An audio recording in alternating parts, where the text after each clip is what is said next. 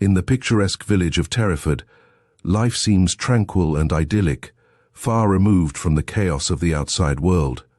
However, this serene facade is about to be shattered by a series of mysterious events that plunge its residents into a web of intrigue and danger. As secrets begin to unravel and suspicions rise, the local squire, Harry Garlett, finds himself at the center of a dark and sinister drama. Join us as we delve into Marie Belloc Lowndes' captivating tale, The Terraford Mystery, where every corner hides a clue and every character has a secret. Chapter 1. In the star-powdered sky there hung a pale golden moon. It was the 25th of May, and though the day had been warm and sunny, it was cold tonight. And even as early as 10 o'clock, most of the lights were extinguished in Terraford village. But the moon is the lover's sun. Such was the conceit which a tall, loosely built man had just propounded to the girl walking by his side on the field path which lay like a white ribbon across the 4 cornfields stretching between the thatched house farm and the well-kept domain of the thatched house. The girl, Lucy Warren, was her name, and she was parlour-maid at the thatched house, made no answer. She could well have spared the moonlight. She knew that not only her clever, capable mother, but also all the gossips who made up her little world, would be shocked indeed did they see her walking, in this slow, familiar, lover-like way, with her mother's lodger, Guy Cheel. Not that shrewd Mrs. Warren disliked her lodger. In spite of herself, she had become very fond of him. He was such a queer, fantastic, had she known the word, she might have added cynical young gentleman. But though she liked him, and though his funny talk amused her, Mrs. Warren would have been wroth indeed had she known of the friendship between her lodger and her daughter. And the mother would have been right to feel wrath, for, while doing everything to make Lucy love him with that fresh, wonderful young love that only comes to a woman once, Guy Cheel never spoke to Lucy of marriage. For the matter of that, how could he speak of marriage, being that melancholy thing, a penniless gentleman, a man whose lodging at the farm even was paid for by his sister, herself companion housekeeper at the thatched house? There were a dozen newspapers in London which would always print everything Guy Cheel chose to write, but he liked talking better than writing, and he was in very poor health. Lucy hated to think that the man whom deep in her heart she had come passionately to love was too lazy, or was it really too ill, to make a living.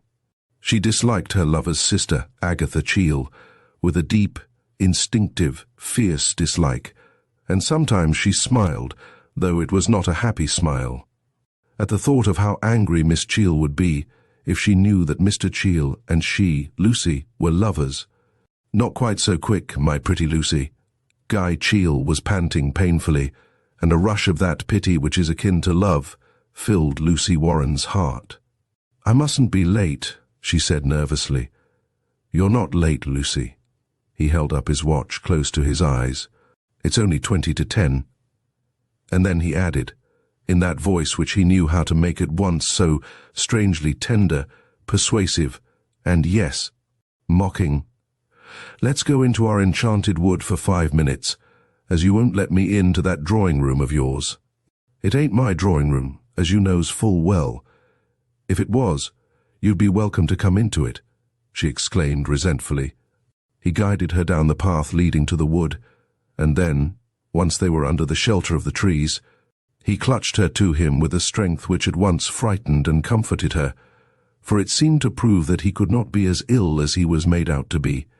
"Love and life," he muttered. "The one's no good without the other." He bent his head, and their lips clung together in a long, long kiss. And then Guy Cheel was filled with a delicious sense of triumph and of exultation. He had won this proud, sensitive creature at last after a long, to him a breathless, exciting chase. But all at once he felt her stiffen in his arms. "Hush," she whispered. "There's someone in the wood." He did not relax his almost terrible grip of her as he too listened intently. Lucy was right.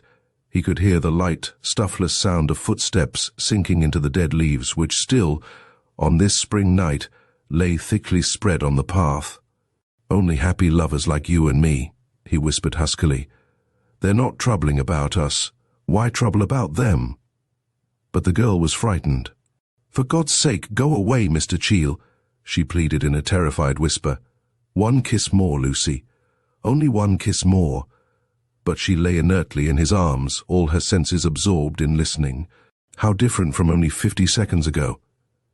"Lucy," he whispered. "Lucy, we can't part like this tonight. The first time my goddess has yielded me her lips." Though full of nervous terror, she was moved by the real feeling in his voice. "I'll go and see who it is," she muttered in his ear. "You stop where you are. Promise to come back." For only answer, she took up his thin right hand and laid it against her cheek. And then she crept quickly away, moving almost soundlessly along, for she knew every turn of the little wood. At last she came back, panting a little. "Who was it?" he whispered eagerly. "I don't know. They're gone now. But I've not a minute left."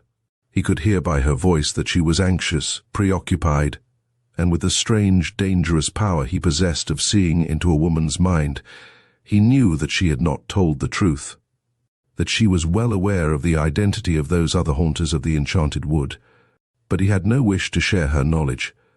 The good folk of Terraford, who meant so much to Lucy Warren, meant less than nothing to Guy Cheel. "You and that tiresome old cook go up to bed as soon as you come in, don't you?" he asked suddenly. "Yes, we do," she replied hesitatingly, knowing well, as she would have expressed it to herself, what he was after. "If I give you 20 minutes," he whispered caressingly, "it will be quite safe for you to let me into the drawing room. Eh, little hawk?"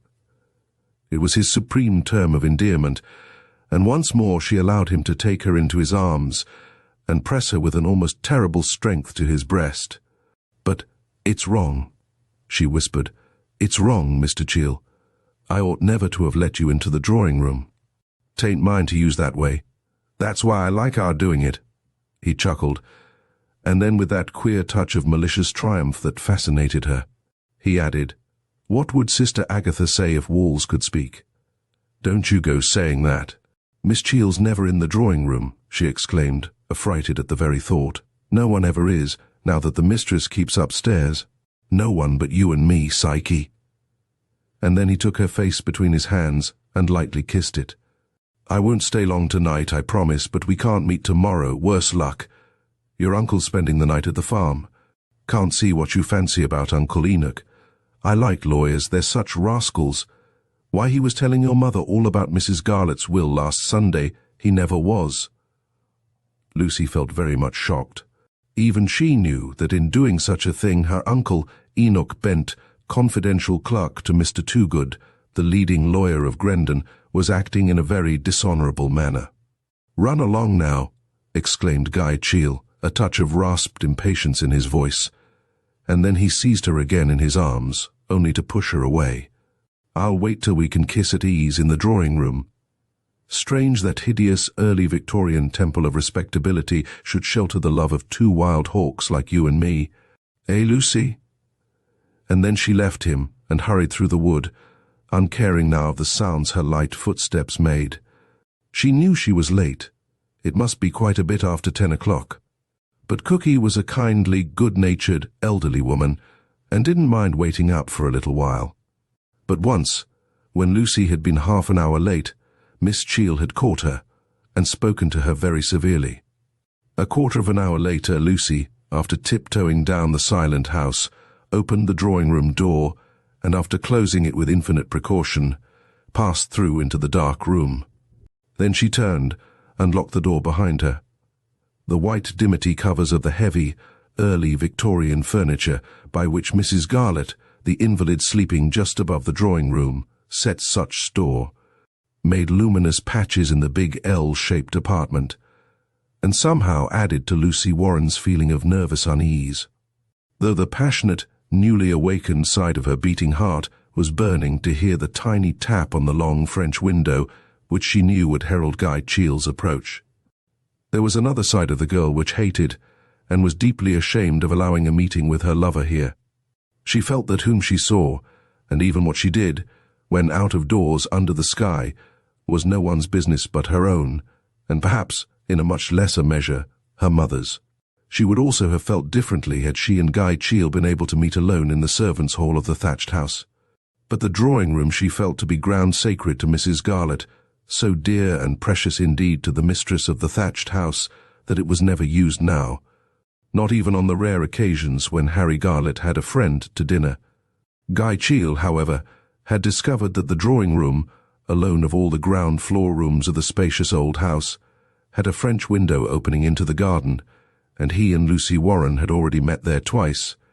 As Lucy stood in the dark room, listening intently, her nerves taut, her heart beating, there suddenly swept over her an awful prevision of evil. A sudden realization of her folly in allowing Guy Cheall to while her heart away. She knew, alas, that he was spoiling her for the only life open to such as she, the life of an honest, commonplace working man's wife. She remembered tonight with an almost anguished vividness the first time she had ever seen Guy Cheall last February, on her first afternoon off in the month.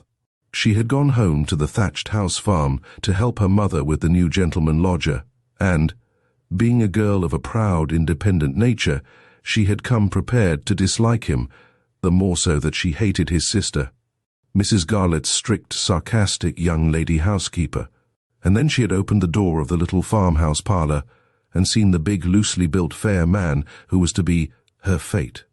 His keen, thin, large-boned face, alive with a kind of gay, plucky humour, large, heavy-lidded grey eyes, and long, loose-limbed figure, were each and all so utterly unlike Miss Cheall that no one could have believed them to be what they were, brother and sister.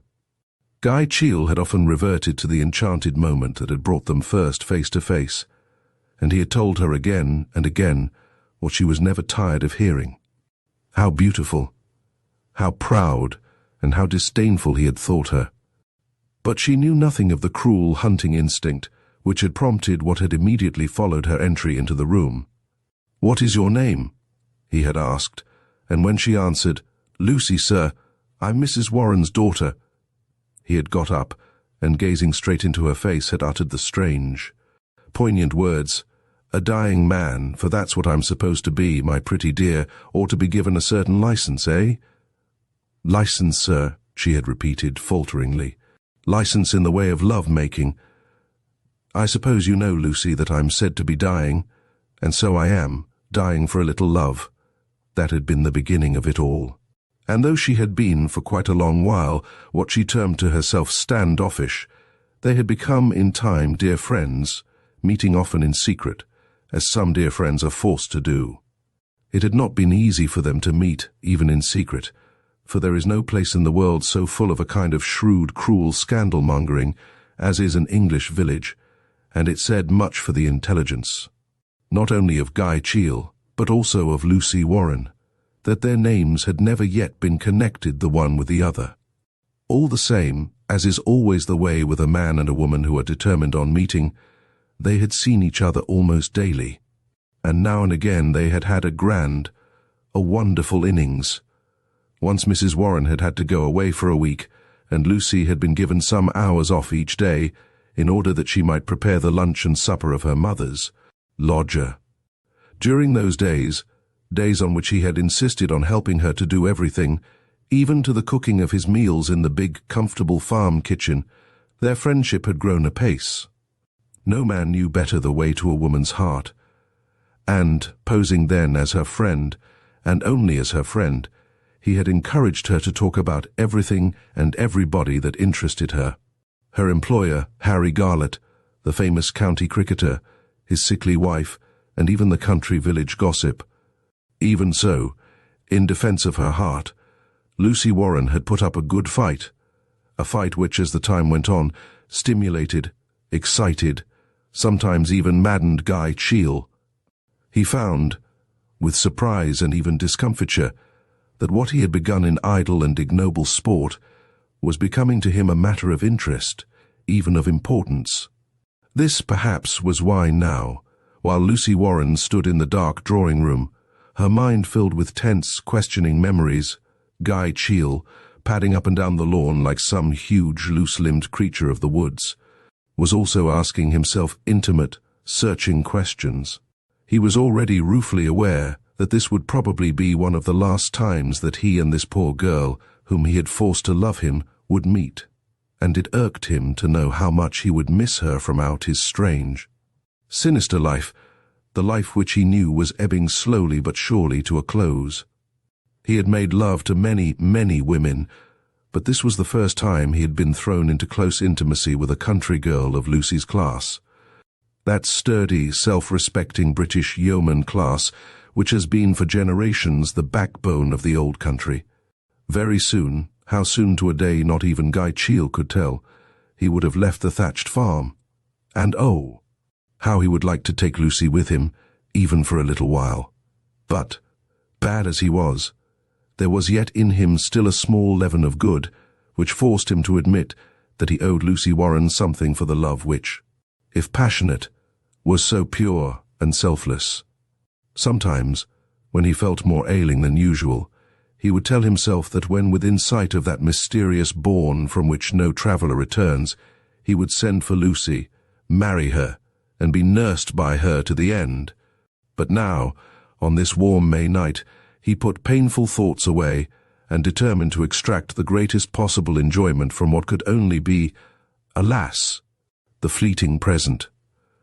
Treading over the grass as lightly as might be, he leaped across the narrow gravel footpath which ran round the front of the house. And then a most untoward thing happened. Unaware that Lucy had unlatched the hasp of the long French window, Guy Cheel leaned against it, panting, and fell forward into the room, his heavy boot crashing through one of the lower panes. He uttered a stifled oath, then stood up and, walking forward, felt in the darkness for the terror-stricken girl. For a few minutes they stood together, listening intently. Then, reassured, he led her over to a couch, and throwing himself down on it, he clasped her to him closely. His arms were round her. He was kissing her eagerly, thirstily, when all at once she gave a stifled cry. She had heard the handle turn in the locked door. "I expect it's Miss Cheel," she whispered. "She taxed me the other night with having a sweetheart I was ashamed of. Go away, quick. She'll get round to the window in a minute." Guy Cheel leaped up and rushed across the room. Desperately he tried to find the awkward, old-fashioned catch, and just as the second door of the drawing-room, a door the existence of which Lucy had forgotten, was unlatched and the electric light switched on, he flung open the window and disappeared into the dark garden. But the figure which advanced slowly into the L-shaped room was not that of Agatha Cheel. Lucy, petrified with shame and fear, knew it for that of the invalid mistress of the thatched house. Clad in an old-fashioned white dressing-gown, her pallid face filled with mingled curiosity and fright, Mrs. Garlett looked like a wraith, and far more willingly would the girl who stood before her with hanging head have faced a real spirit. For a long, breathless moment, Mrs. Garlett, dazzled by the light, peered round her, looking this way and that. Then, "Lucy!" she exclaimed, in a tone of keen surprise and anger, and again, "Lucy!" Turning slowly round, she called out to someone who apparently had remained in the passage outside. "You can come in now, Miss Cheel. I was right and you were wrong. I did hear a noise upstairs after all. My bedroom's just over here. It was Lucy Warren, in here with a man. He has just escaped through the window." And then Miss Cheel, the woman whom Lucy Warren hated, feared, and yes, despised, came into the room.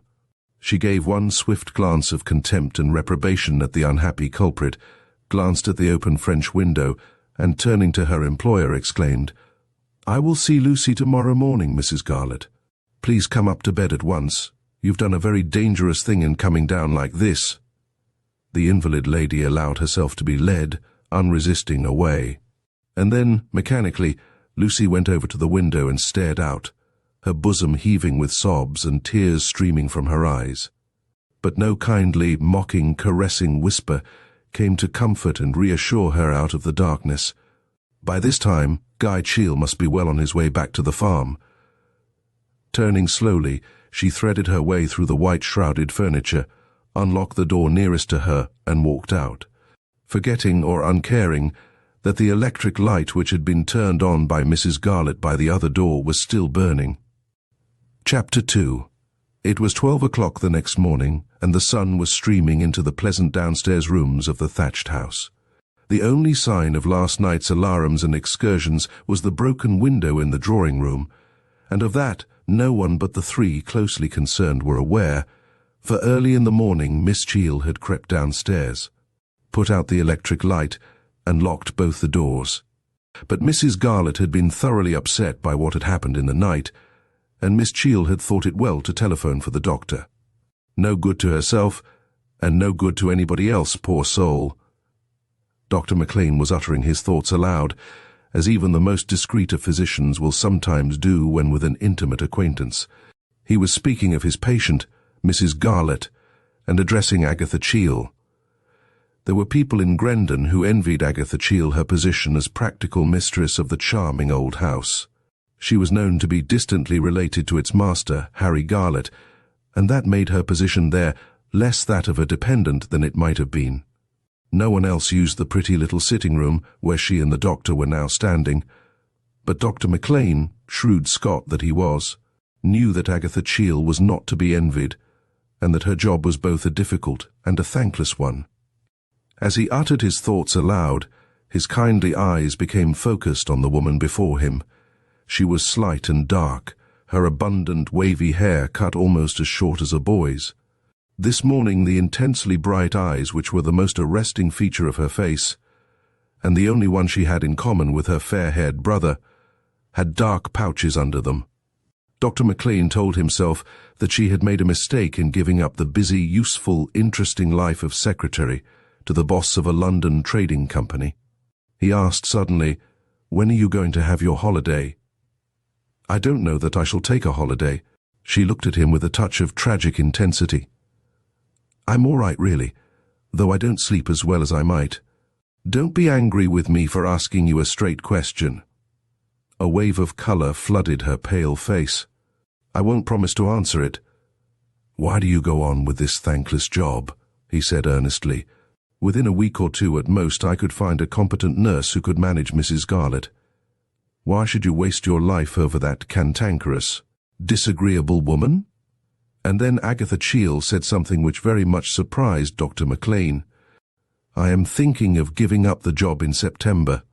That's the real reason why I'm not going to take a holiday now. You see," she hesitated perceptibly, "I'm afraid it will terribly upset Cousin Harry, my leaving here, I mean. Of course it will upset him. Thanks to you, he can go off on his cricketing jaunts with a light heart. Master Harry's a man to be envied." She turned and faced him. "With a wife like that. He married her after all. Why did he marry her?" Dr. McLean hesitated a moment. Then he answered frankly, "Harry Garlett married Emily Jones because he was a simple, good-looking lad aged 22, and she a clever, determined woman aged 27 who was in love with him. Old Jones was a queer, suspicious creature. The Etna China Company was a one-man concern in his day.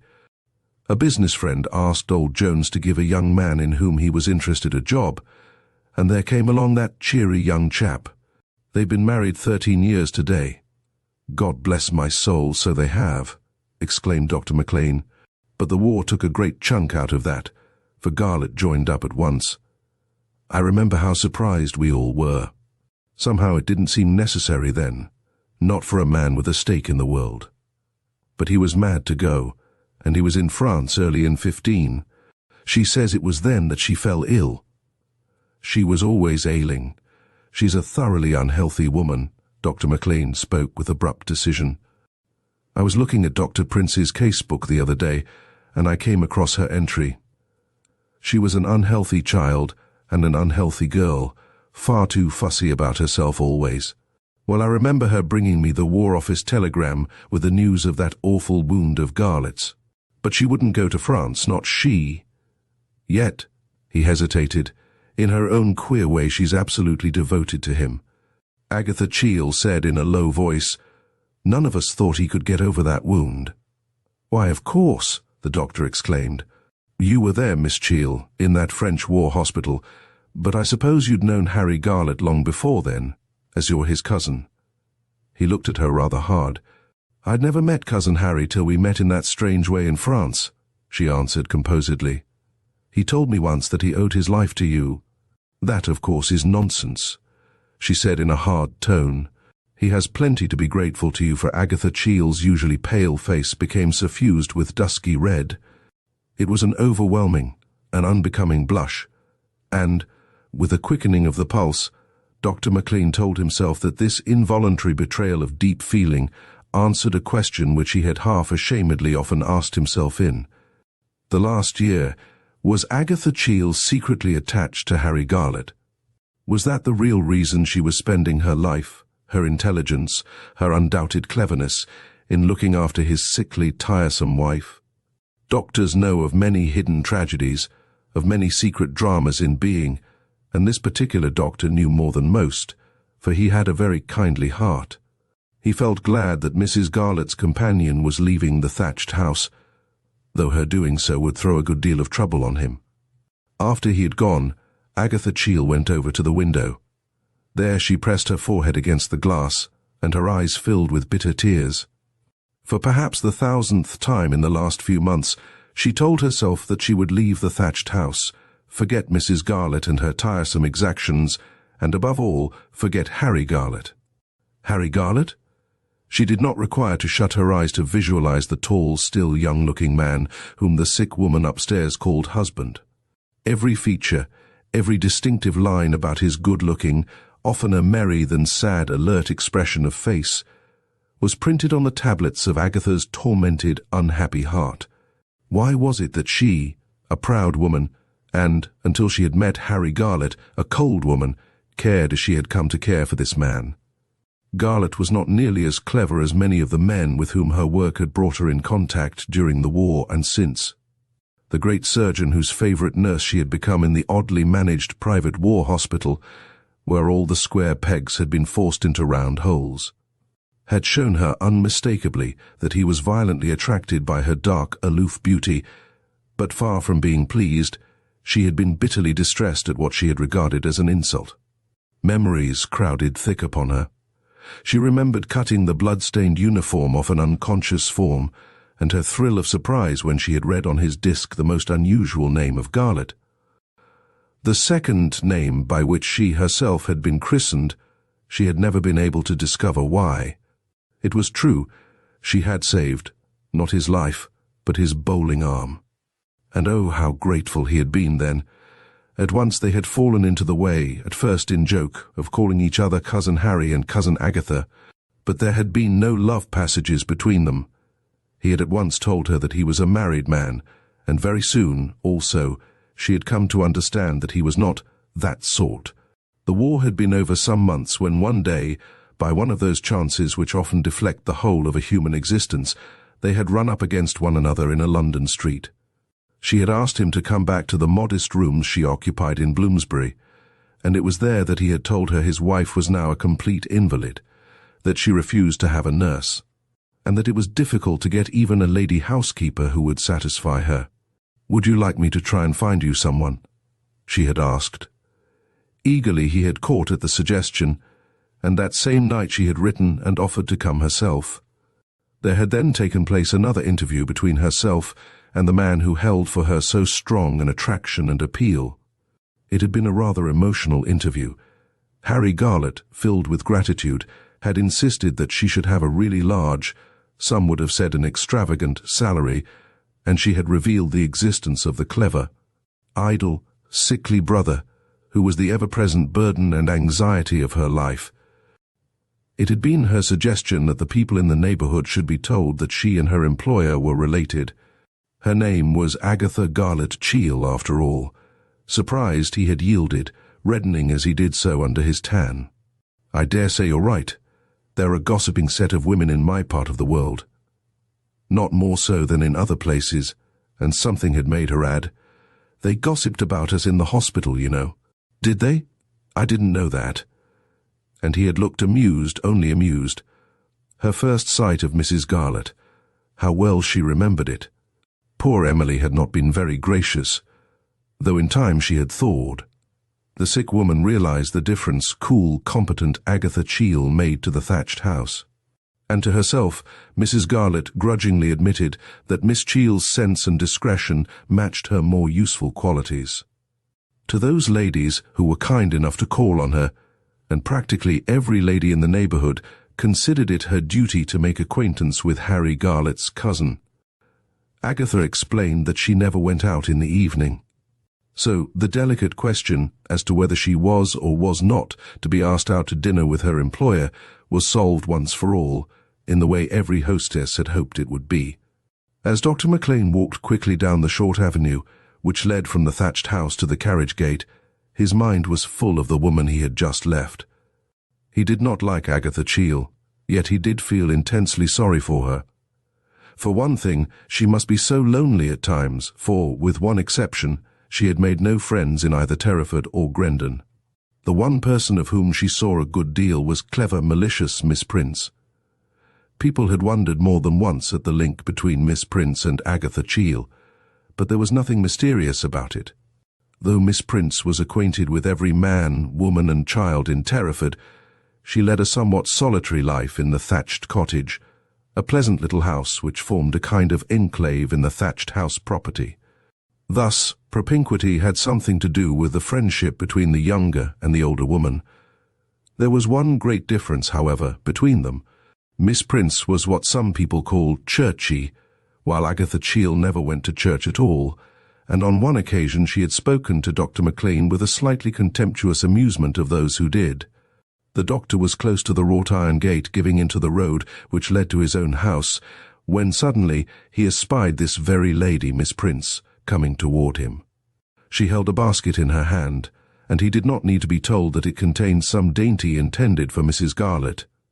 Like so many sharp-tongued mortals, Miss Prince often did kind things, yet her opening remark was characteristic of her censorious attitude to her fellow creatures. "It's a good thing that Harry Garlett's rather more at his factory just now. If it weren't for poor old Dodson, that Etna China business would have gone to pieces long ago. I never saw a man gad about as he does." Without giving the doctor time to answer, she went on, "No change in poor Emily, I suppose?" She smiled disagreeably. "I expect you'd like to have 10 other patients like her, Dr. McLean." At once he carried the war into the enemy's country. Did Dr. Prince like that type of tiresome, cantankerous, impossible-to-please patient? I know I was glad of them. Very well for you had the spending of the fees and none of the work. They generally sparred like this, jokingly in a sense, but with a sort of unpleasant edge to their banter. "I don't suppose Emily will ever get better till she dies of old age," laughed Miss Prince. "As a matter of fact, she's markedly less well than she was last year." Dr. McLean didn't know what provoked him to say that, though it was true that he had thought Mrs. Garlett rather less well than usual these last few weeks. It's strange that everything in nature, having performed its work, dies, and that only we poor human beings linger on long after any usefulness we ever had in the world has gone, said Miss Prince musingly. "I don't believe that Mrs. Garlett was ever useful," he said curtly. "Oh yes, she was. In her queer way, Emily was a very devoted daughter to that horrid old father of hers. And she's made Harry Garlett." Again, the spirit of contradiction seized him. "I don't know what you mean," he exclaimed. "Harry Garlett's the sort of chap who'd have got on far better as a bachelor than as a married man. His wife's money has ruined him. That's my view of it. There's a lot more in Garlett than people think. If he hadn't married that poor, sickly woman, he might have done some real work in the world." "Dr. McLean," said Miss Prince abruptly, "I'm anxious about Agatha Cheel." "So am I, Miss Prince." He lowered his voice, for he didn't want some stray gardener's boy to overhear what he was about to say. "You're her only friend hereabouts," he went on. "Do you know that she's thinking of giving up her job? Mind you keep her up to that." She gave him a curious look. "She'll never go, as long as Harry Garlett's here," she said, almost in a whisper. "Do you think Garlett will ask her to stay?" "No, I don't. I think he's longing for her to go." He was taken aback. "Why do you think that?" "He who will not when he may, when he will he shall have nay." Dr. McLean stared at Miss Prince distrustfully. What exactly did she mean by that enigmatic quotation? "You're not a fool," she said tartly. Harry Garlett's not the first man who's made love to a woman, and then been sorry he had, eh? You think there was a time when Garlett made love to Miss Cheall? Dr. McLean's voice also fell almost to a whisper. I'm sure of it. She's never admitted it, mind you. Don't run away with that idea. I don't believe Harry Garlett has ever made love to Agatha Cheall, said the doctor, definitely making up his mind. I think he's an out-and-out white man. Miss Prince smiled a wry smile. I'm positive that something happened lately which changed their relations to one another. Harry's afraid of her. He avoids her. I've never noticed anything of the kind, said the other brusquely. Miss Prince looked vexed. No gossip likes to be contradicted, and she proceeded to pay the doctor out. Your niece seems to be giving great satisfaction at the Etna factory, she observed. I think she is, I hope she is. Jean's a good conscientious girl. And so attractive, too. Everyone was saying how pretty she looked at the cricket match. Times are changed since we were young, Dr. McLean. What would my father have said if I'd insisted on being boxed up hour after hour with an old bachelor like Mr. Dodson, or an attractive young married man like Harry Garlett? The doctor felt annoyed. What a spiteful woman Miss Prince was, to be sure. I don't think she runs any risk with either of them. He tried to speak jokingly but failed. How about them? She asked meaningly. Perhaps she'll become Mrs. Dodson, he answered dryly. But as Mr. Dodson was 64 and Jean Bauer 21, that didn't seem very likely. Lifting his hat, Dr. McLean walked briskly on his way, telling himself that Miss Prince, like most clever people, was an extraordinary bundle of contradictions, kind, spiteful, generous, suspicious, affectionate and hard-hearted, and a mischief-maker all the time. The subject of his thoughts hurried on toward the thatched house.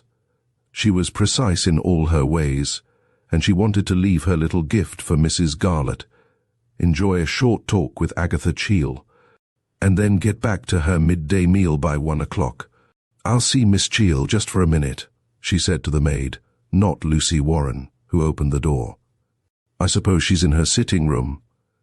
Without waiting for an answer, Miss Prince went off, with her quick, decided step through into the house she knew so well. As the door opened, Agatha Cheall turned round quickly, filled with a sudden, unreasonable hope that it might be Harry Garlett. He had gone to the China factory this morning, though it was Saturday, and he had telephoned that he would be back to luncheon. But she reminded herself bitterly that he never sought her out now. If he had anything to communicate to her connected with the running of the house, he always made a point of doing so at one of the rare meals they took together, in the presence of the parlour-maid, Lucy Warren.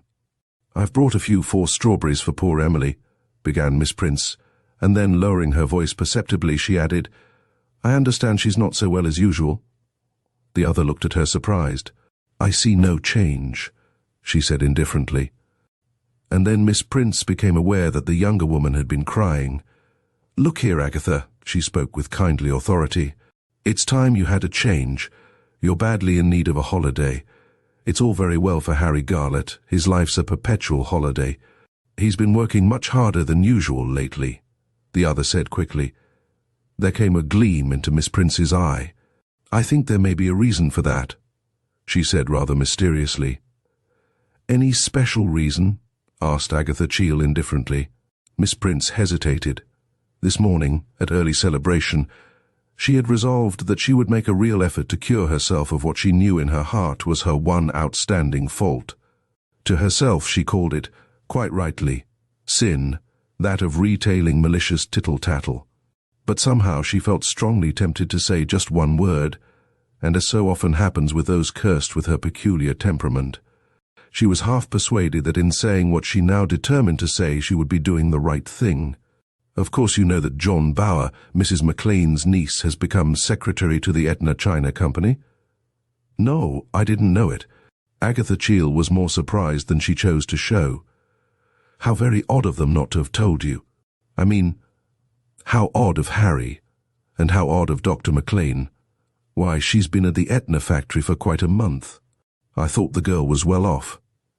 When her father died, it was found that he had only left £1,500, and though the McLeans have practically adopted her, She seems to have said she would much prefer to do some work than to be just idle. So Mrs. McLean, hearing that a secretary was wanted at the Etna factory, managed to catch Harry Garlett at the office one day and asked if he would give Jean a trial. Of course he had to say yes. I suppose he had, said Agatha Cheel slowly. Jean Bower's attractive, youthful personality had been impressed on her in the cricket pavilion during the Great Australian match. She had envied the girl, not only her bright, artless charm of manner, but also the warm affection the doctor and his wife had shown her. I hear old Dodson is quite bewitched by her, and that even Harry himself is at the factory a great deal more than he used to be, went on Miss Prince. That isn't true about Cousin Harry. Agatha Cheel forced herself to smile, but in her heart she knew that Harry Garlett had gone to the factory oftener this last month than he had ever done since she first came to Terraford. As for old Dodson, he was just the kind of foolish old bachelor to be bewitched by a young girl. After being head clerk for a number of years, he had been made a partner, and now practically ran the prosperous business. Miss Prince looked sharply at her friend. Why, just now you said he had been working hard lately. I didn't mean at the factory. It's all very well to be unconventional, went on Miss Prince, but human nature doesn't alter. For my part, I think it's a mistake to mix up attractive girls with married men. Mr. Dodson isn't a married man, observed Agatha Cheel. No, but Harry Garlett is. The other made no answer, and Miss Prince suddenly exclaimed triumphantly, Why, there they are! Agatha Cheel turned quickly round. Yes, Miss Prince was right. Through the window could be seen two figures walking slowly across the meadow, to the right of which stretched the little wood. I should have thought that Harry would have had more sense. I don't wonder they're already beginning to be talked about, observed Miss Prince. What a lot of disgusting people there are in Grendon, said Agatha Cheel. There was a note of bitter scorn in her voice. It's Saturday today. That's why they're walking back together. It's the first time they've done it.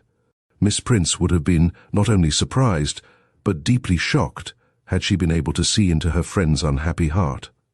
Agatha Cheel, gazing out on those two who were just coming through the little gate which led from the cornfield into the garden of the thatched house, had felt a surge of intolerable suspicion and jealousy sweep over her, and that though her reason told her that the suspicion, at any rate, was utterly uncalled for and absurd. Miss Prince looked at her wristwatch, one of her few concessions to modern ways. I must be going, she exclaimed. It's almost 1 o'clock. She had only just left the room when there came a knock at the door. Come in, called out Miss Cheel, and Lucy Warren appeared. You said you wanted to see me before lunch, miss. Though the girl was making a great effort to seem calm, her lips were trembling, and her eyes were swollen with crying. Chapter 3. Late that same evening, Dr. McLean, his wife, and their adopted daughter were all sitting together in the dining room of Bonnie Doon. The McLeans had bought the charming old house soon after the doctor had taken over the practice of Miss Prince's father, and they had renamed it after Mrs. McLean's birthplace. Tonight, his wife and niece being by the table, the doctor sat close to the fire smoking his pipe.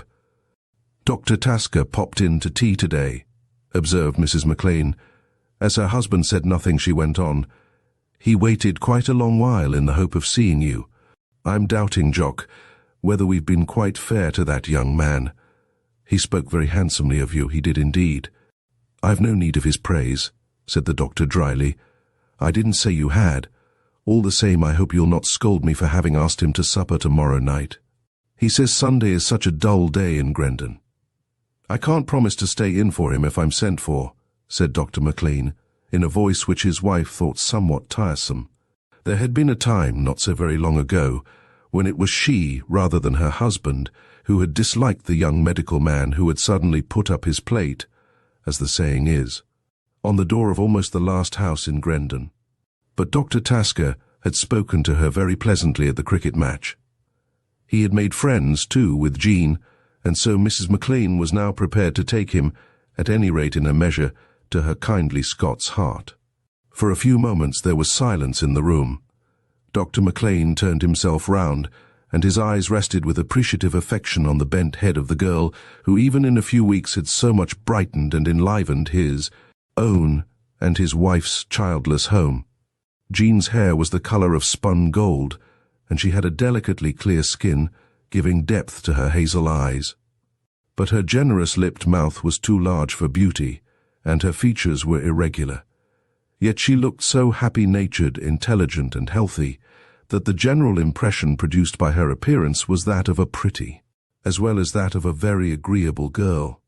Perhaps she felt her uncle's grateful, kindly glance, for suddenly she looked up and smiled. "Well, Uncle Jock," she exclaimed, "a penny for your thoughts. I wonder if I'd really better tell you my thoughts." He answered rather soberly. "Of course you must," cried his wife. She too put down her work for a moment on the table and looked at him. "I'm thinking," he said quietly, "that we won't be keeping our pretty Jean here for long. It's all very well her being boxed up every day in that china factory. There are always half-Saturdays and Sundays, to say nothing of holidays, and young men will soon come courting at Bonnie Doon." Jean burst out laughing, but Mrs. McLean felt vexed. "Really, Jock," she exclaimed, "what are you after saying now? I've no liking for that sort of joke." "He wouldn't say it if he thought it true," said her niece merrily. "I've been much disappointed in Terraford as regards the supply of young men." "Bide a wee," said the doctor dryly. "A young woman never knows when she's going to meet Mr. Right. He's a way of appearing in the most unlikely places." Again his wife looked at him severely. "Jock, I'm surprised at you." "You'd often be surprised if you could look straight into my mind, woman," said the doctor waggishly, tapping his pipe against the side of the fireplace. And then, as her aunt was still looking annoyed, Jean tactfully changed the subject. "I wish you would tell me what you think of Agatha Cheel, Uncle Jock." "I wonder what you think of her," he parried. "I hardly know her. I liked her the day of the cricket match." "Is that the only time you've seen her?" asked Mrs. McLean. "I saw her today," said Jean slowly. "Mr. Garlett overtook me after I had started walking home the field way. He suggested I should go through his garden, and then such a horrid thing happened." "What happened?" asked the husband and wife together. "We were going across the lawn when we suddenly heard the sound of crying. It was coming, it seems, from Miss Cheel's sitting room. Mr. Garlett thought it was a child who had hurt itself and asked me to go into the house. And then we found that it was Lucy Warren who was crying, and that there was such a horrid scene going on. I've never seen anyone look as angry as Miss Cheel looked. I thought her such a quiet person." Mrs. McLean asked eagerly, "Why was she angry?" "From what I could make out," said Jean, "Mrs. Garlett heard the French window of the drawing-room open in the middle of last night. She thought it was a burglar, and she insisted on going downstairs, so she and Miss Cheel went downstairs together, and there was Lucy Warren with a man, but he escaped by the window out into the garden before they could see who it was." "I don't wonder Miss Cheel was angry," exclaimed Jean's aunt. "I can hardly believe such a tale of Lucy Warren. She's such a superior-looking girl, such a pet, too, of Miss Prince's. Miss Prince was saying to me the other day how sorry she was she had ever allowed Mrs. Garlett to have Lucy, but she felt the thatched house situation was such a good one, that she ought not to keep the girl from it. Lucy will go back to her now." "Miss Prince isn't the woman to let a good maid go begging," observed Dr. McLean. "They didn't say a word of all that to me this morning." He added, "I couldn't think what had upset Mrs. Garlett. When we came in, Miss Cheel was trying to get out of Lucy who the man was," went on Jean eagerly. "But all she would say was that she didn't see why she shouldn't have a talk with a friend anywhere she chose. She actually appealed to Mr. Garlett to say if she wasn't right." "What did he say?" asked Mrs. McLean. "In a way he took Lucy's part, for he reminded Miss Cheel that the drawing-room was never used. But of course that only made her more angry. In fact, she was shaking with rage. Her face was livid. It was foolish of him to interfere," observed the doctor. "Of course I slipped away as quickly as I could," went on the girl, "but as I went down the passage I heard Lucy call out, 'I hate you, Miss Cheel. I hate Mrs. Garlett. I hate everybody in this house.' Oh, it was dreadful, and I felt so sorry for them all." 5 hours later, Jean Bauer lay asleep in the big, comfortable bedroom which had been made so pretty for her by her kind aunt. The girl stirred uneasily, for she was dreaming a strange, a terrible, and most vivid dream. She was at the Etna China factory, taking down letters from the dictation of her employer, Mr. Garlett. Though she had been at the factory for a full month, Jean had seen very little of the managing director. But they had made friends during their walk from Grendon to Terraford, and in her dream she was enjoying the change of taking down dictation from a man who knew exactly what he wanted to say, instead of from weary-brained, hesitating old Mr. Dodson. And then, suddenly looking up, she saw that, pressed against the central pane of the window behind Mr. Garlett, was a face convulsed with hatred, and the face was that of Agatha Cheel. A feeling of icy terror crept over her, for the managing director's room was on the first floor of the building, far above the ground of the stone-paved courtyard, round which the Etna China factory had been built close on 70 years ago. With a stifled cry, the girl awoke and sat up in bed, the horror of her nightmare still so vividly real that her teeth were chattering and her hands trembling in the darkness. Then there gradually came to her the reassuring knowledge as to why she had dreamed that strange, unnatural dream. It was, of course, owing to her having seen Agatha Cheel, her face distorted with anger, dismissing Lucy Warren at the thatched house yesterday morning. But her feeling of reassurance and relief did not last long, for suddenly a stone came crashing in through the window nearest to her. Jumping out of bed, she rushed across the room and threw up the lower sash of the window. "Who's there?" she called out, and then, "What do you want?" To her amazement, it was Harry Garlett's voice that called back. "Please forgive me, Miss Bower. I've come for the doctor. My wife has been taken seriously ill. I rang the night bell, but could get no answer.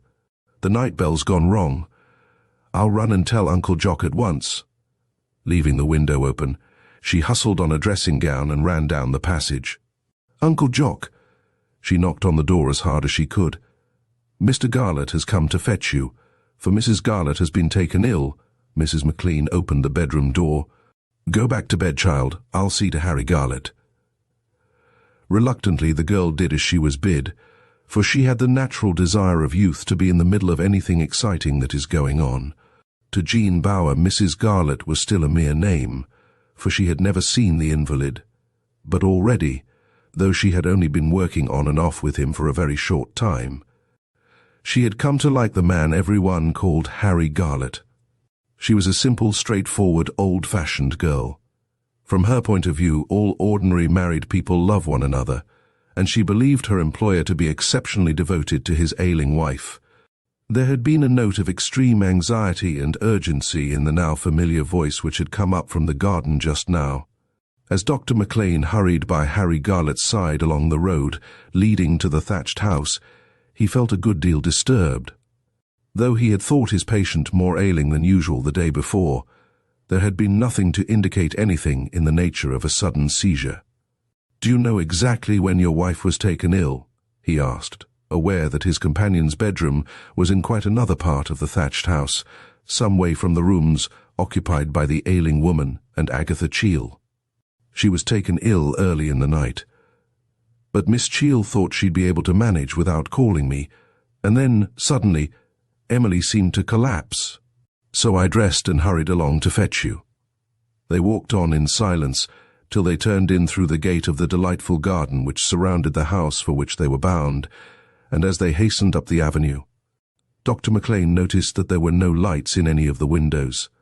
Agatha Cheel had evidently not seen fit to rouse the servants. The two men hurried together through the dark hall into the broad corridor which ran through the spacious old house, but at the foot of the staircase the master of the house hung back. "I don't think I'll go up with you," he exclaimed. "I'll wait in my study, McLean. I can't do any good up there, and it unnerves me to see Emily suffer." "All right," cried the doctor hastily, and he hastened on, familiar with every inch of the way, till he reached the upstairs corridor, which, unlike the lower part of the house, was brilliantly lighted.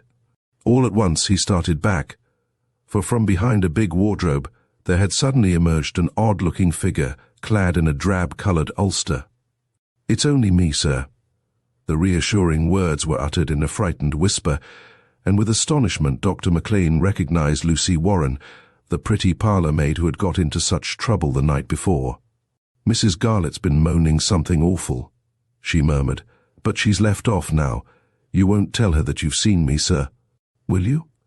Not if you'll go straight back to bed." The little incident made an unpleasant impression on the doctor. He told himself that the young woman might at least have gone and seen if she could do anything to help relieve her sick mistress. And then, as he approached his patient's room, Dr. McLean half unconsciously slackened his footsteps and listened. But no sound fell on his ear. Indeed, the silence brooding over the brilliantly lit corridor seemed almost uncanny. Yet the bedroom door was ajar, and hearing his footsteps, Agatha Cheale opened the door wide and came out into the passage, a finger to her lips. She was dressed in a big white coverall. It accentuated the intense pallor of her face and made her slender figure look thicker than usual. "Mrs. Garlett is asleep now," she whispered. "But she's been in awful pain, and I'm sorry I didn't send for you before. I've always been able to manage her in her previous night attacks, but this time she's been really very bad. I do hope, Dr. McLean, that you won't think I was to blame not to send for you at once." She was so unlike her usual quiet, sensible self that the doctor felt alarmed, in spite of himself. "I don't suppose I could have done any good if I had come an hour ago," he said soothingly. "I take it she overate herself last night?" "She did indeed. That's what upset her, of course." As he moved toward the now open door, he told himself, not for the first time, that it was strange that Agatha Cheale, in this one matter of diet, seemed powerless to control his patient. But there it was. Like so many people with delicate digestions, Mrs. Garlett had always had a fanciful, queer, greedy kind of appetite. Sometimes she would eat hardly anything for days together, and then she would grossly overeat herself. "I suppose," he said in a low voice, "that you've given her brandy?" "Yes, I have, but it hasn't done her any good." Agatha Cheale still spoke in an agitated, almost hysterical whisper. And then, for no particular reason, though he remembered doing so afterwards, Dr. McLean asked Agatha Cheale a casual question. "Has her husband seen her?" "No, he thought it best to go off at once for you." At last, together, they walked through into the sick woman's room. Mrs. Garlett's bedchamber was the largest in the house and, like the drawing room below, was somewhat overcrowded with heavy, early Victorian mahogany furniture. Coming out of the brightly lit corridor, Dr. McLean for a moment saw nothing, for the one electric lamp which was turned on was heavily shaded. But for the fact that he knew where every chair and table stood, he would have knocked into something. "Do turn on another light," he whispered rather crossly. "I can't see at all." Obediently she turned on the two naked lights hanging above the dressing table, but the big curtained four-post bed in which the sick woman lay remained in deep shadow. "Before I see her, tell me exactly what she ate last night," said the doctor in a low voice. Standing opposite Dr. McLean, just under the two bright naked lights, Agatha Cheale, her face pale and strained, told her story. "About 7 last evening I went to see Miss Prince for a few minutes, and while I was away, from what I can make out, Mr. Garlett came up to sit with Mrs. Garlett before dressing for dinner. Unfortunately, some forced strawberries, which Miss Prince had brought in the morning, had been taken up and left in the corridor outside. Mr. Garlett seems to have brought them in here, I suppose to show them to Mrs. Garlett. She said she would like to eat some of them then, before her supper. He stupidly allowed her to do so, and she ate them all, a plateful, with probably a lot of sugar added. So of course I wasn't surprised when she called out to me about 2 hours ago that she felt ill." "Did she take anything after the strawberries?" asked the doctor. "Of course she did. She began to feel hungry about 8:30, and then she had her supper, a nice bit of grilled fish and some stewed apples. But her supper didn't do her any good on the top of the strawberries." "I don't suppose it did," agreed the doctor dryly. "And now let me have a look at her." As he took a step toward the bed, Agatha Cheale suddenly put her right hand on his arm. Surprised, he stopped, and she whispered hesitatingly, "I've been wondering. I suppose you wouldn't like to have a second opinion?" He shook his head decidedly.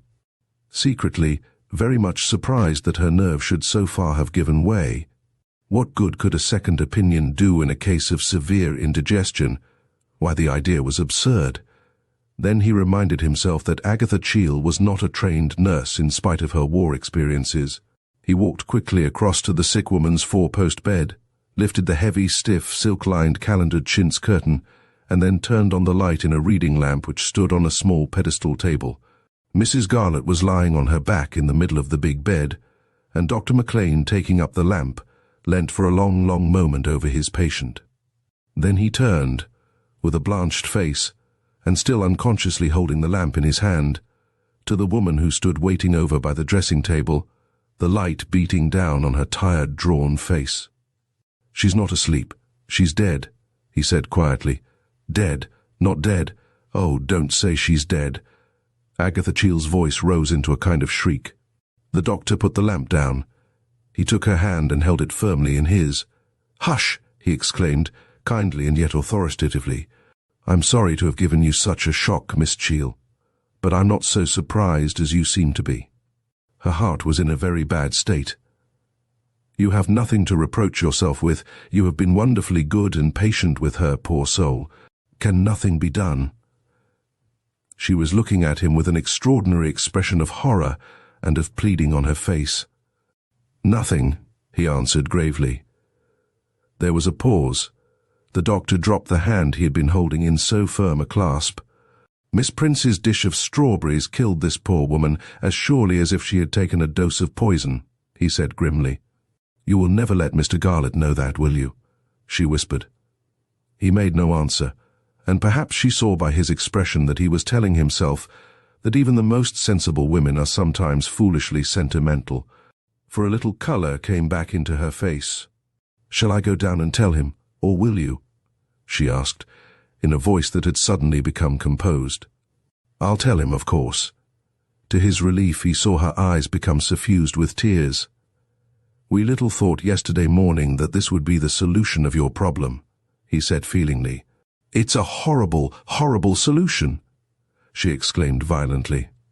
Again Dr. McLean made no answer, for he did not, could not, agree with her. To his mind, the death of Mrs. Garlett was bound to turn out a blessing, not only to the young woman who had tended her so faithfully, if unlovingly, for over a year, but also to the dead woman's husband. Hard cases make bad law. Dr. McLean was no advocate of easy divorce, but to his mind there was something intensely repellent in the marriage of a strong, healthy man to a hopeless invalid. Deep down in his heart, the honest Scotsman knew what would have happened to himself had he been in the shoes of Harry Garlett. He knew that his flesh and blood would not have borne such a difficult, unnatural situation, and he had long admired the young man's straight, simple, clean way of life. Thanks to that dish of early strawberries, Harry Garlett would now be able to remake his life on happy, natural lines. Slightly ashamed of such thoughts coming at such a time, he glanced at the young woman before him. Would she now become the real mistress of this delightful house? The doctor suspected she would make a try for it, but he could not help hoping that the newly made widower would in time meet with a happier fate than marriage with this secretive and, he suspected, very jealous-natured woman. Dr. McLean liked Harry Garlett well enough to hope that, after a decent interval, this now mournful house would be filled with gay, wholesome, girlish laughter and the patter of little feet. And while these secret thoughts were rushing through his brain, Agatha Cheall was standing motionless, a look of stark terror on her bloodless face. "Go into your room," he said at last, "and try and get a little rest." Together they left the room of death, and the doctor quickly made his way downstairs through the still silent house. Rather unreasonably, it gave Dr. McLean somewhat of a shock to find Harry Garlett comfortably stretched out in an easy chair, reading a novel. But as the doctor advanced into the room, the master of the thatched house leaped to his feet. "Well," he exclaimed, "I hope you've made her more comfortable, McLean. I'm sorry to have dragged you out like this, but Miss Cheall was so very much upset and worried." Then something in the gravity of the doctor's face pulled the speaker up short. He added quickly, "Isn't she so well? Would you like me to get Tasker?" Dr. McLean took a step forward. He put his hand on the younger man's shoulder. "Garlett, I have a sad thing to break to you, man." He waited a moment, then said quietly, "Your poor wife is dead, an obvious case of heart failure following an attack of acute indigestion. Dead. As Harry Garlett repeated the word, his face became deeply, deeply troubled. She seemed so well for her last evening, he said slowly. The doctor answered in a low voice, "You should have resisted her wish for those strawberries." Harry Garlett looked puzzled. "I never gave her any strawberries, McLean. There are no strawberries yet, it's much too early." It was the doctor's turn to be surprised. "I understood from Miss Cheall that you had shown your wife a dish of forced strawberries brought her by Miss Prince, and that then she had insisted on having them before her supper. I never saw any strawberries, and I was only with her for a very few minutes." "Then one of the maids must have given them to her," observed the doctor. "But if it hadn't been that dish of strawberries, it would have been something else. It's clear from the state she was in that anything might have caused her death." As if hardly knowing what he was doing, Harry Garlett sat down again. I can't believe it," he muttered. "As far as the poor soul could be made happy, you made her happy, Garlett," said Dr. McLean feelingly. "I wonder if I did. I wonder if I did. You must have often thought it strange that I was away so much, McLean. But honestly, it was poor Emily's own wish." He was speaking with deep emotion now, staring down at the floor. "After I left the army, it took me some time to realize how really ailing she was, though, as you may remember, I did at that time stay at home a good deal. And then one day she sent me a note by hand to the factory." He looked up. "That note, McLean, was my order of release. I have kept it, and I should like you to see it some day. In it she said that she wanted me to be happy, that Dodson was quite up to looking after the business, and that she did not want me ever to feel that I couldn't do anything which would add to my innocent pleasure in life because of her state." Dr. McLean was more touched than he would have thought possible. "Dear me," he exclaimed, "that was very decent of her." "It was," agreed the other. "It was indeed, McLean."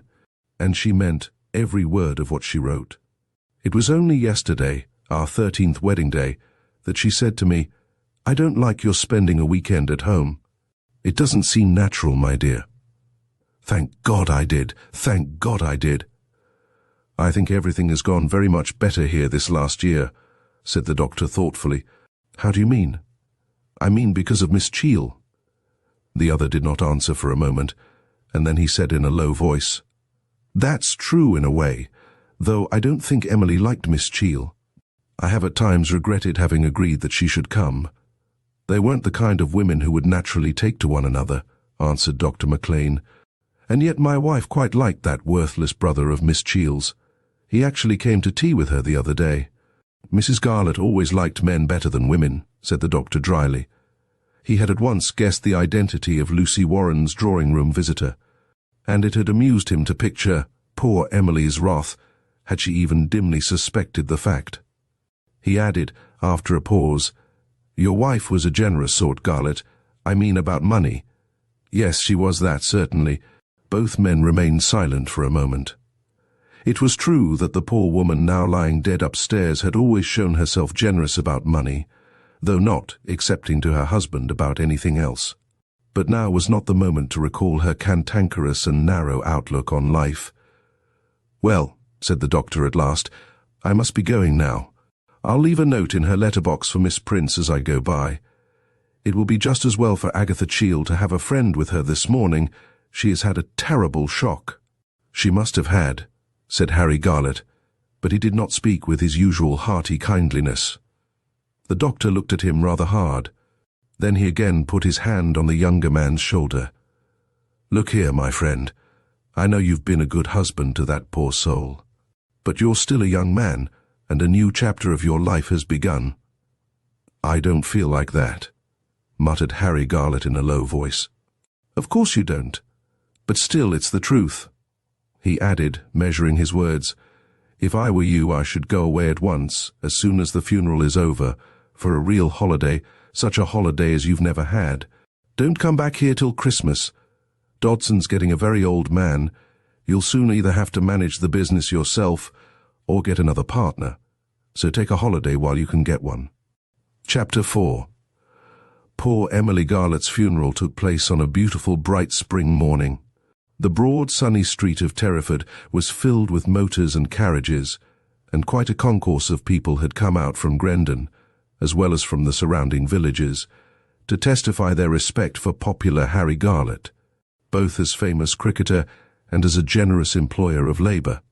Everyone saw him, for he followed his wife's coffin on foot. So also did the various other people closely concerned with the departed lady. Agatha Cheall was ashen pale, but looked very attractive in her close, nun-like bonnet and severely plain black dress.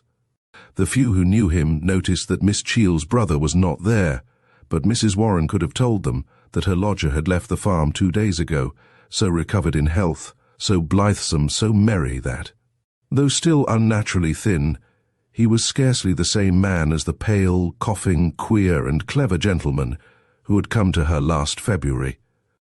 Doctor and Mrs. Maclean, accompanied by their niece, walked a little apart from Miss Prince and Miss Cheall. Lucy was not with the group of servants all clad in handsome black at their master's expense. She had left the thatched house the afternoon after Mrs. Garlett's death, and today she had elected to stay at home to mind the farm. This had enabled Mrs. Warren to be present at the funeral, leaning on the arm of her brother, Enoch Bent, head clerk of Mr. Toogood the lawyer. Little by little the mourners all passed through the lych gate into the ancient churchyard. The rector had a good voice, and tears rose to many eyes as he read the noble, solemn words of the burial service. It was remembered afterward that Harry Garlett, though he looked sad, was absolutely composed. When the burial was over, he lingered for a few minutes talking to the rector, doubtless in the hope that the crowd would disperse. Then he quietly walked down the short, broad village street, and so through into the beautiful garden of the house, which somehow he had never quite regarded as his property, if only because it was there that he had first known his wife, and where, as people sometimes unkindly put it, he had hung up his hat when he married, instead of taking his bride to a new home. It is fortunate indeed that men and women cannot read each other's thoughts, for, truth to tell, during the whole of his wife's funeral service, Harry Garlett's mind had been most uncomfortably full of another woman. To this woman, none other than Agatha Cheall, he had written a formal note that morning, saying he would like to see her after the funeral for a few minutes. And now he wondered whether she expected him to go to Miss Prince's house, where she had been staying the last few days, or whether he would find her waiting for him in the thatched house in the room which, till his wife's death, had been known as Miss Cheall's room.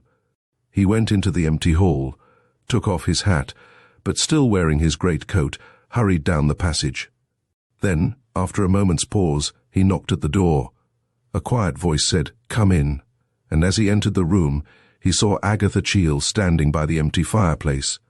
All the little intimate possessions which cause a room to be associated with one personality had been cleared away. Already his late wife's companion looked, as well as felt, a stranger in this house where she had spent so secretly dramatic, while so openly calm, a year of her life. And now she gazed with sunken, burning eyes at the man who stood before her. How well he looked, how young, how strong. His life, which in the last few days she had come to realize would never be shared by her, open before him. Deep in her unhappy, tormented heart there had survived up to today a glimmer of hope. True, he had obviously avoided her during the last few days, but might not that be owing to his undoubted affection, or rather respect, for his late wife? Now that faint glimmer of hope died as she gazed into his set, almost stern face. There welled up in her heart a terrible tide of that acrid bitterness which is born of thwarted love and ambition. But being a brave as well as a proud woman, she only said, "I'm glad it was such a fine day.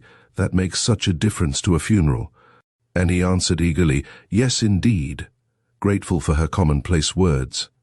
With an obvious effort he exclaimed, "I want to tell you how grateful I feel for all you did for my poor wife. Your being here has made all the difference this last year." She said nothing, and speaking more quickly, he went on, "I have to thank you for myself, as well as for poor Emily. It was such an infinite comfort. Each time I went away, to feel that I was leaving my wife with someone I could trust, as I knew I could trust you." He waited a moment, and as she still remained silent while looking at him with a terrible fixed look of, was it reproach? He took an envelope out of his pocket. "I have made up the enclosed cheque," he said awkwardly, "to the end of the year. I am glad to say Emily left you £1,000, so I do hope you'll manage to get a good rest before you start work again. From something Miss Prince said the other day, I gather you're taking a post connected with some kind of Russian business house." "Yes," she said quietly. "They were the people I was with before I came here, and they've often asked me to come back. It's interesting work, and I'm in general sympathy with their objects." "Bolshevik objects?" he suggested with a half-smile, and without meaning what he said.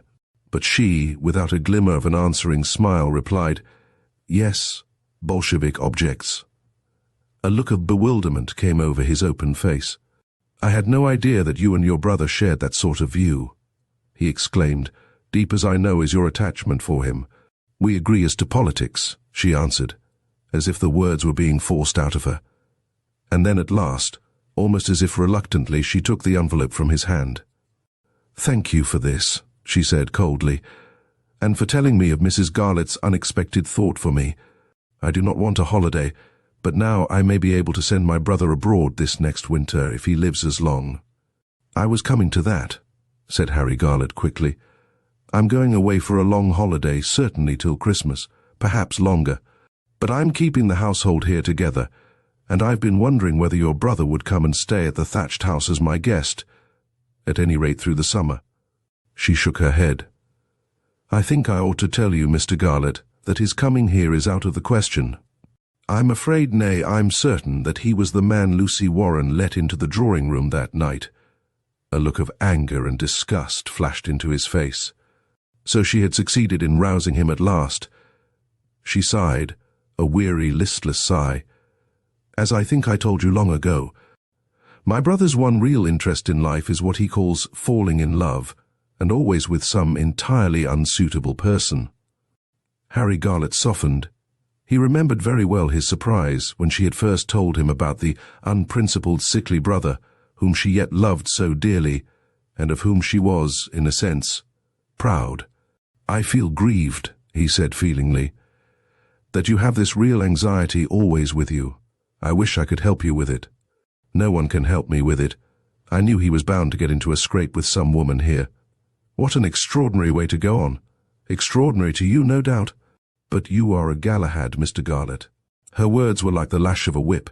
He grew red under his tan, and looking at her straight for the first time during this, to him, most trying conversation.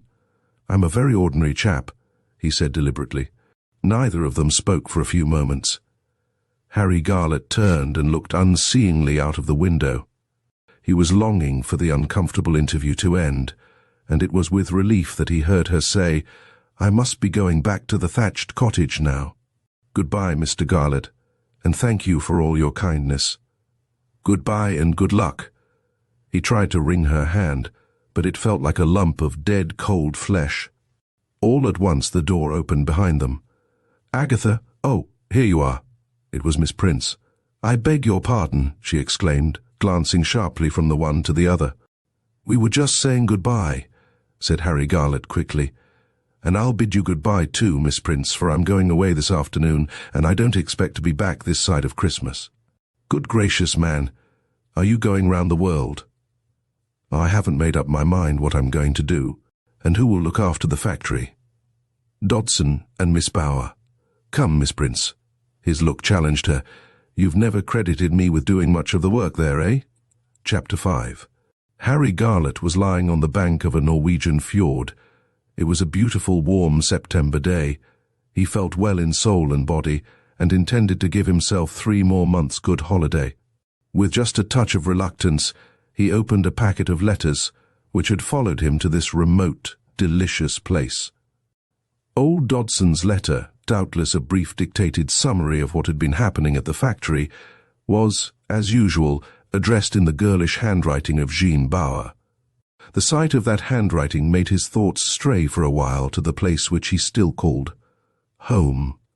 He was indeed a lucky chap to have such a steady old soul as Dodson, and such a thoroughly nice, sensible young woman, as was Jean Bauer, looking after the business from which he drew part of his large income.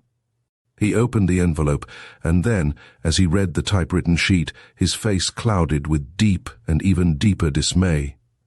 "Dear Mr. Garlett, I hope you will not think I am exceeding my duty in writing to tell you that I am becoming very anxious about the state, not only of Mr. Dodson's health, but also of his brain. It seems a shame to interrupt your holiday, but I really don't know what to do. I am supposed to be the only person who has any influence over Mr. Dodson, but I have very little influence indeed, none where the real conduct of the business is concerned. My uncle agrees with me that you ought to know the state of things as soon as possible. Believe me to remain, yours sincerely, Jean Bauer." He got up from where he had been lying so luxuriously in the long grass, feeling as if he hadn't a care in the world. There was evidently nothing for it but to go home and face out a difficult and disagreeable situation. And yet he felt sharply annoyed with Jean Bauer. No doubt she was exaggerating as to old Dodson's condition. But there it was, he couldn't neglect such a letter as that. He told himself that he had been a fool to leave a girl in so responsible a position. This was why his friends and neighbours welcomed Harry Garlett back in their midst full 3 months, before he had been expected home. In such a place as Grendon, everybody is interested in every other body's business. As soon as he had come back, Harry Garlett had sent off Jean Bauer for a short holiday, and soon, to his mingled amusement and annoyance, he found he could hardly take a step down the high street without some good-natured gossip telling him how splendidly the girl had managed poor crazy old Dodson. Even his head foreman seemed quite lost without her, and as a matter of fact, things didn't begin going right again till she came back, and in her quiet and diffident yet competent way, began to put him wise with regard to all those matters which Dodson had always tried to keep jealously in his own hands. And then, as the days went on, Harry Garlett began to find himself taking a keen, even an excited interest in his work. The business which had meant little to him in the old days now gripped and absorbed him, or so he honestly thought, to the exclusion of all else. Times were bad, everyone in the country economizing, going in more and more for the cheap, rather than for the good, and the china made in the Etna works had never been cheap, though always good. And soon it became known in the town that Harry Garlett was trying to prove what even now few people believe, that is, that homely, everyday objects can be cheap and beautiful at the same time. Never had time gone by so quickly as with these two eager workers.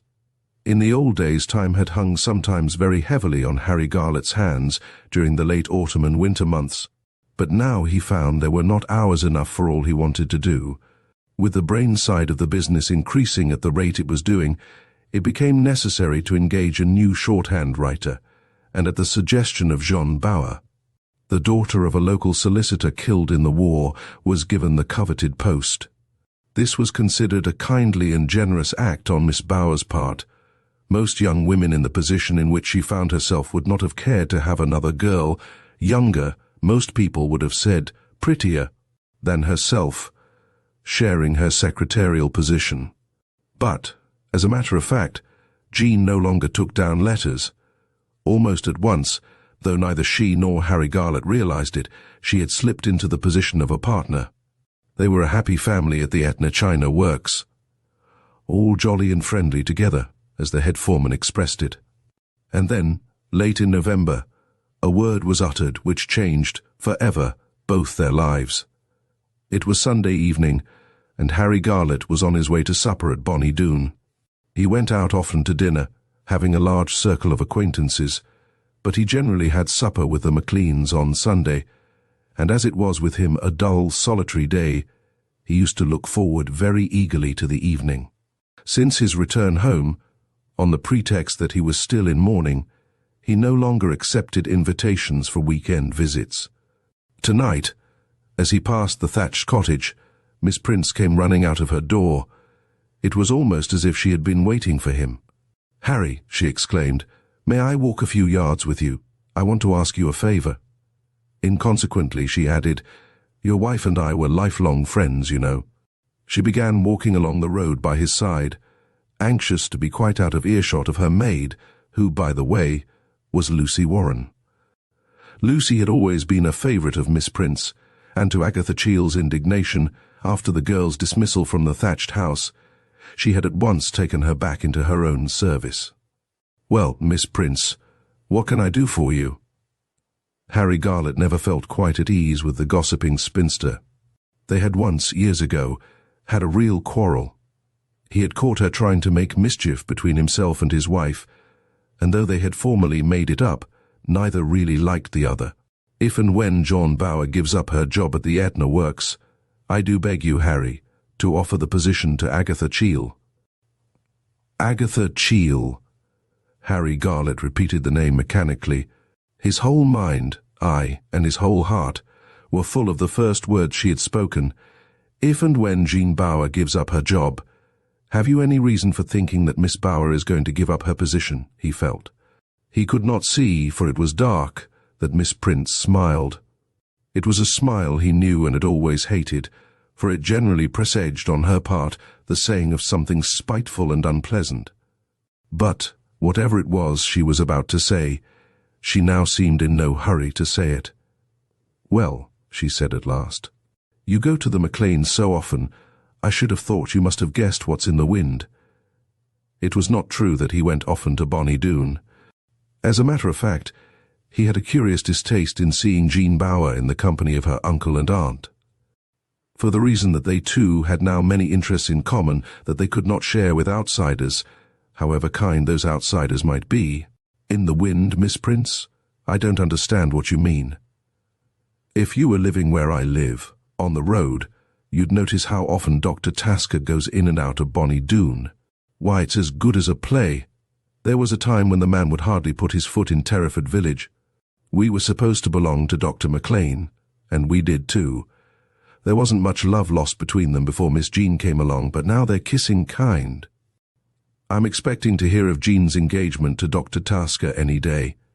Harry Garlett fenced with his tormentor.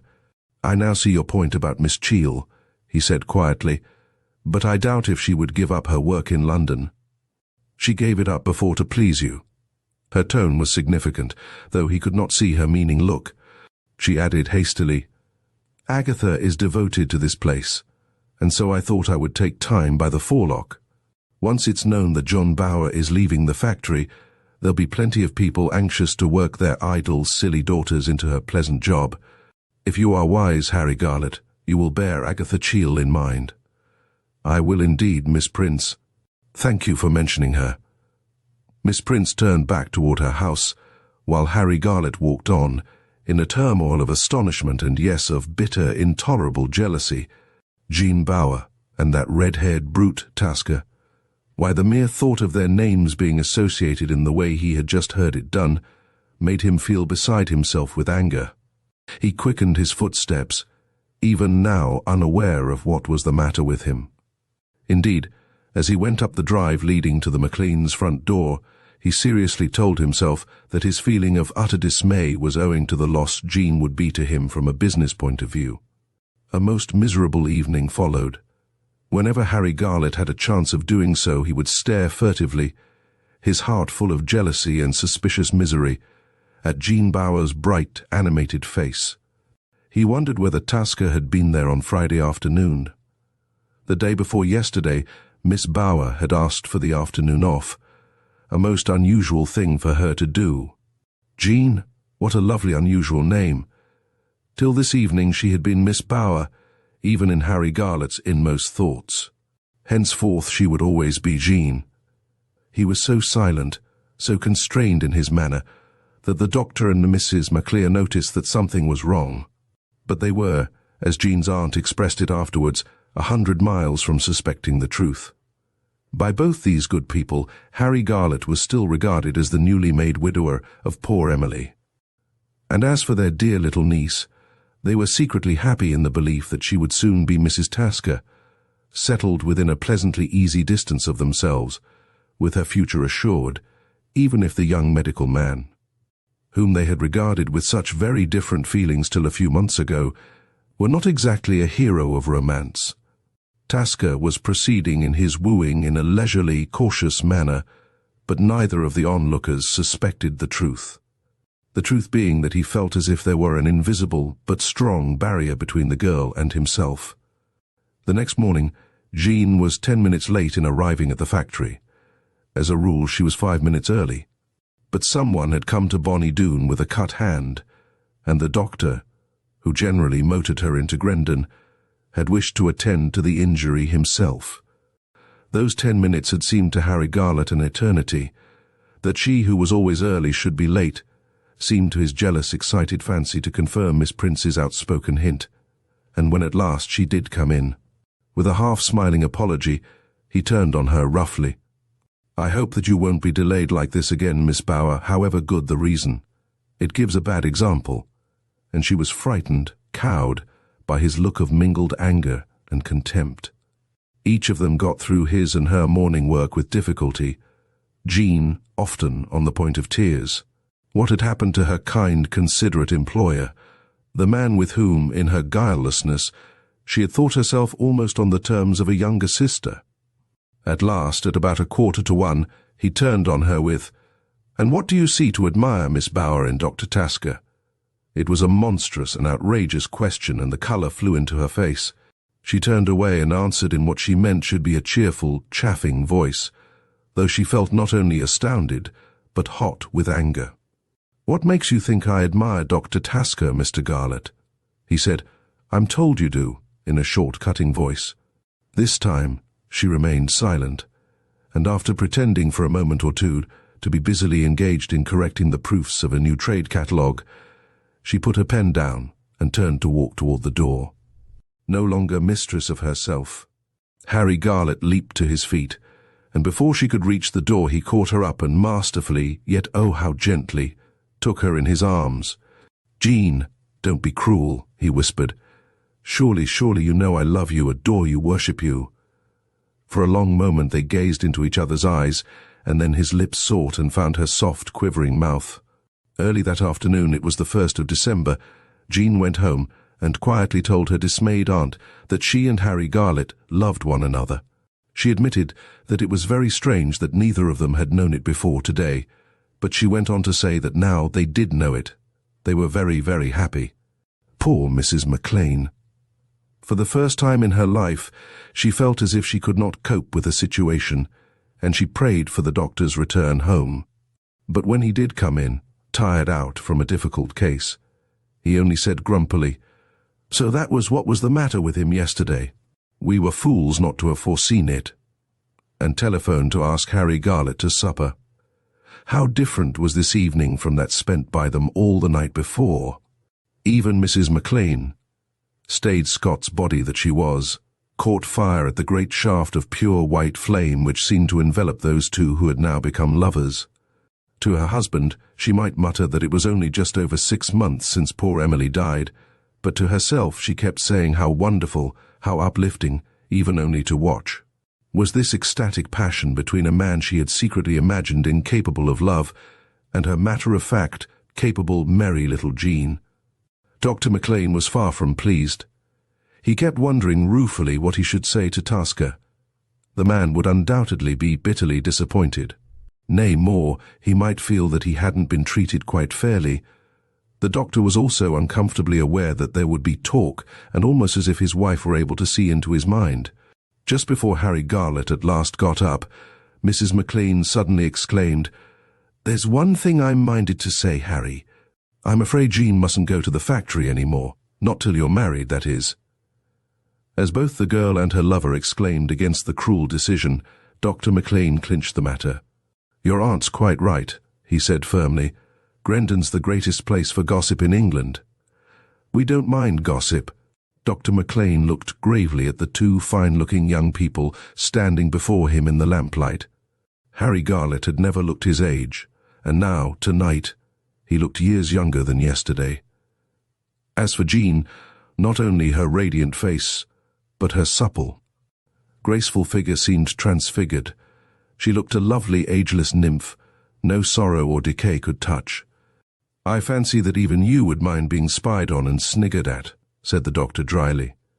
And so there began for those two who loved one another so dearly a strange period of mingled pain and bliss. They hated to be apart, and yet they were not allowed to be together in what seemed to them both the only seemingly natural way that in their joint everyday work. Mrs. McLean showed what even Jean considered an almost absurd fear of what even the people of Terraford might say. She did not like the lovers to stray outside the large garden and paddock of Bonnie Doon, and she ordained that, for the present, the engagement should remain private. Small wonder that at the end of about 10 days Miss Prince asked inquisitively, "Why has Jean left off going to the factory?" "Jean has only had a few days' holiday since she first went there," answered Jean's aunt evasively, but Miss Prince shook her head. "I don't know why you should hide the truth from me, Mrs. McLean. It's been plain for a good while what was the matter with Harry Garlett. I knew it before he knew it himself, but I didn't believe that the girl liked him. I thought she preferred Dr. Tasker. Well, poor Emily has soon been forgotten. After some 3 weeks of this state of things had gone on, Dr. McLean suddenly said to his wife, 'There's nothing for it but to get them married. There'll only be more talk if they don't.' And Mrs. McLean answered with something like a groan, 'There'll be a lot of talk if they do.' Yes, but what's to be done, my dear? The poor fellow has never been in love till now, so he doesn't know how to behave. And so it was that at last it was decided that the two should be married on the 19th of December, by special license, very quietly, not to say secretly, in Terraford Village Church. They would then go to London for a week's honeymoon, and, during that week, Dr. and Mrs. McLean would tell all their neighbours and friends what had happened. The doctor and his wife reminded each other that there was something about Jean which attracted even cold people. She had such a bright, happy, eager nature. As for Harry Garlett, he was always ready to do anybody a good turn, and also, as a great cricketer, was very popular. Though some old-fashioned people might be shocked by so early a second marriage, everyone knew that his late wife had been an invalid for years. There was only one person to whom, for a reason he would have found it difficult to define even to himself, Harry Garlett felt bound to announce his forthcoming marriage. This was Agatha Cheall. In answer to his brief letter, there came one even briefer. "Dear Mr. Garlett, I am interested in your news, and I trust you will be as happy as you deserve to be. Yours sincerely, Agatha Cheall." Chapter 6. I am the most fortunate man in England. I am the happiest man in the world. As he swung along in the bright winter sunshine on the field path which formed a short cut to the town. Again and again, these words seemed to hammer themselves in joyful cadence on Harry Garlett's brain. What we call the human heart is full of the strangest twists and turnings, and so, though Garlett's heart was full of Jean Bower, he threw an affectionately retrospective thought to his late wife. He and poor Emily had never had a really cross word during those long, quiet years before the war, when, most fortunately for himself, he had not even dimly apprehended what the passion of love can mean in a human life, and how it will make beautiful and intimately delicious even the most prosaic facts of day-to-day existence. He looked at his watch. It was 10:15. In just 24 hours from now, he and Jean would be starting for their 1 week's honeymoon in London. His face softened. There came upon it a great awe. God! How he loved her! Every moment they spent together, he seemed to discover some new, hitherto hidden beauty of mind, soul, or body in this wonderful, still mysterious, but wholly delightful young creature who not only allowed him to worship her, but, miracle of miracles, returned his passion. Such were the disconnected but wholly contented thoughts which filled half an hour of the last easy, unquestioning, and, as if for an immortal moment, ecstatic morning of Harry Garlett's life. With no premonition of coming pain or evil, Jean Bower's fortunate lover passed through the big paved courtyard of the Etna china factory. He walked quickly into the early Victorian marble-papered hall, and so past the office where sat 2 clerks, into the high square room which had been for so long known to the good folk of Grendon as Mr. Dodson's room.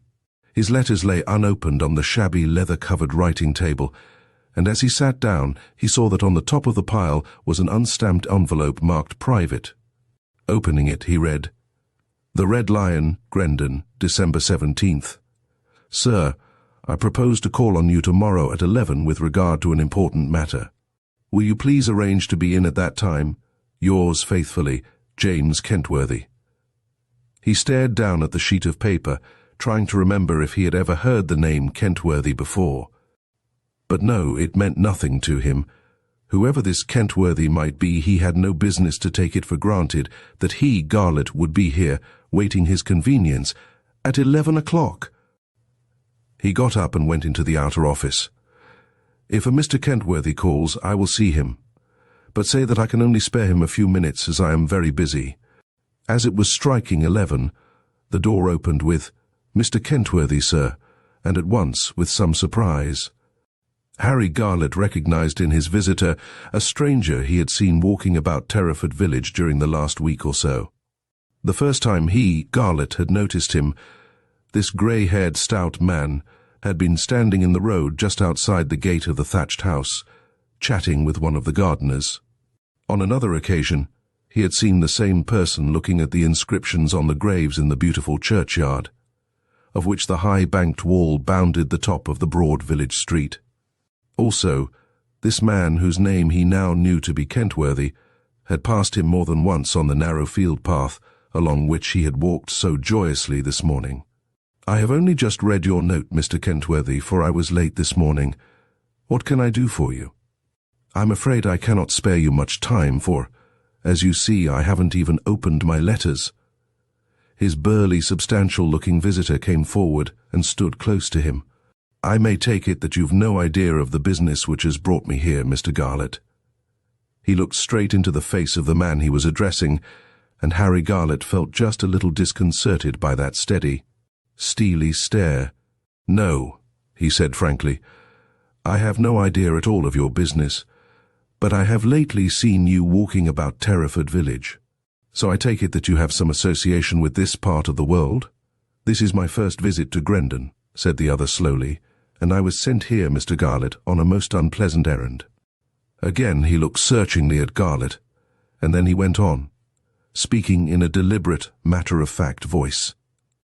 "I'm a police inspector attached to the Criminal Investigation Department, and I was sent down here about a week ago to make inquiries concerning the death of Mrs. Emily Garlett, your late wife." Harry Garlett got up from his chair. He was so bewildered, so amazed, and yes, so dismayed at what the other had just said, that he wondered whether he could have heard those strange, disturbing words aright. "Concerning the death of my wife," he repeated. "I don't understand exactly what you mean by that." James Kentworthy did not take his eyes off the other's face. Long and successful as had been his career in the Criminal Investigation Department, he had never had a case of which the opening moves interested, and, in a sense, puzzled him so much as did this case. He asked himself whether the man now standing opposite to him, whose face had gone grey under its healthy tan, was an innocent man, or that most dangerous and vile of criminals, a secret poisoner. From some information recently laid before the Home Office, it seems desirable that the cause of Mrs. Garlett's death should be fully ascertained, he said slowly. Harry Garlett sat down again. "On whose information are you acting?" he asked. "That, for obvious reasons, we are not prepared to divulge," answered the other coldly, and he also sat down. Harry Garlett's mind was darting hither and thither. Curse the gossips of Terraford. He had known them to create much smoke where he had felt convinced there was no fire, but never so noisome a smoke as this. His heart became suddenly full of Jean, his darling, innocent little love. Such a child, too, as regarded the evil side of human nature, with all her common sense and practical cleverness. The thought of Jean almost unmanned him, but in a flash he realized that if only for her sake he must face this odious inquiry with courage and frankness. "What is it you desire to know concerning my late wife's death?" he asked. Although Mrs. Garlett's death was exceedingly sudden, there does not seem to have been any question of an inquest. Observe the man Garlett now knew to represent all the formidable and mysterious powers of the CID. "There was not the slightest necessity for an inquest," was the quiet answer. "Dr. McLean, who had been my wife's medical attendant for many years, saw her the day before she died." Mr. Kentworthy took a thick, small notebook out of his coat pocket, and opening it, began reading it to himself.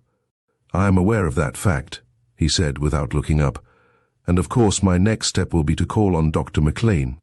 But before doing that, I thought it only fair to come and tell you of my inquiries, Mr. Garlett." He looked up. "Have you any objection to giving me an account of your wife's death, as far as you can remember the circumstances? Let me see. It's only 7 months ago, isn't it?" Again, Harry Garlett made a mighty effort to pull himself together. He had all your honest man's instinctive absolute trust in justice. No one believed more firmly than himself that truth will out, even in an affidavit, but even so, though he was not exactly an imaginative man, he did feel as if the gods, envious of the wonderful happiness with which his cup had been filled up to brimming over till a few moments ago, had devised this cruel, devilish trick. "I am quite willing to tell you everything you wish to know," he said frankly. "But there is very little to tell, Mr. Kentworthy. It is a fact, is it not, that your wife was a lady of considerable means, and that she gave over to you the greater part of her fortune quite early in your married life?" Garlett flushed. "That is so. But I beg you to believe that that was by no wish of mine. In fact, as I can prove to you, I remade my will at once, leaving the money back to her in case I predeceased her." James Kentworthy smiled. In spite of himself, he was beginning to like Harry Garlett, and even to feel inclined to believe, to hope. He had been sent to this sleepy old-world country town on a wild goose chase. "Look here," he exclaimed. "I don't want you to be on the defensive with me, Mr. Garlett. If, as I trust will be the case, these inquiries of mine show that everything occurred in a regular and proper manner, no one will be more pleased than I shall be. I am not trying to catch you out in any way." Garlett's face lightened. "Thank you for saying that. But I feel so bewildered, Mr. Kentworthy." "I understand that. Still, in your own interest, I beg you to tell me as clearly as possible whatever details you may remember as to your wife's sudden death. I propose to make a shorthand note of all you say, and then, after I have transcribed it, to ask you to read it over and sign the statement."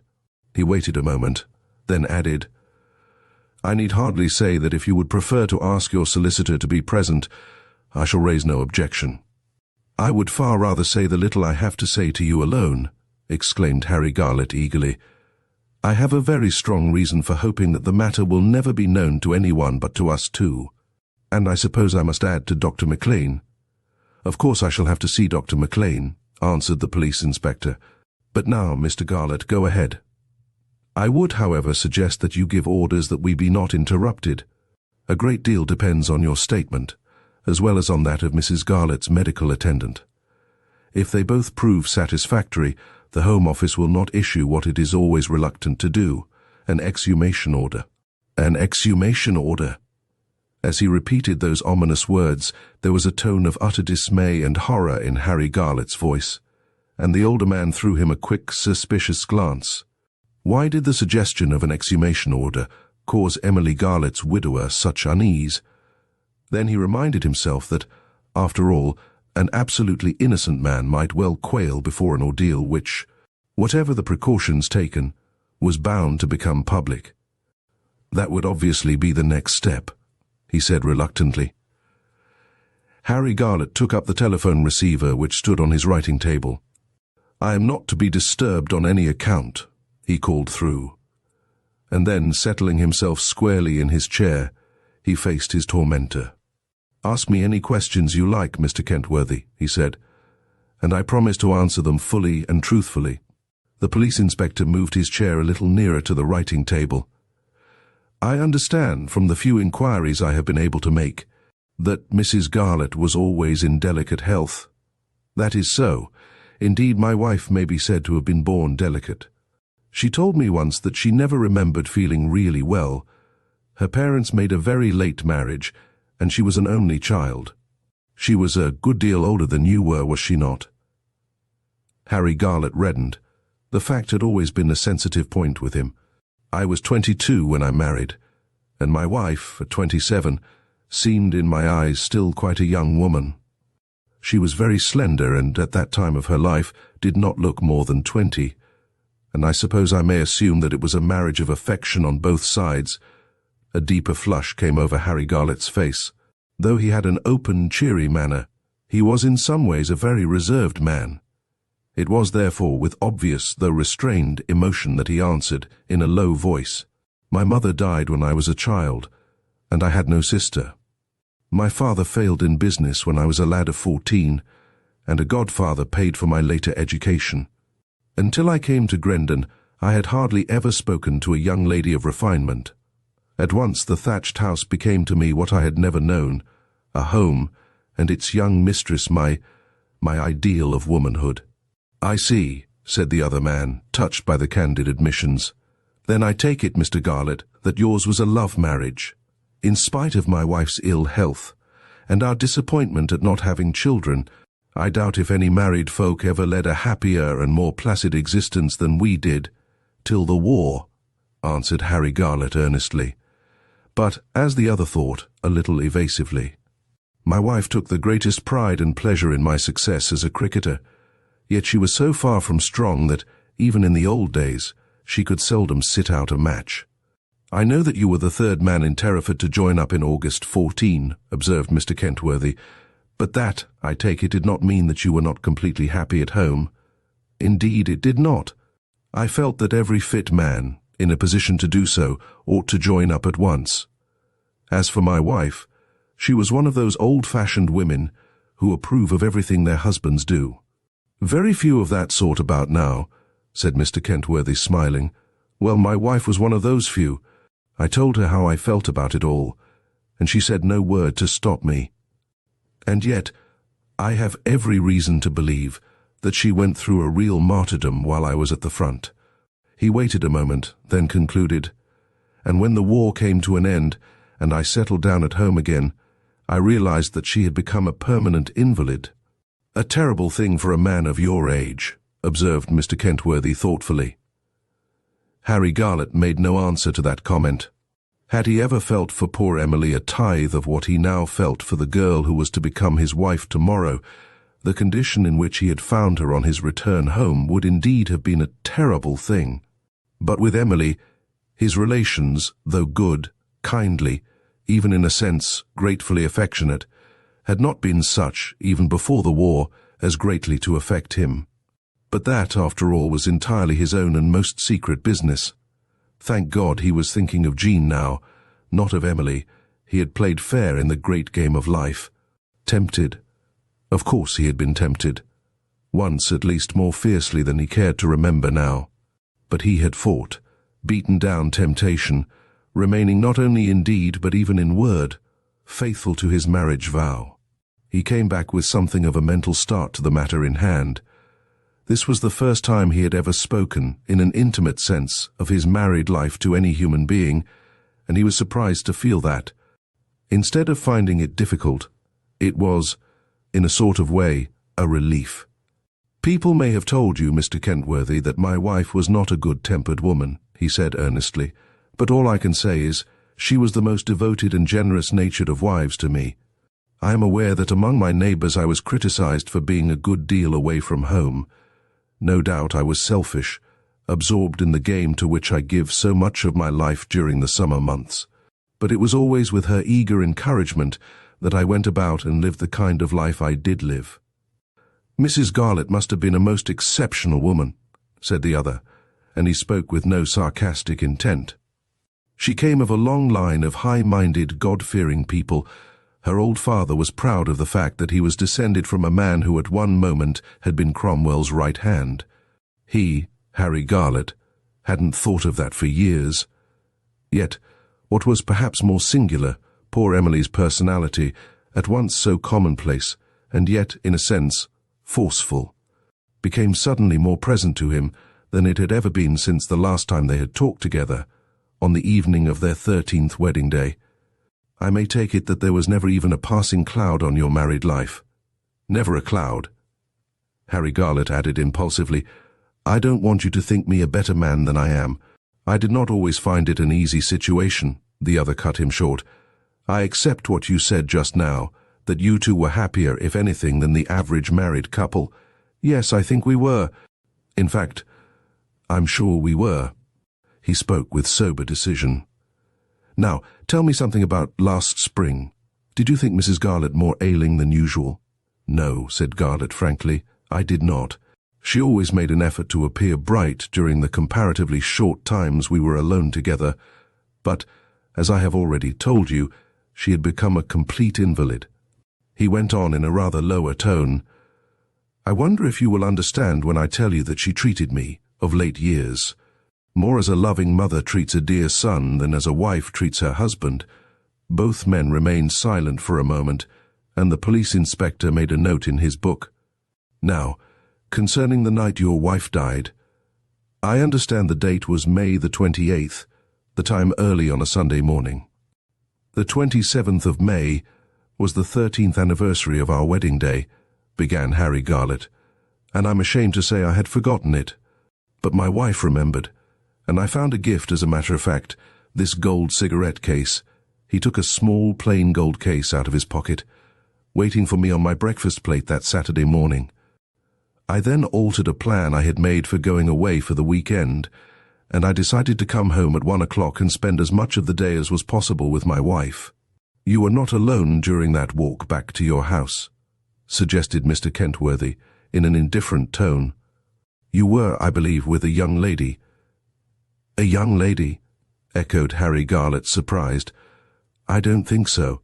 And then suddenly he exclaimed, "You're quite right, but how very odd that anyone should have remembered it. I walked back with Miss Bower, the niece of my wife's medical attendant, Dr. McLean. But she went on to her home. She lives with the McLeans, and I had a tray lunch upstairs with my wife. Were you at home all that afternoon?" Again it was as if Harry Garlett were making an effort to remember. "I think so," he said slowly. "No, I'm wrong. I went to a tennis party. My wife generally rested in the afternoon. But I was back a little after 6 o'clock, and I sat with her for some time." He knitted his brows, trying hard to remember what had happened, and slowly half-forgotten incidents started into life. There was a question of some fruit, some forced strawberries that a friend had brought that morning. The lady who was then acting as our housekeeper, and as my wife's nurse, thought I had given Mrs. Garlett the strawberries in question. But that was a mistake. She certainly ate them, so one of the maids must have given them to her. The matter is of some moment, for, as Dr. McLean will, I think, tell you, it was this fruit which indirectly led to her death. Strawberries generally disagreed with her, but she was very fond of them, and as these were small alpine strawberries, I suppose she thought it would be all right. When did you first become aware of your wife's serious condition? It must have been about 4 o'clock in the morning, when Mrs. Garlett's nurse companion called me. She said my wife was in great pain, and had asked if she could have some morphia. So I dressed and went at once for the doctor, who lives about a quarter of a mile from my place. And then? I had some trouble in rousing Dr. McLean, but I think we were back in my house well under half an hour. Had Mrs. Garlett become worse? My wife could not bear for me to see her in the sort of state in which I understood she was then. So I waited downstairs in my study, and I don't think it could have been more than 20 minutes after he had come into the house, Dr. McLean came down and broke to me the fact that she was dead. Had she died while you were fetching the doctor? I don't know, I don't think so. I was terribly upset and I asked no questions. Though she was an invalid, she always seemed, in a way, full of life, a steady, if a low flame. And she had seemed so well, so happy, that afternoon. But wait a bit, I have forgotten something. My wife had had a disagreeable shock. One of our servants had admitted her sweetheart into the house the night before. As a matter of fact, into the drawing room, which has a French window opening into the garden. Mrs. Garlett heard sounds and thought there were burglars in the house. She actually went downstairs herself and caught the girl red-handed, as it were. I remember suggesting to Dr. McLean that the shock, for she was very particular about such things, might have affected her heart. But he didn't think so. He stopped speaking. Mr. Kentworthy was busily writing, and Harry Garlett stared at his visitor's bent head. Though assuring himself that it would be all right, he felt an eerie feeling of apprehension wrapping him round. "I thank you for the straightforward way in which you have answered my questions," said the police inspector, getting up from his chair. "And now I propose to see Dr. McLean." "Would you like me to make a telephone appointment for you with him?" asked Garlett. "He's a very busy man." "Why, yes, I should, but I hope you won't think it unreasonable of me to ask you to give him no hint as to my business." "You will hear everything I say to him," answered the other quickly. He took his telephone receiver off. "Put me through to Dr. McLean's house." James Kentworthy, who was now standing close to the writing table, heard the answer. "Miss Bauer is already on the line, sir. We told her you didn't want to be disturbed. Shall I put her through?" "Yes, please." And then, unmindful of the presence of a stranger, more unmindful no doubt because James Kentworthy was still so entirely a stranger to him, Harry Garlett put his whole heart into the question he breathed into the receiver. "Is that you, my dearest?" And then, "I want to speak to the doctor." The other heard, as from afar off, a bright, happy voice exclaim, "He's in the meadow with Aunt Jenny. I'll run along and get him. But you'd better hang up the receiver, for I'm afraid it'll be full 5 minutes." Garlett hung up the receiver and again faced his visitor. "I should like to tell you, Mr. Kentworthy, that I am just about to be married. Just about to be married." The police inspector wondered if he had kept out of his voice not only the surprise, but the dismay which he felt at this, to him astounding disclosure. "My fiancée is the niece of Dr. McLean. She was on the telephone just now. The young lady who for a while was your secretary." In spite of himself, there was a note of deep disappointment in the voice in which Mr. Kentworthy asked the question. Harry Garlett instinctively straightened himself. "Miss Bauer became secretary to the Etna China Company, not my personal secretary, just before my wife's death." There was an awkward silence between the two men. "I see," said Mr. Kentworthy at last. "I see, Mr. Garlett." But, as a matter of fact, he felt as if he had walked from the bright sunshine into an evil-smelling fog. Quite a number of pages in his thick little notebook bore the heading, "Miss Jean Bauer." "Is the date of your wedding fixed?" "Well, yes, it is." Harry Garlett hesitated, then exclaimed impulsively, "We are to be married tomorrow morning by special license." No one, however, knows that fact excepting the vicar and his wife, and of course, Dr. and Mrs. McLean. Again there followed a strange, painful silence. "I take it you will postpone your marriage till this matter is thoroughly cleared up," said the police inspector at last. As the younger man, dismayed, made no immediate answer, the other added, "I should do so in your place, Mr. Garlett." Before he could speak, the telephone bell rang, and Harry Garlett took up the receiver, and in a falsely cheerful tone, a tone with which, alas, James Kentworthy was painfully familiar as a result of his life work, he called out, "Is that you, Dr. McLean?" "Garlett speaking. Would you be in if Mr. Kentworthy, a gentleman who wants to see you on urgent private business, were to come along now?" "Yes? Right." He hung up the receiver. "Dr. McLean will see you at once." Both men got up. "One word before you go, Mr. Kentworthy." "Yes, Mr. Garlett." Try as he might, he could not bring back the kindly tone into which he felt he had been betrayed during the latter part of their conversation. "I suppose the only thing that would set the matter absolutely at rest would be the exhumation of my wife's body." "That is so, obviously," answered the other briefly. Chapter 7.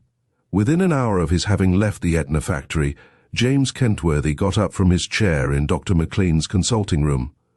The man who had come down to Terraford to make these delicate inquiries was honest and conscientious, set on finding out the truth, and nothing but the truth. Also, this was to be his last official investigation, and he had every reason for hoping that it would be a short business. The moment it was over, he was to retire from the service and start for himself as a private inquiry agent. He was, therefore, sincerely glad that the conversation he had had with the late Mrs. Garlett's medical man had been, from his point of view, thoroughly satisfactory. During the first few minutes of his interview with Mr. Kentworthy, Dr. McLean had been so indignant and so shocked when he realized his visitor's business that he had been very unwilling to give the police inspector any information. But he had soon realized that this was a mistake on his part, and by the end of their conversation the two men were on excellent terms the one with the other. And now that their long talk was, as they both thought, drawing to an end, Dr. McLean said earnestly, "I do hope, Mr. Kentworthy, that I have been able to convince you not only that Mrs. Garlett died a natural death, but that my friend Garlett himself was for long years an exceptionally good husband to the poor."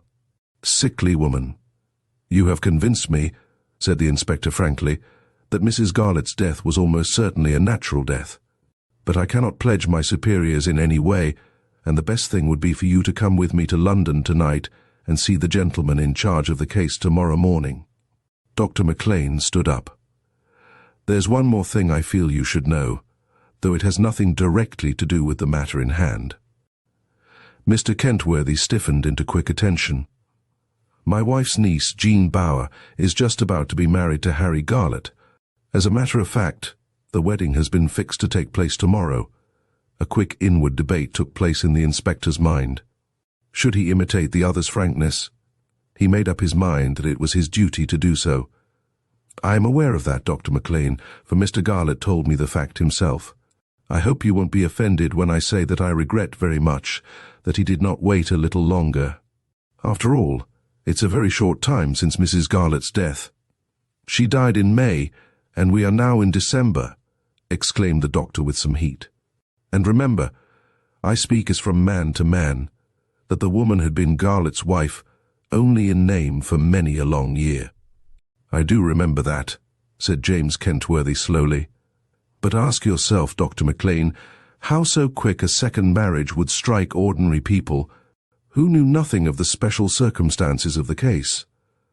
"But everyone here in this neighborhood does know the circumstances," objected the doctor. Each word this stranger had uttered in the last few moments had been said again and again in the last month by Dr. McLean to his wife, but he was not going to admit anything of the sort now, even to himself. Hardly knowing what he was doing, he sat down again, and Mr. Kentworthy did the same. Leaning forward, the police inspector said earnestly, "You must remember, sir, that what we in our line of inquiry are always looking for is motive." "Motive?" repeated the doctor. "I don't quite follow what you mean, Mr. Kentworthy." "I need not tell you, a doctor, that in the vast majority of cases the death of a man or woman is always of interest and very often of considerable benefit to some human being." "I see your point," said the other uneasily. "In this case," went on Mr. Kentworthy, "I soon realized that money had played no part at all in the matter I had been sent to investigate." He stopped abruptly, hardly knowing how to frame the unpleasant fact he wanted to convey. At last he said frankly, "You must admit, Doctor, that Mrs. Garlett's death released her husband from a very trying position. It made him a free man." "That's true. Yet I ask you to believe me, Mr. Kentworthy, when I tell you most solemnly that Harry Garlett never longed, even unconsciously, for that sort of freedom. He is a man's man in daily life. He never seemed in the least interested in women, and there was never the slightest breath of scandal about his name." The police inspector looked at him gravely. "I am sorry to say that you are mistaken, Dr. McLean. You are evidently not aware that there has been a great deal of gossip, not only since Mrs. Garlett's death, but even before her death, concerning Mr. Garlett and the young lady to whom he is now engaged." Dr. McLean jumped up from his chair. "I deny that. I deny it absolutely." His eyes flashed. He struck his writing table with his hand. "What devils some women are! Why, my poor little niece had only just become secretary to the Etna Company when Mrs. Garlett died.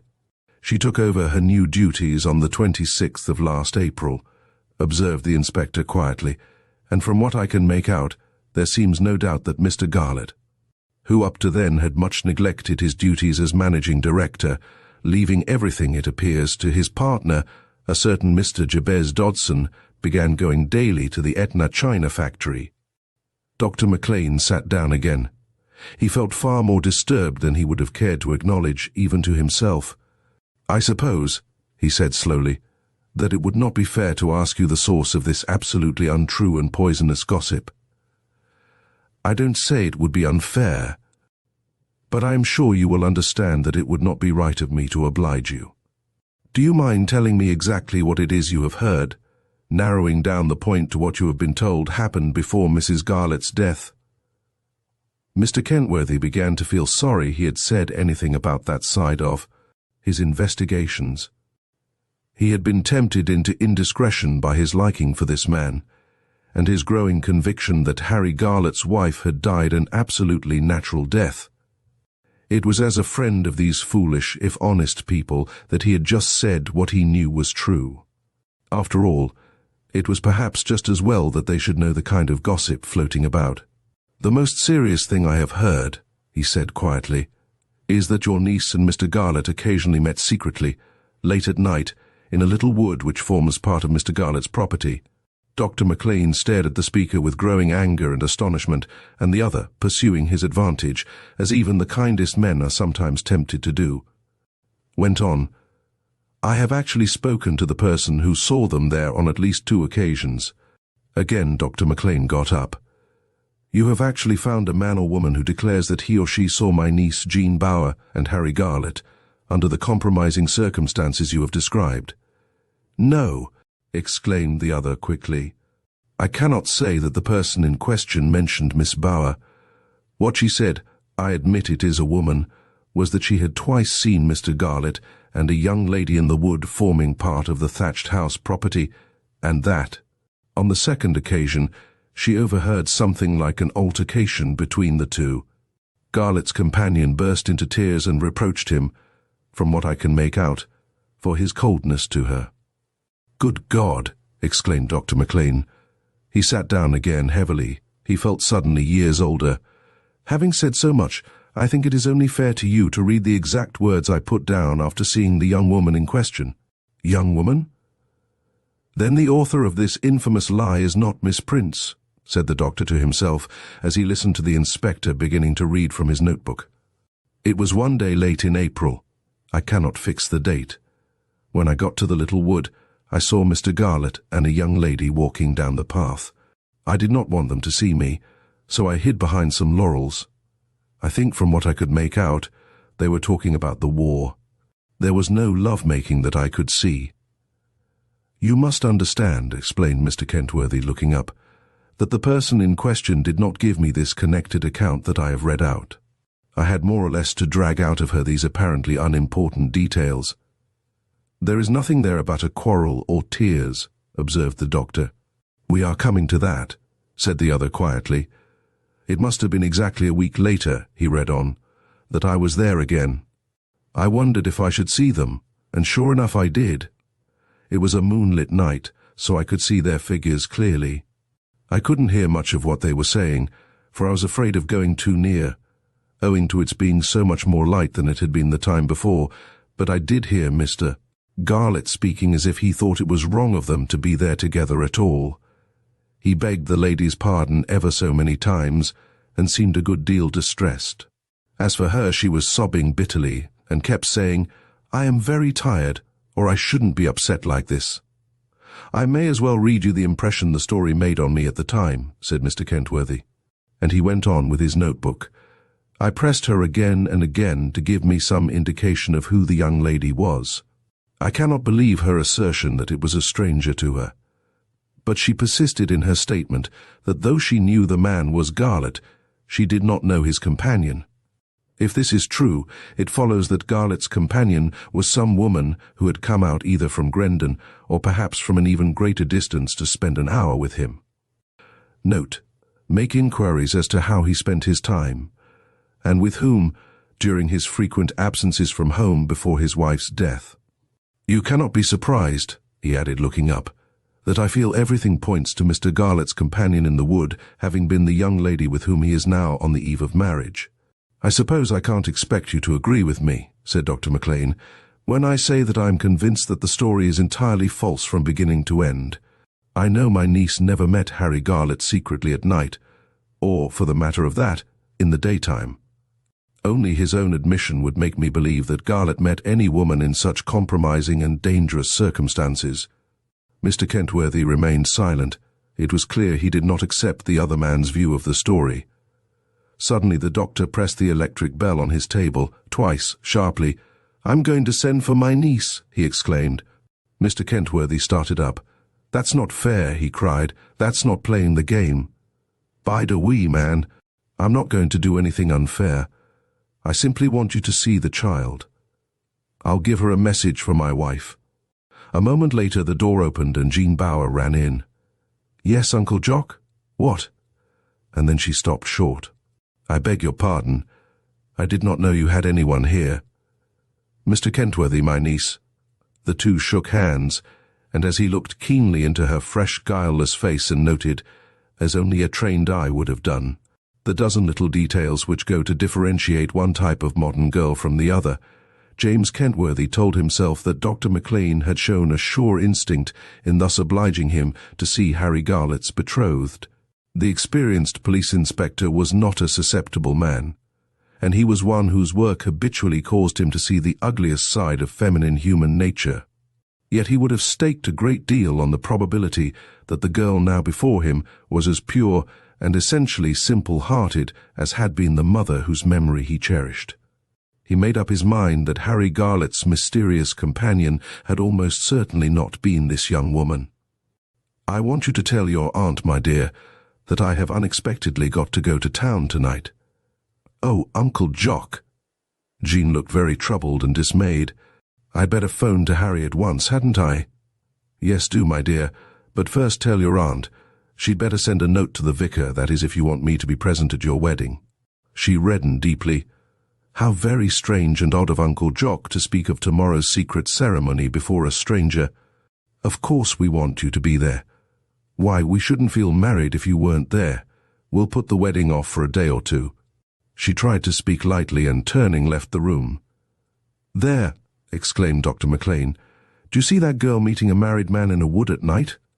She's the most self-possessed, dignified little lassie I've ever met.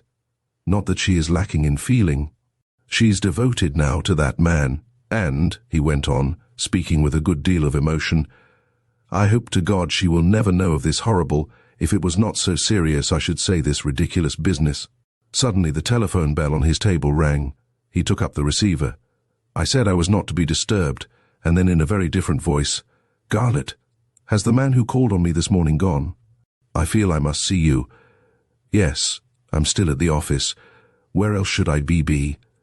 Somehow the horror of it all seems to grow, and grow on me. For the first time in my life I feel as if I don't know what I ought to do." The doctor felt dismayed. It was clear that the invisible speaker was painfully excited and overwrought. "I don't think there's anything to worry about," he called back soothingly. "My interview with Mr. Kentworthy has been quite satisfactory, and I'm going up to London tonight to see the people concerned tomorrow morning. Best not say too much over the telephone, my dear fellow. Bad breaks will come in business, as we all know." He hung up the receiver. "Garlett's thoroughly rattled," he exclaimed. "Do you see any objection to his coming up with us tonight and going to the Home Office tomorrow morning?" The other hesitated. "Frankly, I shouldn't advise that. If you, as Mrs. Garlett's medical attendant, can convince my chiefs that she died a natural death, the whole matter will be dropped." "I understand that, and I'll make him follow your advice," said the doctor. "But what I can't make out, what I would give a good deal to know, I suppose you know and won't tell me, is what started this damnable inquiry." The eyes of the two men crossed. "There are such things as anonymous letters," observed Mr. Kentworthy dryly. "Anonymous letters?" Surprised though he felt, he told himself that he had been a fool not to think of that solution of the mystery. "I didn't know," he muttered, "that poor Garlett had an enemy in the world. But I suppose you can't run any business without making some bad blood." "I suppose you can't," agreed the other. "But one thing I will tell you. The letters in question were never written by a factory hand." He leant forward, and instinctively lowering his voice, he went on, "Can you think of anyone who bears Mr. Garlett a grudge? Having said so much, I think I may go a step further and say that we have no doubt at all that it is a woman." "A woman?" Again, the doctor's suspicion swung around to Miss Prince. "I understand that before his wife's death, Mr. Garlett went about a great deal," went on the other thoughtfully. "That's true. Garlett's a very good fellow, and very popular. As a famous cricketer, he knew people more or less all over England, and the only kind of business he really did for the Etna China Works was that of sometimes acting as a sort of glorified commercial traveller. That being so, Dr. McLean, don't you think it possible that he may have formed some kind of connection which he gave up as, queerly enough, a good many men do give up such friendships after a wife's death?" "In this strange world of ours," said the doctor reluctantly, "everything is possible. But I would have staked a good deal that that particular thing was never true of Harry Garlett. I take it you have seen the anonymous letters in question?" The police inspector quietly opened his black attaché case. "I see no reason why I should not show the letters to you now," he exclaimed. "I feel certain the originals will be submitted for your inspection at the Home Office. I, of course, have only a set of facsimiles." The doctor's face, which had been very grave, livened into eager curiosity. Mr. Kentworthy came up to the writing table. This was the first letter. It was not addressed to the Home Office. It was sent to Scotland Yard. While he was speaking, he had put his hand over the sheet of paper. Now he lifted it, and Dr. McLean saw a large sheet of paper marked I. Drawn in pencil was a curious conventional design, under which ran the words, "Watermark of the original foreign paper." Then, written in block letters in very black ink, he read the following: "The writer feels it his duty to draw the attention of the Head Commissioner of Police to certain mysterious circumstances surrounding the death, on the 28th of last May, of Mrs. Emily Garlett at the Thatched House, Terraford Village. Mrs. Garlett was the wife of Henry Garlett, owner and managing director of the well-known Grendon Etna China factory. Though the death was very sudden, no inquest was held." "This reads like a man's letter," observed Dr. McLean. "It was meant to read like a man's letter," said Mr. Kentworthy, "but we believe it to be the work of an educated woman." The doctor went on staring at the sinister epistle. What dread secret of love or hate, or was it only poisonous malice, lay behind these roughly ink-printed words? "Here is the envelope. You will notice that the postmark, which by the way has been drawn in, for it was too obliterated for any other method to be of use, shows the letter to have been posted in London just a month ago. For what it is worth, I may remind you that almost any educated man would realize that such a communication should be sent to the Criminal Investigation Department of the Home Office, and not to Scotland Yard.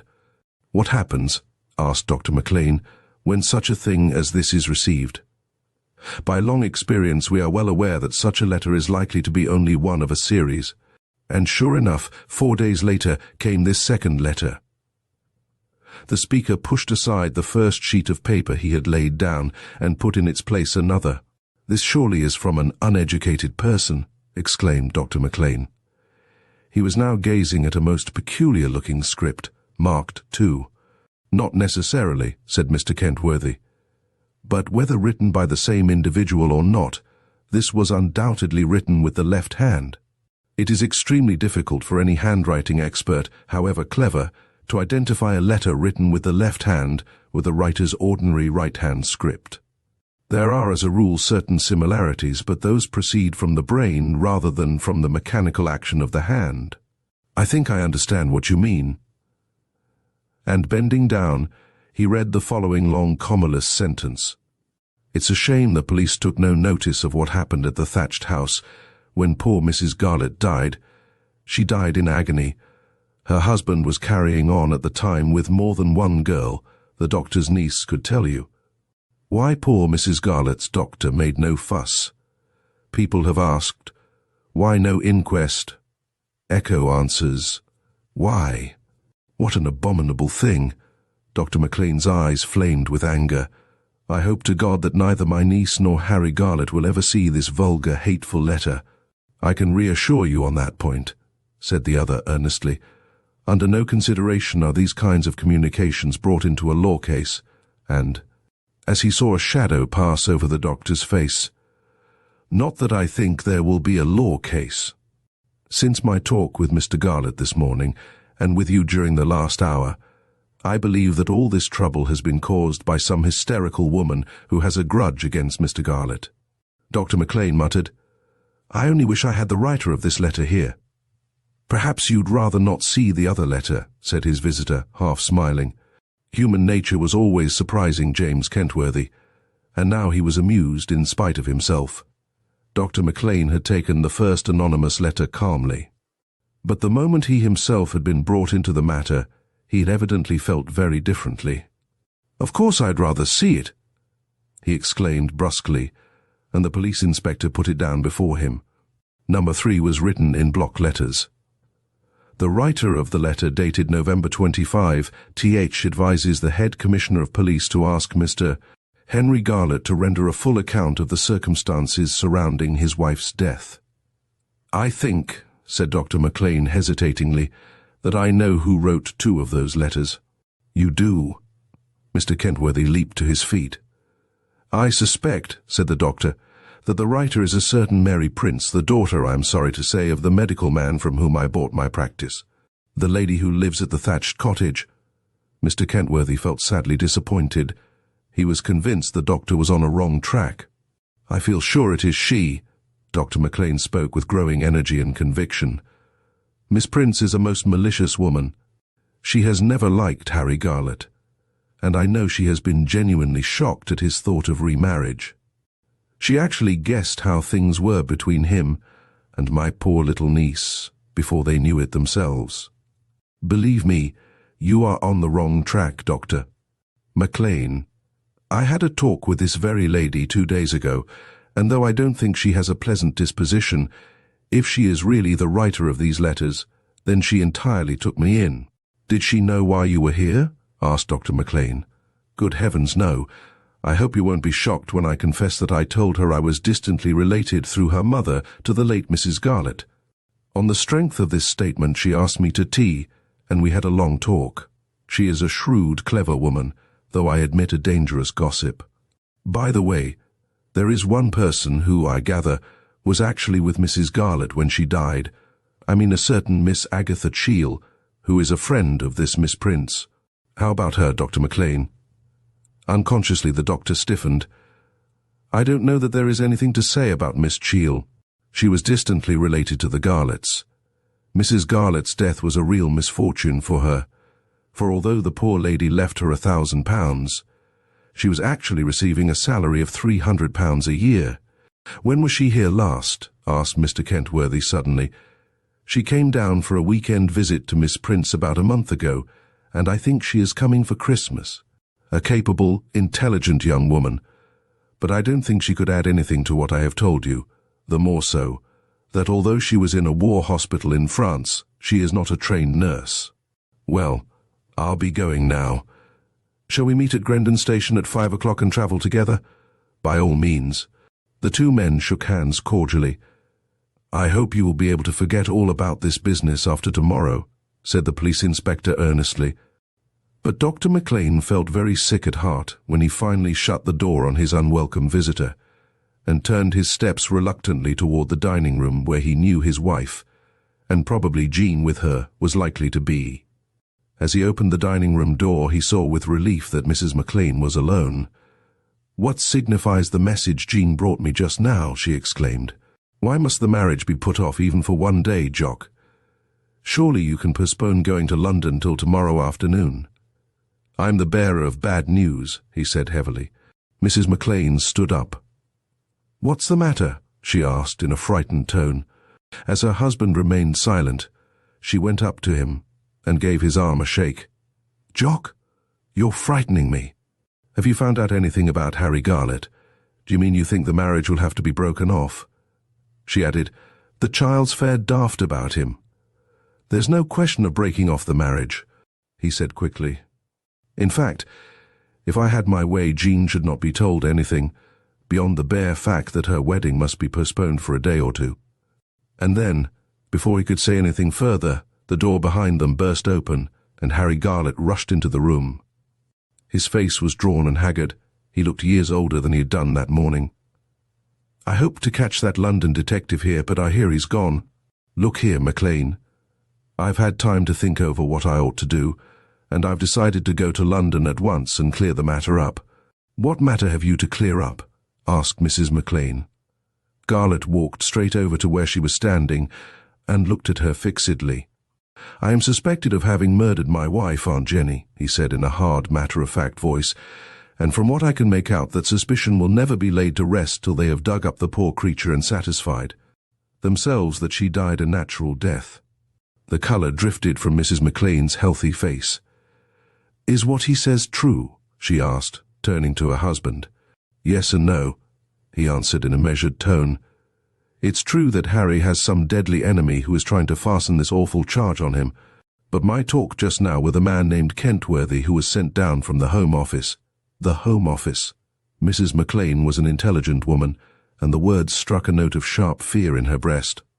The doctor went on, "I've just had the fellow here for over an hour, and I think I've convinced him that the suspicion, if you can go so far as to call it that, is absolutely groundless."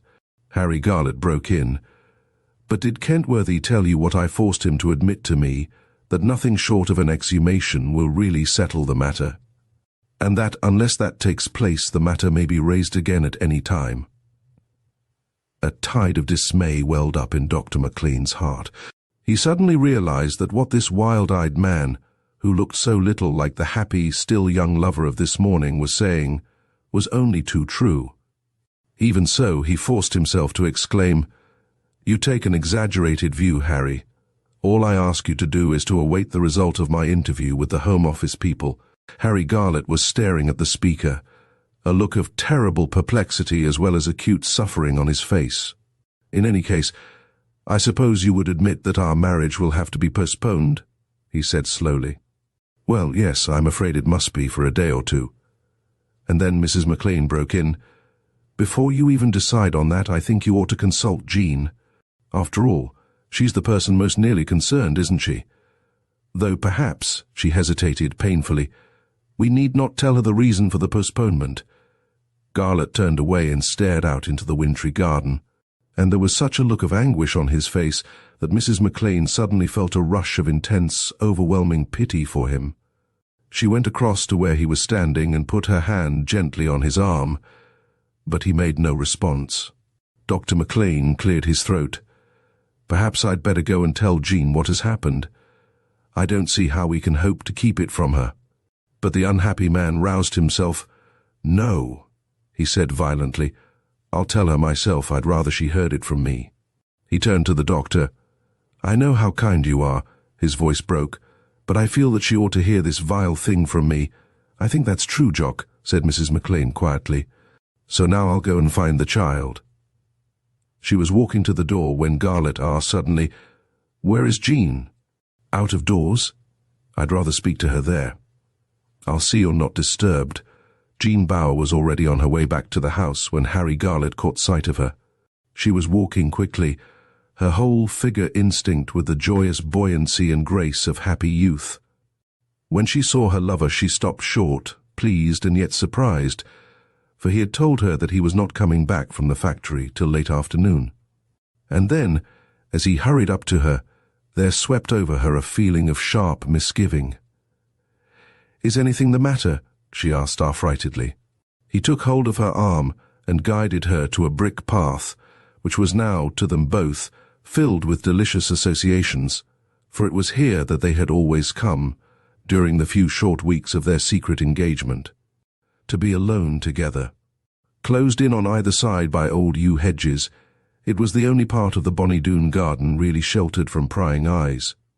Often, nay, almost always, their first, their only kisses on any given day were taken and given here, between those high, impenetrable walls of living green. To Jean, the yew hedge-walk had become holy ground. And so, as they turned the corner, the girl's heart began to beat quickly. Here it was that Harry always turned with a sudden, passionate movement, and took her in his arms. But today, her lover hurried her along the uneven brick path, until they reached the extreme end of the shadowed walk. Then, and not till then, he stopped, and faced her with the words, "We can't be married tomorrow," he had meant to add. "I am suspected of having poisoned my wife." But he found he could not utter the hateful words. They would not come. And Jean. Gazing up into his haggard face, she felt a mingled rush of intense relief and deep exultant love and tenderness.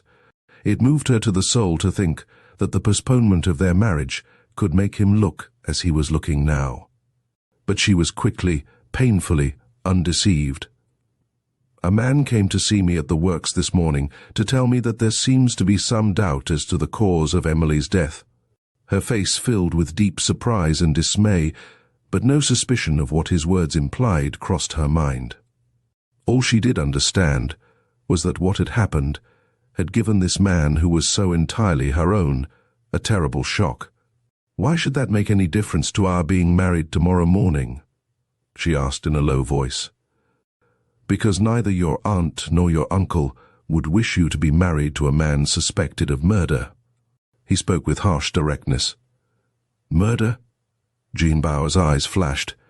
She did not shrink as he had thought she would do. Instead, she threw herself on his breast and pressed close up to him, putting her arms round his neck. "If that is true, but I don't believe it is true, then I want to marry you at once, today rather than tomorrow, Harry. Oh, my love, my own dear love, don't look at me like that." His arms hungrily enfolded her, but he shook his head determinedly. "Till the whole thing is cleared up, we've got to face this trouble separately." "No, no," she exclaimed, looking up eagerly, piteously, into his drawn face. "Not separately, but together, Harry." And it was he, not she, who broke down as she pressed up closer to him, for, to her agonized distress, he pushed her away and broke into short, gasping, hard sobs. "I can't come back to the house," he said at last. "Tell your uncle I'll meet him at the station, my darling." She saw he was making a great effort over himself, and very gallantly she played up. "All right, I'll tell him. But, Harry—" "Yes," he said listlessly. "You'll go now and get something to eat, promise." And for the first time her lips quivered. "I promise." Again he took her in his arms. Their lips met and clung together. At last, "Oh, Jean," he whispered brokenly, "do you think we shall ever be happy again?" "Of course we shall," she said confidently. And then she walked with him through the wintry bare garden to the field, where there was a gate which gave into the road leading to Grendon. There they did not kiss again. They only shook hands quietly. Chapter 8. The scene shifts to London. London, so indifferent, so cruel, so drab a city to those whom she is stranger, not mother. Harry Garlett and Dr. McLean had gone to a city hotel, where they felt sure that they would run little risk of meeting anyone from their part of the world. And it was there, within sound of what he vaguely felt to be the comforting roar of London's busiest traffic, that Garlett paced up and down a big private sitting room in the cold, foggy atmosphere of a December afternoon. While he waited for the doctor's return from the Criminal Investigation Department of the Home Office, at last he stopped and looked at his watch. But for the cruel man or woman who had written the anonymous letters of which Dr. McLean had told him, he and Jean would by now have been man and wife. He reminded himself drearily that he had forgotten to cancel his order for the small suite of rooms overlooking the Thames where they were to have spent their Christmas honeymoon. Well, so much the better. It gave him a little satisfaction to know that the rooms which were to have been the scene of his ecstatic happiness were empty of life, of joy, of laughter, for at least a little while. The door of the darkened room burst open, and Dr. McLean's hearty voice exclaimed exultantly, "Our trouble's over. The Home Office is going to take no further action in the matter." Then he shut the door, turning on, as he did so, the electric light. I had a great stroke of luck. One of the two men sent to examine me was an old fellow student of mine, a fellow called Wilson, an Aberdeen chap. It made everything easy, of course. Putting his hat down on a table, he came close up to the other man. "My God, Harry, don't look like that. The trouble's over, man, don't you understand? You're a good friend, McLean. I'll never forget how you've stood by me in this thing." "Nonsense," he said strongly. "I was as much in it as you were. Your poor wife was my patient after all. I signed her death certificate. I want to ask you a question, and I trust to you to answer it truly," said Harry Garlett in a low, tense tone. "Ask away, man." The doctor said the words jokingly, but he felt hurt and disappointed, tired too. He had put every ounce of power he possessed, and there was a good deal of power in Jock McLean, into the difficult interview he had just carried through so successfully. "Did you obtain an assurance that the inquiry into the cause of Emily's death would never be reopened?"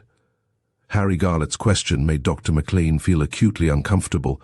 It seemed to bring back, echoing in his ears, the last words that old friend of his, Donald Wilson, had uttered. "The matter is now closed, McLean, unless, of course, anything in the form of real evidence be tendered us." So it was that for a fraction of a minute he remained silent. "I take it they gave you no such assurance." "How could they do such a thing?" exclaimed the other. "Come, Harry, be reasonable." Garlett started once more his restless pacing up and down the now brightly lit room. Then, all at once, he turned on the older man. "I consider myself entitled to such an assurance, and I won't be satisfied with less. The greatest indignity that can be put on an innocent man has been put on me. You weren't present during my interview with that police inspector, Kentworthy. At first the man scarcely took the trouble to conceal his belief that I was a murderer." As the other uttered an impatient exclamation, he added, "Can't you see what it would mean to me, to Jean, to feel that awful possibility always hanging over us? I've made up my mind to go to the Home Office myself tomorrow morning. If they refuse to give me an assurance that the matter is closed once and for all, I shall insist on my right to an exhumation order." "Then you will do a stupid, as well as a very cruel and selfish thing," said the doctor sharply. "Cruel? Selfish? I don't follow you." And as the other remained silent, he went on in a low voice, "Again, I ask you to try and realize what it would mean, not only to myself, but to Jean. If, after we had been married, say 6 months or a year, we suddenly learnt that an exhumation order had been issued." Dr. McLean began to feel thoroughly angry. "Pull yourself together, man," he said sharply, "and don't go havering on as to what might happen. I am thinking of what will certainly happen if you follow the course you propose." Harry Garlett stared at Dr. McLean. "What do you mean?" "I mean that you've really only been considering yourself in this matter. You're not really thinking of that poor little girlie who loves you. I am thinking of her, only of her. You're doing nothing of the sort. If you had only yourself to think of, you might insist on settling this horrible matter at once, for all in the drastic way you propose. But to do so now would be a cruel wrong to Jean." He waited a moment, then, speaking very solemnly, he went on, "Most people are convinced of the truth of that evil old proverb, 'There's no smoke without fire.' The fact that your wife's body had been exhumed, and certain portions of that poor body submitted to certain tests by a government expert, would never be forgotten." "I suppose that's true," said Garlett slowly, and Dr. McLean pursued his advantage. He put his hand on the younger man's shoulder. "For God's sake, let the matter rest. As things are now, I regard it as practically certain that this painful business will never be known beyond just our 4 selves." "Our 4 selves?" repeated Harry Garlett uncertainly. "Of course, man. Myself, my wife, Jean, and you." There was a long pause, and Dr. McLean, with intense relief, believed that he'd gained his point. But suddenly, Harry Garlett exclaimed, "It's no use, McLean. I can't see it as you do.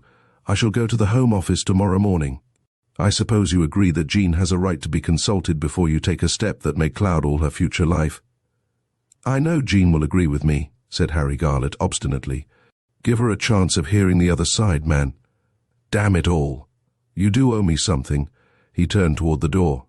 "I'll telephone my wife to bring the girl up tonight." Without waiting for the other's assent, he left the room. Then, for he was an upright man, and not given to deceiving himself, Dr. McLean stayed his steps for a moment on the big, empty hotel landing. He was asking himself whether, after all, Harry Garlett might not be taking the right course in settling this painful, degrading question once for all. He had felt, in spite of the courtesy, nay, the kindness, with which he had been treated at the Home Office, that an uncomfortable suspicion did still linger in the minds of the 2 men with whom he had had his difficult interview. Deep in his heart he was well aware that it was the fortunate accident of his old acquaintance with that now important government official, Donald Wilson, coupled, of course, with his own absolute conviction that Mrs. Garlett had died a natural death, which had achieved what at the moment had seemed such a triumph. It was 5 hours later. The hotel sitting room was in darkness, save that no uncurtained room in London is ever really dark, and there was also a little fire in the black grate. But no one coming in casually would have seen the two who sat on the sofa hand in hand. As soon as Jean and her aunt had arrived, there had begun the painful, difficult consultation, if, indeed, consultation it could be called, for Jean and the man she loved had listened in silence, while the doctor and Mrs. McLean tried to dissuade Harry Garlett from taking the course he meant to pursue. At last, after having used every conceivable argument, husband and wife got up together. "Let us go down and have a little supper," said the doctor. "After that you two shall come up here alone and talk it over. Don't be in too great a hurry to make up your mind, Harry. Weigh everything. And above all, remember that what's done can't be undone." And now at last they were alone together. For a while, neither of them spoke, and then Harry Garlett said quietly, "Your uncle has made me see one thing, my dearest, that I ought to leave the decision with you. If the decision rests with me, then I say, do what you feel right." Moving up closer to him, she whispered, "The only thing that matters to me, surely you know it, is our love. Nothing can take that away. After all, we're not bound to go on living in Terraford." "That's true," he exclaimed. "All the same, remember that if you feel the slightest doubt, I'll put aside my wish." "I feel not the slightest doubt. On the contrary, I'm quite sure," she answered, without a tremor in her voice, "that whatever you feel should be done will be well done." Big Ben was booming out the hour of 10:30 as Harry Garlett was ushered into one of the bare waiting rooms of the Criminal Investigation Department. And it seemed to him a long time before the door opened again to admit the man he had asked to see. Dr. Wilson was a good-humoured, cheerful-looking Scot, very much on the alert, and if the truth be told, though it was a truth mercifully concealed from Garlett, a man sufficiently interested in human nature to feel a considerable thrill at seeing face-to-face a human being he was strongly inclined to believe a successful murderer. "I'm told you've specially asked to see me, Mr. Garlett. So I take it you've not seen our mutual friend, Dr. McLean? He spent a couple of hours here yesterday, and I think I may go as far as to assure you that unless some new and unexpected development should take place, the matter concerning which Mr. Kentworthy came down to Terraford will go no further." "Does that mean," asked Harry Garlett quietly, "that I may rest assured that no order for the exhumation of my late wife will ever be issued?" The Scotsman looked at him keenly. "We could not give such an assurance to any living man, Mr. Garlett, not even," he smiled grimly, "to the Lord Chancellor or the Archbishop of Canterbury." Then the speaker's whole manner changed, became grave, official. "Perhaps," he went on, "I had better send for my colleague, and may I add my superior, Mr. Braithwaite? He will tell you exactly how the matter stands." "That," said Garlett firmly, "is what I have come here to discover. I mean exactly how the matter stands." Dr. Wilson left the room, and when at last, after what seemed a long delay to the waiting man, he did come back, he was accompanied by a younger official. Garlett, perhaps by now morbidly sensitive, noticed that the new man only bowed. He did not shake hands with him, as Dr. Wilson had done. "I understand that you wish to know exactly how the matter stands with regard to the action we took on the receipt of certain anonymous letters concerning the death of Mrs. Emily Garlett." "What I wish to know," said Garlett coldly, "is not how the matter stands, but how I stand." As neither of the men opposite him answered his question, he went on deliberately, "Though I believe I was successful in convincing of my innocence the police inspector you sent down to make inquiries, he made it clear to me that nothing short of an exhumation would set the matter absolutely at rest. In saying such a thing," said Mr. Braithwaite sharply, "Kentworthy went very much beyond his instructions, but of course I admit that in a sense, speaking to you as man to man, he spoke the truth." Harry Garlett looked fixedly at the speaker, as if suddenly dowered with something like second sight. He could almost see the interrogation mark in Mr. Braithwaite's mind. Is this man standing here before me an innocent man, or that vilest form of murderer, the secret poisoner? Speaking in a hard, composed tone of voice, he said firmly, "I will be open with you, gentlemen. You probably know that I am going to be married. Putting myself out of the question, I feel that for the sake of my future wife, I am compelled to ask the Home Secretary to issue an exhumation order. Surely I have the right as an Englishman accused, however you may gloss over the fact, of the hideous crime of murder, to insist on the only thing that can absolutely clear me." At that moment Harry Garlett triumphed. The two civil servants looked at one another, each of them convinced that the man who had just spoken those strong, determined words was innocent. "Have you the slightest conception of what will happen if the Home Secretary accedes to your request, Mr. Garlett?" The words were uttered gravely and kindly. "Do you realize that it will be impossible for the fact of the exhumation of your wife's body to be concealed from the press, not only the local press, mind you, but the press of the whole country?" "Yes, I do realize that. In fact, everything to be said against an exhumation has been put to me, and very strongly, by Dr. McLean." "Then why not let the matter rest for the present?" interposed Dr. Wilson. "While it is obviously impossible for us to give you any promise, unofficially we can assure you that the matter is closed, and that only in the case of real evidence of foul play would it be reopened." Mr. Braithwaite chimed in. "Forgive me for alluding to your private affairs, but may I say that what you are now asking us to do may be a very grave matter for the lady who is going to be your wife. Mr. Garlett, we talked it over last evening, and I left the final decision to her. So you see that it is her wish as well as mine that the matter should be laid to rest forever, in the only way it can be laid to rest." And then, speaking with deep feeling, he exclaimed, "Put yourselves in my place. Think what you would feel." He looked from one to the other of the men who were confronting him. "If you were situated as I am situated, would you not do everything in your power to put an end, once for all, to so horrible, so hideous a suspicion?" "I wonder if I should," said Mr. Braithwaite musingly. "Honestly, I don't feel at all sure." He waited a moment. "You formally ask that an exhumation order be issued, Mr. Garlett?" "Yes, I do most earnestly ask that it may be issued. Nay, more, I regard it as my right." Both men shook hands with him, yet after the last echoes of their visitor's footsteps had died away, they simultaneously exclaimed the one to the other, "I don't know what to think, do you? It isn't often that you and I are so absolutely of one mind, Wilson, eh?" Mr. Braithwaite spoke jokingly, but there was an undercurrent of deep questioning in his voice. "If Garlett is guilty, then he's the most cunning devil of the many cunning devils you and I have come across. But of one thing we may be quite sure, nothing of a surprising nature will be found in the poor woman's body. If our friend did kill her, he has completely covered up his tracks." "I'm inclined to believe," said the other hesitatingly, "that Garlett is an absolutely innocent man. In that case, God help the poor devil.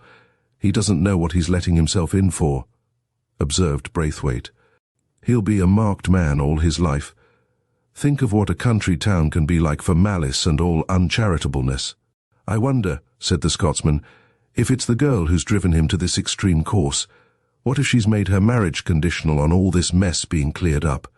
She may have done that if she's a fool. It's plain he's entirely devoted to her.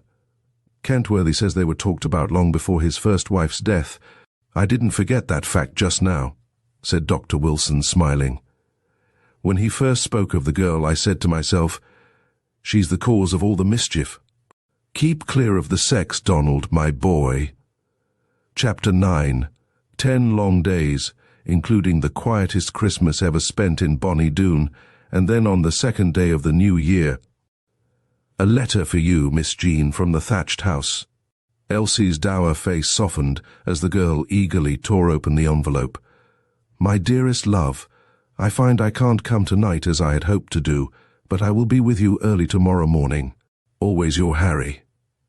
Jean remembered that a telegram had come for her uncle a few moments ago. Now telegrams were always being delivered at Bonnie Doon. But some secret instinct now seemed to tell her that this time the telegram had had something to do with her lover and his affairs. She walked into the doctor's study, and when he saw who it was, he opened the top drawer of the writing table at which he was sitting and slipped something into it. "Well?" he said, looking up. "Well, my dear, what do you want?" She came close up to the table, and he was dismayed to see how sad and suffering was the expression on her young face. "Uncle Jock," she said in a low voice, "Harry has just sent me word that he can't come this evening. I suppose—" And then she stopped short. Somehow, she could not bring herself to say the horrible words. But at last she whispered, "I suppose they are going to dig up poor Mrs. Garlett's coffin tonight?" Dr. McLean rose from his chair. He put his arm round the girl's shoulder. "Yes," he said quietly. "You have guessed aright, Jean. The exhumation is to take place tonight, and Harry and I will both, of course, be present." He could feel her trembling, and he saw her right hand open and shut. "You must remind yourself," he went on, "that what is going to be done tonight marks the beginning of the end, as far as Harry's painful ordeal is concerned. You and I know, indeed I am convinced that even those who have ordered the exhumation feel as sure of it as we do, that the result will be nil, that is to say, from our point of view, absolutely satisfactory." "I know that," she murmured in a strangled voice. "But I don't feel as if that knowledge made the shame of it any easier to bear now." He felt startled. It was the first time that Jean had admitted that there was any shame to be faced. "Nonsense," he exclaimed vigorously. "Think what you would be feeling, what I should be feeling, if we had the slightest doubt about the matter." She had moved away and was looking at him with wide-open eyes. I don't understand," she stammered. "Forget yourself and Harry for a moment." He felt that a touch of sternness, even of roughness, would do the girl good just now. Think of what the innocent friends, aye, and lovers, of a real murderer must feel when the net is slowly but inexorably closing round him. Supposing you half suspected, or a quarter suspected, or even 100th part suspected, the man you love. The girl smiled, but it was a wan, pitiful smile. "I can't imagine such a thing, and you know I can't, Uncle Jock." "Are you going to answer Harry's note?" he asked abruptly. "Do you think I ought?" "I do. I think you ought to write him a cheerful, brave letter, reminding him that this is the beginning of the end, and that within a very short time you and he will have come out from the darkness into the sunshine." She went straight round the writing table and, leaning down, drew a sheet of notepaper toward her. She wrote, "My darling Harry, I know what is going to happen tonight. I want you to remember that it is the beginning of the end, that very soon, in a few days at most, we shall have come out from the darkness into the sunshine. Your own loving Jean." And then, after she had addressed the envelope, she put her hands over her face and burst into a passion of anguished sobs. Sheltered by the heavy pall of a dark winter night, Jean Bower, 6 hours later, crept out of the garden door of Bonnydoon into the lonely country road which led to Terraford churchyard. It was a bitterly cold, as well as a dark, night, but it was not the cold and darkness which made her tremble so violently that she found it difficult to shut the front door behind her. For almost the first time in her life she was doing a thing which she believed to be wrong. She knew that not only her uncle and aunt, but also her lover, would be profoundly distressed and shocked by what she had long ago secretly determined she would do, that is, share, in as far as was possible without his being aware of it, Harry Garlett's horrible ordeal. After an evening during which none of the three had spoken of what was filling all their minds and hearts, she had waited in her bedroom, trying to read, until close to midnight. Then there had come the sound of the front door shutting softly behind Dr. McLean, and allowing him a good quarter of an hour's start, she had crept down the stairs and followed him. Jean's eyes soon became accustomed to the darkness, and when she knew herself to be close to the wrought-iron gate which led into the grounds of the thatched house, she waited a moment, scarcely daring to breathe. For she felt that it would be terrible for her, and horribly painful to them both, were she to meet Harry Garlett on the way to his sinister tryst. As she walked up the broad, now deserted village street, at the top of which were the church and churchyard with only fields and country lanes beyond. There was a red glow over the sky, and she could see the roof and clock tower of the church outlined against it. She told herself, vaguely, that a house must be on fire somewhere far away, but the thought scarcely stirred her, so intent was she on the dreadful thing that was about to be done.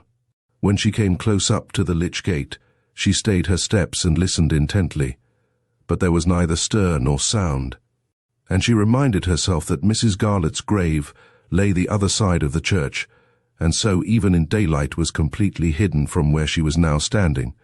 She had moved a step forward, her foot kicking aside a stone as she did so, when all at once a bull's-eye lantern was turned full on her.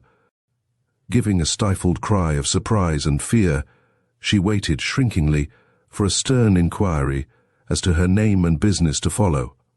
But to her mingled relief and amazement, it was a kindly, if a gruff, voice which came out of the darkness. "Well, missy, come to see the fun, I suppose." The fun? Could the still invisible man have said the fun? Then the lantern was lifted a little, and by its gleaming light, she saw a burly figure dressed in a plain chauffeur's uniform. Slowly he turned his lantern round, and then she became aware that drawn up under an evergreen oak overhanging the banked-up churchyard wall was a huge police motor car. Again the man spoke, but this time it was in a whisper. "If you'll promise not to cry out or faint, or do summit silly of that sort, I'll get you a good sight of it all." "Thank you very much," she faltered, feeling overwhelmed with shame and confusion. He went on, "Though 'tis a gruesome sight, sure lie, for a young gal to want to see. But there, I've been young myself, and I can mind when I wanted to see every earthly thing there was to see. However fearsome, I should like to see it," she whispered back in a trembling voice. "But only if I can do so without being seen by anyone who's there. Trust to me, missy, I'll make that all right," he said reassuringly. "They'll be much too busy over their job to trouble about you or me. You come right through here." He half pushed, half led her through the lych gate, and turning his lantern toward the ground, slowly preceded her, as they threaded their way between the grey and white gravestones. "I've brought a party of 6, he muttered huskily, "and apart from the grave-diggers and the undertaker's little lot, there's the corpse's doctor, so I understand, as well as the fine gentleman who did his poor lady in." Jean Bower stayed her steps. "You mustn't say that, for Mr. Garlett is innocent of having done any wrong." She felt convulsed with pain and anger, though her words were whispered quietly enough. The man turned round. "Every man and every woman, too," he muttered huskily, "is innocent, as we well knows, until found guilty. But it stands to reason, don't it, that this kind of thing ain't done for nothing. He has got a nerve to be here tonight at all, he needn't have been." A moment later, turning round again, he asked with sudden suspicion, "You've nothing to do with him, eh? You're not an interested party, eh?" And then Jean Bower, who had never told a lie, lied. "No, I'm just a visitor to Terraford," she murmured. Reassured, he went on, keeping near the low wall, as far from the church as was possible. Suddenly a turn in the narrow way between the graves left the church to their right, and Jean saw before her what she had come to see, and instinctively she clutched hold of her companion's strong arm and clung to it, feeling sick and faint. Lighted by 2 big flares, whence had come the curious glow which Jean had thought caused by a distant fire, a group of men were moving about close to, and just below, the walls of the old stone church, and stretching in dancing shadowy lines on the gravestones round. The men's shadows came and went in queer, grotesque shapes. Moving very slowly, her companion advanced nearer and nearer to the strange, uncannily silent scene, at which Jean, gathering a desperate courage from within herself, stared with affrighted eyes. Then all at once, she saw the man whose image filled her heart. Harry Garlett was standing almost exactly facing her at the head of Emily Garlett's open grave. He seemed quite incurious of what was being done, for he was staring straight before him, his bare head flung back. "The Home Office gent, as his back turned to us," whispered Jean's companion. "He's here to see that there's no tampering with the poor lady's remains." The girl pressed forward, shrouded in a darkness which was made the more intense by the bright light shed by the flares beyond, and, gradually, she began to realize exactly what was taking place in the lighted-up space before her. 4 men, 2 on each side of what looked like a deep, narrow trench, were exerting all their strength to lift the coffin up out of what Jean knew to be the freshly opened grave of Harry Garlett's wife. And after what seemed to the agonized watcher a long, long time, they succeeded in their task. Then there came the sound of heavy, muffled footsteps. Out of the darkness stepped 2 other men, and the 6 together placed the coffin onto a hand bier which Jean had not noticed before. "They'll take her to that cottage yonder. I helped to get it ready for 'em," muttered her companion hoarsely. "What cottage?" she asked, surprised. "Not better than a dog kennel, but good enough for the gentleman from London, him what they call a Hanalist, who's the cause of many a hanging," whispered the man. And then Jean remembered that on the other side of the churchyard wall, standing in a field, was a kind of shanty which she knew had been condemned, largely owing to her uncle's efforts, as unfit for human habitation some months ago. She forced herself to ask what was to her an all-important question. "Is it there that they'll find out what Mrs.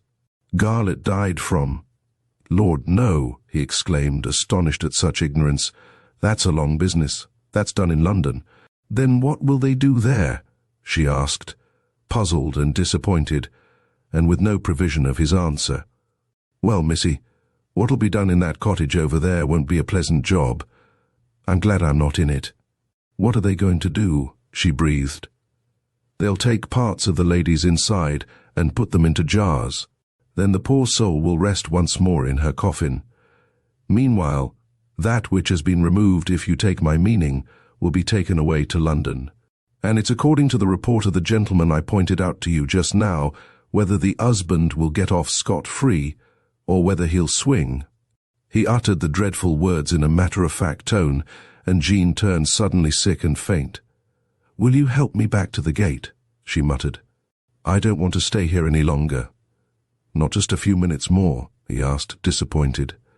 "If you goes now, you'll miss the most interesting part of the whole affair. They're just going to unscrew the coffin and take her out, and it isn't as if we was near enough to see anything that 'ud frighten you." But already Jean had turned and was blindly making her way back among the gravestones toward the Lich Gate. She was bitterly, bitterly sorry now that she had come. She felt that as long as she lived, the memory of tonight would remain most presently and horribly vivid to her, and she knew that it was a memory of shame and horror she must ever bear alone. "Don't he look like a murderer?" "Course he does, he is one." Harry Garlett turned sharply round. For a moment his weary face, his shrunken eyes glanced quickly this way and that, seeking to find out who had uttered those cruel words. It was the day following the night of the exhumation, and market day in Grendon. On the high-paved sidewalk there, paced up and down, jostling one another, a crowd of men, though here and there a woman. A farmer's wife or daughter mingled in the throng. And then all at once Garlett realized that as he stepped quickly along, people were pointing him out to one another, and that many of them were staring at him, some furtively, but the majority with an eager, pitiless stare of almost savage curiosity. A boy selling the local daily, a small sheet called the Grendon News, came bounding along, and he could hardly hand the paper out quickly enough to those who had not already got it in their hand. Harry Garlett called out, "Here, boy, I want that paper." And at the sound of his harsh voice, the men round him all fell silent and stared at him with a more pitiless curiosity than before. He took the paper, paid the boy, and held it out. Right across the little local sheet, in as big type as had been set out the declaration of war in August 1914, ran the words, "Exhumation of Mrs. Emily Garlett." He walked on, hardly knowing what he was doing, and yet horribly aware that his fellow townsmen and country neighbours were now forming a lane, leaving the way clear for him alone on the pavement. Not a face smiled in greeting, not a hand was stretched out to him of the many hands there which had so often grasped his in kindly friendship, or in fervent admiration of his cricketing prowess. At last he reached what he believed would be to him a place of refuge, But as he turned into the great square courtyard of the Etna China factory, he saw faces glued to every window pane. His coming had been heralded, and all these people with whom he had been on such happy, friendly terms till yesterday were now staring at him as if he were some terrible wild beast. But having gazed, as they hoped furtively, their fill, they melted quickly away from the windows. He was, after all, their employer, the master of their destinies, until he hurried into the hall and turned into the clerk's room. "Anyone called yet?" "No, sir, no one." The man who spoke to him looked much as usual. The other clerk had a foolish, nervous grin on his face. He walked on into his own room, took off his hat and coat, sat down, and forced himself to open the letters which lay as usual piled on his desk. Then he telephoned through to the room where his young lady shorthand writer must be awaiting his summons. But there came no answer to his call. He waited 5 minutes, then tried to get through to her again, without result. Then he got up and went to the clerk's room. "Where is Miss Faring?" he asked. His head clerk hesitated a moment. "Miss Faring's mother brought a note about half an hour ago, sir. I'm sorry I forgot it." He handed his employer a black-bordered envelope, and Harry Garlett, walking out of the room, opened the note in the hall. "Dear Mr. Garlett, I am sure you will agree with me that under the circumstances it is far better that my daughter should suspend her work with you for the present. I hope you will not think it impertinent of me to say that you and Miss Bauer have both been so very kind to Nancy that I trust with all my heart that the terrible things that are being said about you both are not true. Nay, I will go further, dear Mr. Garlett, and say that I am sure they are not true. Yours very truly, Mary Faring." Terrible things said about Jean and himself? This was a far greater, a more agonizing blow than anything he had yet experienced. He walked into his room, and careless of possible interruption, sat down and buried his head in his hands. Jean, the subject of low, coarse gossip. Jean, the subject of odious innuendo. He started up and began walking up and down the room. The fearful ordeal of last night, the horror attendant on his recent hideous progress through the high street, everything was forgotten in the news conveyed in Mrs. Faring's letter. Garlett was a proud and sensitive man. He had put aside, as he would have done a noxious sight or smell, those half-questions put to him by James Kentworthy, the detective, concerning his relationship with Jean Bauer.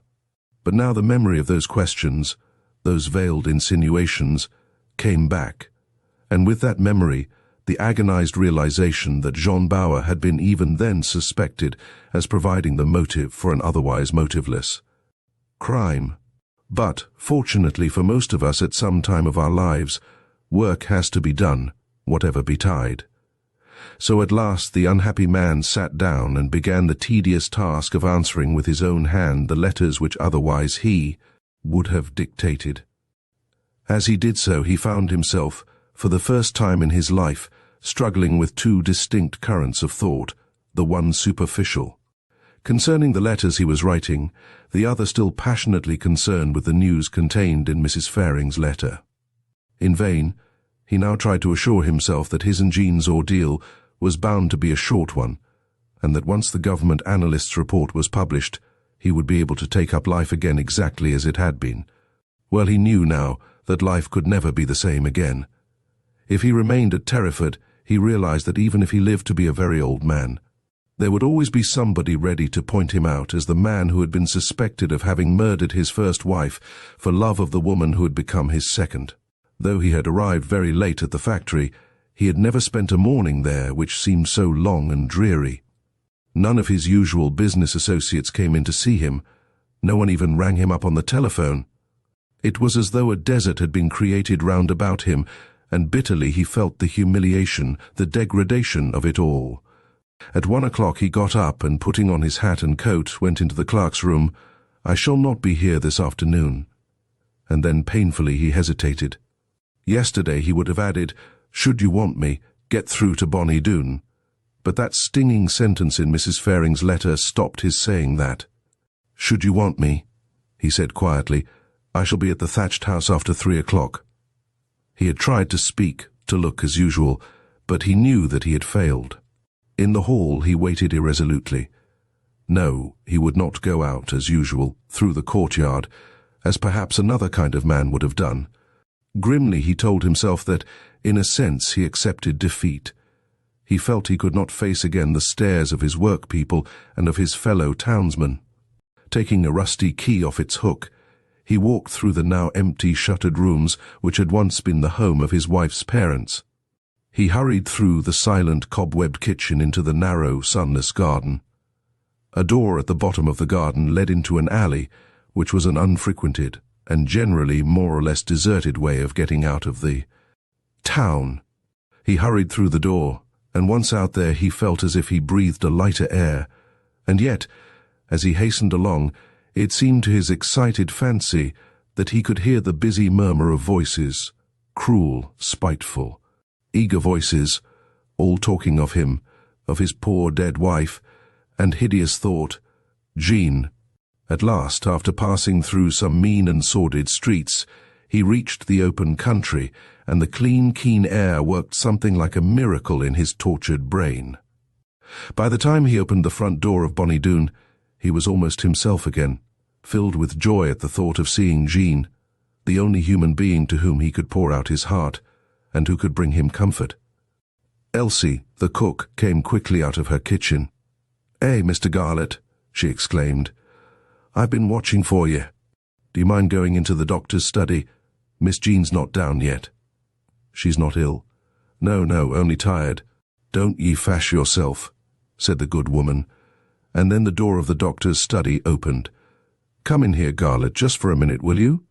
Was it his fancy, or was Dr. McLean's voice cold to sternness? "Jean was in the churchyard last night," began the doctor without any preamble. "She didn't mean us to know, but my wife got it out of her, and it smashed her up. I've given her a soothing draught, and I want her to stay in bed quietly all today. I meant to ring you up, but we didn't expect you till this afternoon." He spoke in a low, preoccupied tone.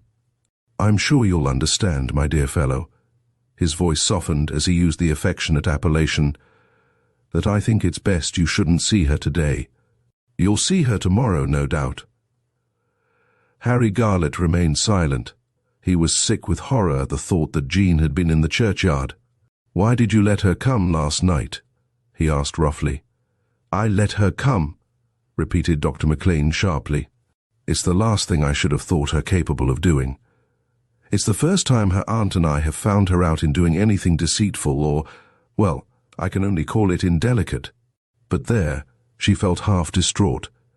It's fortunate that it's only a fortnight now. It may be 3 weeks at the longest before everything will be cleared up." "And how are we to get through the fortnight or 3 weeks?" asked Garlett hoarsely. His mind was full of what had happened that morning, but he told himself with relief that of what was apparently being said in Grendon, Dr. McLean knew nothing. Come, man, show a little courage. You've a long life of happiness and prosperity before you. How few can say that?" "I know that I'm not reasonable," muttered Garlett. "But there's one thing, Harry." The older man bent forward and laid his hand on the younger man's shoulder. "There's one thing, my boy, I'm minded to say to you, and I expect you to take it in a sensible, upright way." "I'll try to, sir." "Both Mrs. McLean and myself feel very strongly that during this time of waiting you should see very little of Jean. We haven't the heart to say you're not to meet at all, though we think that would be the best plan. But we do think you should do nothing to give cause for any talk or gossip, even in the village." As Garlett made no answer, the doctor went on reluctantly, "I can hardly bear to bring myself to soil my lips with what, however, I feel must be said. You are probably not aware that there's been talk about you and Jean?" "I was not aware of it till this morning," said Garlett in a low, shaky voice, "though of course Kentworthy asked me some strange questions." "Aye, so he did me. Even here there's been, it seems, a lot of poisonous gossip. I have traced one story direct to Miss Prince, a story of how you and that poor girl upstairs walked home on the day before your wife died." "Did we?" said Harry Garlett in a dull voice. "I'd forgotten that. I dare say we did. For the matter of that, I've walked home from Grendon to Terraford with most of our neighbours in the last 13 years. including Miss Prince herself. "I know that," said the doctor quickly. "But to come back to the matter in hand, I don't want to be unreasonable, but I do hope that you will both behave well, how can I put it, with sense and discretion. After all, it isn't very long to wait. You'll be married within less than a month from now, and then you'll be together for always. Till you're married, I'm quite sure you'd best see as little as possible of one another." "I quite see what you mean, and I dare say you're right." He was beginning to feel himself a pariah. "I'll be going back to the thatched house for lunch," he went on forlornly, remembering vividly how only yesterday he had been pressed to come today to this house, from which he now felt he was being expelled. "I think that will be best," said Dr. McLean uncomfortably. "I'll telephone through and say you're coming along." Chapter 10.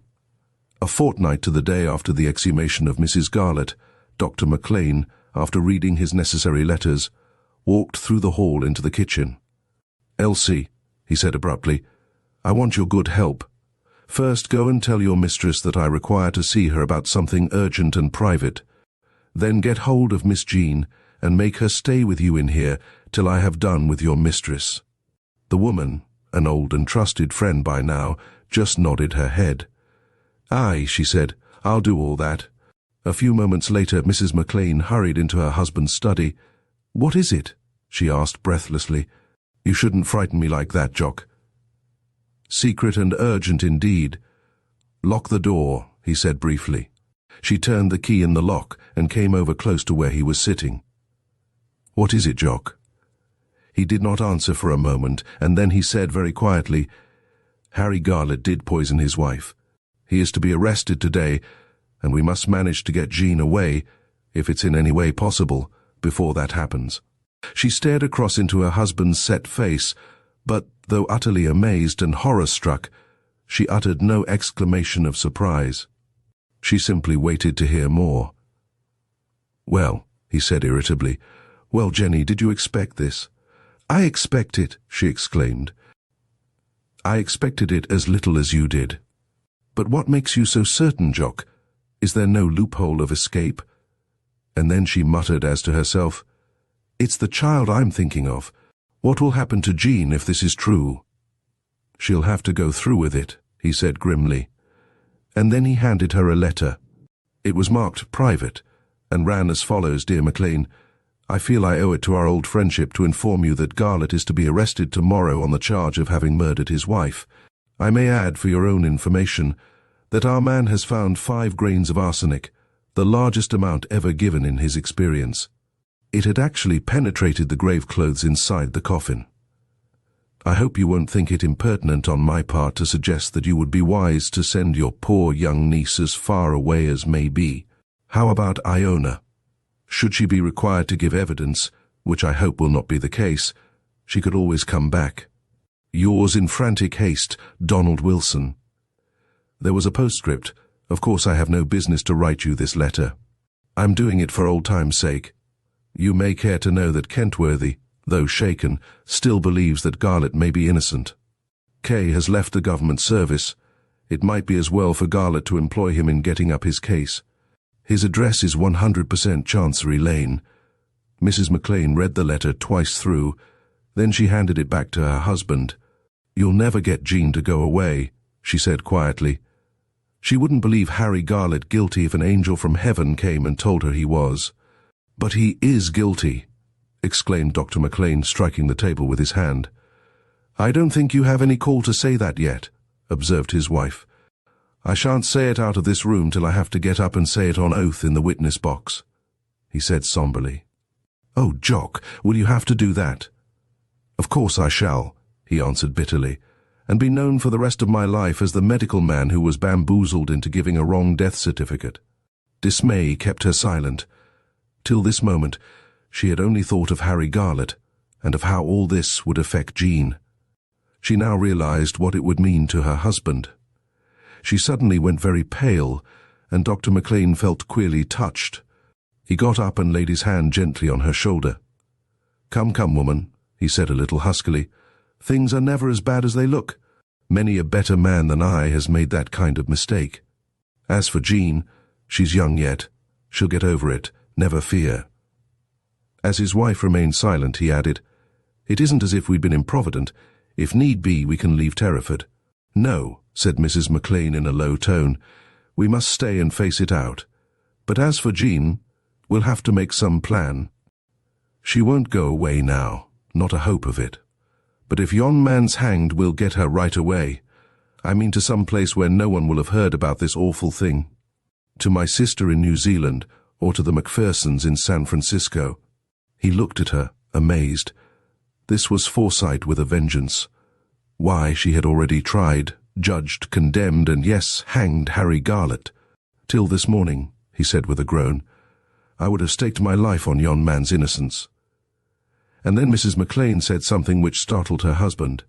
"It's all so strange," she said musingly, "because, as you well know, Jock, he hardly knew our Jean."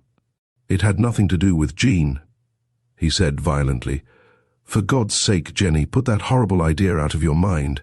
The truth is, I can say so to you, Emily Garlett had become impossible, intolerable. If the man's a murderer, you're just trying to find excuses for him," she said dryly. "Not excuses," said Dr. McLean sharply, "but a reason for his mad and wicked act, yes." "And now," said his wife slowly, "which of us is to tell the child, and what will be the best way to break it to her?" "I think," said the doctor hesitatingly, "that you had better tell her, my dear." "Perhaps I had, for she's a bit afraid of me, and she hasn't a shadow of fear of you."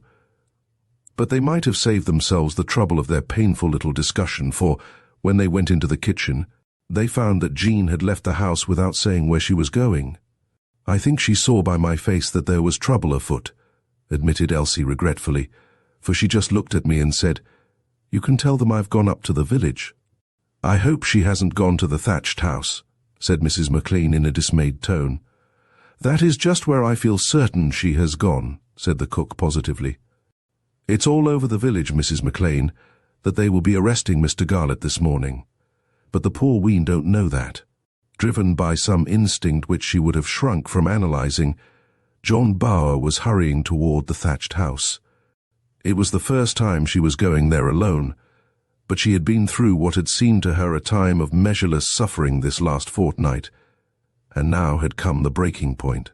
She felt she must see Harry Garlett, and alone. "Jean, Jean, stop!" It was Miss Prince's familiar voice, and unwillingly the girl turned and stood at bay. "You mustn't go to the thatched house this morning, my dear." A feeling of exasperated anger filled Jean's already overburdened heart. "I have something very important to tell Harry before he starts for the factory," she said quickly. "I doubt if you'll find him at home. He probably slept at the factory." The older woman looked into the girl's flushed, rebellious face with genuine pity and concern. "I think you ought to know, my dear, that the police came out to the thatched house while Harry was out last evening. They ransacked everything and turned out every drawer in the place." Why did they do that?" asked Jean falteringly. Probably for the first time in her life, Miss Prince remained silent in answer to a question. She had already heard the rumor that Harry Garlett was to be arrested this morning. "Let me go to the thatched house," she exclaimed. "And if Harry is there, I'll ask him to come out here and speak to you. I don't think you ought to go there alone in any case. Think what people would say." "I am going there," said Jean firmly, "and I hope you won't think me rude, Miss Prince. If I say that I don't care at all what people say." Without waiting for the other's answer, she began to run, leaving Miss Prince staring after her. But after she had gone through the wrought-iron gate, she saw that a little way up the broad path leading to the house, the Terraford village policeman was standing, as if barring the way. Now Jean knew the young man well, for he had an invalid mother whom she sometimes visited. "Have you business up at the house, miss?" he asked hesitatingly. She answered, "Of course I have, Jackson, or I shouldn't be going there," and walked firmly on. And then all at once, with a leap of sudden joy, she saw Harry Garlett standing by the open front door of his house. The sight of him brought a feeling of comfort, of reassurance to her burdened heart. But as he came forward to meet her, she realized that he was in a state of painful excitement and anger. "I tried to get through to your uncle about half an hour ago," he exclaimed. "But Elsie said he was out. I wanted to tell him myself of the dastardly outrage committed here last evening, It scared away the cook and her daughter, so I'm alone here." He hurried her into the hall, and then throwing his arms round her, he strained her to him. "It makes all the difference having you with me, poor Jean."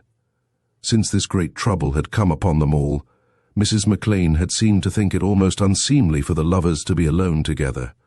Even the Yew Edge walk had become, by her plainly expressed wish, forbidden ground. It was wonderful to be alone with him like this, heart to heart, and lips to lips, almost too wonderful to be true. But at last the girl gently withdrew herself from Garlett's enfolding arms. "What happened last night?" she asked. "I suppose I'm a fool to mind," he answered. "You are the only thing that matters to me now, Jean, but I'd better tell you about it, for you will have to know some time." "Yes," she said, and taking up his hand she laid it against her cheek, though the mere fact that they were alone together brought with it deep comfort, as well as a hidden ecstatic bliss of which she was half ashamed. She yet felt not only frightened, but terribly perplexed. What did this that had happened last evening portend? The moment I'd turned the corner on my way to Bonnie Doon, the police came and ransacked everything here. I'll show you the state in which those brutes left my study." "Who did all this?" she asked.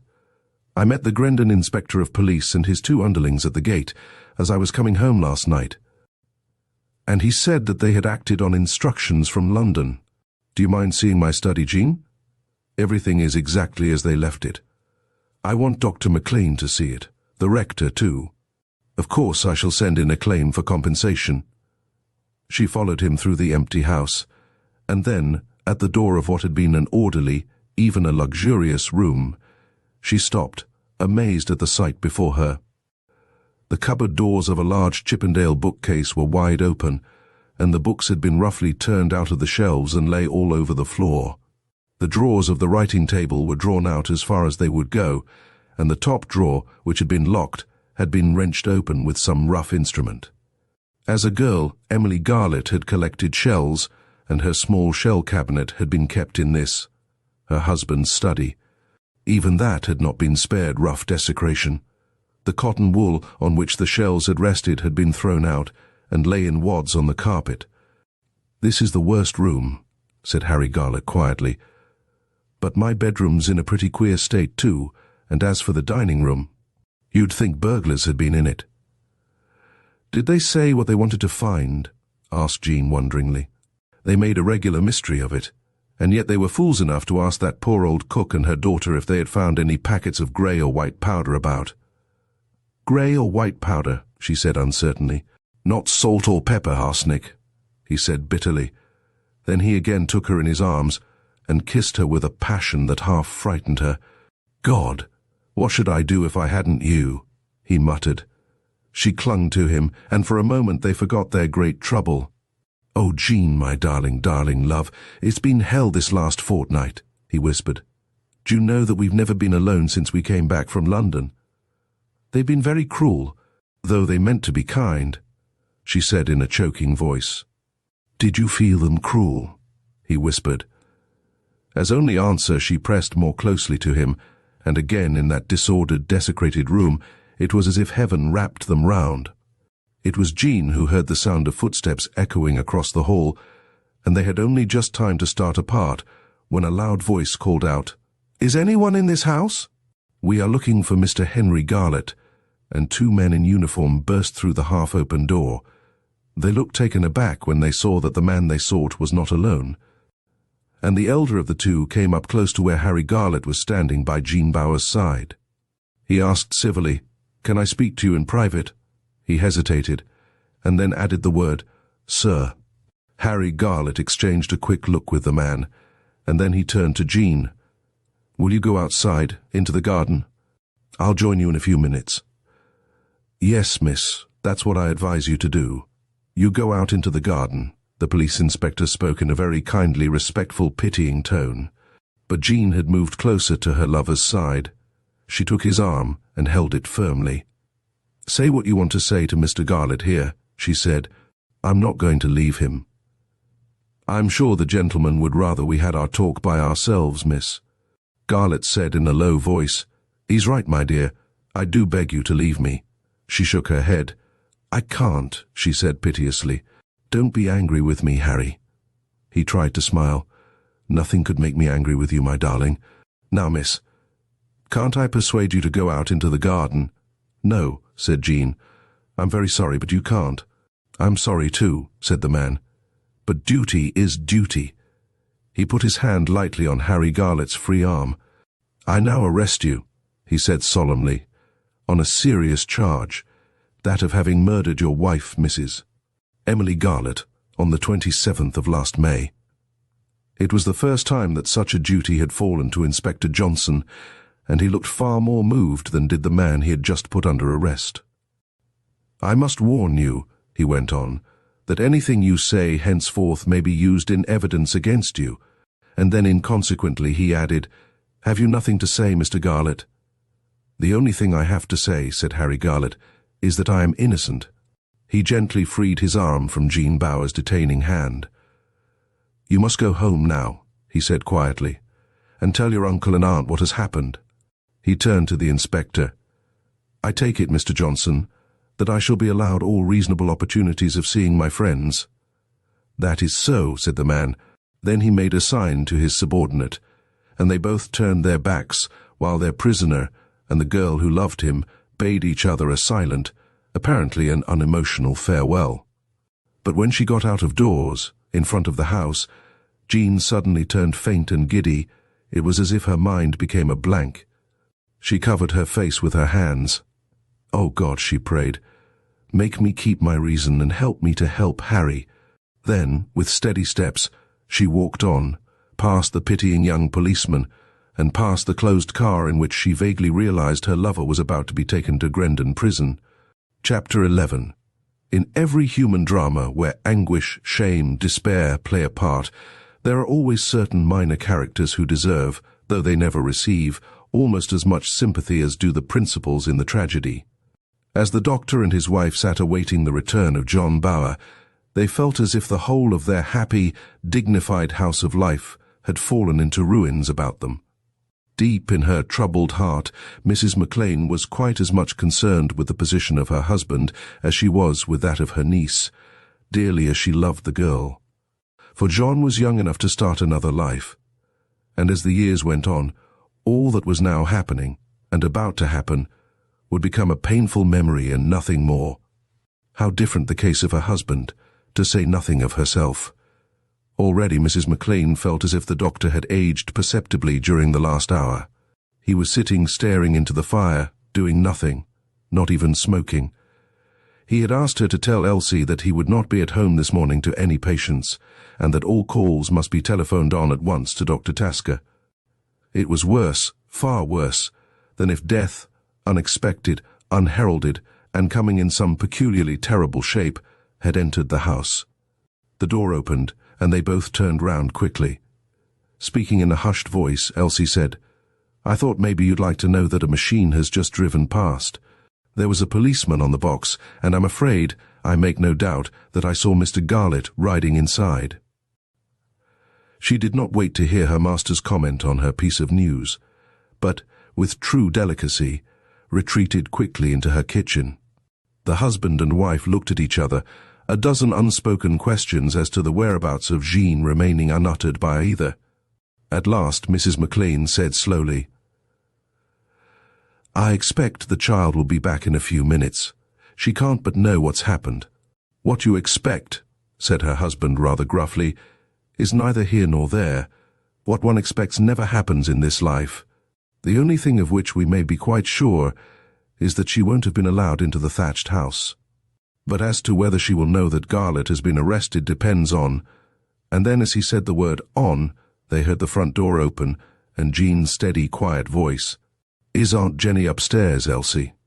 And Elsie's far more moved tones in answer, "The mistress is with the doctor, Miss Jean, in the dining room."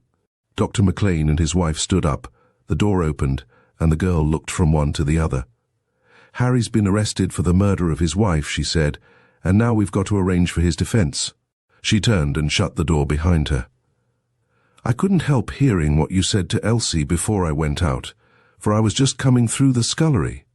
Was what you wanted to tell me, both of you, anything about Harry?" And then Mrs. McLean did a fine thing. She would have given the world to stay where she was, but she told herself that it would be far easier for the girl to endure what had to be said if the two others were alone together, and so, quietly, she left the room. Jean came over to where the doctor was sitting, and though he still remained silent, she saw his hand make an uncertain movement toward his breast pocket. "May I see the letter you had this morning?" "I think I ought to see it, Uncle Jock." "Yes," he said slowly. "I think you ought to see it. And I will go further, my dear, and say you ought to ponder over its contents very carefully." He handed her the letter his one-time fellow student had written, and she read it through once quickly, and then once very slowly. At last she let the piece of paper flutter down onto the hearthrug. He scarcely dared look at her, yet at last, when she did speak, there was in her tone a ring of confidence, almost of happy confidence. That somehow irritated him. "The first thing we've got to do," she exclaimed, "is to get Mr. Kentworthy to come and see us. I don't know what happens when an innocent man is accused of murder. Who looks after his interests? Would it be Mr. Toogood, the solicitor to the Etna China Company?" "I suppose Mr. Toogood will be the solicitor in charge of the case," he answered gravely. "I intend to get a London man." She gazed at him, surprised. "How do you mean? Why should you have a solicitor, Uncle Jock?" He got up. "Because," he said, looking down into her flushed face, "I gave a wrong death certificate." He could not help adding, with a touch of intense bitterness, "I am the simple country doctor who was taken in, and who unwittingly abetted the murderer in his foul deed." Then he sat down, heavily, in his armchair by the fire. She threw herself on her knees on the ground before him. "You can't mean that you think, Harry." And there was something so piteous, so terrible, in the eyes that looked up into his, that he quailed before that searching, accusing glance. "The one thing we know for certain is that Emily Garlett died as the result of a huge dose of arsenic," he said quietly. He stood up, and putting out his hands, raised her from the ground. "If you want to help this man, you must face the truth, my dear." "The truth?" she echoed. "The truth that the whole world, on the evidence now available, will consider Garlett guilty. You, I understand, believe him to be absolutely innocent?" "Absolutely innocent," she repeated, in a steady voice, but in her wide-open eyes there was a look of anguished questioning as to what he believed. Dr. McLean could not face that look, and hardly knowing what he was doing, he walked over to the window and looked out into the wintry garden. Behind him were uttered tonelessly the words, "Would you mind my sending a telegram to Mr. Kentworthy?" He turned round. "Do so, by all means. And then I suppose we'd better go and see Mr. Toogood, and I'll apply for permission to see Garlett. Do go on calling him Harry, Uncle Jock." "I will," he said quickly. "I will, my dear, but you know that till very lately I always did call him Garlett." As she was going towards the door, he called her back. "Do you feel, under the circumstances, that you ought to stay here in Terraford?" "Do you want me to go away, Uncle Jock?" he groaned. "Want you to go away?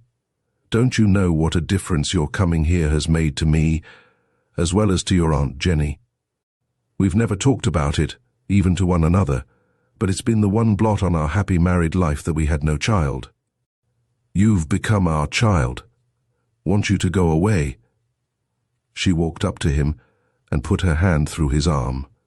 She was very moved, and for one fleeting moment she forgot Harry Garlett.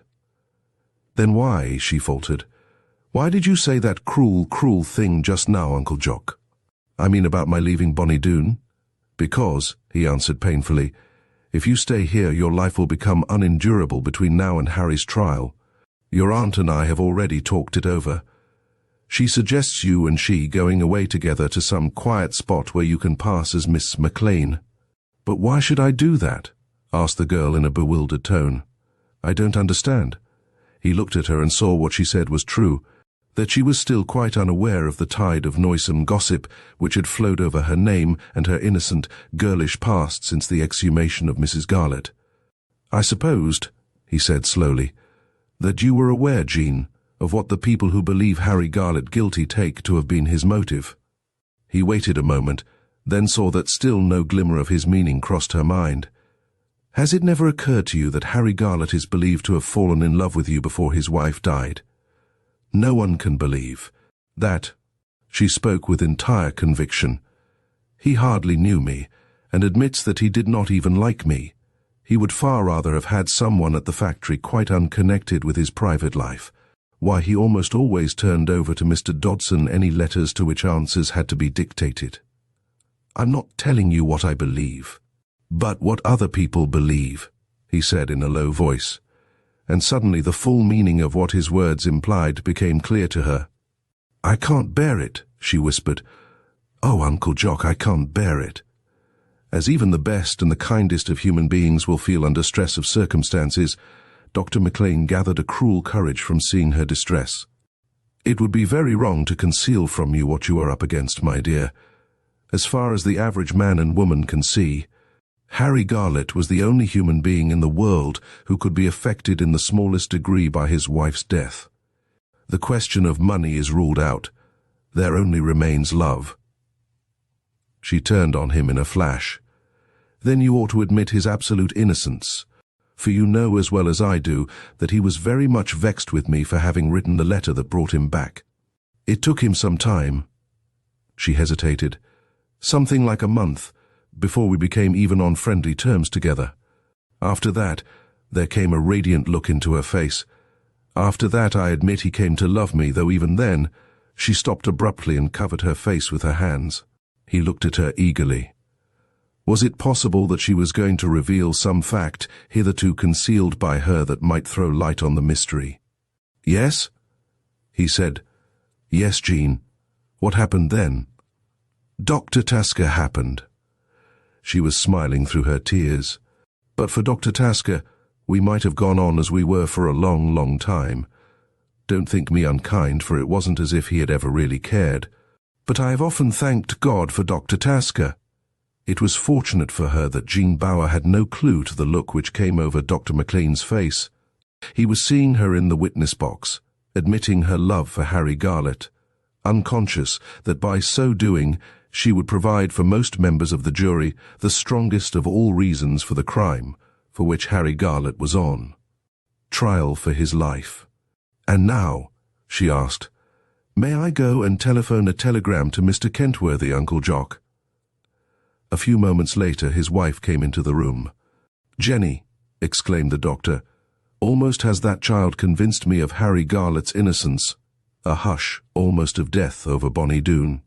A hush broken by a moment of almost intolerable disappointment, for the reply to the telegram sent to Mr. Kentworthy ran, "Am ill in bed. Will come as soon as possible. Doctor forbids journey for 3 days." Dr. McLean felt this to be a bad setback, all the worse because somehow it was so entirely unexpected. And what he felt was experienced in a far, far stronger and more anguished degree by Jean Bauer. She had pinned all her faith on James Kentworthy. She had felt that he would be the one tower of strength in a world where everything was falling into ruins about her. Her misery was much increased by the suspicion that her uncle was inclined to believe Harry Garlett guilty. She knew only too well the generous warmth he would have shown had he really believed her lover innocent. At last she suggested timidly that they might go to Grendon and see Mr. Toogood. But to that suggestion he answered irritably, "After all, I can't wholly neglect my patients." "Go out, do, and get that job over," exclaimed Mrs. McLean sharply.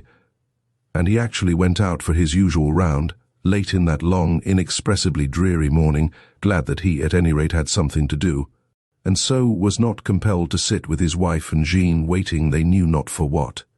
At last he came in. They all sat down to their midday meal, and then Dr. McLean suddenly lost his temper. Looking across the table, he had seen Jean surreptitiously pushing the little piece of meat with which her aunt had served her under a salad leaf. "Look here," he called out sharply. "You won't do Harry Garlett any good by starving yourself, Jean. The one hope the poor fellow has got is that we should all keep an even keel." Jean drew the little piece of meat out into the open again and ate it. At last a welcome diversion was caused by Elsie. "There's someone on the phone, sir, who wants to speak to you urgent." "It's Lawyer Toogood, I'm thinking." The doctor jumped up and hurried into his consulting room. Yes? Who is it? Toogood. I've seen Garlett, and I'd rather like to have a few words with you, McLean. Can you make it convenient to come early this afternoon? Of course I will. And Toogood, may I bring my niece, John Bower? Bring her by all means, but I should like to see you alone first. Can you give me any word of hope? Dr. McLean's voice instinctively lowered. Wait till I see you. I don't like to say much over the phone. The town's in a state of wild excitement. There's actually a little crowd of people round the door of my office at this moment, just waiting to catch anyone who comes in or out. And 20 minutes later, the patience of the idle folk who hung about the high street in the hope of catching a glimpse of some actor in what was already beginning to be called the Terraford Mystery was rewarded. Dr. McLean's familiar covered in two-seater dashed up to the fine old red brick house, on the door of which was a big brass plate bearing the words Toogood, Lane, and Company Solicitors, and the group of idlers pressed forward to see the girl who was the heroine of the case alight from the car. She looks a deep one, ventured a voice, and then there came the answer from more than one pair of lips. Aye, so she do. Her ordeal, or rather Dr. McLean's ordeal, for she was unaware of the glances levelled at her, did not last long, for the doctor and his niece were kept only a moment standing outside the mahogany door. Mr. Toogood had hurried downstairs as soon as he had heard the two-seater drawing up in the street, and this alone would have marked the great importance he attached to the visit. For he was not the man to put himself out unnecessarily. He shook hands with them both in a perfunctory, hurried way, and then led the way up to the spacious first floor. Once there, he opened the door of a back room. Now then, my dear young lady, you go in here. I'm afraid it will be some time before I shall ask you to join us. He shut the door on her, and preceded Dr. McLean into the large front room which, though lined with tin boxes, each of which was inscribed in white letters with the name of some local worthy, might have been the comfortable study of a man of leisure. On the flat writing table stood a bunch of sweet-smelling hothouse flowers, for Mr. Toogood was a keen gardener. Well, McLean, sit ye down. This is a grim business, eh? Dr. McLean sat down, and he noticed that Mr. Toogood's round, genial face was set in hard lines. The two men often had occasion to meet, and sometimes on disagreeable business, but the doctor had never seen the lawyer look as he looked now. At last the doctor muttered, I don't know what to think, Toogood. Perhaps I've been lucky, but in the course of my long practice I've never even suspected the secret administration of poison. I can't say the same. I think you'd be surprised if you knew how often I've suspected, perhaps I ought to say half suspected, murder. In our line of country, the longing for money is the thing that leads to crime. There was nothing of the sort in this case, exclaimed the doctor. Garlett had all the money he wanted. I was going on to say, observed the lawyer significantly, that next to money love is the most potent begetter of crime. Dr. McLean remained silent, and the lawyer, fingering a ruler on his table, said musingly, Garlett was a very good-looking chap, yet he never seemed to care for women. Mr. Toogood unconsciously used the past tense, and Dr. McLean, noticing that he had done so, felt a slight shock. He leaned forward. Do you think Garlett in real danger, Toogood? I want you to tell me the truth, for it's of terrible moment to us because of our niece. A change came over the lawyer's face. It is indeed, he exclaimed. It was a curious fact, but a fact nevertheless, that during the last 2 or 3 minutes, Mr. Toogood had completely forgotten John Bower's connection with the man now talking to him. His mind had been full of her, but entirely in connection with Harry Garlett. It was as Garlett's secretary, not as Dr. McLean's niece, that he had considered the girl's unhappy situation. He told himself that he must go warily, the more so that 2 or 3 of the men who had spoken to him of the case that morning had seemed to think it possible that John Bower might find herself in the dock with Harry. Garlett. He now remembered, with a touch of acute dismay, that a fellow lawyer had actually observed, I'm told they found no arsenic at the thatched house. But that young woman, Garlett's lady love, being a doctor's niece, must have access to all kinds of poisons, eh? So, setting a guard on his tongue, Mr. Toogood came back to the matter in hand. "You'll be the most important witness, both before the magistrates and at the trial, Maclean.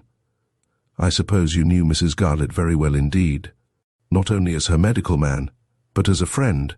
"Yes, I think I can say that," said the doctor cautiously, although the poor woman never cared for anybody apart from the man she married. As for female friends, well, Miss Prince was her only intimate acquaintance. She was on bad terms with Mrs. Cole Wright, and she never cared to see my wife. The doctor smiled a rueful smile. Though she was prim and old-fashioned, Emily Garlett liked men very much, more than she did women. The day before she died, she had 2 gentlemen callers, the rector for one, I know. You saw her pretty often, I suppose?" "Yes, she often sent for me, though there was little I could do for her." "You attributed her death to violent indigestion, acting on the heart?" queried the lawyer, glancing down at a paper lying on the table before him. Dr. Maclean hesitated. This was touching on what had already become a very sore subject with him. "I made a bad break there, Toogood," he admitted painfully. "Oh, well, we all make mistakes.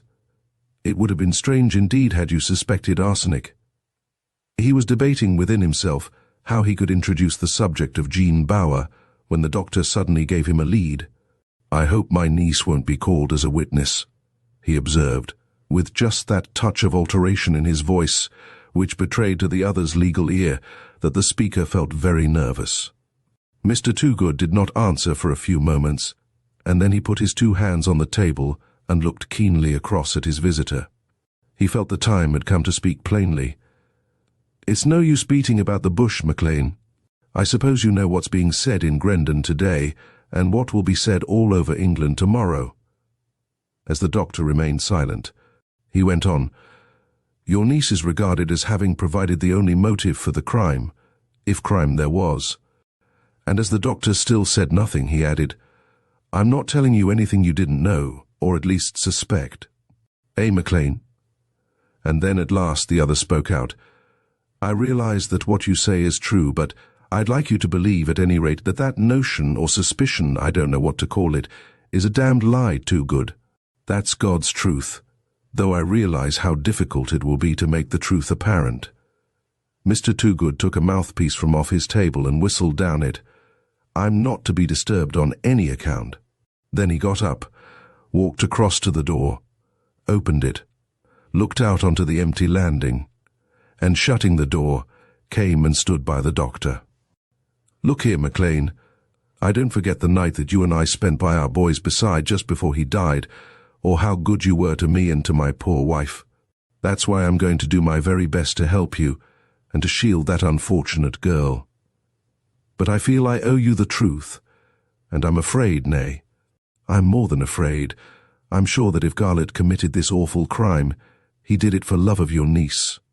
Even now he can think of nothing else. When I saw him in the prison this morning, the first thing he said to me was, 'I want you to convey a message to Miss Bower, Toogood. I want you to explain to her that I don't want her ever to come here to this horrible place.'" Dr. Maclean opened his mouth to speak, and then he shut it again. And that wasn't all. While I was trying to get out of him something which might be of value when he is brought up before the magistrates, his mind was so full of Miss Bower that he really could hardly attend to what I was saying.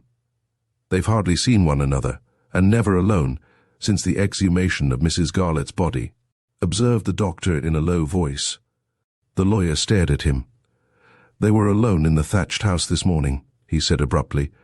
"I mean when Garlett was arrested." "I'm sure that isn't true," said the doctor firmly. "My dear Maclean, it is true.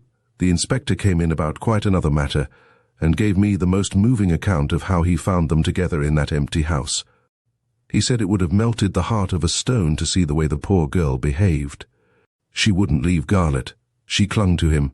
He said it reminded him of stories he had read of couples in the Indian Mutiny." "My God!" exclaimed the doctor. "I knew nothing of this." The lawyer pursued his advantage.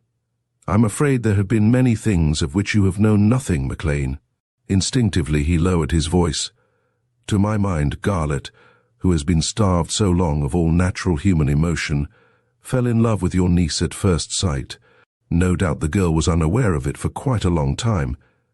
But you're not going to tell me that last winter, when she first became secretary to his company, Garlett didn't see enough of her to have 100 opportunities of finding out how far more attractive she was than his wife. Dr. McLean remained silent. With a feeling of sick dismay, he realized that what the other man said was only too true. In a way, for all his jolly open manner, Garlett was a secretive chap, went on Mr. Toogood. I've been his lawyer ever since he married, but he's never talked to me about his private affairs, or consulted me in any way. As a matter of fact, Mrs. Garlett was far more businesslike. She knew what she wanted. I always enjoyed a talk with her.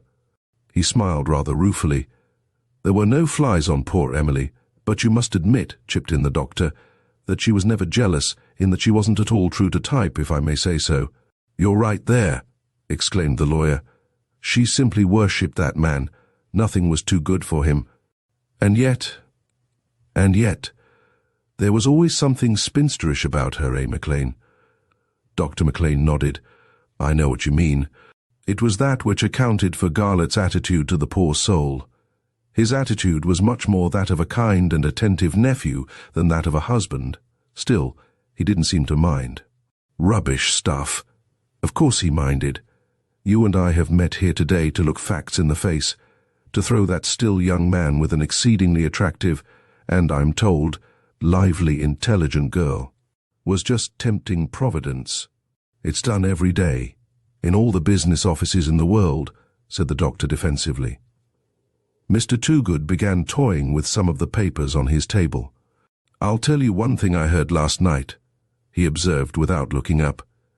In the bar of the King's Head Hotel, as a matter of fact, it was asserted that within a week of Mrs. Garlett's death, your niece received by post an anonymous gift of a most beautiful diamond ring. If the purchase of that ring can be traced to Garlett, it will produce a very unpleasant impression at the trial. The doctor felt a strange sensation suddenly sweep over him. He had often seen a woman in hysterics, and he had all your medical man's contempt for that special form of disordered feminine nerves. But now he felt as if he himself might easily burst out crying and laughing together. That ring, he exclaimed, was my wife's gift to her niece on the girl's 22nd birthday. It is a poor little bit of a thing with a turquoise in the middle and 2 small pearls, one on either side. One of the pearls had gone dead, and my wife sent it away to have it replaced by a good pearl. So she arranged that the gift should reach our niece anonymously on her birthday. If the stories that are being told of Garlett and Jean are on a level with that story, the other raised his hand. I should be deceiving you, McLean, were I to admit that all, or even most of the stories now being told concerning your niece and Garlett are as easily refuted as is apparently this story of the diamond ring. Let us simply take what we know to be true. How do you mean? What happened after Mrs. Garlett's death? Garlett gave out he was going away for a long time, perhaps for as long as a year. I thought it odd that he didn't come to see me, to make the arrangements any ordinary man of business makes when going away for so long a period. But he just sent me a hasty note as to the proving of his wife's will, and left the very day of the funeral. I thought his conduct very strange then, and I don't mind telling you now that I hope the other side won't get hold of it. But there's one thing we can't keep from them. That is Garlett's sudden return at the end of 3 months. Now, why did he do that? Because of old Dodson's state of health, replied Dr. McLean hotly. The direct cause of his return was a letter from your niece. He told me that himself the first time I met him. That letter, said Dr. McLean sharply, was written on my advice. In fact, she showed me the letter before she sent it off to Garlett. The girl was placed in a very difficult position at the factory. I know that, said the lawyer quickly. Everybody knew that it was most awkward for the girl. Old Dodson used to make love to her. I heard about it at the time. I believe he went so far as to propose marriage more than once. Dr. McLean stared at Mr. Toogood in amazement. He knew that this was true, but he had thought it was a secret between him and June. He had not even told his wife. The other read what was passing in his mind. You're surprised, my good friend, at that fact being known? Probably Miss Jean never told a soul except perhaps you, the doctor nodded. Good God, man, Do you suppose that in such a place as the Etna China factory everything that happens isn't known?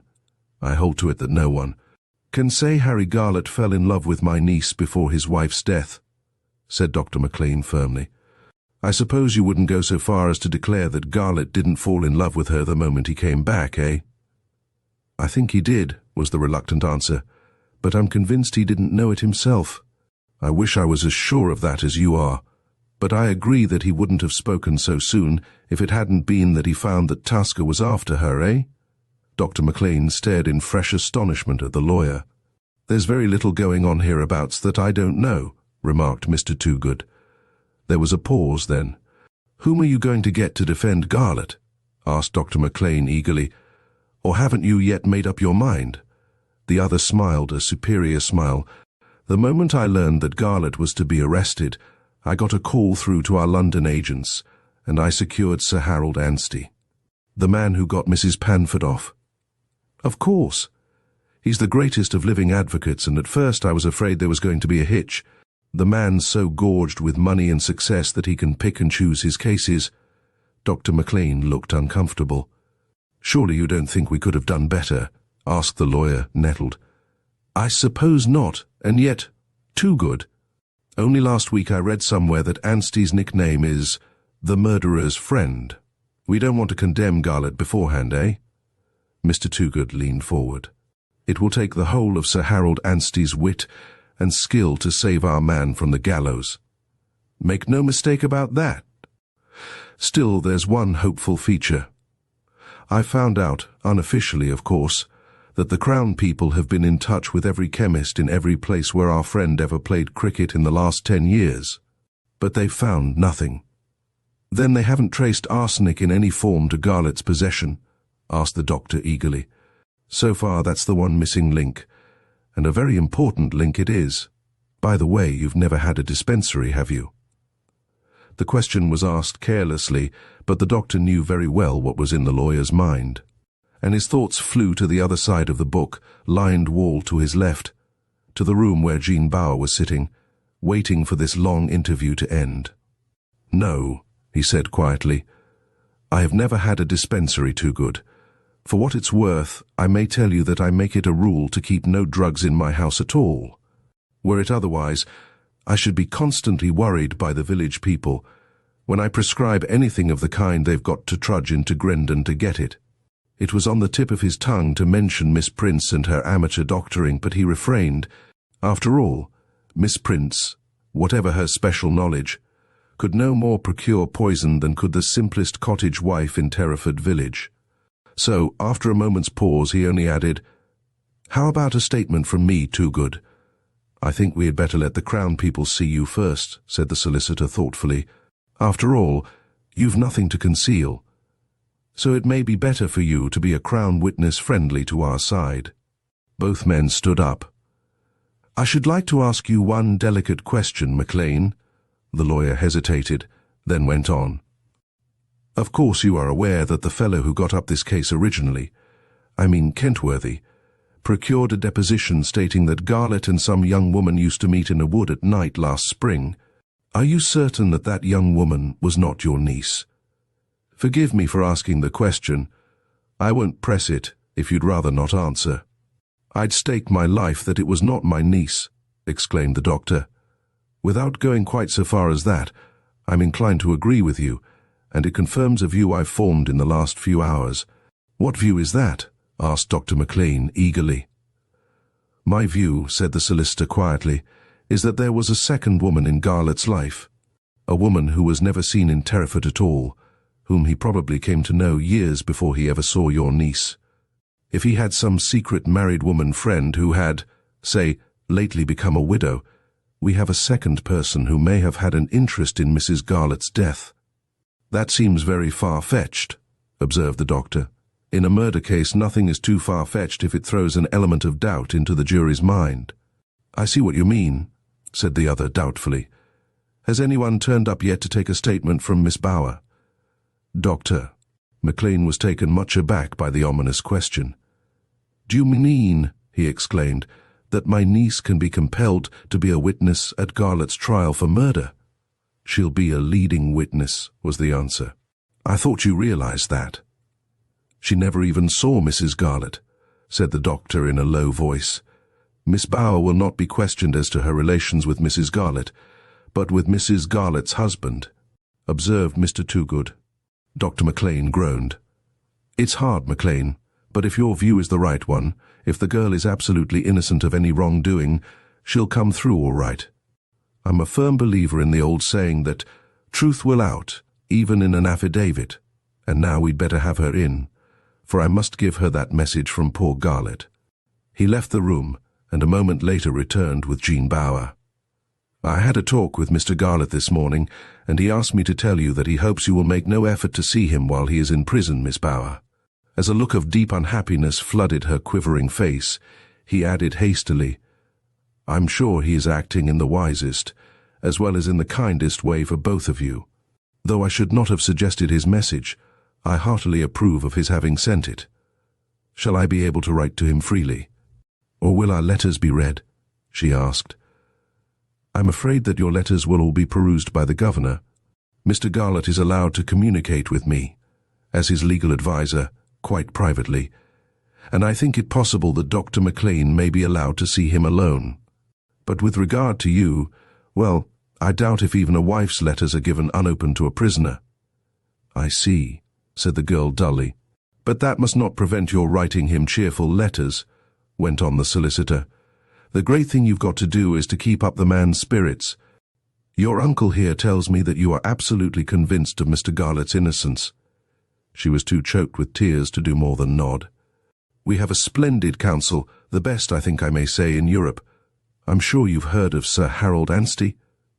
Now Jean Bauer had also seen a photograph of the famous advocate in a picture paper, and underneath the portrait had been printed the words, "Sir Harold Anstey, affectionately known at the bar as the murderer's friend. Sir Harold is a wonderful man," went on Mr. Toogood eagerly.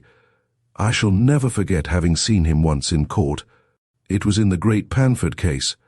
There didn't seem a hope for the woman in the dock, but he got her off. He has an astonishing way with a jury."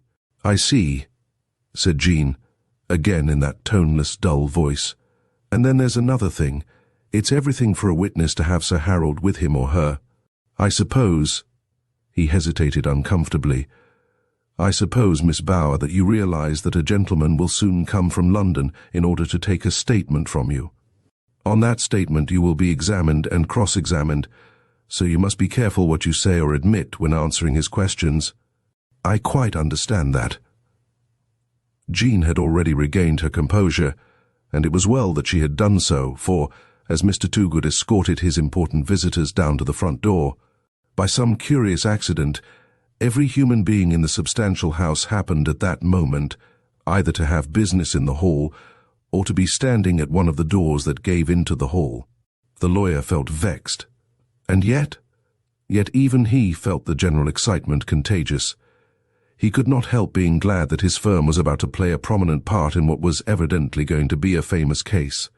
It was also satisfactory to reflect that Harry Garlett, unlike the vast majority of criminals, was a wealthy man, and that the huge costs were thus certain to be paid. Even so, as he walked upstairs back to his own room, Mr. Toogood told himself that John Bauer was the last kind of young woman for whom he would have been tempted to commit murder 20 years ago. She seemed so quiet, so dull, so unemotional. Mr. Toogood recalled the last time he had been out to Terraford. It had been to take the poor doomed woman's instructions as to her will. She had only a few £1,000s to leave, for she had settled the bulk of her fortune on her husband years ago. And suddenly he reminded himself that neither he nor the doctor had mentioned Miss Agatha Cheall, one of Mrs. Garlett's legatees, who had been actually present at her death. She would be a witness, and an important witness, for the defence, for she, at any rate, could testify as to the excellent terms on which the husband and wife had been. Chapter 12. Elsie, the cook, was an early riser and worker, but even she had been exhausted by the doings of the long day on which Harry Garlett had been arrested, so she came down later than usual the next morning. It was still rather dark, so she turned on the electric light and after she had lit the fire and put on a kettle of water, she began bustling about the kitchen. All at once, and for the first time in her life, she gave a suppressed scream, for 3 pale faces were glued to the kitchen window, and for an awful moment she thought they were the spirits of dead men. Then the woman's strong good sense asserted itself. Spirits don't wear great coats and billycock hats. Looking straight into the 3 staring faces, she hurried to the front door and unlocked it. At once the 3 men faced about and stood before her, and in the hazy morning light, she saw the motor which had brought them standing outside in the road. The youngest of the strange-looking visitors, a cocky-looking young man, so Elsie told herself, took off his hat and held out his hand, but Elsie kept her hands down. "Is it the doctor you're wanting?" she said sharply. "And what do you mean by behaving so unmannerly? You gave me the fright of my life, if it's any pleasure to you to know it." And then, to her indignation and surprise, the cocky young man bent a little forward, took up her right hand and pressed into it a £1 note. "We want 5 minutes' talk with Miss Jean Bower," he said in a husky whisper. "Don't think we're going to frighten the young lady or insult her in any way. We only want a few moments, which will be all to her advantage. Can you conveniently manage that for us?" Elsie crunched up the £1 note and flung it straight at his face. To her regret, it did not touch either of his eyes. It only hit his nose. "How dare you offer me your dirty money?" she exclaimed. "You make yourself scarce, young man, or I'll go and ring up the police." "The police won't be able to help you," but he spoke with less assurance. "We have a perfect right to try to see this young lady. In fact, as I hinted just now, it will be better for her, and better for Harry Garlett too, for her just to see us and tell us her side of the story. We each represent a big London paper. Crawford?" A tall, fair youth stepped forward. "Let me introduce the Live Wire." Elsie could not but feel thrilled. This was the first time she'd ever seen a newspaper man. "Now then, Angus, don't be shy." The oldest man of the 3, in answer to that remark, moved a little nearer. "I think it will be to the poor girl's advantage to see us," he said gently. "He's the Sunbeam, a bad poet in his rare moments of leisure, and I take it a fellow countryman of yours. Mrs. Housekeeper." There was something boyish about the impudent young fellow, and Elsie unconsciously melted a little. Also, she had been impressed by the few words uttered by Angus. There might be something in what he said. "You all go up to the village," she said suddenly, "and put in an hour at the Pig and Whistle. Then you come back here. By then I'll have told the doctor what you say. Maybe he'll let Miss Jean see ye." The 3 men consulted together, and then the man who had not yet spoken, he of the Live Wire, came forward. "Look here," he began.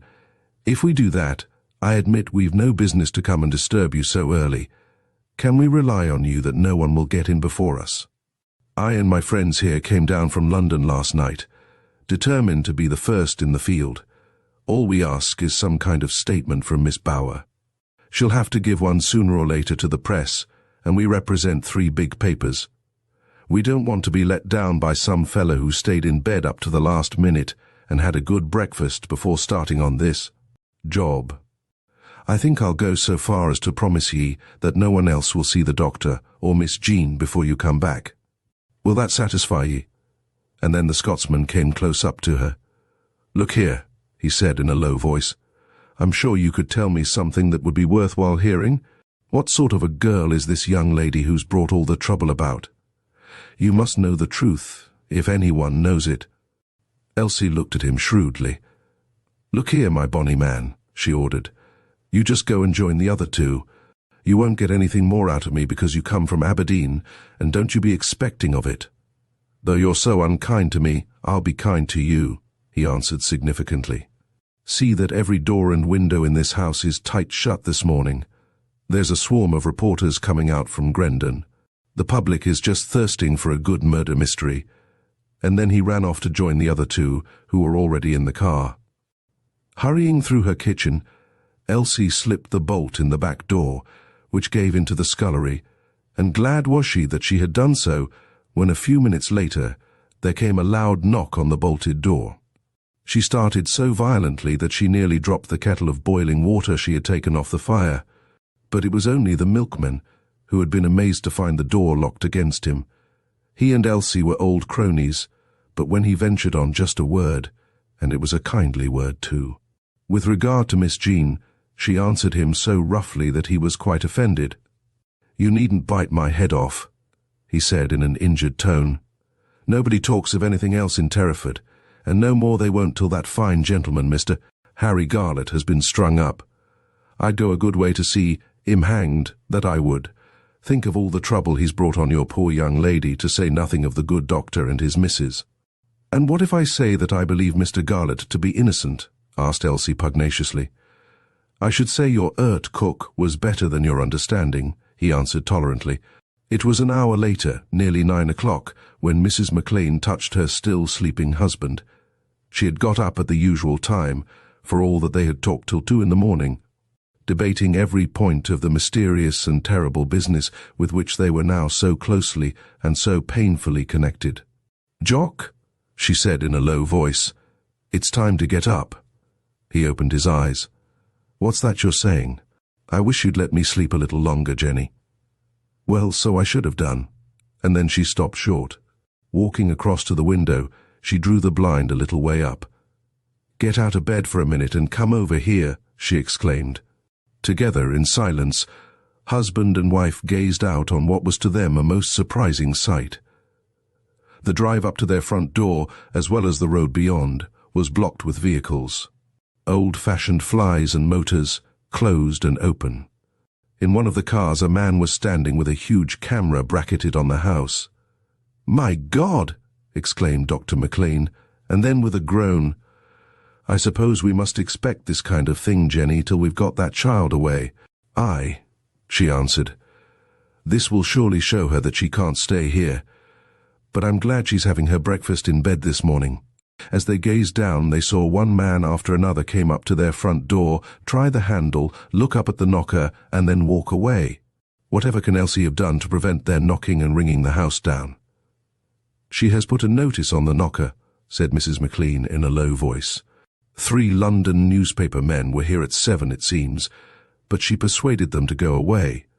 They told her there would be a lot of men out by 9 o'clock, so she tied a label on the knocker, with "Please do not knock or ring bell" written on it. But she has one of the kitchen windows open, poor woman, though it's a bitterly cold day, and she just parleys with them through it. We shall have a lot to thank Elsie for, Jock, when all this trouble's over.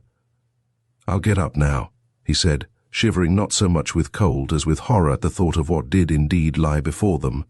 "I've got your bath nice and hot." He took her hand and patted it. "Now you go down and tell Elsie that I'll deal with these gentry as soon as I'm up. I've arranged for your breakfast to be brought up here on a tray. You may as well wait till you've had that." "Perhaps I might," he agreed. "They're all round about the house," she went on, their faces just glued to the windows trying to get a glimpse of Jean. The doctor had just finished his hasty breakfast when there came a knock at the bedroom door, and Elsie appeared. "Please, sir," she said in a hesitating voice, "the 3 men who came very early this morning have come back. They're from big papers, and I'm thinking 'twould be best for ye to see them. I promised no one should see ye before them." He looked at her sternly. "You had no business to make such a promise, Elsie. I do not wish to see anybody." "I'm afraid that you'll be well advised to see them," she said in a subdued tone. "Their newspapers are read a lot in these parts, sir." He got up. "You're a wise woman, Elsie. I'll take your advice. Are they in my study?" "Oh, no, sir. They be seen there. I've got them in the scullery." And it was standing in the cold, dark scullery, in which he had not been for years, that Dr. McLean confronted the 3 inquisitive strangers, his anger breaking out afresh that he should be subjected to so horrible and degrading an ordeal. As to the one thing they all so eagerly desired, he was absolutely firm. "It is quite impossible for you to see my niece, and if you did see her, there is nothing which she could say to you that I cannot say. Ask me any questions you like, and I will try to answer them truthfully." And then they did ask him questions, foolish questions and wise questions, dangerous questions and harmless questions, clever questions and stupid questions. The doctor was too new to the game to ask them to read over to him what they had been writing down so busily. But at last, with infinite relief, he shook hands with each of the three and let them out, one by one, into the little yard from which ran a separate way to the high road. He was going through the kitchen when they were startled by a loud, imperative double knock on the knocker which so far no one had touched that morning. The front door bell also pealed through the house. "You wait just inside here, sir. I'll go to the door. I've got it on the chain. No one can force their way in." Elsie purposely left the kitchen door open, and soon the doctor heard a stern voice say, "Please take off the chain and admit me at once. I'm a police inspector sent down by the Director of Public Prosecutions. I've come to take statements from Miss Jean Bower and Dr. McLean." The tone of the speaker was not pleasant. But a moment later, to Dr. McLean's relief, he heard the same voice apparently addressing a small crowd of men who had gathered round him. They could be seen through the window of the kitchen, edging closer and closer to the now open front door. If you newspaper people don't show a little more good feeling and decent regard, in such a case as this we shall have a bill put through Parliament making it illegal to take any photograph or any interview in connection with any murder case as yet untried. That wouldn't suit some of you, I reckon. There's nothing doing this morning, apart from what I've come to do, so I advise you to be off. Dr. McLean heard Elsie's voice. "If you'll come into the doctor's consulting room, sir, I'll go and tell him that you're here. I should like to see Miss Bower." "Miss Bower's still in bed, sir. I shall have to see her in bed if she's not inclined to get up." "I'm sure she'll get up, sir. Will you please come this way?" Very different from James Kentworthy was the man whom the doctor greeted a moment later. He was tall and thin, with a clever, stern face.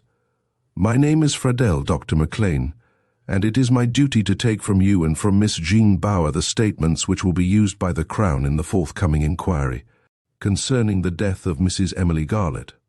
I will, of course, put all the information in my power before you," answered the doctor quietly. "But is it really necessary that you should take a statement from my niece?" "Most certainly it is. I understand that Miss Bower is in bed. That does not mean, I presume, that you consider her too ill to give me a statement today." "No," said Dr. McLean. "I could not honestly say that. But the girl is terribly distressed, Mr. Friedel." He hesitated and then added, "She believes Mr. Garlett to be absolutely innocent." "So I understand," said the other dryly.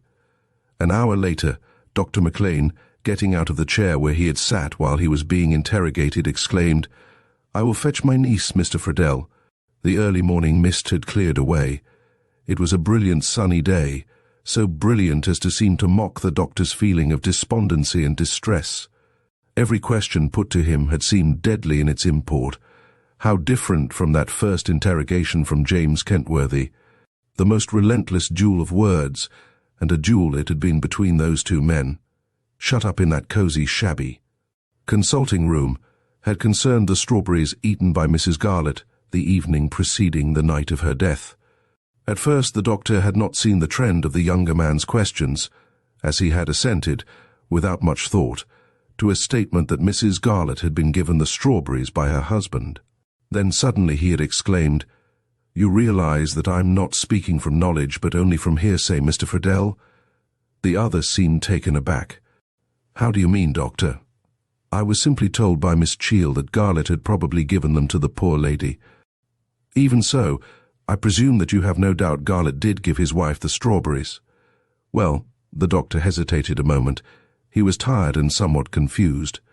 At last he replied evasively, "Garlett strongly denies that he even saw the little dish of strawberries, and he further asserts that, knowing how delicate was his wife's digestion, nothing would have made him give them to her so late in the evening."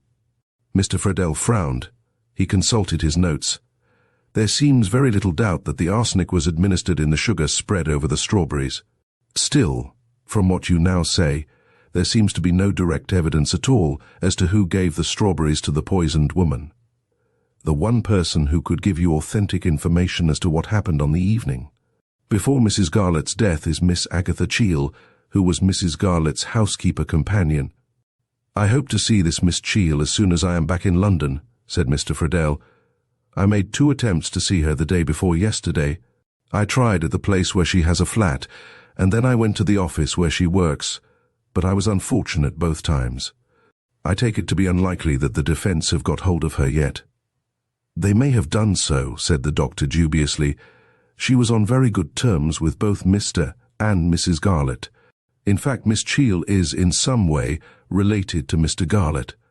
I think it would be very painful to her to be among the witnesses for the prosecution, though not more painful, I feel sure, than it is to myself," he concluded ruefully.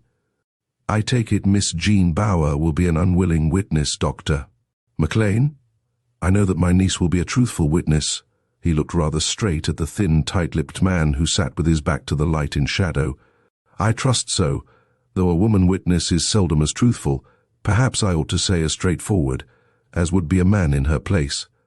Too often your honest, truthful woman witness is such a fool that, without meaning it, she gets confused and begins to lie." "My niece is not at all that sort of woman," said the doctor coldly. Perhaps the last words uttered by Dr. McLean prejudiced the stranger, for the glance he cast on the pale, sad-faced girl, who a few moments later entered the room, was far from kindly.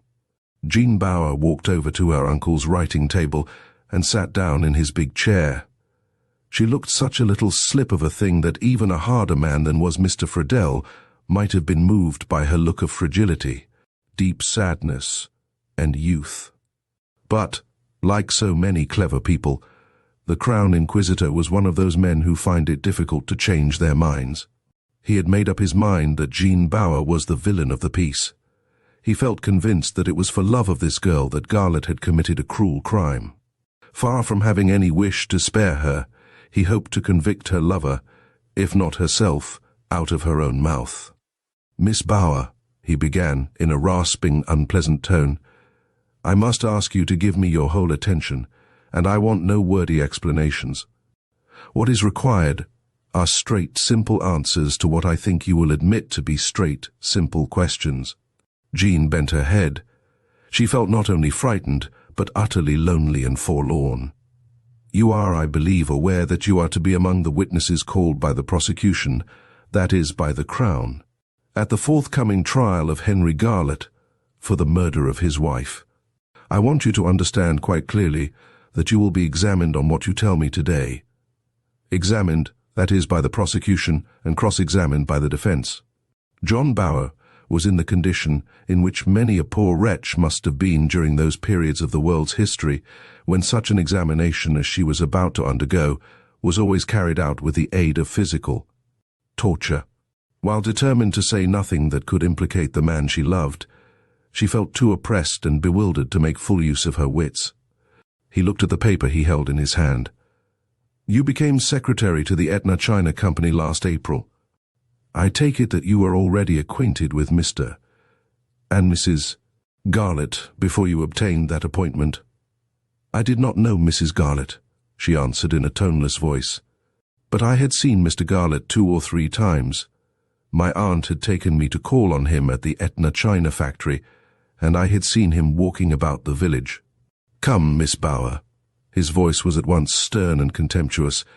"You are, I understand, Doctor, and Mrs. McLean's adopted daughter. Do you mean to tell me that you were not acquainted with the lady who was your uncle's principal patient?"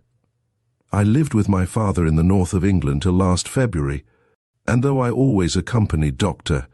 and Mrs. McLean on their holidays, I had not been in Terraford since I was a child." She looked at him quite straight.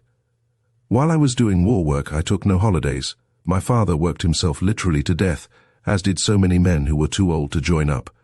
After the war he became an invalid, and I nursed him till his death just a year ago." "I see. By a strange chapter of accidents you had not been to Terraford for many years till you came here to live last winter. That is so. But after you become secretary to the Etna China Company, I take it you saw Mr. Garlett constantly, he being managing director of the business?" "Yes, I used to see him quite often, not every day, but on most days."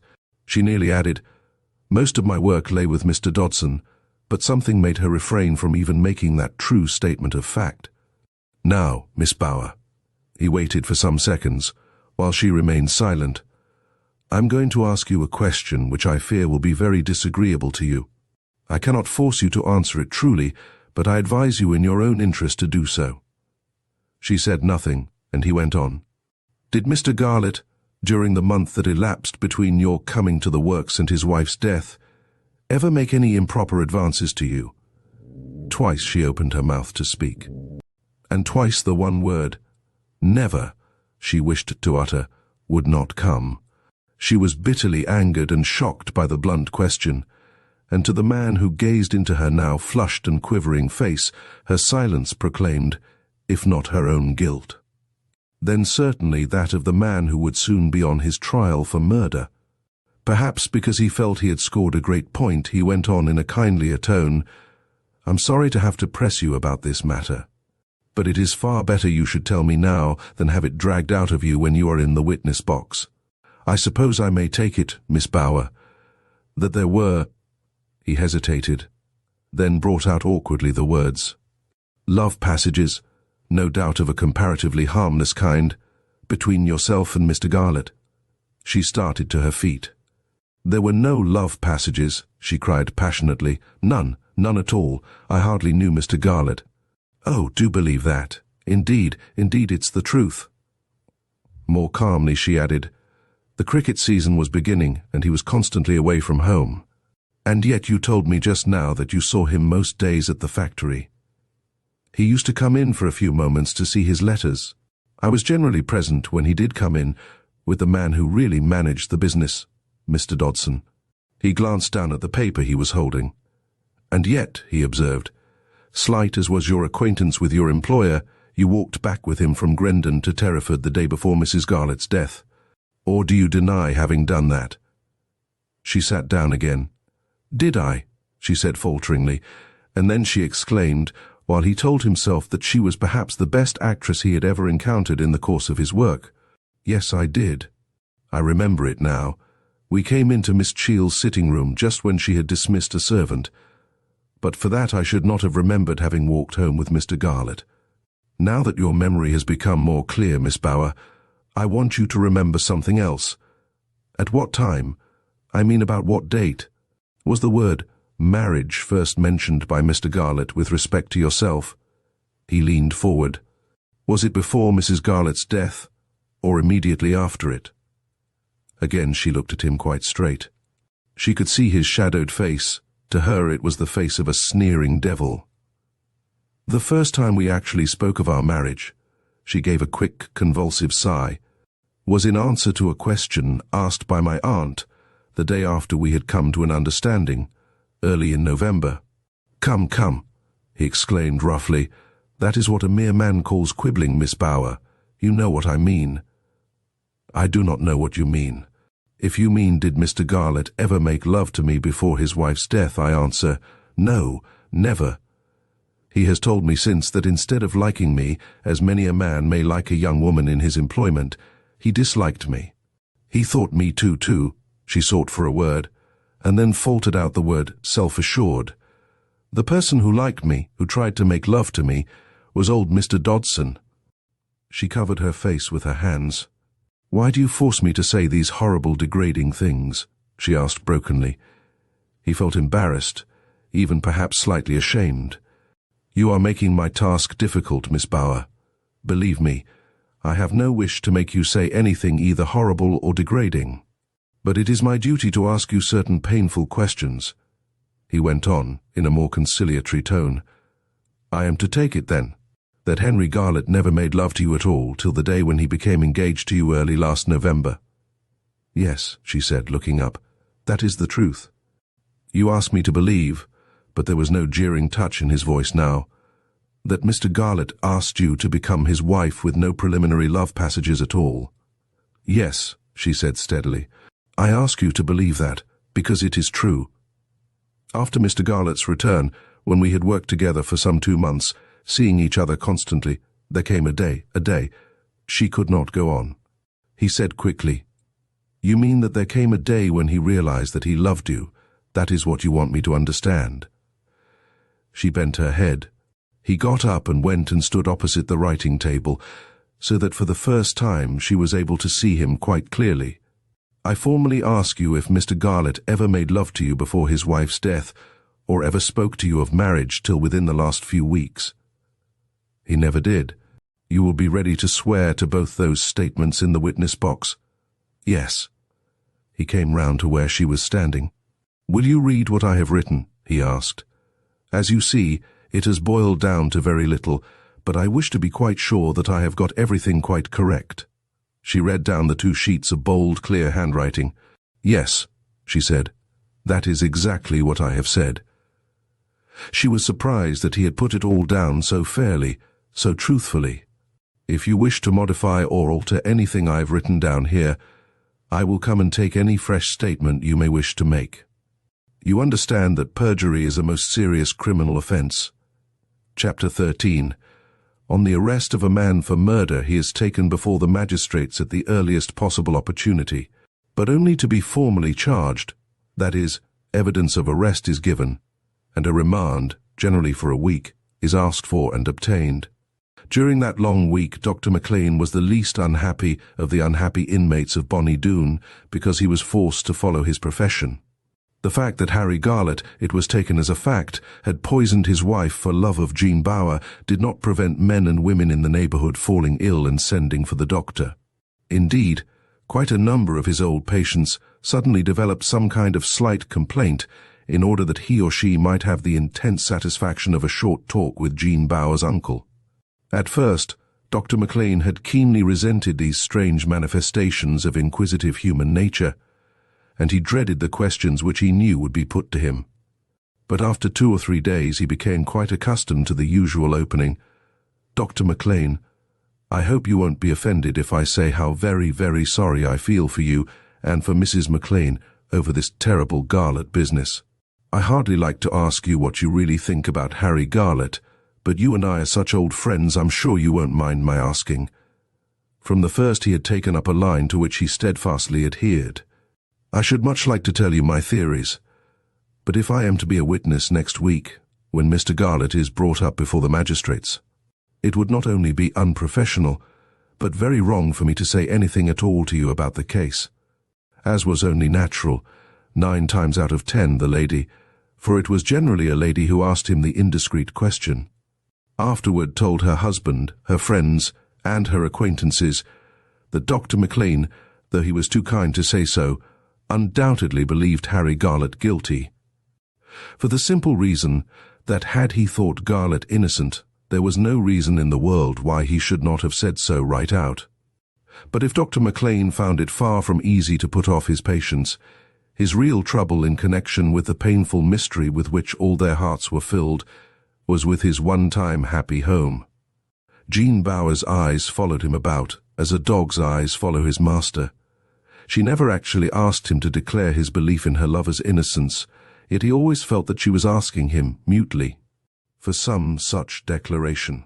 At last, feeling he could bear her speechless interrogation no longer, he put his arm round her shoulder and said very quietly, "It's no good, Jean. I'm an honest man, and I can't deceive you. I would like with all my heart to feel sure that Harry is absolutely innocent, but the truth is, I can't make up my mind." As for Mrs. McLean, she longed to talk the whole matter out with Jean, but her Scotch reserve kept her silent. Even Elsie said nothing, but more than once Jean heard her administer a vigorous, well-directed snub at someone who tried to engage her in conversation at the back door on what had now become the forbidden subject at Bonnie Doon. But if that strange, unnatural silence was preserved in Dr. McLean's house, that was not the case anywhere else. Within a circuit of 30 miles round, Harry Garlett and his affairs were discussed constantly, and that by men and women of every class and kind, of every social position, of every degree of poverty and wealth. Strange rumours flew hither and thither, some of them absurdly false. One fact gradually emerged. Little by little it became known that no arsenic had been traced to the possession of the man now lying under remand in Grendon prison. This was the missing link in the chain of circumstantial evidence, which, it was beginning to be believed, would certainly in the end hang the famous cricketer. Meanwhile, not only the local papers, but the great London papers had become busy over the case. Harry Garlett's special interest in life, his wonderful cricketing records, his popularity, his character as an employer. Everything and anything that touched on his personality was made the subject of comment. Often during that long week, Jean Bauer felt as though she'd fallen into a bath of ill-smelling mud from whose stains she would never be wholly cleansed. British law considers a man innocent until he is proved guilty, but it is amazing what the English language can do in the way of innuendo, and that without in any way sailing too near the dangerous law of libel. Halfway through that terrible week of waiting suspense, there came to Jean one happy hour. Dr. McLean had insisted that the girl should go out with him, if only to get a little fresh air. And they were both coming in tired from a long round when they saw Elsie's face at the kitchen window. Before the doctor had time to jump out of his two-seater, she was at the door. "Mr. Kentworthy has arrived, sir. He's with the mistress in the dining room. She's given him some tea. He's fair longing to see you and Miss Jean." Mr. Toogood would have been surprised had he seen how utterly the girl who now walked quickly forward into the dining room of Bonnie Doon had changed in looks from the sad, listless, pale young creature to whom he had delivered her lover's message a few days before. Mr. Kentworthy grasped her hand warmly, and his eyes twinkled as he exclaimed, "I've got up from my sick bed in spite of my wife's protests. I said to Mrs. Kentworthy, 'Now this is just the sort of job I'm going to enjoy thoroughly, clearing an innocent man of a foul charge, for that's what we're going to do, Miss Bauer. We may have a difficult task before us, but there are already several very important points in our favour.'" "Yes," chimed in Mrs. McLean. "Mr. Kentworthy has been telling me that the Crown, in spite of the limitless money at their disposal, have failed to trace any arsenic to Harry's possession. But I'm astonished to hear that there's arsenic in almost everything in use. Did you know that?" She turned to her husband. "Of course I did," he answered curtly. "Even in chocolate," went on Mrs. McLean, with a touch of excitement. "Every chocolate manufacturer has a certain amount of arsenic allowed him by the government, so much per ton of chocolate. That's why it's lucky for us, my dear madam, that Mr. Garlett made china instead of sweets," exclaimed the private detective, smiling. "And now," he said, turning to Dr. McLean, "I suppose we must get down to business. Shall we go into your study, sir? I have got your former statement to me here. We must go over the whole thing again, and I want you to put your mind to telling me anything, however small or apparently unimportant, that may be of value to us." But in spite of skillful cross-examination and shrewd suggestive questioning, the hour which followed in Dr. McLean's consulting room yielded little or no fresh material for Mr. Kentworthy to work upon. And at last he said, "I wonder, sir, if you would mind my seeing Miss Bauer alone. She is more likely to talk frankly to me if there are none of her family present." Dr. McLean looked dubious. "I don't believe that would be the case with my niece," he replied. "But it shall be as you wish, Mr. Kentworthy. Talk to the girl frankly as you have talked to me. For one thing, she deserves frankness," he added in a rather shamefaced voice. "I take it, Mr. Kentworthy, that you still feel an unshaken belief in Garlett's innocence." The detective allowed a moment to pass by before he answered. But at last his words came out clearly. "I do believe in Mr. Garlett's innocence. But to err is human, and I shall be able to tell you more as to what I really think and feel after I have made fresh investigations. I'd like, for instance, to have a talk with that Miss Cheall. You never know in a case of this sort who may give you a valuable clue. I take it she will be on our side?" Dr. McLean hesitated, a fact which was duly registered by Kentworthy. "I don't think Miss Cheall will be able to add much to our knowledge." "I suppose the fact has occurred to you, Doctor, that this young lady, I mean Miss Cheall, had a certain interest in Mrs. Garlett's death. She was left, I understand, £1,000. "Yes, but she was receiving £300 a year and all found," was the quick answer. "Besides, I feel convinced that she knew nothing of that legacy. It took us all, even Mr. Garlett, entirely by surprise." He went to the door and called out, "Jean, Mr. Kentworthy is ready to see you." Pale but absolutely composed, the girl came in. "Mr. Kentworthy would prefer to see you alone," said Dr. Maclean. "I should prefer that also, Uncle Jock." After her uncle had left the room, there came a pathetic eagerness into her manner. She knew that James Kentworthy believed in her lover's innocence, and she also knew, though she would have scarcely admitted it even to herself, that very few people shared that belief. But though they discussed at length every detail of the story, he soon became aware that Jean had nothing to say that threw any light on the mystery. "You suspect no one?" he asked at last, looking at her rather hard. "There is no secret thought lying at the back of your mind?" "No," she answered very gravely. "I suspect no one. And what is more, I know Mr. Garlett does not either." Kentworthy gave her a long, measuring look. He was wondering whether she could be trusted with a secret. Finally, he made up his mind that he would run the risk. "Did Dr. Maclean tell you what first caused the Home Office to take action?" he asked. "He doesn't know," she exclaimed.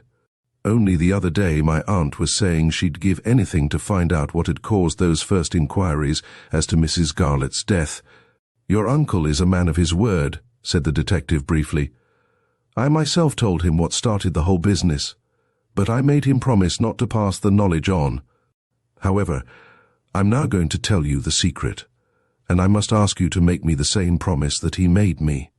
She looked at him with wide-open eyes, and then he said in a hesitating voice, "Mr. Garlett has some bitter enemy, someone who, as soon as the news of his forthcoming marriage to you had begun to leak out in the neighborhood, formed, as I believe, an infamous plot to bring him to disgrace." "A bitter enemy?" faltered Jean. "Yes, a bitter enemy, to my mind certainly a woman, who wrote the 3 anonymous letters which led indirectly to the exhumation of Mrs. Emily Garlett." As she stared at him, overwhelmed with horror and dismay, he laid before her on her uncle's writing table the 3 sinister sheets of paper. "By rights I ought not to have kept these facsimiles in my possession, but I made up my mind that it would be right for me to keep even that which does not belong to me, if it will help me to save an innocent man." Jean gazed down at the first impersonal note, that in which the writer said he felt it his duty to draw the attention of the head commissioner of police to certain mysterious circumstances surrounding the death of Mrs. Garlett. "This," she said doubtfully, "was perhaps written by someone who really thought there should have been an inquest." Kentworthy shook his head. "You are too kind, my dear young lady. Look at number 2. "But surely this letter was not written by the same person who wrote the first one," exclaimed Jean, as she gazed at the second, ill-written, commaless letter. Then, as she read it over, she grew deeply red. Indeed, she felt as if the words, "The doctor's niece can tell you why poor Mrs. Garlett's doctor made no fuss," had been burnt with a hot iron, forever on the tablets of her memory. "Now look at number 3, that which purports to be written by the sender of the first letter." She read over the long sentence, and then a look of bewilderment and pain struggled together in her face. "Well," asked the detective gravely, "have you any suspicion at all as to who wrote these letters?" She knitted her forehead and remained silent for quite a long time, and James Kentworthy's hopes rose high. But at last, "I have no suspicion," said John Bauer slowly. "Your uncle thought that they might be the work of that Miss Prince who lives in the thatched cottage." "I'm sure not," said Jean, shaking her head. "Miss Prince is a spiteful woman, and she has never liked Harry, but she's not a fiend." James Kentworthy looked at her with increased respect. "I agree," he said. "It's never any use trying to convince oneself of what, deep at the back of one's mind, one knows is not the case. But I won't conceal from you that I'm disappointed. Somehow I hoped you would be able to help me, Miss Bauer, and now I feel as if we were up against a blank wall." She said nothing, for she felt terribly oppressed. The knowledge that there was someone in the world who intensely hated both Harry Garlett and herself filled her with a kind of unreasoning terror. "I'm not giving up hope, mind you," went on Kentworthy. "We've a long time before us yet, and after all," he was now speaking as if to himself, "we're lucky to have secured Sir Harold Anstey." Jean's lip quivered. She felt as if, in spite of his brave words, he was beginning to believe that he was confronted with an unfathomable mystery. "Sir Harold and I are old friends," went on the detective with a queer smile. Thanks to me, a murderer Sir Harold was bent on getting off was hung. So there's no love lost between us. Still, he's a tower of strength with a jury, makes them see blacks white, so to speak. Do you think that will be necessary? She asked in a trembling voice. I think Sir Harold will start some queer theory of his own, such as that the poor lady may have poisoned herself. That won't be the truth, said Jean. And when you are in the witness box it will be very pleasant for you, Miss Bower, very pleasant, I mean, that Sir Harold will be with you and not against you. Mr. Garlett means to go into the box, said Jean quickly. I know he does, said the other, and I'm sorry for it. It's an unfair thing that any man now standing on trial for his life has to go into the box or be considered guilty. Why, it's a monstrous thing in a way. Those who changed the law never thought it would be like that. I don't understand, she exclaimed, bewildered. Why shouldn't he go into the box? Because, Miss Bower, he'll be up against people very much cleverer than himself, if you'll forgive me for saying so. People, too, who'll be keen and resourceful, while he'll be nervous and dejected. Now take one thing. He looked at her hard, hesitated in his own mind, then determined that he would go through with what he felt ought to be said. Mr. Garlett will be asked when he first began to feel for you those, well, sentiments that led to his asking you to be his wife. If he is an absolutely honest man, I expect he will feel compelled to answer that he was attached to you long before anybody else knew that he was. That will look pretty bad from our point of view. Motive, Miss Bower, that's what judge, jury, everybody in a word, is always looking for in a murder mystery. And you would provide a very strong motive if you take my meaning. He saw her face change. It was as if all the colour was ebbing out of it. He suddenly regretted that he had been so frank. Is there anything I can do to help? She asked piteously. He shook his head regretfully. I suppose it wouldn't be any good my seeing Sir Harold Anstey. Mr. Kentworthy remained silent for a moment, and then he answered in a rather singular tone. I think it would be a good thing for you to see him, Miss Bower. But mind you, it would be irregular, very irregular. Mr. Toogood wouldn't lend himself to anything of that sort. If you think it would help Mr. Garlett, I'd manage to see Sir Harold Anstey somehow, she exclaimed, the colour coming back into her face. I expect you would. But what? She said eagerly. I shouldn't like it to be known that I advised your doing such a thing. It isn't my business to advise what isn't proper, he said irresolutely. You haven't advised it, she exclaimed. The moment I heard that Sir Harold was going to defend Harry, I made up my mind to see him. Between you and me, went on the worthy man, it has always seemed to me to be dashed stupid that the advocate who is going to defend a man accused of a serious crime isn't allowed to see him. In this case it might make a real difference, for if Mr. Garlett convinced me of his innocence, who'd gone to see him feeling pretty sure he was guilty, then think of the effect seeing him might have on a man who wants to think him innocent. Can't I persuade Sir Harold to see Harry? The detective gave a short, bark-like laugh. Sir Harold won't see Mr. Garlett till they're both in court, and one of them in the dock. Jean covered her eyes with her hand, but that made her see all the more clearly the awful picture conjured up by Mr. Kentworthy's words. Look here, Miss Bower. If you will keep your word, you'll never let Sir Harold know how you obtained them. I'll give you these anonymous letters to show him. I'm sure the prosecution don't mean to produce those letters. 'Twould put people off writing to the police if they thought their letters would be put in among the exhibits. Exhibits? Echoed Jean. What are they? Exhibits are the actual concrete objects connected with the case, explained Kentworthy. If you show Sir Harold these letters, he may demand that the originals be put in, as they call it. That will add a useful touch of mystery, and he'll make the most of it. Never fear. Then I'm to leave these facsimile letters with him? Indeed, you're to do nothing of the kind. If we have the good luck to run across their writer, we may be very glad of them. How soon ought I to try to see Sir Harold? As soon as I hear Sir Harold is back at work, I'll wire to you. Have hopes of a clue. But look here, Miss Bower. If I were you, I'd tell no one of what you mean to do, for it's irregular, very irregular. If the case were reversed, if you were a gentleman and not a young lady, I'd never advise you to try to see Sir Harold. but I think he'll see Sir Harold was what is known in common parlance as a ladies' man. But somehow the detective felt it best to leave Jean Bauer to discover that fact for herself. Chapter 14. I'm frightened about Jean. Dr. McLean looked across at his wife. How do you mean? He asked irritably. Explain yourself, woman. I sent her upstairs to lie down after Mr. Kentworthy had gone away, and about tea-time Elsie went up to see if she was asleep, but she wasn't in her room. We looked all over the house, but she slipped out without telling anybody. Well, what of that? Why shouldn't the girl want a breath of fresh air? It's just what I should have done at her age if I'd felt as I'm afraid the poor ween is feeling now. Listen to what she did do, said Mrs. McLean in a low voice. Elsie felt uneasy, just as uneasy as I did, so she went off into the village. They said at the post office that Jean had gone by, walking very quickly, about a quarter of an hour before. Then Elsie, the woman's no-fool Jock, somehow guessed what the child had done. You mean she went to the thatched house? Dr. McLean could not keep the dismay out of his voice. He knew that the police were still in charge of Harry Garlett's dwelling place. She went to the churchyard.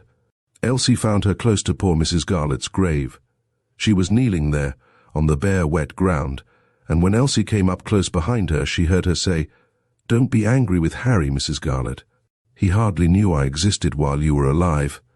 But I'll give him up, I will indeed, if you'll help to save him. The poor girl screamed when Elsie spoke to her. But she got up off the cold earth and came back with Elsie. She's sitting in the dining room now, but she looks very strange, and when I spoke to her just now she didn't seem to hear. The doctor looked alarmed. She's got it in her head that she may have said something to the man who took her statement that will injure Garlett. She let out as much to me yesterday. I did my best to reassure her, but I found it damned difficult to do so. Beyond saying that if the man's innocent, nothing she said could affect the issue. I wish I could think that, said his wife significantly. I used to believe that an innocent man was never found guilty, but I don't know that I think so now, Jock. Does that mean, asked the doctor quickly, that you now think Garlett is innocent? I am more inclined to think him so than you are. For one thing, Mr. Kentworthy's belief in him has impressed me very much. Has Jean said anything to you about her talk with Kentworthy? No, said Mrs. McLean. In a way, she's been quite mysterious about it, but I'm afraid she was terribly disappointed. I suppose she's sleeping badly. She looked this morning as if she'd had no sleep at all. Dr. McLean got up. He came over to where his wife was sitting and patted her hand. Today I received a sample of a new preparation of bromide and valerian with just a dash of chloral. I'll try Jean with that tonight, and if it gives her a good night I'll wire to London for a bottle of the stuff to come down by train parcel tomorrow. We've got to keep her going these next few weeks. I've such a horror of drugs, said Mrs. McLean in a low voice. I thought you had too, Jock. So I have, but it's quite an exceptional case. For the matter of that, I only wish I could send the poor child to sleep till the whole of this painful business is over. I've sometimes thought what a fine thing it will be when science is able to suspend a man's thinking faculties for a much longer period than for just a few hours. I don't want to live in that time, said Mrs. McLean stubbornly. I dare say you don't, but a good many people would be thankful to be able to take a dose of, shall we say, forgetfulness through their worst time of sorrow, and above all, of anxiety. Has anyone spoken to you of the case today? She asked. Everyone has spoken to me of it. I was even stopped in the road 3 or 4 times. And not very far from our gate I had quite a talk with a newspaper man. In fact, I wonder Jean and Elsie didn't meet him. He admitted he'd been hanging about all the afternoon. They did meet him. He said he came from the biggest of the London press agencies. But of course they hurried indoors and refused to have anything to say to him. He almost persuaded me that it would be worth our while to let Jean give him an interview, observed the doctor hesitatingly. I disagree, she said emphatically. Well, the question won't arise now, for I told the man right out she would give no statement to the press at all. If only she would go away, moaned Mrs. McLean. I think she might, if you were to tell her that you simply can't bear staying here in the circumstances, and that you will go with her, said Dr. McLean slowly. As only answer, his wife burst into sudden, sharp, short sobs. "Why, what's the matter?" he exclaimed. "I can't do it, Jock." She was trying hard to regain her composure. "You mustn't ask it of me. I don't feel I can leave home just now. I know that my unhappiness is nothing to that poor child's.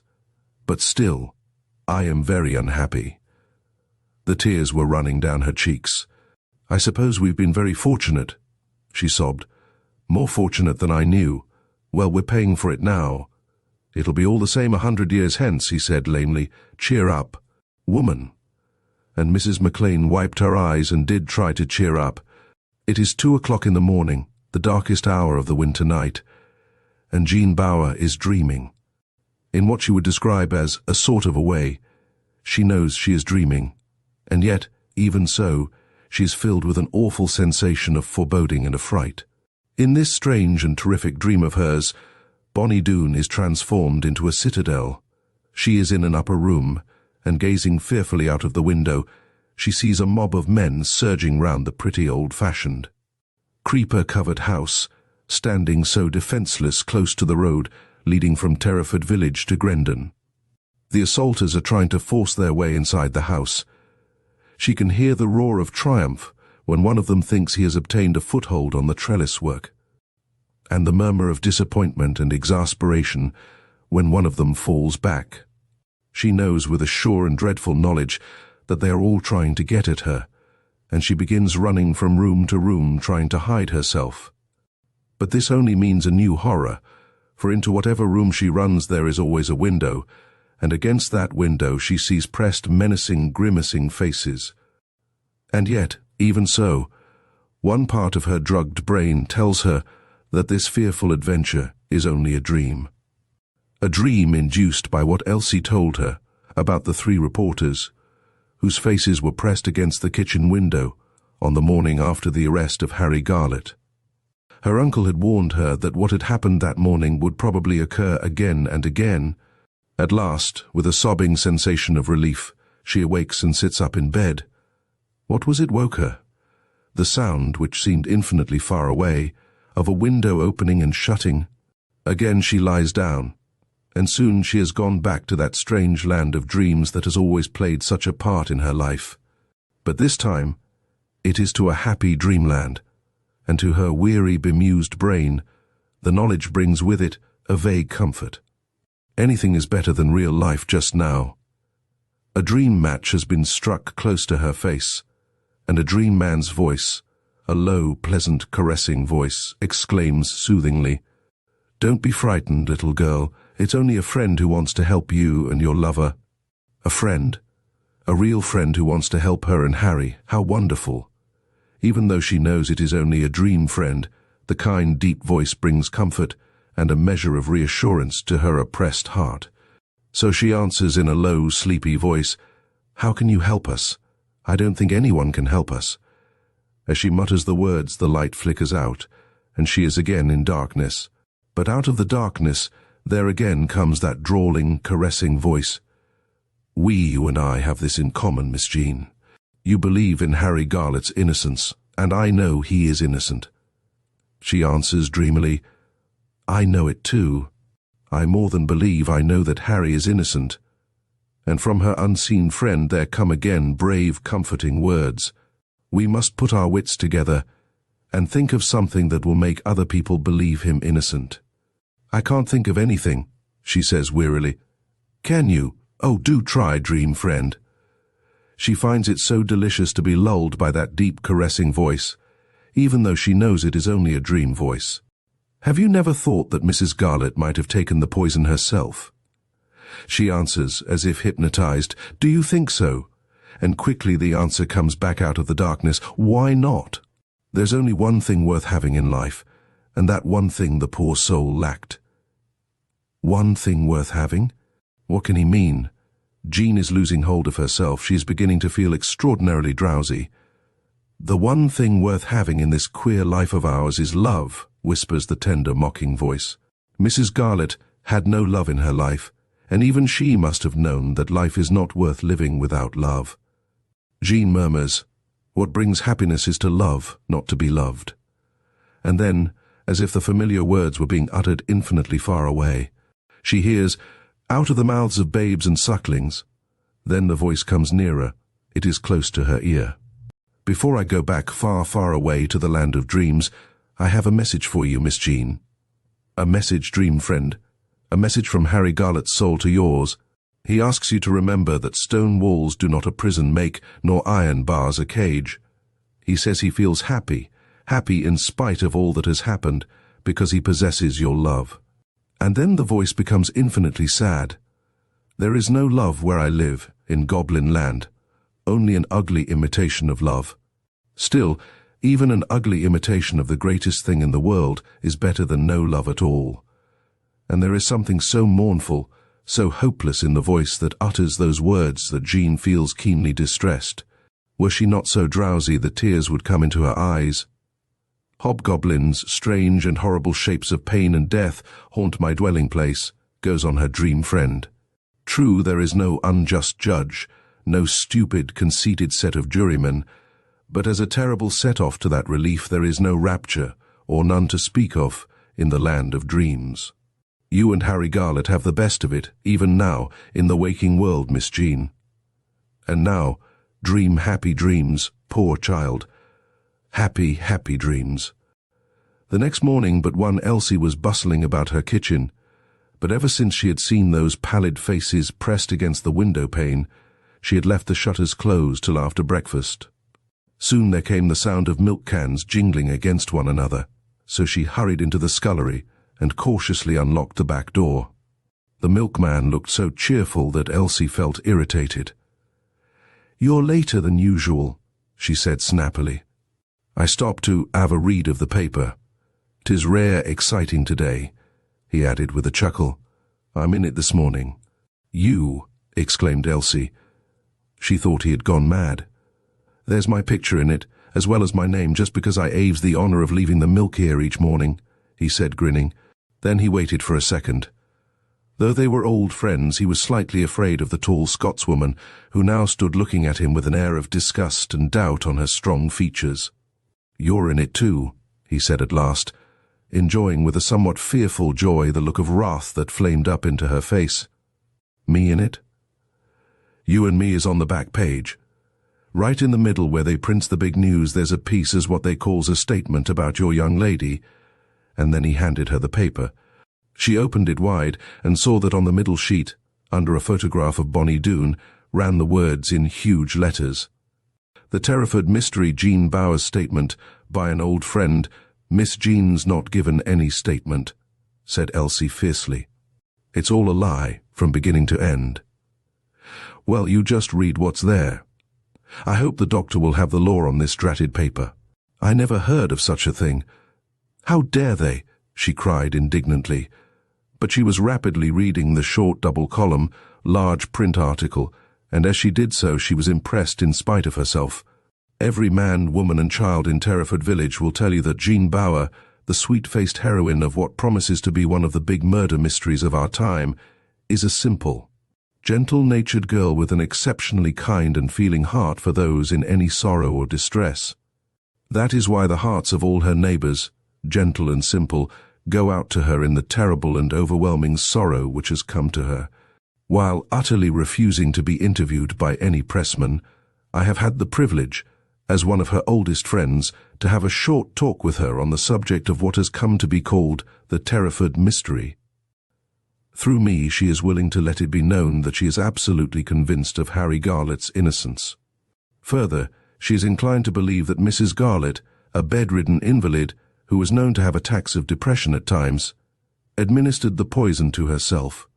The very fact that Mrs. Garlett was so deeply attached to her husband would of itself provide a motive to some of those who were acquainted with the poor lady. Among those acquaintances, however, Miss Jean Bower was not, for it is a curious fact that she had never even seen Mrs. Garlett. Furthermore, her old friend can emphatically deny the cruel and stupid rumours that declare her to have been on friendly terms with Mr. Garlett before his wife's death.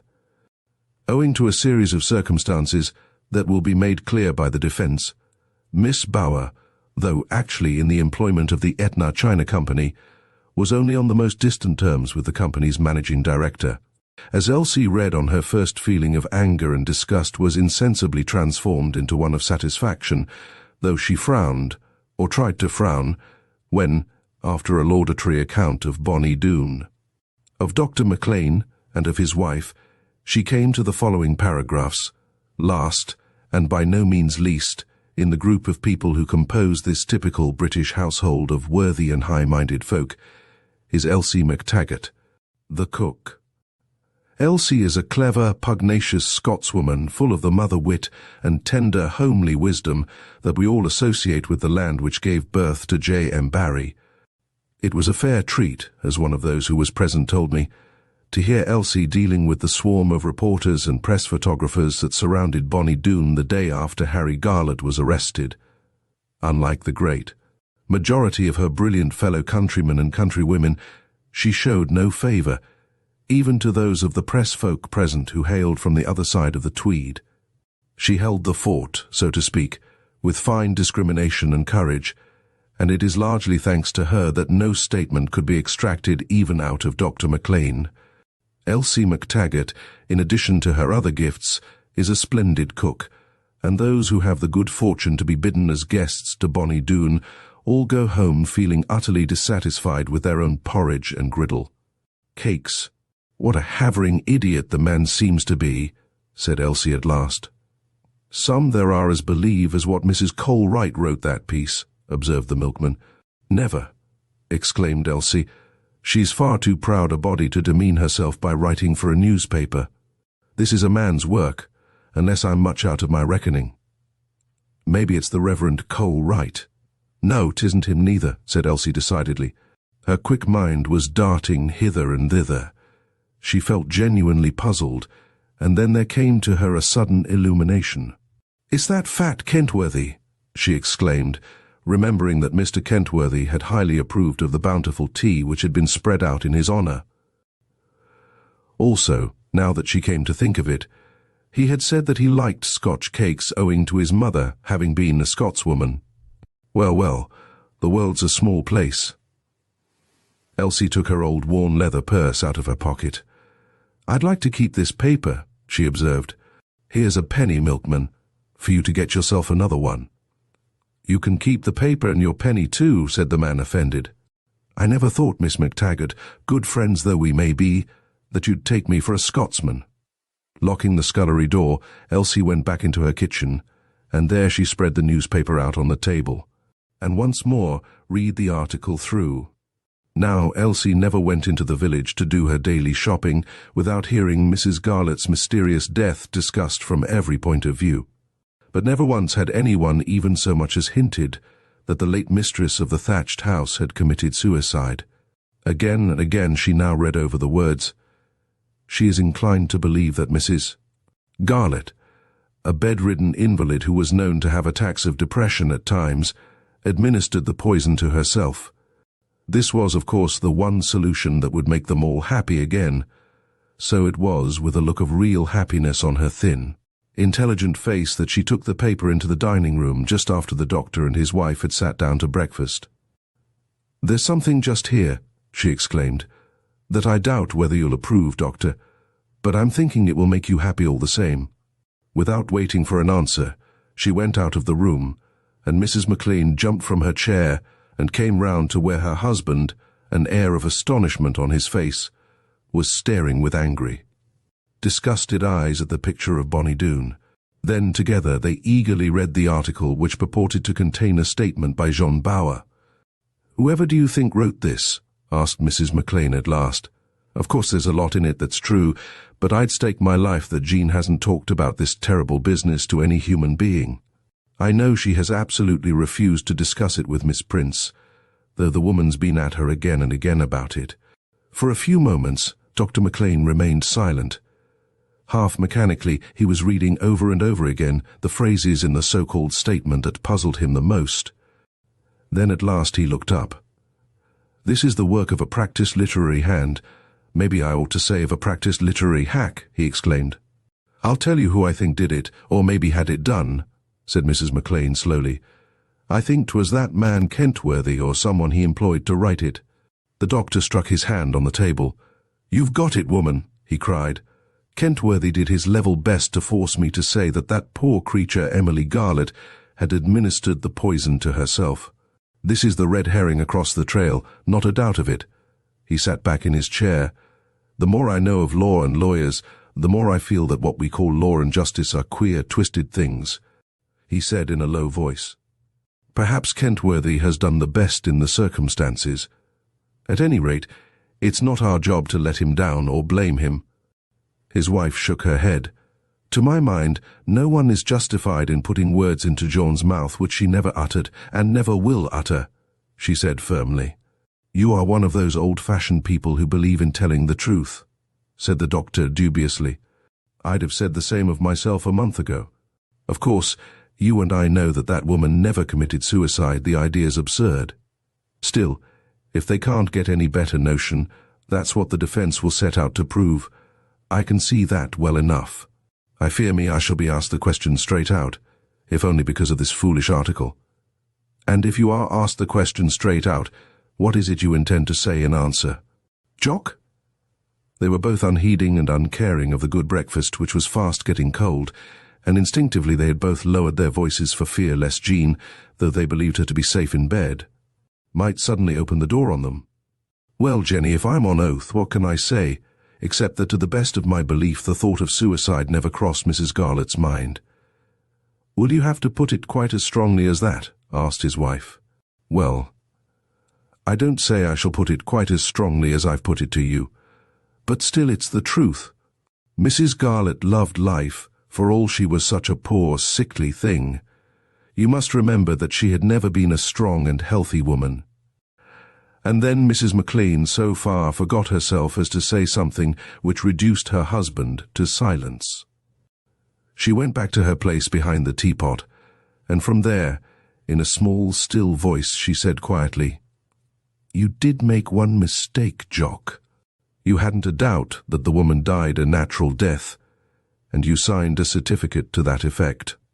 Isn't it just possible that you've made another mistake? Supposing, after all, Mrs. Garlett had got tired of her life and made up her mind to quit. Don't you go and be too sure of anything, my dear. You were wrong once, you may be wrong again."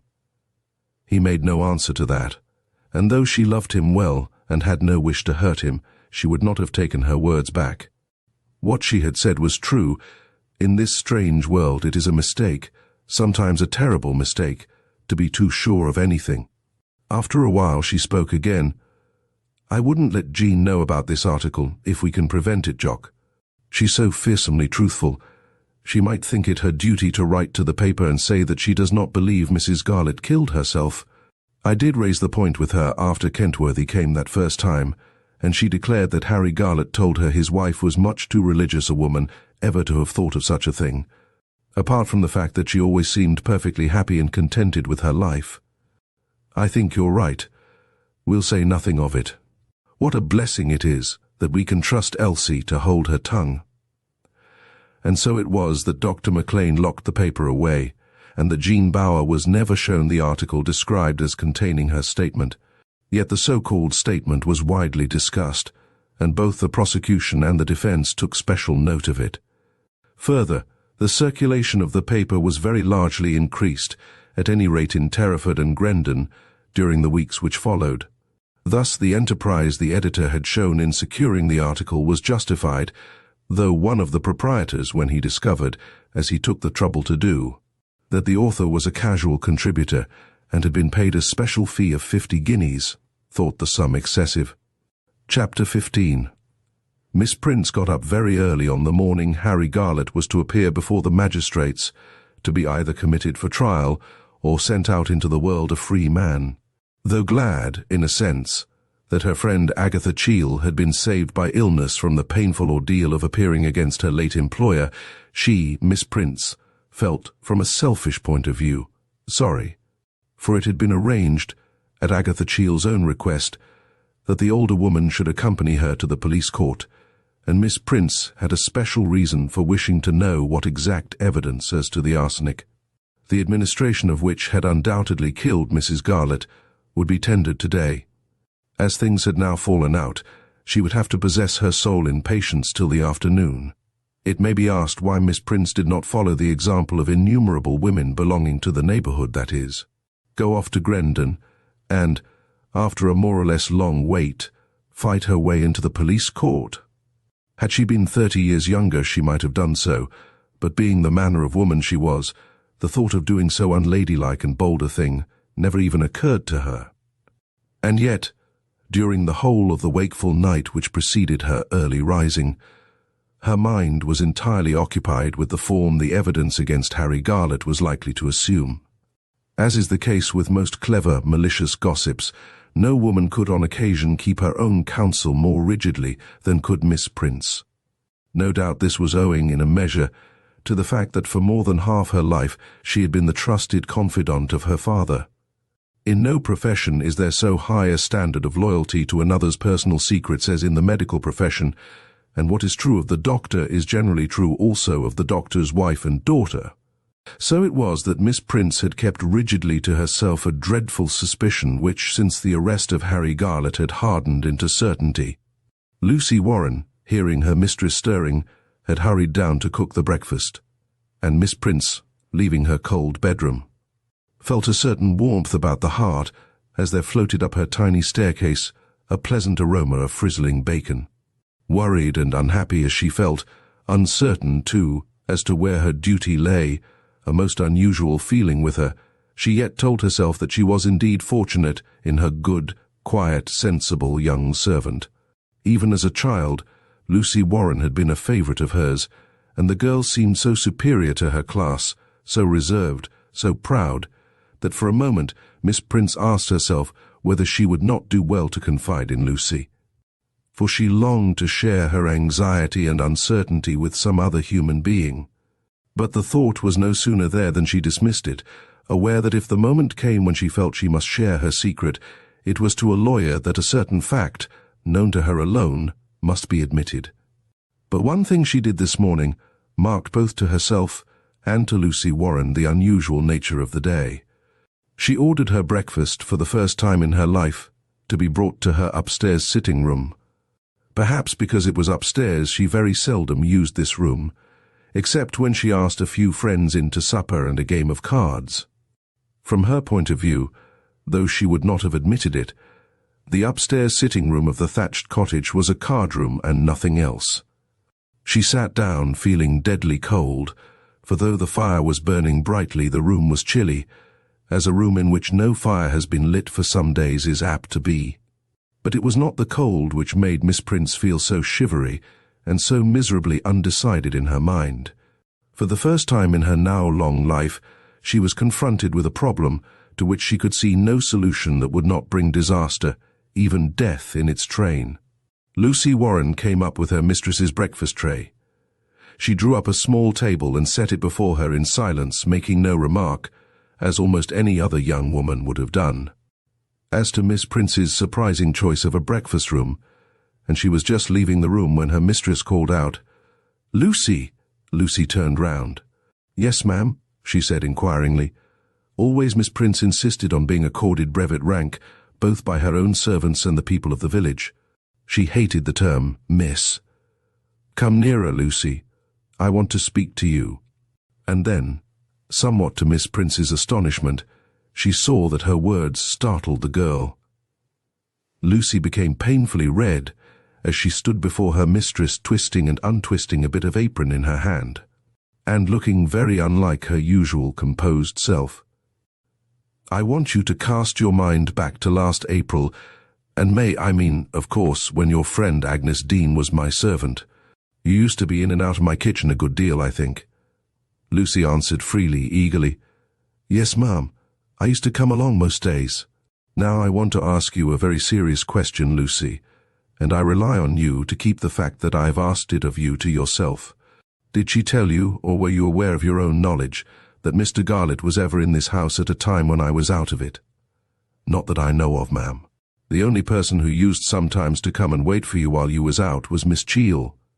"Of course, I know that." Miss Prince spoke with a touch of impatience.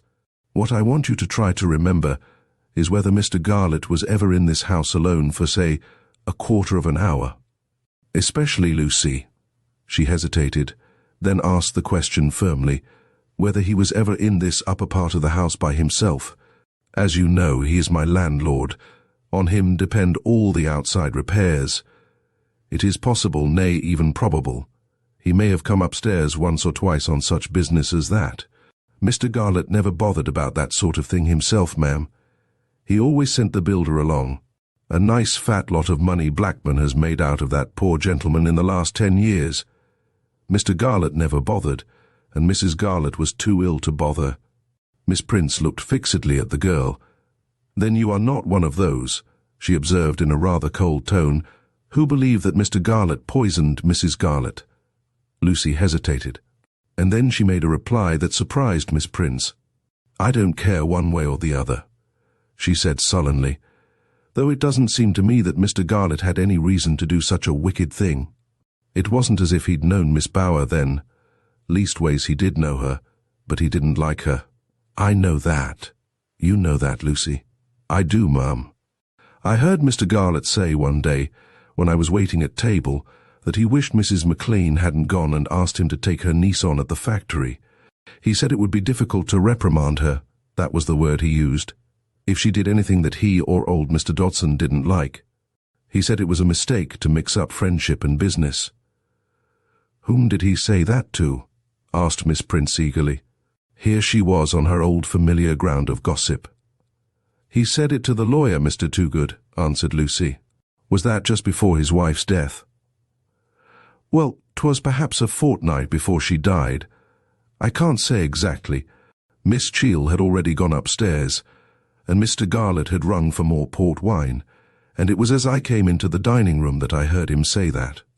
Dear me, that's very interesting. You won't let on I've told you that, ma'am? Asked Lucy earnestly. Mother's fearful lest I be mixed up in it all. She was once called to an inquest and never forgot it. It made her ill for months afterward, that it did. She was so terrified. Those lawyers, I'd get anything out of you. They make you say black's white and white's black. I don't think there's the slightest reason to fear that you will be called as a witness, said Miss Prince coldly, and in any case, if you were called, it would be your duty to attend, Lucy. Surely you would think it a duty to speak up and tell the truth. And then Lucy, emboldened by Miss Prince's benignant mood, ventured a question. Will you be a witness, ma'am? I? Certainly not. Why should I be? Miss Prince looked disturbed. She even flushed a little. Miss Cheel will be a witness for the prosecution, for she was with poor Mrs. Garlett when she died. And then Lucy said in a singular tone, Miss Cheel will be sorry if Mr. Garlett is hanged. She was such a friend of his. Not only a friend, said Miss Prince quickly, but a relation too. Miss Cheel is a distant cousin of Mr. Garlett's. I've always supposed that was why Mrs. Garlett left her that legacy. Lucy turned away, and perhaps it was as well that Miss Prince did not see the look that came over her face. Lucy, one word more. Has your mother heard from Mr. Guy Cheel lately? Does she know where he is and what he's doing? Lucy did not turn round, as a properly trained servant ought to have done. Mother heard from Mr. Cheel. Not that I know of. Why should she? Then she slipped out of the room and went down the stairs at such a pace that her mistress concluded she must have heard someone knocking at the back door. Miss Prince began eating her now cold egg and bacon. She felt sick and shivery, yet she forced herself to eat, and after a while the food and her good China tea made her feel a little better. But even so, she was in a miserable state of uncertainty. With all her odious peculiarities, she had a strict, if a narrow, sense of duty, and she could not make up her mind as to what she ought to do with regard to a sinister fact known to herself alone. Miss Prince, for her misfortune, knew of a place in Terraford where arsenic could be found, and deep in her heart she was quite certain it was from that store or cache of arsenic that had been stolen the dose of poison which had killed Emily Garlett. That store or cache of arsenic was here, in her own house, close by where she was now considering the difficult problem of what it was her duty to do.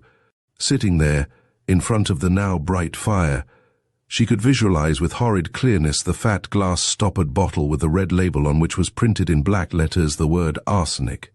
The bottle, which contained a sufficient quantity of the deadly poison to have killed everyone in the village, stood on the top shelf of her drug cupboard in a tiny room next door, known all over the village as Miss Prince's medicine room. As residuary legatee to her father, everything that had belonged to him at his death had passed into her possession, and she had chosen to take with her to her new home the drugs that had been in his dispensary.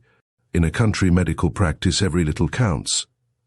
Thanks to Miss Prince, the poorer folk in Terraford had hardly ever had occasion to consult Dr. McLean. He had spoken to her of the matter only once, years ago, soon after his arrival. She had said what had been far more true then than it was today, that the working folk were so miserably poor that it would be sheer cruelty to ask them to send for the doctor for every trifling ailment. Further, she had asserted that often she relieved him of work for which he could never expect any payment, and Dr. McLean had admitted, somewhat reluctantly, the force of the argument. But while the knowledge of that stoppered bottle on the top shelf of the drug cupboard, which she generally, but not invariably, kept locked, made her feel acutely anxious, she tried to persuade herself that it could not be her duty to force herself into this, to her, horrible affair. Not only was the thought of appearing in the witness box at a great trial terrible to one with Miss Prince's old-fashioned feminine outlook on life, but she was well aware that she would certainly be severely censured, by both counsel and judge in the case, for keeping such poisons as arsenic and strychnine in her house. She faced the grim certainty that she, and she alone, could supply the missing link in the chain of circumstantial evidence now tightening around Harry Garlett. But would that link be missed? Never having liked him, and having now no doubt as to his guilt, she equally had no doubt as to his fate. Was it essential that she, his wife's oldest friend, should hound him to his death? She asked herself with a sharp feeling of self-rebuke why she had been such a fool as to keep a poison which she never had any reason to use. But there it was, she had kept it. Getting up at last, she took off a small bookshelf, the Student's Handbook of Forensic Medicine and Public Health, and turning to the entry Metallic Irritants, she quickly made herself mistress of what information was there. She learned that white arsenic, that is, the type of arsenic in her possession, was not only colorless and odorless, but almost devoid of taste, thus very easily administered in powdered sugar, and even she, with her wide knowledge of drugs, received a certain shock when she discovered that a pinch of arsenic holds no less than 17 grains, 2 grains being a fatal dose. Now Miss Prince, in common with almost everyone in the neighborhood, had severely blamed Dr. McLean for his lack of suspicion, but as she read the little black volume by which her father had set such store, she realized that the old doctor had not been so much to blame after all. For, whereas in many cases the symptoms of arsenical poisoning point to an irritant administered, all sorts of anomalies may and do occur. In fact, the symptoms are frequently so misleading that death due to the action of arsenic has even been described as spontaneous internal inflammation. Miss Prince put her book back on its shelf and went out on the landing. She listened intently for a few moments, and then, turning the handle of the door giving into her medicine room, she went through into the tiny bare chamber. After having shut the door softly, she gazed at the substantial wooden cupboard in which she kept the drugs which were a survival of the days when she had been her father's faithful assistant and dispenser. The cupboard was locked now, but it had been often left open till a few days ago, owing to the trifling fact that something had gone wrong with the lock, and that it had become just a little tiresome to turn the key. If only walls could speak. Miss Prince, gazing up at the grained wood, would have given years of her life to know if Harry Garlett had ever stood where she was standing now, but with the cupboard doors wide open before him. At last, with an impatient movement, she took a step forward and stood by the narrow window of her medicine room, and then suddenly she shrank back, and a deep frown gathered on her face. Trudging quickly along in the wintry sunshine was James Kentworthy, the man who had, to use her own expression, bamboozled her. It was easy now to marvel at her stupidity in supposing for a moment that such an individual could have been connected, even very distantly, with her poor friend, Emily Garlett. But she had believed him, absolutely, and on the strength of it had asked him in to tea. Well, she remembered the quiet, skillful way in which he had examined and cross-examined her concerning the inmates of the thatched house. James Kentworthy was on his way to Bonnie Doon, for it had been arranged that he and the doctor should drive together to Grendon in order to be present at the final inquiry before the magistrates. The private inquiry agent felt, if possible, even more baffled than he had been at the end of his conversation with John Bower. He had learned everything there was to learn, or so he felt convinced, concerning the only people who had had access to Mrs. Garlett. And more it had become clear to him that the only human being with a paramount interest in her death was her husband, Harry Garlett. 20 years of hard work in the Criminal Investigation Department had proved to him that where there is no motive there is no murder, and if this be true of an ordinary sordid crime, how much more true when a secret poisoner is in question. But Kentworthy was also aware of a fact which is often forgotten by those interested in murder mysteries, namely, that a motive which may seem utterly inadequate to one type of mind, to another may be overwhelmingly sufficient for almost any crime. Again and again he had asked himself, in the last few days, what manner of woman was Agatha Cheall? Next to Harry Garlett, she was the only human being who had benefited by Mrs. Garlett's death. On the other hand, the young lady had been in the enjoyment of a very exceptional salary. For her apparently simple and easy services, she had been paid at the rate of £300 a year. Further, Mr. Toogood had assured him that Mrs. Garlett, secretive as are so many people concerning their money affairs, had not even made the husband whom she dearly loved acquainted with the terms of her will. All those men whose professions, be they lawyers, doctors, ministers of the gospel, whose way of life brings them closely in touch with human nature, soon become aware of how difficult it is to form any accurate view concerning the secret relations of a man and a woman. Mr. Kentworthy had come to the reluctant conclusion that long before his wife's death, Garlett had lived a double life.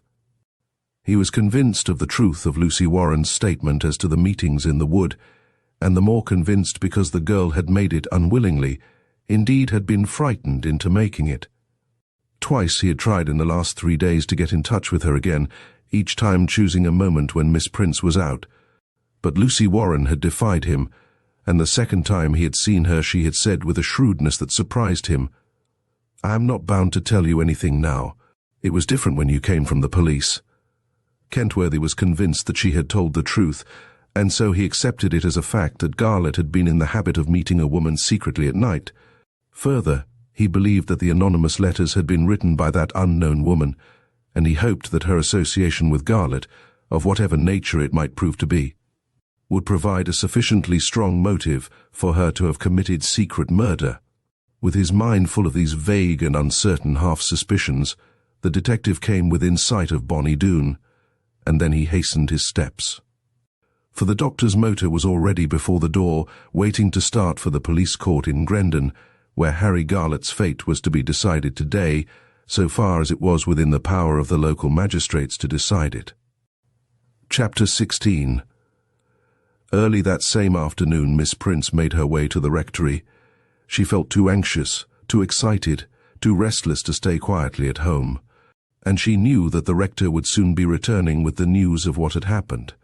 She and the rector's wife, Mrs. Cole Wright, were on terms of armed neutrality rather than friendship, and that though they ran the parish between them, Mrs. Cole Wright was the best-read woman in the neighbourhood.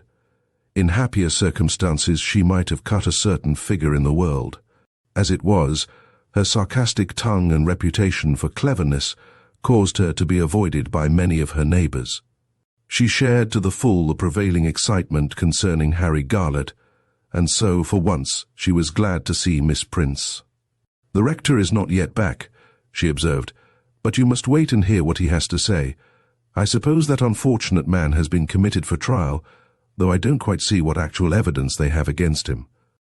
"How do you mean?" exclaimed the other, surprised. "Surely you don't doubt that poor Emily Garlett was poisoned?" "Of course I don't doubt that," answered Mrs. Colwright impatiently. "But I do ask myself how they will be able to bring the murder home to Harry Garlett, unless they can prove that he had arsenic in his possession, or that he bought arsenic for any purpose whatsoever. Within a comparatively short time of his wife's death, I think it's almost certain that they did find some arsenic in the thatched house, said Miss Prince. But we shall soon know. She did not look up as she spoke. She kept her eyes fixed on a worn spot in the rectory drawing-room carpet. Even as she said the words, there came the sound of the front door, opening and shutting, and a moment later, the rector came hurriedly into the room, almost as eager to tell his news as they were to hear it. "Well, it's gone, as I suppose we all expected it to do," he exclaimed. "Garlett has been committed for trial at the next assizes on the charge of having murdered his wife." "How did he take it?" asked his wife. "Very oddly, to my thinking. The unhappy man addressed the magistrates. Think of that! Why, he himself was sitting on that very magistrate's bench less than a month ago." "What did he say?" exclaimed the two ladies together. "He only spoke for about 3 minutes, but it seemed an hour to me. He declared most solemnly that he was not guilty. And he made a kind of appeal. It made me go hot all over, asking how it was possible that anyone who had ever known him could believe him guilty." And then Miss Prince looked into the rector's kindly, troubled face. "Did they find any arsenic at the thatched house?" she asked in a low voice. "Nothing was said about that," answered the clergyman slowly. "If any arsenic was found, they have not chosen to bring the fact forward today. Of course, what told terribly against Garlett was Maclean's evidence. Had he anything new to say?" "Well, I don't know that he had exactly, but there was quite a sensation in the court when he revealed that Mrs. Garlett had taken a plateful of strawberries and sugar from Harry Garlett's own hand a few hours before the poor soul died in agony. One could tell that, according to Maclean's theory, the arsenic was administered in the white powdered sugar, which seems to have been thickly sprinkled over the strawberries." "My strawberries!" exclaimed Miss Prince, as if speaking to herself. "My strawberries, alas!" They both turned on her quickly. "Your strawberries, Miss Prince? What do you mean?" "Ever since I was a girl," she answered, "I have grown a few forced strawberries each spring. I thought everyone in Terraford knew that." There came a spot of colour into her sallow face. She had never presented the Colwrights with a basket of her forced strawberries, and now she regretted the omission. "Do you mean you grow them in pots in the house?" asked Mrs. Colwright, a touch of sarcasm in her voice. She had no love of gardening, another peculiarity which tended to make her unpopular with her neighbours. "I grow them there in 2 small barrels in which holes have been pierced," answered Miss Prince quickly. "A French governess showed me how to do it when I was little more than a child, and I grow those tiny alpine strawberries that the French call the 4 seasons. On that fatal Saturday last May, hearing that poor Emily Garlett was feeling rather less well than usual, I took her up my first gathering, so to speak. Though the berries were rather white, they were very sweet. To think that they should have helped to kill her." "And was it your sugar too?" asked the rector abruptly. "Good gracious, no, of course not. I took the strawberries to the thatched house in a little covered basket which I left with Miss Cheall, and she brought me back the basket that same evening." "Did Mr. Garlett allude to the strawberries in his speech today?" inquired Mrs. Colwright. "I'm sorry to say he did. He denied absolutely that he had given his wife any strawberries. He said that he had never even seen them, but of course no one doubted that Maclean had told the truth, the more so that one could see that he gave his damning evidence with the greatest reluctance. I thought at one moment that the poor fellow was going to break down. It's an awful thing for the Macleans. I feel truly sorry for them." "You mean because of Jean Bower?" observed his wife. Then she gave a curious little laugh. "Men are so sentimental, aren't they, Miss Prince? The girl will get over it soon enough, Philip, never you fear. It's lucky they weren't already married. There I admit that Jean Bower and the Macleans have had a lucky escape. But as for the girl, no pity need be wasted over her. Why, she hardly knew Harry Garlett when he came back 4 months ago." "I hope that's true," remarked Miss Prince in a singular tone. "What do you mean?" asked her hostess eagerly. "I have my doubts as to the terms they were on before Harry went away." "Do you mean before his wife died?" asked the rector in a horror-struck tone. "My dear Philip," exclaimed his wife, "do you never hear any gossip?" "I never heard any gossip as to the relations of these 2 people," he said decidedly. Then, looking at his wife, "Did you?" "I can't remember exactly when I first heard a word said, but I do remember that I didn't believe a word of it," answered Mrs. Colwright. "But of course I'll change my mind if Miss Prince has any evidence that they were intimate."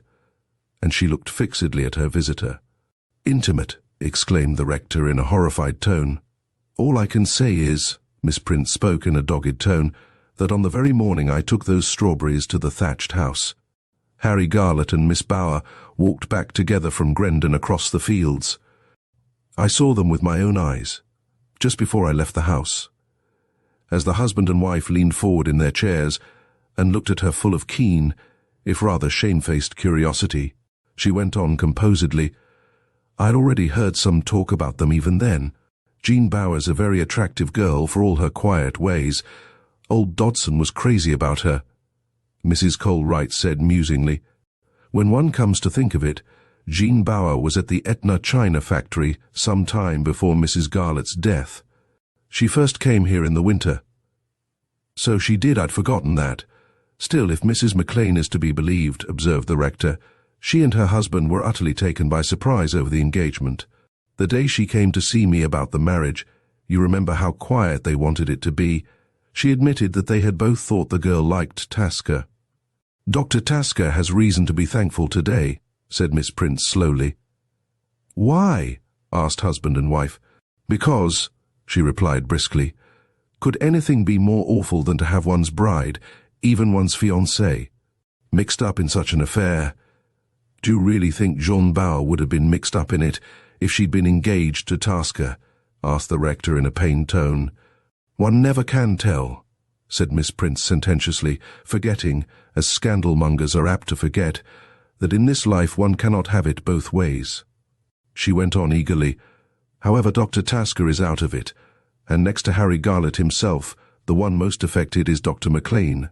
Mark my words, there'll be an awful falling off in his practice." She did not utter that prediction with any touch of regret in her voice, for she had never liked her father's successor. After a pause she added, "He showed himself grossly careless, if not worse, when signing poor Emily's death certificate." "He was certainly taken in," said Mrs. Colwright acidly.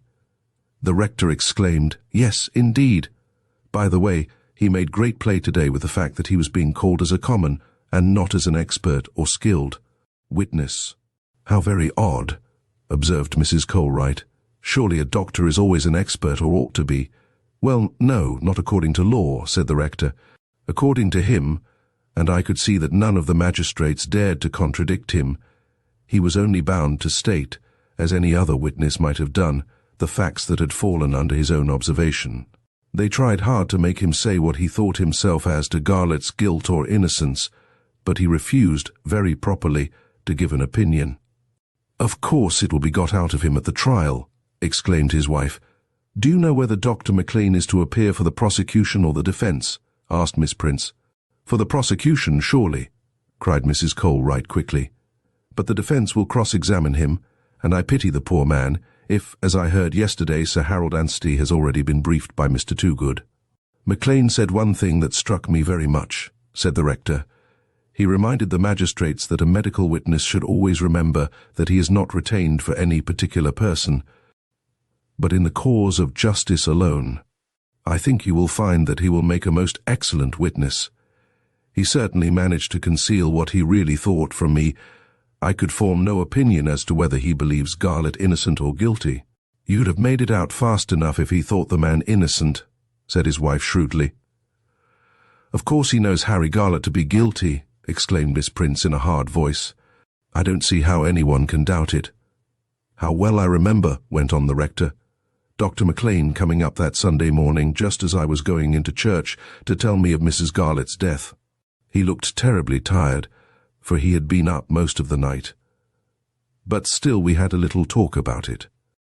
I was very much shocked, for, if you remember," he turned to his wife, "I had seen Mrs.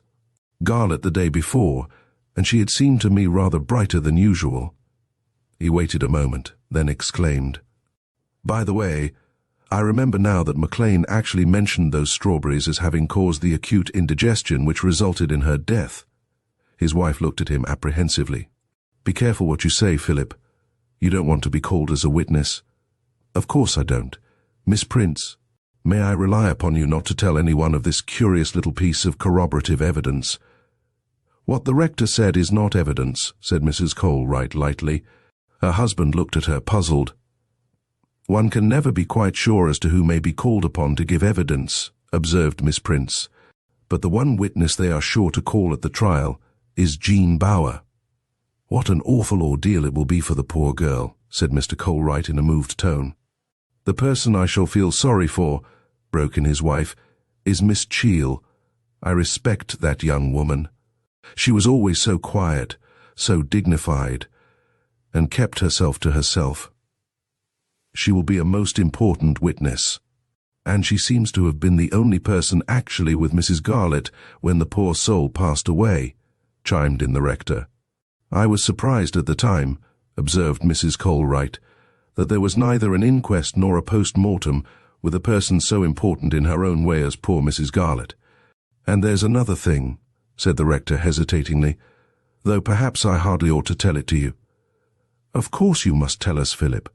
All we are saying here is absolutely private." She looked at Miss Prince, and Miss Prince nodded gravely.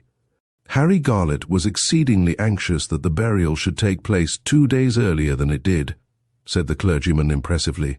"This fact, to which I now attach a sinister significance, was the more ominous because, instead of raising the question himself, he got Miss Cheall to do so. Miss Cheall and that queer, sickly brother of hers came and asked me if the funeral could take place on the Thursday instead of on the Saturday. Miss Cheall said that Garlett was anxious to have the funeral as soon as possible. But that again," he turned to Miss Prince, "is a thing I naturally do not wish made public. The wretched man will be condemned on direct, not circumstantial, evidence, unless I'm much mistaken." "I suppose he will," said Miss Prince. Then she got up to go. She had enjoyed every moment of her visit, save during the short discussion as to the forced Alpine strawberries. Lucy Warren was moving about her little kitchen, trying to make work for herself. She was miserable with the dull, dogged misery bred of hope deferred. Since the night she had seen Guy Cheall disappear through the drawing-room window of the thatched house, she had only had one short interchange of words with him. Months had gone by since then, and yet to Lucy Warren the wounds inflicted on her pride, as well as on her heart, were still open wounds. She was of course excited and interested in the question of Mrs. Garlett's death, but to her the one thing that mattered was the mystery of Guy Cheall's disappearance out of her life. This afternoon the man she had come to love was very present to her mind. She seemed to see his keen, mocking face rise up before her. It was as if his heavy-lidded grey eyes that could be at once so cruel and so tender, were following her about. Her feelings toward Agatha Cheall had undergone no change, in fact, when that young lady had stayed at the thatched cottage.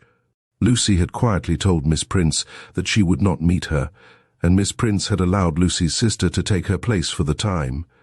Often since then, poor Lucy had regretted that she had not forced herself to stay and face her enemy.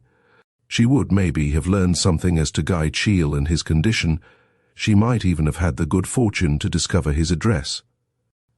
As these thoughts were drifting through her mind, there came at the back door a curious, furtive, uncertain knock. With a strange sense of foreboding at her heart, she went and unlatched the door, and for a moment she thought the slight woman whose face was swathed in a long motor veil a stranger. "I want to see Miss Prince," said the husky voice. Lucy remembered only too well. Then came a surprise. "Why, it's Lucy Warren. Tell me, do you know if Mr. Garlett was committed for trial this morning?" Lucy stared at the unexpected visitor, remembering that Miss Cheall was supposed to be too ill to leave London. "I don't know what's happened to Mr. Garlett. I'm expecting Miss Prince back every minute." "She'll have found out for sure," said Lucy coldly. "Come in, do.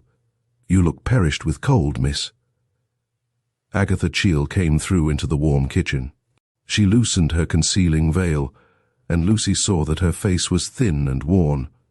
She looked very ill, and though there seemed nothing in common between her and her big fair brother, yet today Lucy did see a kind of family resemblance which made her heart beat faster, and impelled her to do a thing she would have thought herself incapable of doing even for Miss Prince.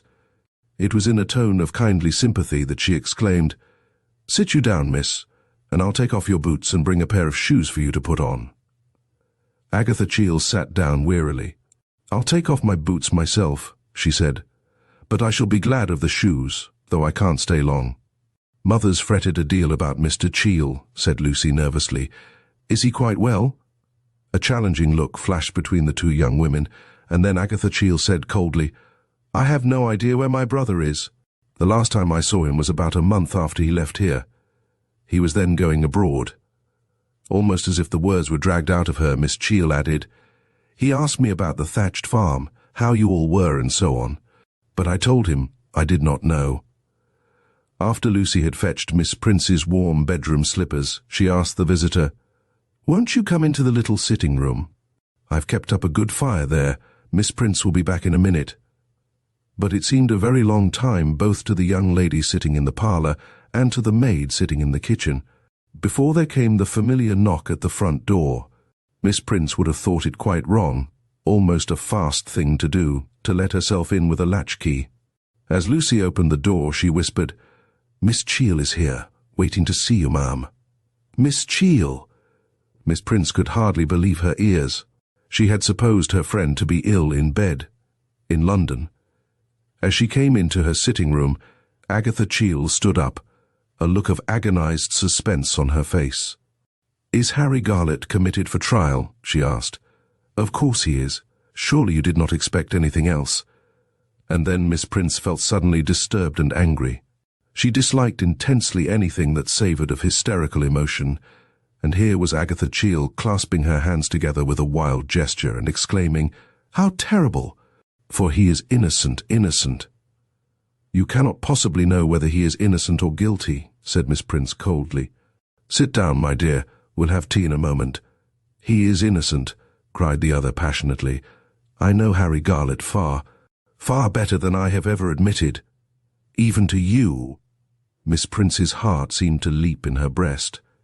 Was she at last to be positively assured of something which no one but herself had ever suspected, with the one exception, maybe, of Dr. Maclean? Agatha Cheale sat staring before her, a look of terrible suffering in her eyes. The older woman at last ventured, "You mean, my dear, that there were love passages between you? I always suspected it." "No," almost screamed Agatha Cheale, starting up from her chair. "There were no love passages between us. What love there was on my side alone." And then she broke into bitter sobs. "I'm a wicked woman, nonsense, my dear." "If there have been no love passages, you are not a wicked woman," said practical Miss Prince. She walked over to where her friend still stood, a dreadful look of rigid misery on her face. "Sit down," she said quietly, taking up the other's hot, nerveless hand. "Sit down, Agatha. You're in a high fever, I do believe. I have been in bed on and off for nearly 10 days. But I felt I must come down here and learn what had really happened today. Have you seen anyone who was there?" "Yes, I've seen the rector. What told against Harry most was Dr. Maclean's evidence, but no arsenic has yet been traced to his possession."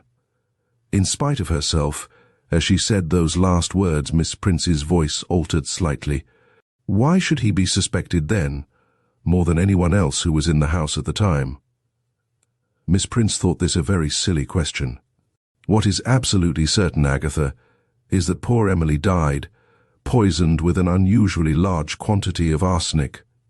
"I know that," said Miss Cheale in a quieter tone, "and yet I dare say you will think me very foolish. Though I do know it's true, somehow I can't believe it. Once or twice I've wondered. You'll think me raving mad." Her voice sank almost to a whisper as she fixed her burning, sunken eyes on Miss Prince's face. If the analyst, the man who made the examination, could have mixed up poor Mrs. Garlett's remains with those of someone else. "My dear Agatha!" The older woman looked at her with concern, and then, choosing her words, she said, "You mustn't allow your feelings of affection for Mr. Garlett to affect—" "I know what you mean," broke in Agatha Cheale. "But while my reason tells me Emily Garlett was poisoned, Everything else tells me that it can't be true." "I've often wondered," said Miss Prince suddenly, "what first started the inquiry. After all, none of us had the slightest suspicion there was anything wrong, had we?"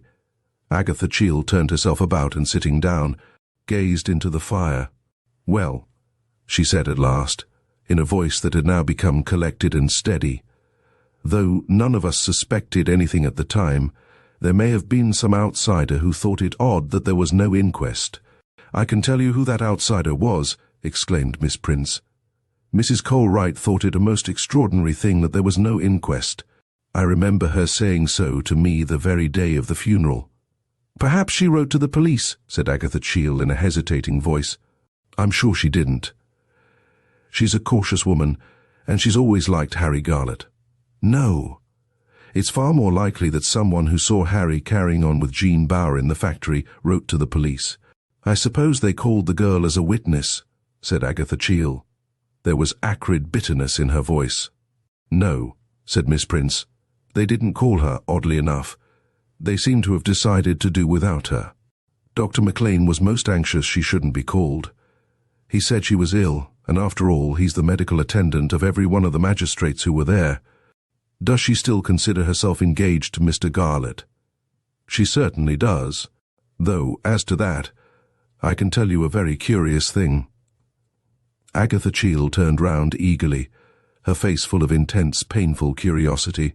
"Harry Garlett has absolutely refused to see Jean Bauer, since his arrest. Some people say it's nearly broken her heart. She's so pale and thin you'd hardly believe her to be the pretty girl of a few weeks ago." The other drew a long breath. "So he won't see her? Then he can't have really cared for her." She waited a moment, and then added in an odd tone, "He is a very cold man." Miss Prince was surprised. "I shouldn't call him that." Agatha Cheel turned round and looked straight into the older woman's face. "He is what foreigners call a Joseph," she exclaimed.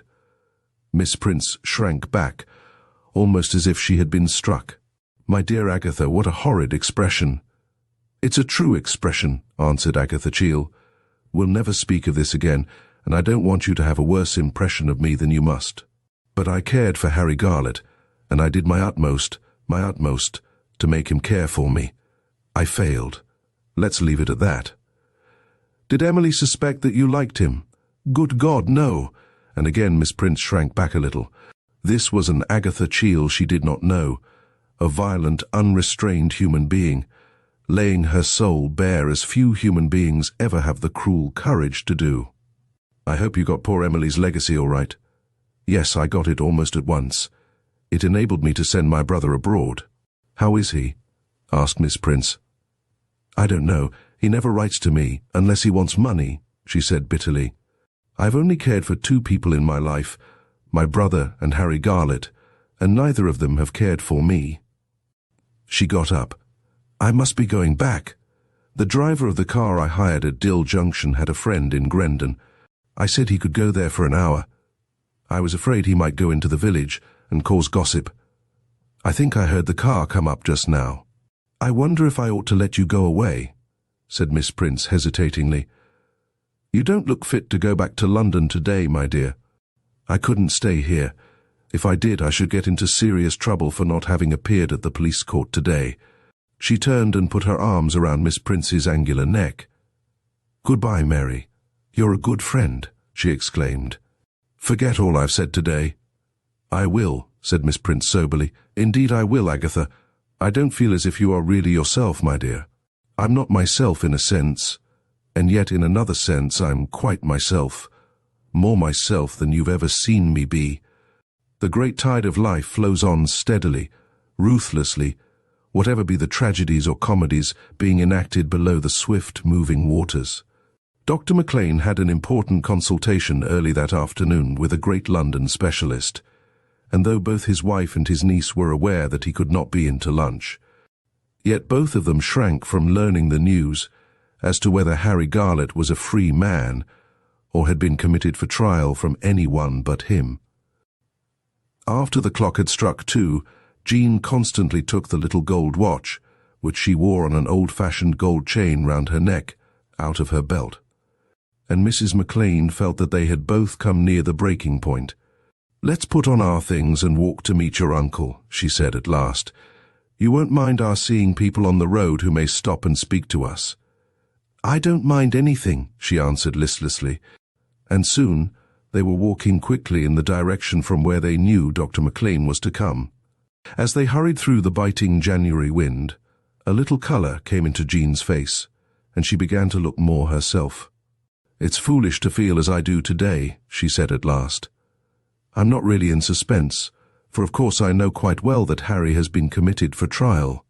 Nothing excepting a miracle happening, I mean the guilty person coming forward, could have prevented it. And yet, Aunt Jenny, I hope against hope." "So do I," said Mrs. McLean in a low voice. At last they saw the familiar little car rolling along very much more quickly than it was apt to do, and as the doctor drove up to them, a glance at his face was enough. "Of course he's committed for trial. Nothing new came out one way or the other." Then in a voice which he tried to make colourless, he went on, "I've got a letter for you from Harry, child. I was to give it to you only if he was committed for trial. Would you like us two to drive on, leaving you to read it and walk home alone?" She looked up into his kind, tired face, oh, so gratefully, and held out her hand for the envelope. "I think I'll go walking on for a bit by myself. Don't be frightened if I don't come in for an hour or so." She tried to smile, but failed. Mrs. McLean got into the car, and the husband and wife drove off together, their hearts heavy with pity, and that most painful of sensations that nothing they could say or do could help the poor girl they both loved so dearly. After a few moments, Mrs. McLean made a restless movement. "Don't look round," said the doctor sharply. "I know what's in the letter I've just given the poor lass. He's not only offered to release her from their engagement, but he begs her strongly to allow it to come to an end. Whatever he may have done, there's something very fine about the chap. Both Toogood and the governor of the prison told me that Jean is never out of his mind, and not selfishly in it, mark you. She'll never give him up," said Mrs. McLean woefully. "By the way, my dear, I think she'll do anything he asks her to do, and though I haven't seen the letter, I know that he's put it very strongly to her.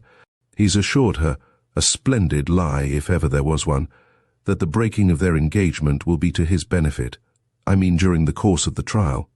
If he said that, perhaps she'll do it. The governor had a little talk with me before the proceedings began. He's so much impressed with Garlett's way of taking the whole thing that he half believes him to be innocent. I wish I could believe it." Unconsciously he was slowing down. "It's no good my pretending that I don't feel very wretched, the more so that I know well enough that if he's hung, it will be my testimony that will hang him." "Were you asked anything about Jean?" asked his wife in a low voice. "Of course I was. And of course I had to admit that she'd been at the factory fully 5 weeks before Emily Garlett's death. Also that they'd corresponded while he was away." "Jock, you never said that." "Why, it was only the most formal business correspondence," exclaimed Mrs. McLean dismayed. "They particularly questioned me about it, and though I tried to make the truth as clear as I could, I don't think they believed me. Then I had to admit that the moment he came back, he and she were always together. Garlett's head foreman was called. I felt sorry for the poor chap. He is obviously attached to Jean, but he had to confess that the factory was humming with talk about them long before they became engaged. That stupid, daft old Sir William Harding asked, "You mean before Mrs. Garlett's death?" And the foreman was so bewildered that he actually answered.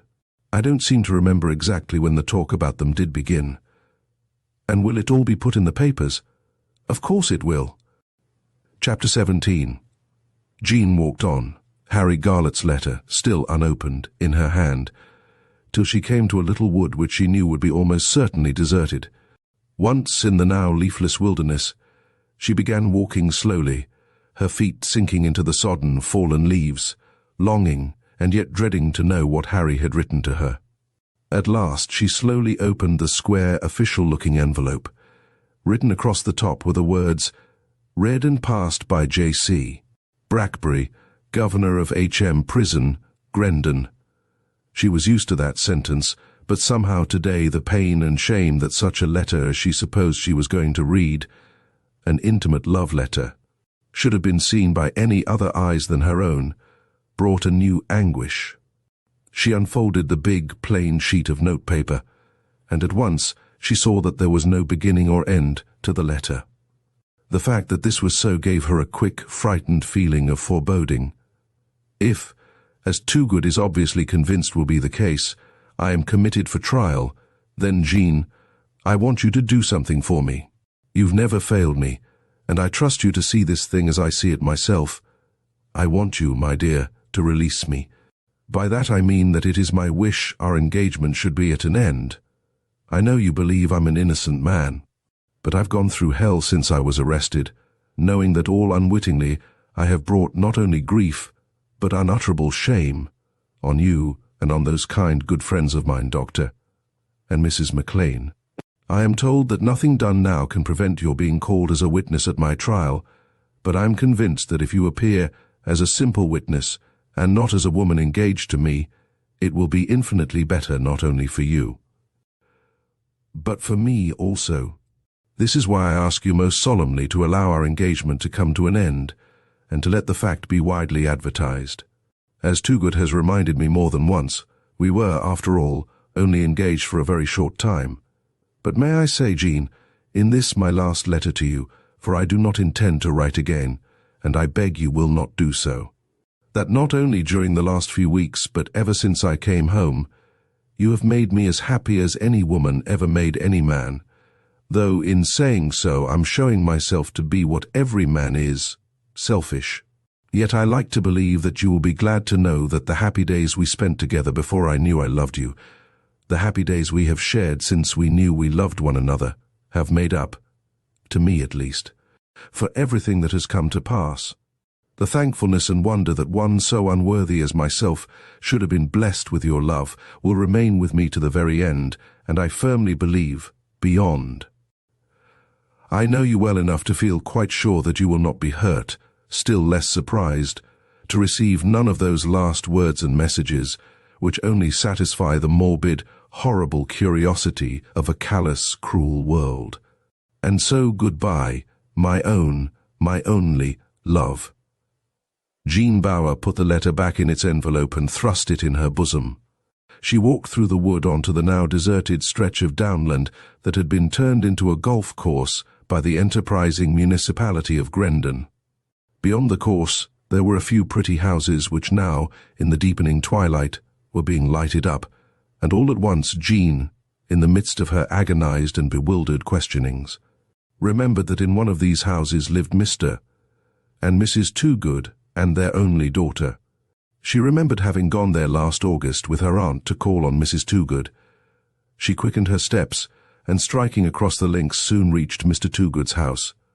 In answer to her ring, a maid opened the door. "Is Mr. Toogood back yet from his office? Could I see him?" asked Jean. "I won't keep him 5 minutes, but it's very urgent."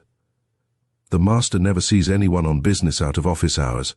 Then, suddenly, the young woman realized who the visitor was, and a thrill of joyful excitement ran through her. "Why, it's Miss Bower, isn't it?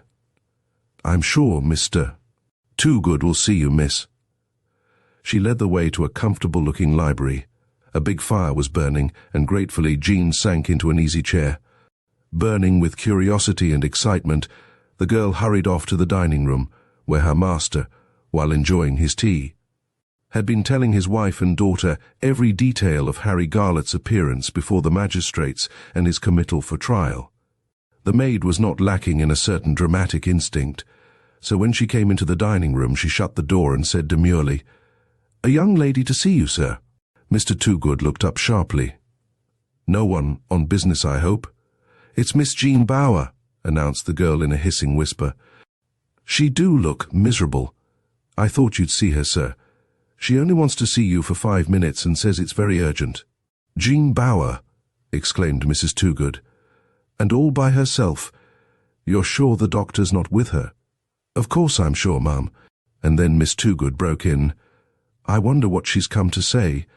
I wonder whether she poisoned Mrs. Garlett, and whether she's come to confess it to father. Jimmy Danitry says that they ought to have called her as a witness this morning." "I forbid you to discuss Harry Garlett's affair with young men," interposed her father sharply. He was on his way to the door, and though he too felt excited, he thought he knew what Jean Bauer had come to tell him. Indeed, he was sure that she had come to say that her engagement was at an end, and to ask him to make that fact known as widely as possible. He walked into his study and held out his hand. "Well, Miss Bauer, I'm glad that you've come here tonight instead of to my office tomorrow morning. Now that's the very first time I've ever said that to any client of mine, and I feel quite sure I shall never say it again. Sit down, my dear young lady. I think I know the business that has brought you." And his voice became very kindly. "I don't think you can know why I have come," she said in a low voice. "I think I do, for I had a talk with Mr. Garlett just before we went into the police court this morning. He told me he'd written you a letter which he was going to ask your uncle to deliver, in case he was committed for trial. He did not show me the letter, but he told me what was in it." "I've come to ask you a very important question," said Jean in a firm tone. She fixed her eyes on the shrewd face of the man standing before her. "I ask you, and I want you to answer as if you were on oath, Mr. Toogood. Will it do Harry good, or will it do him harm, if I break my engagement now?" The lawyer felt annoyed, as well as very much taken aback. For one thing, he could not tell by her manner whether she wished his answer to be yes or no. So he answered her evasively. "I know that Mr. Garlett strongly wishes the engagement to be broken off, Miss Bauer. He spoke very frankly to me this morning, and he said he hoped with all his heart that you would do as he wished." "I realize all that," she answered, with what was for her a curious and most unusual touch of irritation in her voice. "But I am not thinking of what he wishes me to do. What I want you to tell me is what will be best for him." And then suddenly she saw into Mr. Toogood's mind. "Surely," she exclaimed, "you don't think that I wish to break our engagement?" With a pitiful little smile she added slowly, "To do that would break my heart, but I will, if you tell me it's honestly the best thing for Harry." He was so touched, so surprised at her words, that he felt he would like to take her in his arms and hug her. What a splendid girl she was, and that even if she had allowed her employer, the husband of poor ailing Emily Garlett, to make love to her in his wife's lifetime, she deserved to know the truth, the real truth. "About that," he said decidedly, "I can set your mind at rest. Though I should not like to be quoted as having said it, I haven't a doubt that, in as far as public opinion plays any part in a great law case, the fact that you have remained faithful to Mr. Garlett can do him nothing but good." Jean sighed convulsively, and tears of relief began running down her face. "We take our stand on Garlett's absolute innocence," continued the lawyer. "We wish to prove that he hardly realized your existence till some months after his wife's death. That is the point on which you will have to try and convince judge, jury, and the very clever gentleman who will lead the prosecution for the Crown. Now it is obvious to me that if you set out to do that as the woman who loves the prisoner in the dock and absolutely believes in his innocence, that fact will give your words far more weight than if you come into court admitting that you have broken off your engagement." "Then why," she whispered, "did he write me this letter?" In spite of the loving things he said in it toward the end, I felt a sort of dreadful doubt, as if he no longer cared for me. "No longer cared for you?" exclaimed Mr. Toogood, wiping his spectacles. "Why, my dear young lady, it's entirely for your sake that he wrote that letter. Didn't you understand that? He won't be allowed to see any of the newspapers after today, but up to today the governor stretched a point. But it was no kindness, for some of the things the papers printed made him feel simply frantic. He was awfully upset at some article which said that you thought his wife had committed suicide. He wanted to have it contradicted." "I never saw any statement of that sort," said Jean, astonished. "I can hardly believe they can have dared to say such a thing. Of course I feel sure that Mrs. Garlett did not commit suicide. Well, I wouldn't go so far as to say that. Quite frequently it happens that a man takes his own life when everyone round him would have sworn him utterly incapable of doing such a thing. If that is often true of a man, It is truer of a woman, for your sex is far more sensitive than mine, Miss Bower. May I write an answer to Harry here? Said Jean. He put a sheet of paper before her on his writing table, and taking up a pencil she wrote quickly, I cannot do what you wish. I would have done so if not doing it would have done you harm. But I have found, thank God, that to break our engagement would do you harm rather than good. And now, observed Mr. Toogood, I'll just put my boots on again and see you home. Indeed, you'll do nothing of the kind, exclaimed Jean, and this time she really smiled. I'm not a bit afraid. Besides, it isn't really dark. She took his hand and squeezed it. You've never made anybody happier than you've made me today, she said. When Jean Bower slipped quietly back into Bonnie Doon, she amazed them all, those three kind folk who felt so unhappy and anxious about her, her uncle, her aunt, and Elsie, by being bright, cheerful, and full of courage and hope. After a few minutes, she went up to her bedroom. The writing table there was one of the few things she had brought from her old home.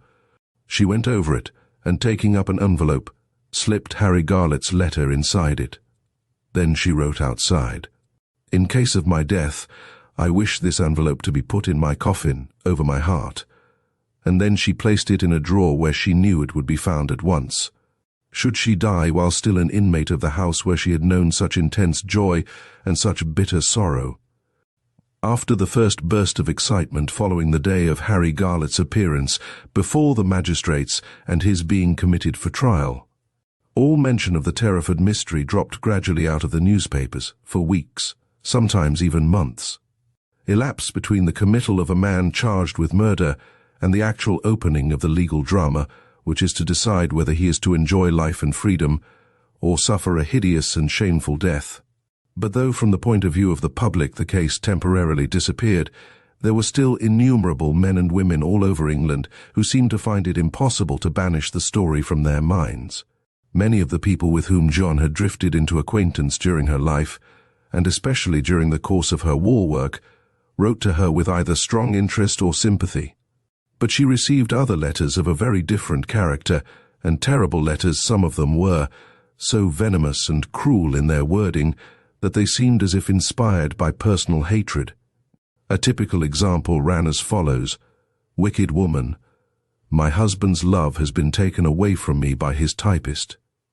So I know exactly what poor Mrs. Garlett must have felt during that time when you were insidiously worming your way into the heart of your employer. Your conduct was the more horrible because, as is the case with my husband, that brute Garlett owed everything to his wife.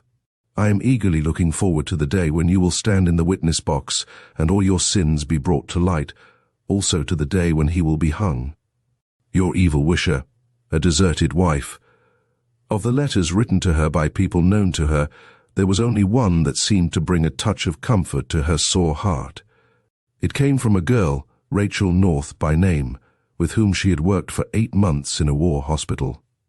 They had drifted into something very like close friendship during that time, but, as so often happens in life, though they had each made an effort to keep up their friendship by correspondence, the letters had become fewer and fewer on either side, and had now ceased for nearly a year.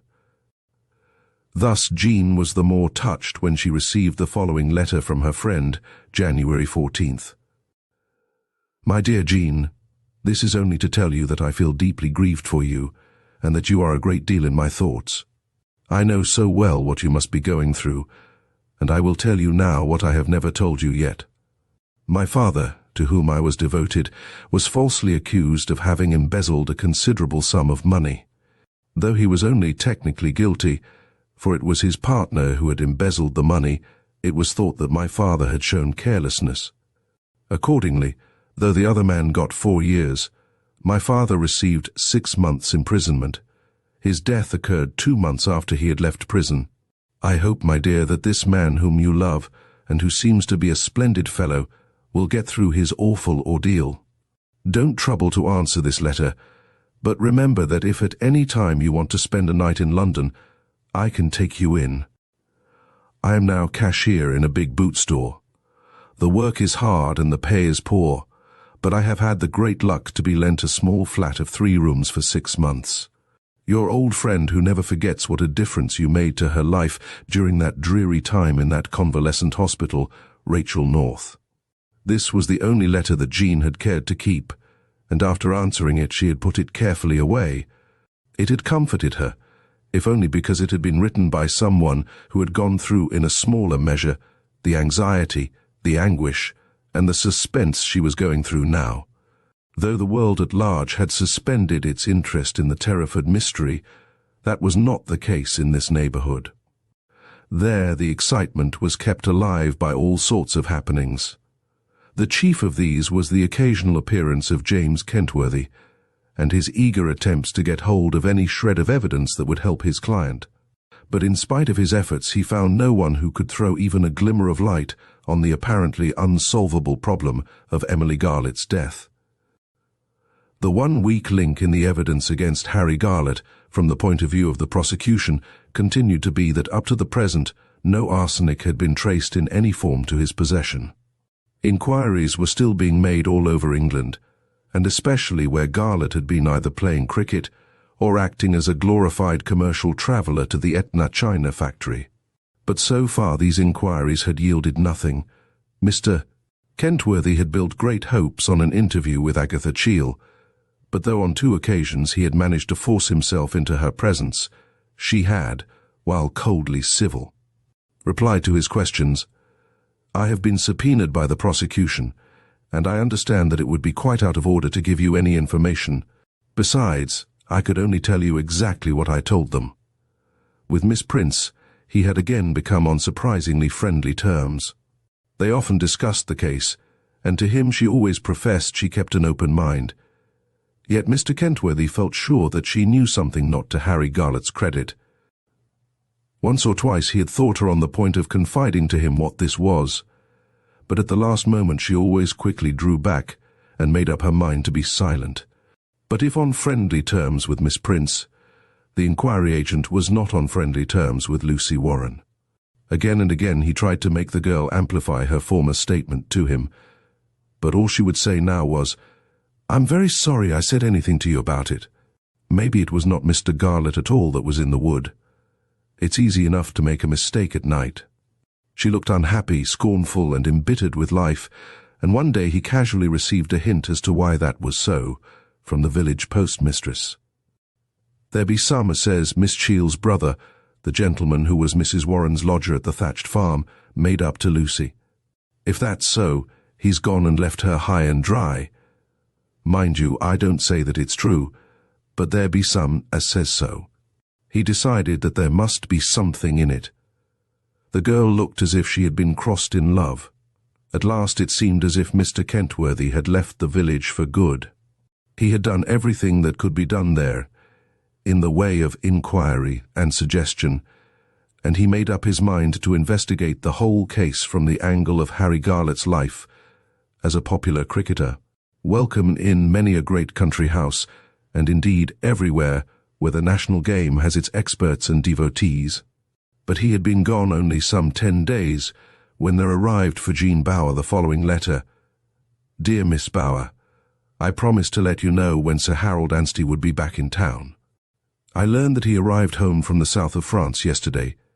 He's going away somewhere for the weekend, but he will be in his chambers in King's Bench Walk from Tuesday onward. I have no doubt that among your uncle's more important patients there must be someone acquainted with Sir Harold who would be willing to give you a note of introduction to him. It might, however, be better to call on him and just take your chance. I wish I had some good news for you. I am going on prosecuting my inquiries in a somewhat new field. In such a case as this, one never knows when one may obtain a clue. Yours very truly, James Kentworthy. P.S. What you have to do with regard to Sir Harold Anstey is to convince him, as fully as you have convinced me, of the truth of your and Mr. Garlett's assertion that you were scarcely acquainted at the time of his wife's death, and that you did not become really friends till close on 5 months later. Do not forget to take with you the facsimiles of you-know-what." Jean made up her mind at once that she would act on Kentworthy's second thoughts. She decided, therefore, to go by herself to London, and without giving him any notice, call at the famous barrister's chambers on the chance of seeing him. So the two people, whose anxious, loving scrutiny of her day by day was sometimes more than she could bear, were disturbed and surprised when she suddenly observed, "I want to go to London next Monday by myself. I've got a friend who will put me up for the night. I don't want to tell you why I'm going, so please don't ask me. But you will be glad to know that it is something I'm doing with the full approval of Mr. Kentworthy." And then suddenly she grew very red. "I ought not to have said that," she exclaimed in a distressed tone. "Will you try and forget it and never tell anyone?" She looked from one to the other. "Very well, my dear. But be careful. Mr. Toogood told me the other day that he had a great horror of anything like amateur." The doctor hesitated a moment and then said, "Spying." "I'm not going to spy," said Jean, and she looked hurt. Well, my dear, forgive me for saying that. But you know what I mean. I don't want you mixed up with any of Kentworthy's dirty, if necessary, work. Not if it helped Harry, Uncle Jock. Not even if it helped Garlett, my dear." She turned away, and he knew that she would stick at nothing that would help the man she loved. Chapter 18. Sir Harold Anstey came bustling into his pleasant chambers. He had only just come back from a long weekend. There was a bright fire burning in the attractive, wasteful 18th-century grate, and the famous Old Bailey barrister felt not only fresh and keen, but on the happiest terms with himself and the world. The great advocate was a big, florid, good-looking man, and so popular a bachelor that it was no wonder he had never made up his mind to become true to one lady. Like most successful men, he attached great importance to the press of his country, and he paid considerable court to those newspaper men with whom he came in contact.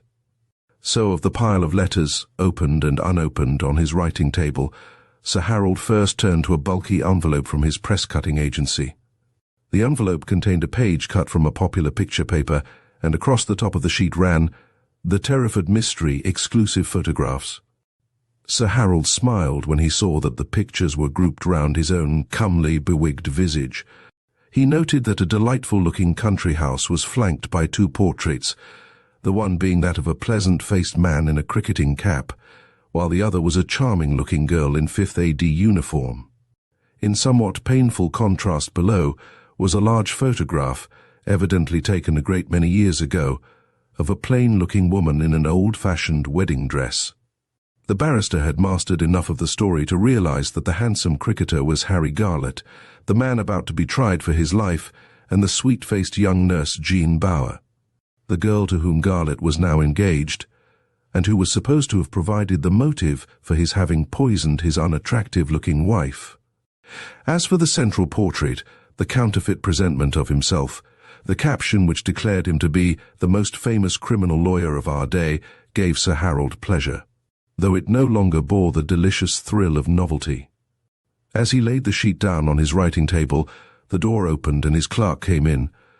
"A young lady to see you, Sir Harold. She says she would rather not give her name." The great advocate looked sharply at his faithful henchman. "I suppose you told her that I only see people by appointment." "I did tell her that, Sir Harold, but she said she did hope you would break your rule this time." "A nice young lady, a pretty young lady, Fulford?" asked Sir Harold. He was fiddling about the papers which were on his table, and he did not look at his clerk as he put the question. "Well, yes, Sir Harold, a very pretty young lady. Quite young, too, if you'll excuse my mentioning it." "All right, show her in." While awaiting his visitor, he idly opened a letter marked "Urgent and Confidential," which lay on the top of the pile of envelopes. It contained the following words: "It is because there are villains like you in the world, ready to defend any rascal, however guilty, that men murder women, trusting to you to get them off." Another tribute to his marvelous gift of advocacy. He read the ill-written sentence again, and it was with a broad smile that he greeted the very charming-looking girl who advanced nervously into the big, comfortably furnished room. "Sit down," he said with a kindly smile, and timidly his visitor accepted his invitation. "I hope you will not mind telling me your name. Remember, my dear young lady, that wise people tell everything to their doctor and their lawyer." "My name," she said quietly, "is Jean Bower, and I am engaged to be married to Mr. Henry Garlett." As she uttered these words, there was no trace of a smile on her face, and it was then, for perhaps his knowledge of human nature had not gone as far as he thought it had, that Sir Harold Anstey realized for the first time that his visitor looked unutterably sad. Had she not been so young, and yes, so attractive, he would have seen at once that she was spent with anxiety and suffering. It must be admitted, though the fact did not redound to his credit, that Sir Harold's manner underwent a quick and subtle change. It became, in place of deferential, familiar. "Although your coming to see me like this is not at all in order, Miss Bower, I shall not be sorry to have a little talk with you," he exclaimed, moving his chair just a little forward. As he did this, Jean Bower, unaware that she was doing it, moved her chair just a little back. "And so," he went on in a jocular tone, "you are the pretty young lady who has brought all this trouble about." Poor Jean! She felt as if this man, whom she had thought of as a friend, had struck her straight between the eyes. She made no answer to the half-question, and only gazed at him affrightedly. "You are by profession a nurse, are you not?" he asked abruptly. He felt annoyed that she had not played up. "No, I am not a nurse," she spoke in a very low tone. "But I have seen a picture of you, a very delightful picture is too, in a nurse's dress." Jean Bower looked bewildered, then a painful flush came over her face. She also, for her misfortune, had seen the page now lying on Sir Harold's table. "The papers are published ahead of me, taken out of a group of VADs, she said quickly. "I acted as secretary for a while, at a war hospital." "That's why you were in France at the hospital, to which Harry Garlett was taken when wounded in 1917. He thought he was on the right track at last." "No," she said again. "I was never in France, I was in a Manchester hospital in the later part of the war. I became secretary to the Etna China Company last April, and as I have not resigned my post, I am that now." She spoke with a certain simple directness. "Then you were secretary to Mr. Garlett's company, and you also took care of his wife," said the famous advocate, again with a curious, not very pleasant smile on his face. "You are confusing me with Miss Cheel, who was Mrs. Garlett's housekeeper and companion," said Jean. There had now come over her a terrible feeling of anxious despondency and of bitter, bitter disappointment. She had expected the great man, he had been described to her as a very great man by Mr. Toogood, to have the whole story at his fingers' ends, and to be, even in everyday life, an ardent, as well as an eloquent, believer in his client's innocence. Something of what was passing in her mind became apparent to Sir Harold Anstey, and he felt sharply vexed with himself. Vexed for having got the threads of the story so wrong, and vexed, too, that he had broken through his rule of never seeing, excepting at his own request, anyone connected with a forthcoming case. In his happy, prosperous everyday life, Sir Harold rarely came across any girls who seemed to him as prudish as the girl now sitting facing him. Besides, with regard to this girl, who had actually driven a man to commit murder for love of her, such a pose was not only absurd, but very hypocritical. Still, as he had been foolish enough to see her, he told himself that he might as well make the best of it, and improve his own chances of winning what he was beginning to see was going to be a very important case. His manner changed. It became, if not exactly more pleasant, then shrewd and businesslike, what his visitor vaguely described to herself as sensible.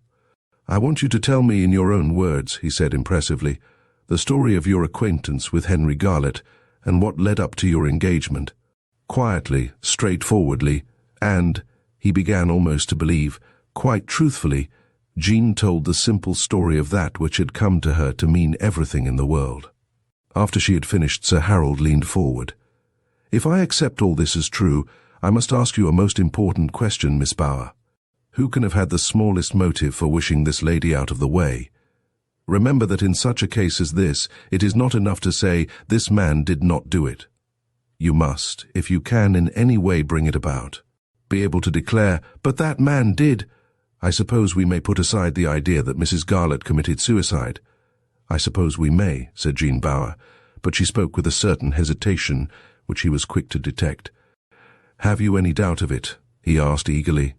"Did the poor woman suffer great pain? What was her mental state? Can we rely on her doctor to give evidence favourable to Mr. Garlett?" "Dr. McLean, who attended Mrs. Garlett, is my uncle," said the girl slowly. "I know that he believes, as does Mr. Garlett himself, that such an idea as suicide never even crossed her mind." Sir Harold Anstey felt both perplexed and irritated. He told himself that there is after all such a thing as being too truthful, too scrupulous. "That's a great pity," he said dryly. "If you could persuade your uncle, Miss Bower, to give even a slight hint that his patient was sometimes very depressed, and if not suffering actual pain, was yet in constant discomfort, it might be a very great help to me in saving Mr. Garlett's life." He was still absolutely convinced that his client was guilty, but somehow he was beginning to feel very, very sorry for this pretty young creature with whom he was holding this curiously unemotional conversation. While she had been telling him the story of her acquaintanceship with the man she now loved, he had suddenly realized that it was pent-up passion, not lack of feeling, that made her speak in so still and quiet a voice. "So far no arsenic has been traced to Henry Garlett's possession, and of course that is a point in his favour," he said musingly. "I suppose that it is quite impossible that sugar and arsenic can be substituted by accident the one for the other?" asked Jean. "I mean at a grocer's, for instance." "Quite impossible," he said firmly. "But tell me why you ask the question." "Because Mrs. Garlett seems to have had some strawberries smothered in white sugar just before her supper." "Did she say the strawberries had made her ill?" Jean knitted her white forehead. "Not that I know of. But Miss Cheel, the lady who was her companion nurse, at first put down her illness to her having eaten them. Your uncle, I take it, lives close to the thatched house. Does he make up his own medicines?" Jean Bower shook her head. "He did so, I believe, when he first bought the practice, but he gave up doing it years ago, and I take it that everything connected with the dispensary was swept away. A garage has been put up in the place where he used to make up the medicines. Is there a chemist's shop nearby?" "No," said Jean quickly, "but the daughter of my uncle's predecessor, a lady called Miss Prince, keeps certain simple medicines in her house, which she gives to the village people." Sir Harold made a note of the name on his blotting paper. "I suppose we may take it," he observed, "that that lady had no arsenic in her possession."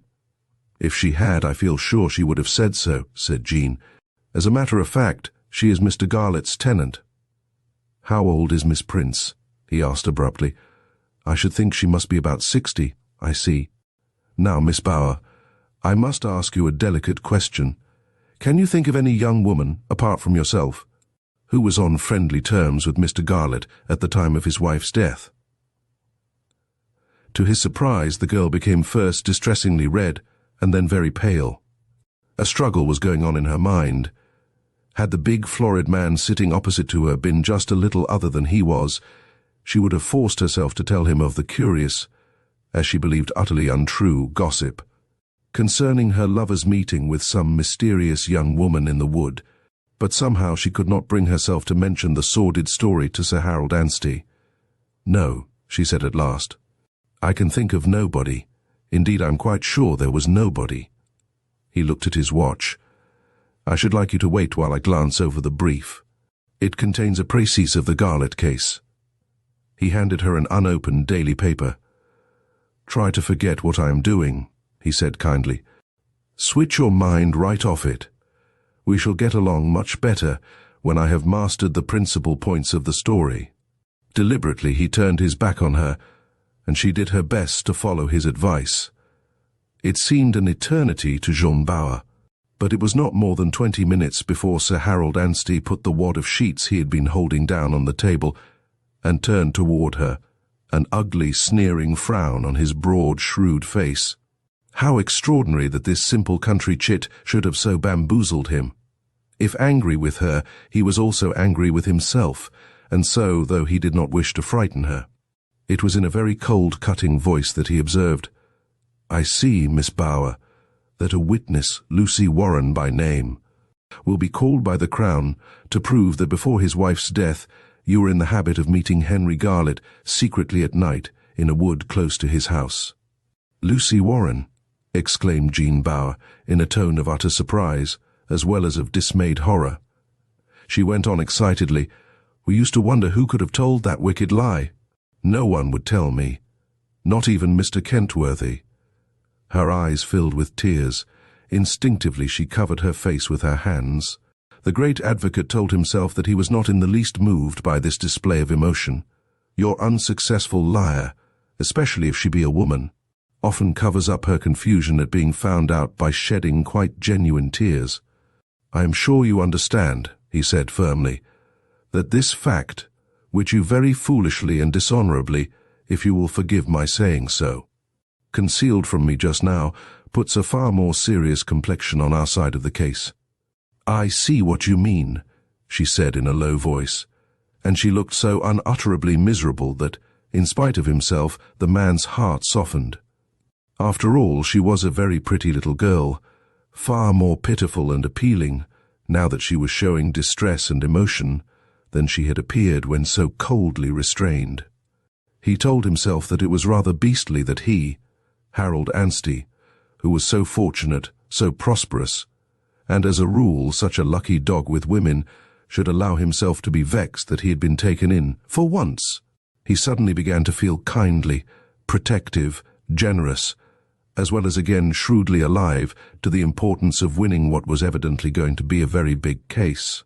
He got up and came and put his big right hand on her slender shoulder. "Now look here, my dear." She shrank back a little, then drying her eyes, she looked up at him fearlessly and bravely. "I am going to do my very best to save your lover's life. But you, on your side, must make up your mind to be absolutely truthful with me, eh?" "I will be, Sir Harold. Indeed, I will be. Well, we may take it, I suppose, that it was a case of love at first sight, that Mr. Garlett was taken with you from the first as well he might be, and then he did persuade you, wrongly I admit, to meet him at night in this wood. When I say night, I am well aware that it was not really night. From what this young servant says, she had to be in by 10, so that fixes the time. Can you give me any kind of reason why you should have met him? Any reason you can think of, or even invent, will be of value. I realize that you were working with Mr. Garlett, and that you had plenty to talk about of a, well, ordinary, straightforward kind." Jean Bauer got up from her chair so suddenly that he felt startled.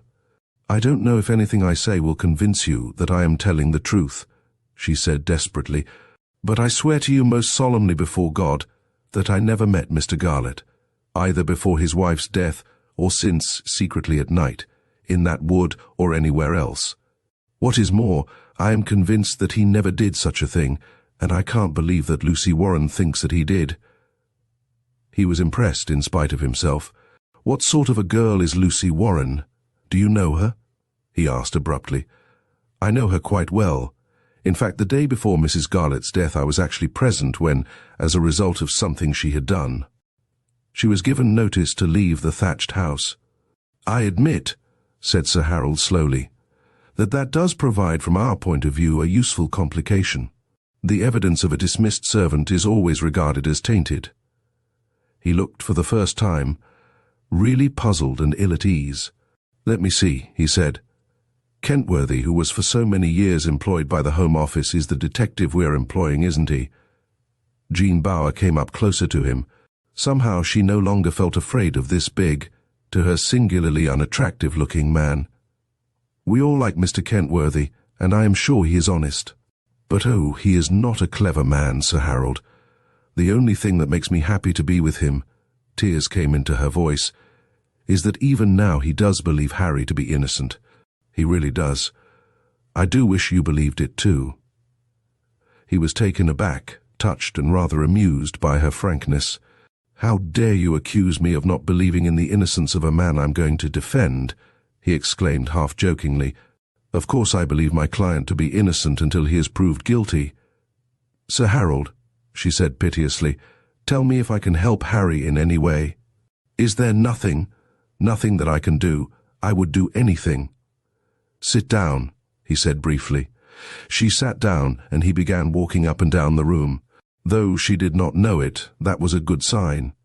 It showed that he was becoming really interested, putting his powerful mind to the solution of a problem that was not, after all, as simple as he had believed it to be.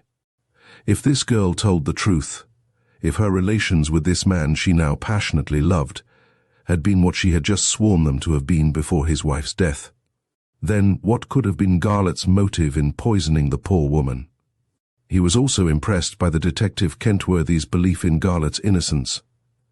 Sir Harold Anstey had had a great deal to do with Kentworthy in another murder mystery case, and it had been Kentworthy's passionless, honest, clear evidence in the box which had hanged Anstey's guilty client. Kentworthy might not be a clever man, not the Sherlock Holmes every young lady expects a detective to be. But his opinion, especially when it was in favor of a man actually under arrest on a charge of murder, was of great value in the famous barrister's eyes. "This is going to be a very difficult, complicated, and anxious case," he said at last. "All the more difficult because it appears so absolutely simple." He saw a look of astonishment flash across Jean Bauer's flushed face. "To you," he exclaimed, "who believe this man to be innocent, the case is perfectly simple. But if we can produce nothing better than what we have now got, Miss Bauer, judge, jury, in fact—" He hesitated, and then went on firmly.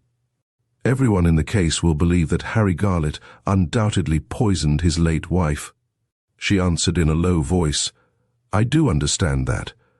And though she did not flinch, a sensation of numb despair took possession of her heart. "It follows that we must produce something, anything, that will shake the belief of those on whose opinion, Miss Bauer, your lover's life will hang as by a thread." She stared at him, fascinated. The real power of the man was beginning to impress her, to make her feel a kind of confidence in him. He stopped in his pacing and gazed fixedly down into her troubled, quivering, upturned face. "Will you give me your word of honor that you will never reveal to anybody the fact that I gave you, personally, any advice concerning your own association with the case?" "I give you my word of honor," she said quietly. "It is because I believe you will keep it," he said seriously, "that I am going to tell you how I think you can help your lover." She waited silently till he spoke again. "I am one of the few people in my line of life who believe in the amateur detective, and especially in the woman amateur detective.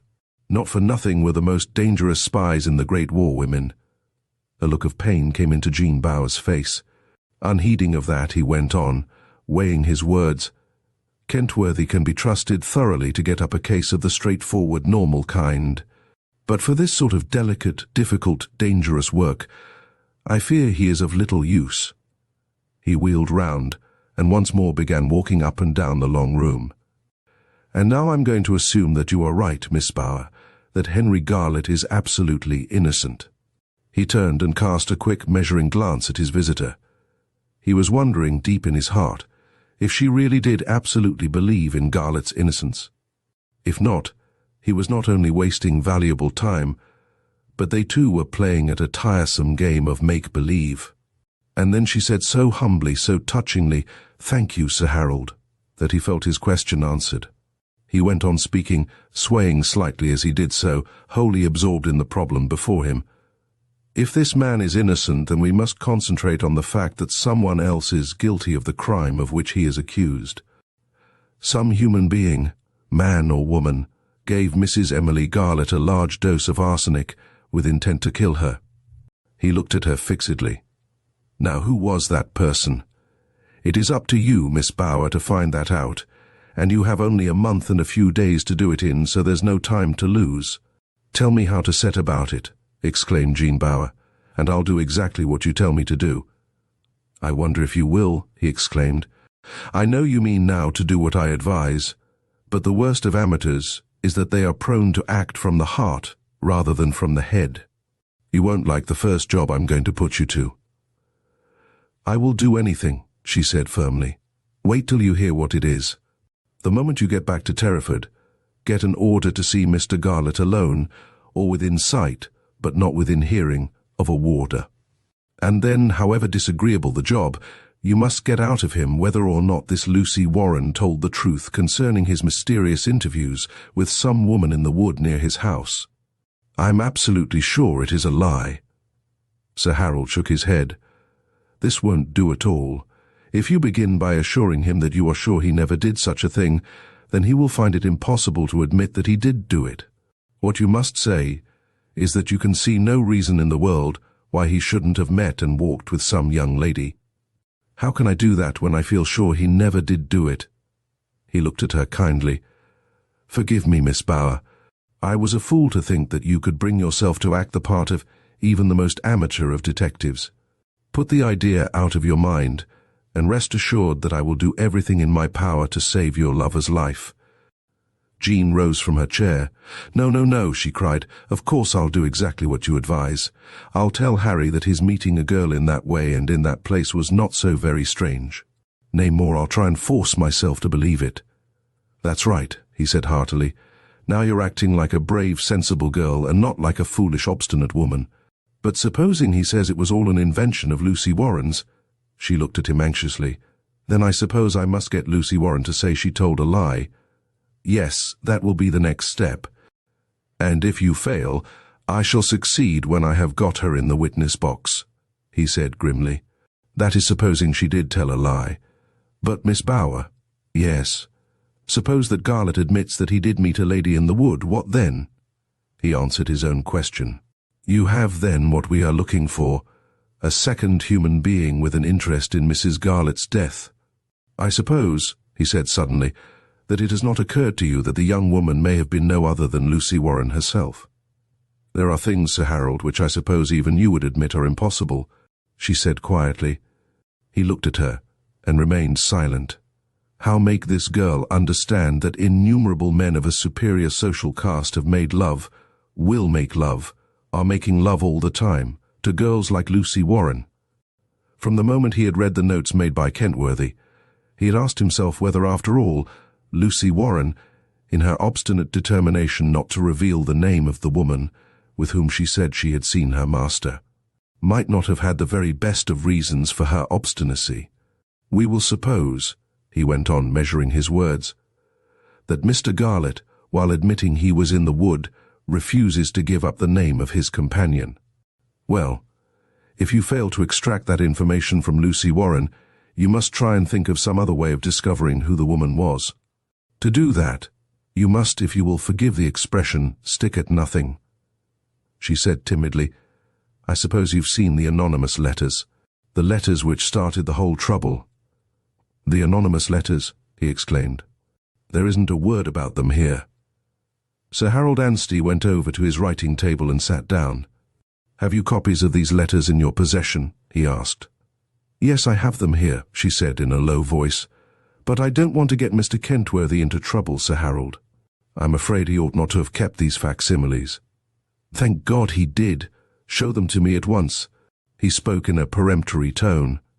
Jean Bauer opened her bag and silently laid the 3 sheets of paper before him. He bent over them for what seemed to her a very long time, but at last he looked up. It's a monstrous thing, he exclaimed, that these were not put in among the exhibits connected with the case.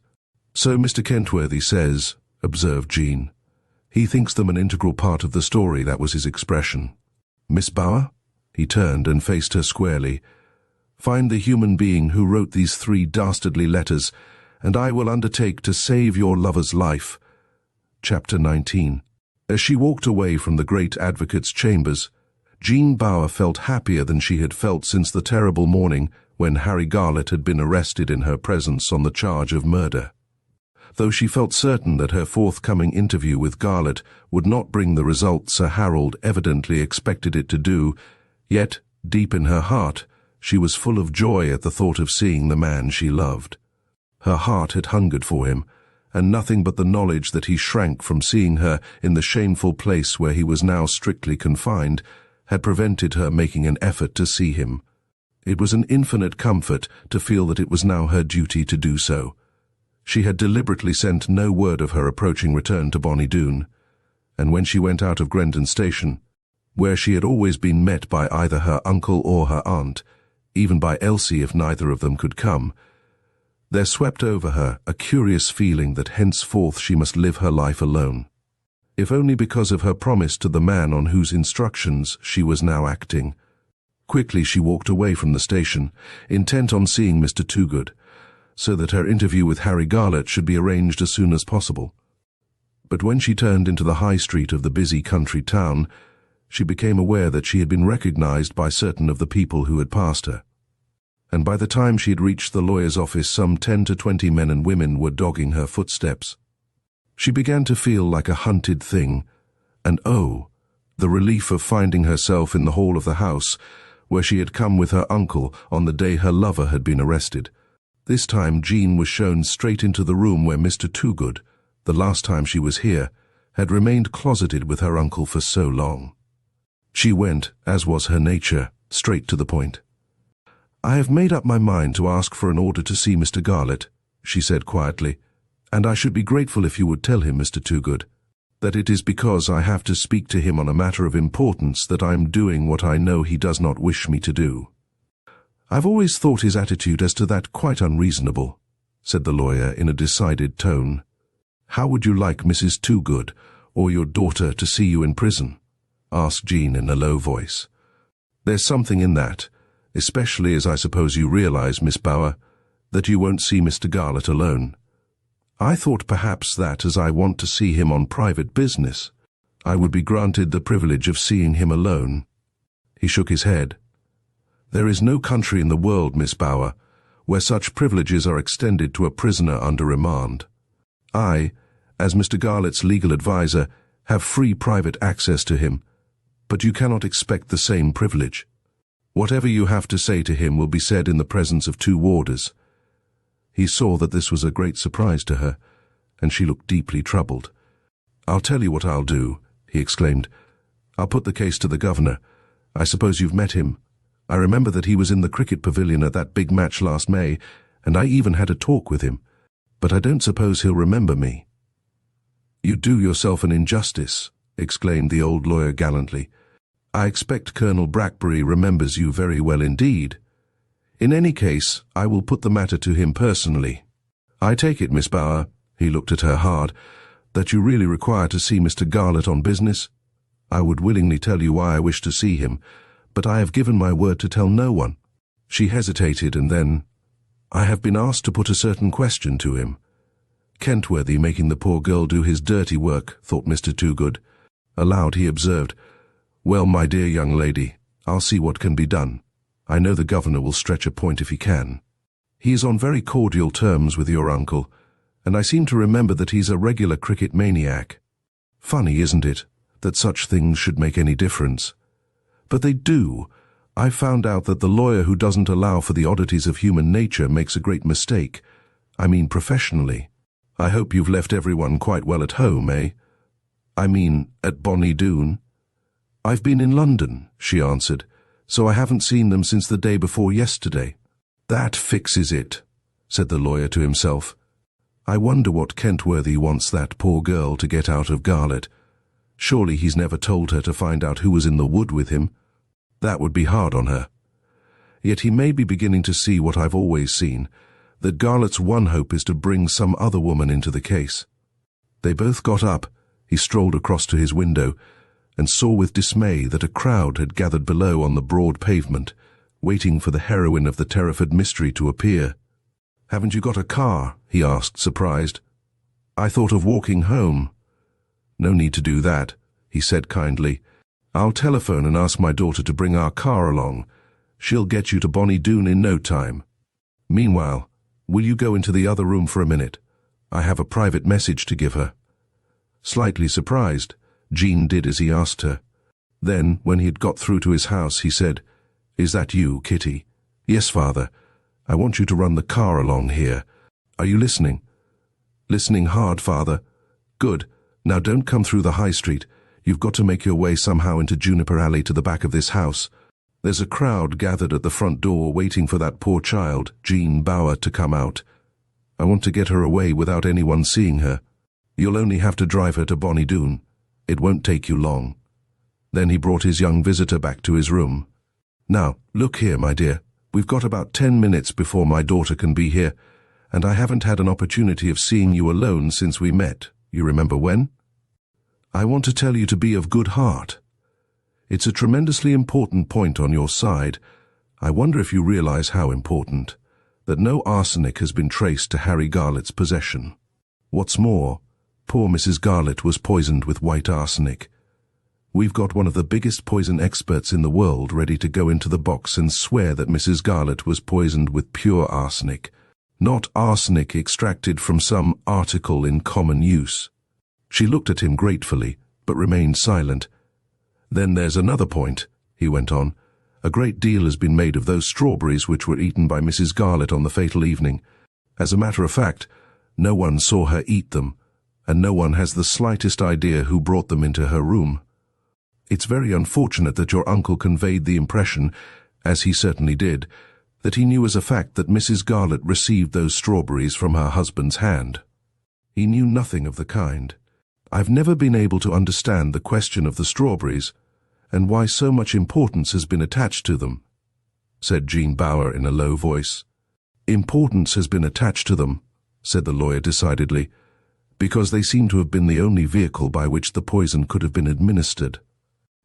The prosecution have 2 witnesses ready to swear that they saw the small dish of strawberries, sprinkled thickly with powdered sugar, outside Mrs. Garlett's door at 5 o'clock, and that at 7 o'clock the dish was no longer there. How strange, said Jean in an oppressed tone. Mr. Garlett denies having even seen the strawberries. The lawyer who took Miss Cheel's evidence on commission received from her the assurance that she did not know who had given Mrs. Garlett the fruit. She simply assumed that it must have been Mr. Garlett. Sir Harold Anstey, you will remember I told you about him last time you were in this room, will certainly make the most of the fact that no one knows what happened to those strawberries. Not only the fruit, but the dish, one of a set of 4, disappeared from the top of the chest of drawers where it was known to have been that afternoon. The apparent obliteration of the dish is a very curious circumstance. I suppose it is, said Jean doubtfully. That odd occurrence, coupled with the fact that no purchase of arsenic has been traced to our friend, will certainly be an important point in his favor, so you must keep up heart. I try to, said Jean. I'm feeling happier. She stopped short. She had nearly said, now that I have seen Sir Harold Anstey. Mr. Toogood looked at his watch. Kitty will be waiting for you now. He opened the door and then, to her surprise, said a little hurriedly, No, not downstairs, but upstairs, Miss Bauer. My daughter prefers driving up to the back of the house. As he uttered these lying words, he was leading her up the staircase, she bewildered but obedient. When they reached the top story, he led her down a passage, and then they walked silently down what had been the back stairs of the old mansion, when it was a dwelling house. Once on the ground floor, he took her rapidly through a small paved court into a kind of little alley, where the car stood waiting. Goodbye, Miss Jean. I'll see if I can catch the governor today, and then your interview will take place, if it can be managed, tomorrow morning. It was not often that Mr. Toogood felt a pang of curiosity. As a rule, lawyers know too much, not too little, of their clients' affairs. But he did wonder very much what it was that Kentworthy had asked Jean Bauer to find out. He felt sure that she would fail in her task. Harry Garlett was the last man to be persuaded to say anything he did not wish to say, and if he had indeed been holding clandestine meetings in the wood with some woman whose name he alone knew, he would certainly not give the lady away. Mr. Toogood chuckled a little as he found his way back to his room, remembering that his good friend Colonel Brackbury, governor of His Majesty's prison at Grendon, had said to him only 2 days before, I feel interested in Jean Bauer. I thought her a most attractive girl. We had quite a talk at that cricket match last spring. I should very much like to see her again. Late that same afternoon, Elsie put her head through the door of the dining room of Bonnie Doon. You're wanted on the telephone, Miss Jean. Would you rather I went, my dear? Asked her aunt kindly. I'll go, said the girl quickly. I think I know who it is. And sure enough, it was Mr. Toogood. It's all right, Miss Bauer. If you will be at the prison at 10 o'clock tomorrow morning, the governor will himself be present at your interview with Mr. Garlett. He says he will keep out of earshot. I hope you are pleased. I am indeed, she called back, and very grateful to you. And then she walked back slowly to the room where her uncle and aunt were sitting. She was sorry now, that she had not confided to them her intention of seeing Harry Garlett, but she had shrunk from doing so, for she knew they were hurt with her for concealing the reason of her visit to London. As she opened the door, she said abruptly, "I am going to see Harry tomorrow morning. I called at Mr. Toogood's office on my way home and arranged it." As neither of them spoke, she went on, catching her breath a little, "Try not to mind my not being able to tell you why I want to see him. I've promised not to do so, but it is important. It may make a difference at the trial." There was a pause, and then Mrs. McLean said a little coldly, "Neither your uncle nor I wish to interfere in your private affairs, my dear. You are grown up, and you have a right to do as you please. But your uncle has a very wide knowledge of life, and I think you would probably find that, in the long run, it would be worth your while to take him into your confidence." Jean burst into bitter sobs, and her aunt got up from her chair and put her arms around her. "Come, come, don't be offended, childie. It's only that we're so anxious, that's all. The matter's so terribly important, not only to you but to your uncle. Perhaps you don't quite realize that, eh?" "How do you mean?" exclaimed Jean, glancing from the one to the other. "Well," said Dr. McLean slowly, "I've not said anything about it, for I've known that your trouble, my dear, has been much, much greater than mine. But of course, this terrible affair is a fearful blow to my professional reputation, and though for a little while people will be eager to see me, after I've been badgered and worried like a rat worried by a terrier in the witness box, the better class of my patients are sure to say, 'Better not send for old McLean. Do you remember that stupid mistake he made over the death certificate of that patient of his who was poisoned? I didn't realize all that. Oh, how sorry I am that I've brought all this awful trouble on you," exclaimed Jean, looking from the one to the other of them with unhappy, haunted eyes. For the first time since this great trouble had come on them all, they separated that evening not on their usual affectionate, open terms, the one with the other. And it was after a night spent wide awake in bitter self-communing that Jean got up early the next morning. "I'll breakfast with you in the kitchen," she said to Elsie. "I've got to be at the prison by 10 o'clock, and I should like to get out of the house before my uncle and aunt come downstairs." The modern prison of Grendon was built at a time in the 19th century when there was still but small reverence for historic buildings. Within the vast enclosure surrounded by walls 5 feet thick still stands the mound crowned by the ruins of a Norman keep known to antiquaries as Grendon Castle. And close to that high mound rises the medieval mass of brick and stone, locally called the Old Prison. To the imaginative historian, that house of woe, long emptied though it be of suffering humanity, is of far greater interest than are the remains of the castle. Last, but, from the point of view of the townspeople, by far the most important, within the same vast enceinte is the 18th century pillared building where the county assizes are always held, and where many a famous trial has taken place. But the public doors to the assize court are reached from without the great walls, some way from the jealously guarded entrance to the modern prison, and to the vast space in which it stands. Till comparatively lately, the public were freely admitted to what is still called the Castle Yard, and public meetings of deep import to the state were held there. But now it is difficult to obtain even permission to visit the castle ruins and the old prison. June Bower had walked quickly through the keen morning air, and so, being full half an hour early, she paced up and down for what seemed a long time under the stout walls. At last, when her watch told her it was 9:45, she rang the bell of the small postern door cut into the great gate. There came the sound of footsteps on stone flags, the clanking of big keys, and then the door was opened by a grey-haired man in uniform. Taking the admission order from her hand, he glanced over it and looked at her with quickened interest. "You're a bit early, if I may say so," he said kindly. "But you follow me, miss, and I'll see what I can do." As she walked under the vaulted gateway, past the quaint little opening which evidently led into her guide's home, Jean found herself on the edge of a vast paved enclosure. To her left rose the huge mound, and in front of the mound, as if cut out of the paving stones, was a round lawn of closely cropped turf. Then, gradually, she became aware that behind a row of tall, now leafless, Plaintree's was a strange-looking building of dark red brick and grey stone. There was something stark and desolate about the irregular outline which showed sharply clear against the pale blue of the winter sky. Her companion followed the direction of her eyes. "Aye, that's the old prison," he observed.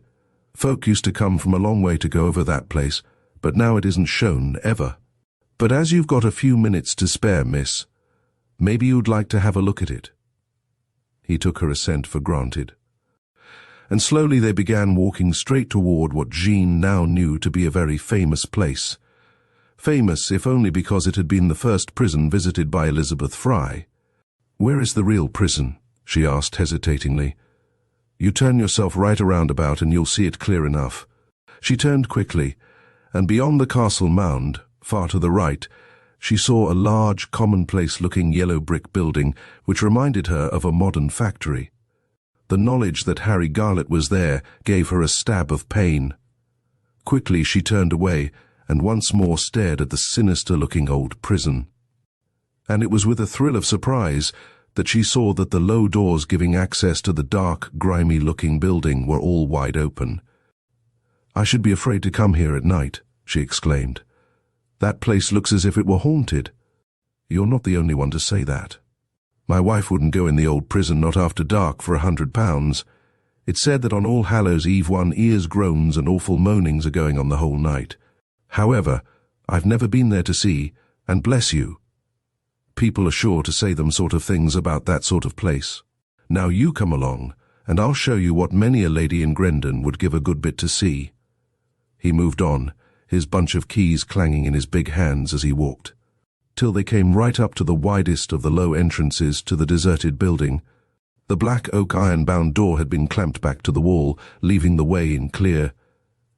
"I'd best go in first," said the porter, and Jean, following him, found herself almost at once in pitch darkness, groping along a narrow passage.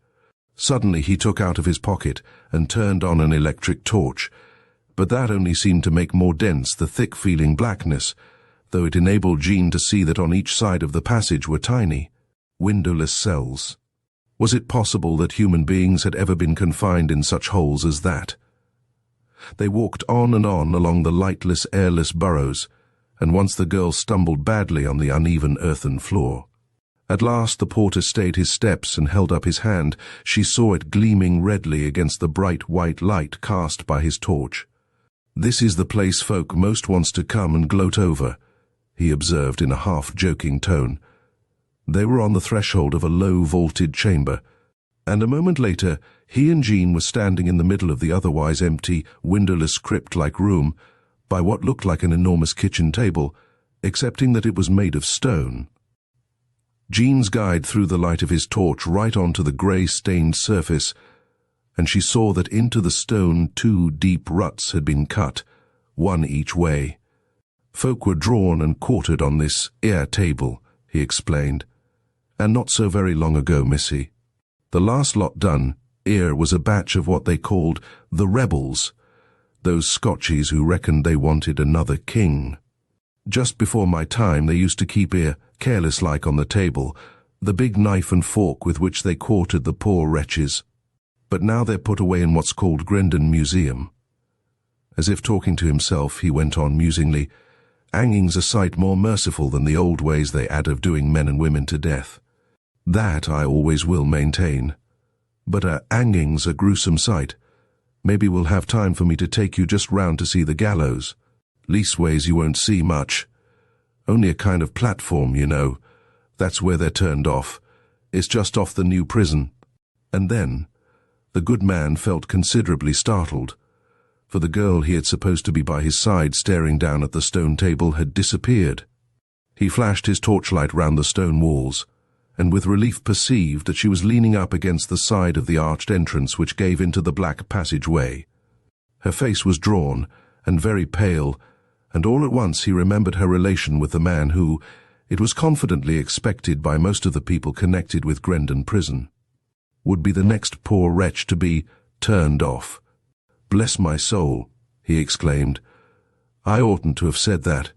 I clean forgot about your friend, missy. What a fool I am, to be sure." There was a tone of deep dismay and regret in the voice in which he uttered these words. "I'm all right now," Jean said faintly. "I suddenly felt queer. I think the air must be very bad in this place." "Of course it is," he agreed. "No draught through." And then he went on, this time in a very serious voice. "As I've said so much, miss, I'll say just one thing more to ye." "Yes?" she said questioningly, standing away from the door. She had no idea what he was going to say, and yet somehow she felt horribly afraid. "Hanging, as now practiced," he observed, "is a very merciful form of death. It isn't hanging at all, so to speak. They just breaks the poor chap's neck and it's all over in a second. He don't know it's happening till it has happened, if you take my meaning." She took his meaning only too well, and with a wild wish to escape from her now torturing thoughts, she turned out of that awful room of death, and almost ran along the cavernous way and so out into the fresh air. Her guide followed, uncertain whether he had been right or wrong in saying what he had last said to her. "But there," he said to himself, "the poor little missy may be glad to remember it some March morning." But when he saw her face in the daylight, he exclaimed, "Dang me, the wife's right. I do talk too much, that I do." And then shamefacedly he added, "Best say nothing of my having shown you a bit of the old prison, eh? I mean to the governor." "Of course I won't," she murmured.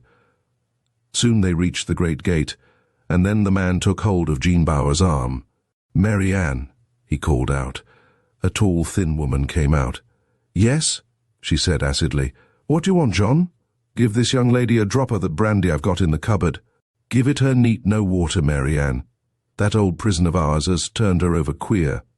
The woman gave a quick look at Jean, and then she ran indoors. A moment later she came back, a small glass in her hand. Hardly knowing what she was doing, the girl gulped down the brandy. Almost at once she felt better, and the colour came back into her face. Chapter 20. Jean Bauer sat in the waiting room of what was called the new prison. Though she was clad in a warm fur cloak which had just been given her by her uncle and aunt, she felt dreadfully cold. She was miserably anxious and uneasy as to her coming interview with Harry Garlett. How could she ask the man she loved so degrading a question? How make him understand the great importance all those concerned with his defence attached to what she took to be a lying bit of low gossip? The door of the waiting room opened and Colonel Brackbury walked in. "Miss Bauer, I had the pleasure of meeting you early last May," and then he shook hands with her warmly. But although he was touched at his visitor's look of deep sadness and at the pallor of her young face, he hardened himself to say that which he knew must be said. "I have stretched a great point in assenting to your wish for what practically amounts to a private interview with Henry Garlett. I must ask you to give me your solemn word of honour that you will not hand him, or try to convey to him, anything surreptitiously. Also that you will not make the slightest attempt to approach him." "To approach him?" echoed Jean uncertainly. "There will be a table between Mr. Garlett and yourself. You must not stretch across it and try to shake hands with him, for instance. I quite understand, and I promise to do what you ask. Some time ago a lady was allowed to see her husband, who, like Mr. Garlett, was as yet untried. Although a warder was present at the interview, she managed, unseen by the warder, to roll along the floor toward her husband a small ball containing a dose of prussic acid. He looked at her significantly, but Jean made no comment. It was to her as if she was living through some awful nightmare. "I understand that you desire to see Henry Garlett with reference to some matter concerning his defence," she answered in a strangled tone. "But for that I should not have asked to see him." "I should like you to know," he said kindly, "that we are doing everything we can to make Mr. Garlett comfortable. In our country, a man is accounted absolutely innocent until he is adjudged guilty. Apart from the irksomeness of the confinement and the not being able to see his friends freely, Mr. Garlett is leading much the same life as he would lead outside, were he, what of course he is not, a recluse. I am taking special pains to see that he has good and nourishing food." And then, rather to his surprise, for he really knew very little about human nature, John Bauer began to cry. Come, come, he said dismayed. This won't do. You must do your best to hearten him up, you know. I will, she whispered. I will indeed. And then she added a pathetic word. I didn't think you would be so kind. I'm not kind, he exclaimed testily. I'm only doing my duty. There, that's right, for she was trying to smile. And then they started walking down what seemed to the girl interminable cold, clean, bare passages. But at last they passed through a baize door into what had once been the governor's official residence before the pleasant villa which the Brackberrys occupied had been built, and where were now situated the prison offices. The governor opened the door of a large room and courteously stood aside to allow her to pass in. And then suddenly Jean, through a mist of blinding tears, saw Harry Garlett. He was standing close to the wall behind a long, narrow table to her left. For a moment she thought him unchanged, and then she saw that all the healthy, outdoor man look had gone, and that there was an awful air of strain in the eyes which seemed the only thing alive in his pale, set face. A fire was burning at the other end of the room, but it was very cold, and the atmosphere was full of the musty feeling of an uninhabited room. Colonel Brackberry brought over a chair for Jean to sit upon. Then, looking from the girl to his prisoner, he said, "And now I will leave you to your talk, Miss Bower. You see that door over there? I shall be close to it, reading my paper, and I shall not be able to hear anything you say unless you raise your voices." He walked quickly down the long room, and Jean sat down on the chair he had provided for her. For a few moments neither of them said anything. She sat, with downcast eyes, trying to repress the tears which would come in spite of her effort to keep them back, while he, poor wretch, gazed at her, all his soul in his sunken eyes remembering. At last she whispered, "You don't mind my having come?" "There is a real reason, Harry, or I would not have done it. It was only because I didn't feel I could bear the thought of your coming to such a place that I wrote as I did," he answered in a low voice. "But oh, how glad I am to see you now." Sinking his voice yet further, he whispered, "My darling, darling love." She felt as if the sobs she must repress would strangle her utterance. But at last she managed to say, "I have come to ask you to tell me something." She stopped, not knowing how to word her stupid, her unnecessary, her insulting question. "Yes," he said eagerly. "Ask me anything in the world, Jean." And then, as she at last looked up, and he saw the lines that pain and acute suspense had written on her face, he gave a low groan. "Oh, my God!" he exclaimed. "I can't bear your looking like this, Jean. Mrs. McLean told me you were quite well." She said quietly, "I am quite well, but I lay awake last night thinking of today. I'm so afraid." She waited, then began again. "I'm so dreadfully afraid that you'll be angry, that you won't understand. But the question I've come to ask you is supposed to be so important. And yet—" "Oh, Harry," he broke in, "what is it? Come, Jean. You've nothing to be afraid of. You could never make me angry, surely you know that. Whatever you ask me, I'll answer truthfully." "The other side have a witness," she murmured in a low, strained voice, "who will swear that she saw you at night in the wood which joins part of your garden with a young woman." Instead of the quick, contemptuous denial she had felt so absolutely certain would come, Harry Garlett remained silent for what seemed a long time. Then he asked, "Who is the witness?" "Lucy Warren." His face had turned a dull red, and as if not knowing what he was doing, his hands began nervously drumming on the table before him. "Lucy Warren says the person you were with was a stranger to her," added Jean slowly, and she saw a look of intense relief flash over his worn face. "Well, my dear," he said gently, "what is it you wish to ask me?" "I want to know," she said in a trembling voice, "whether what she says is true."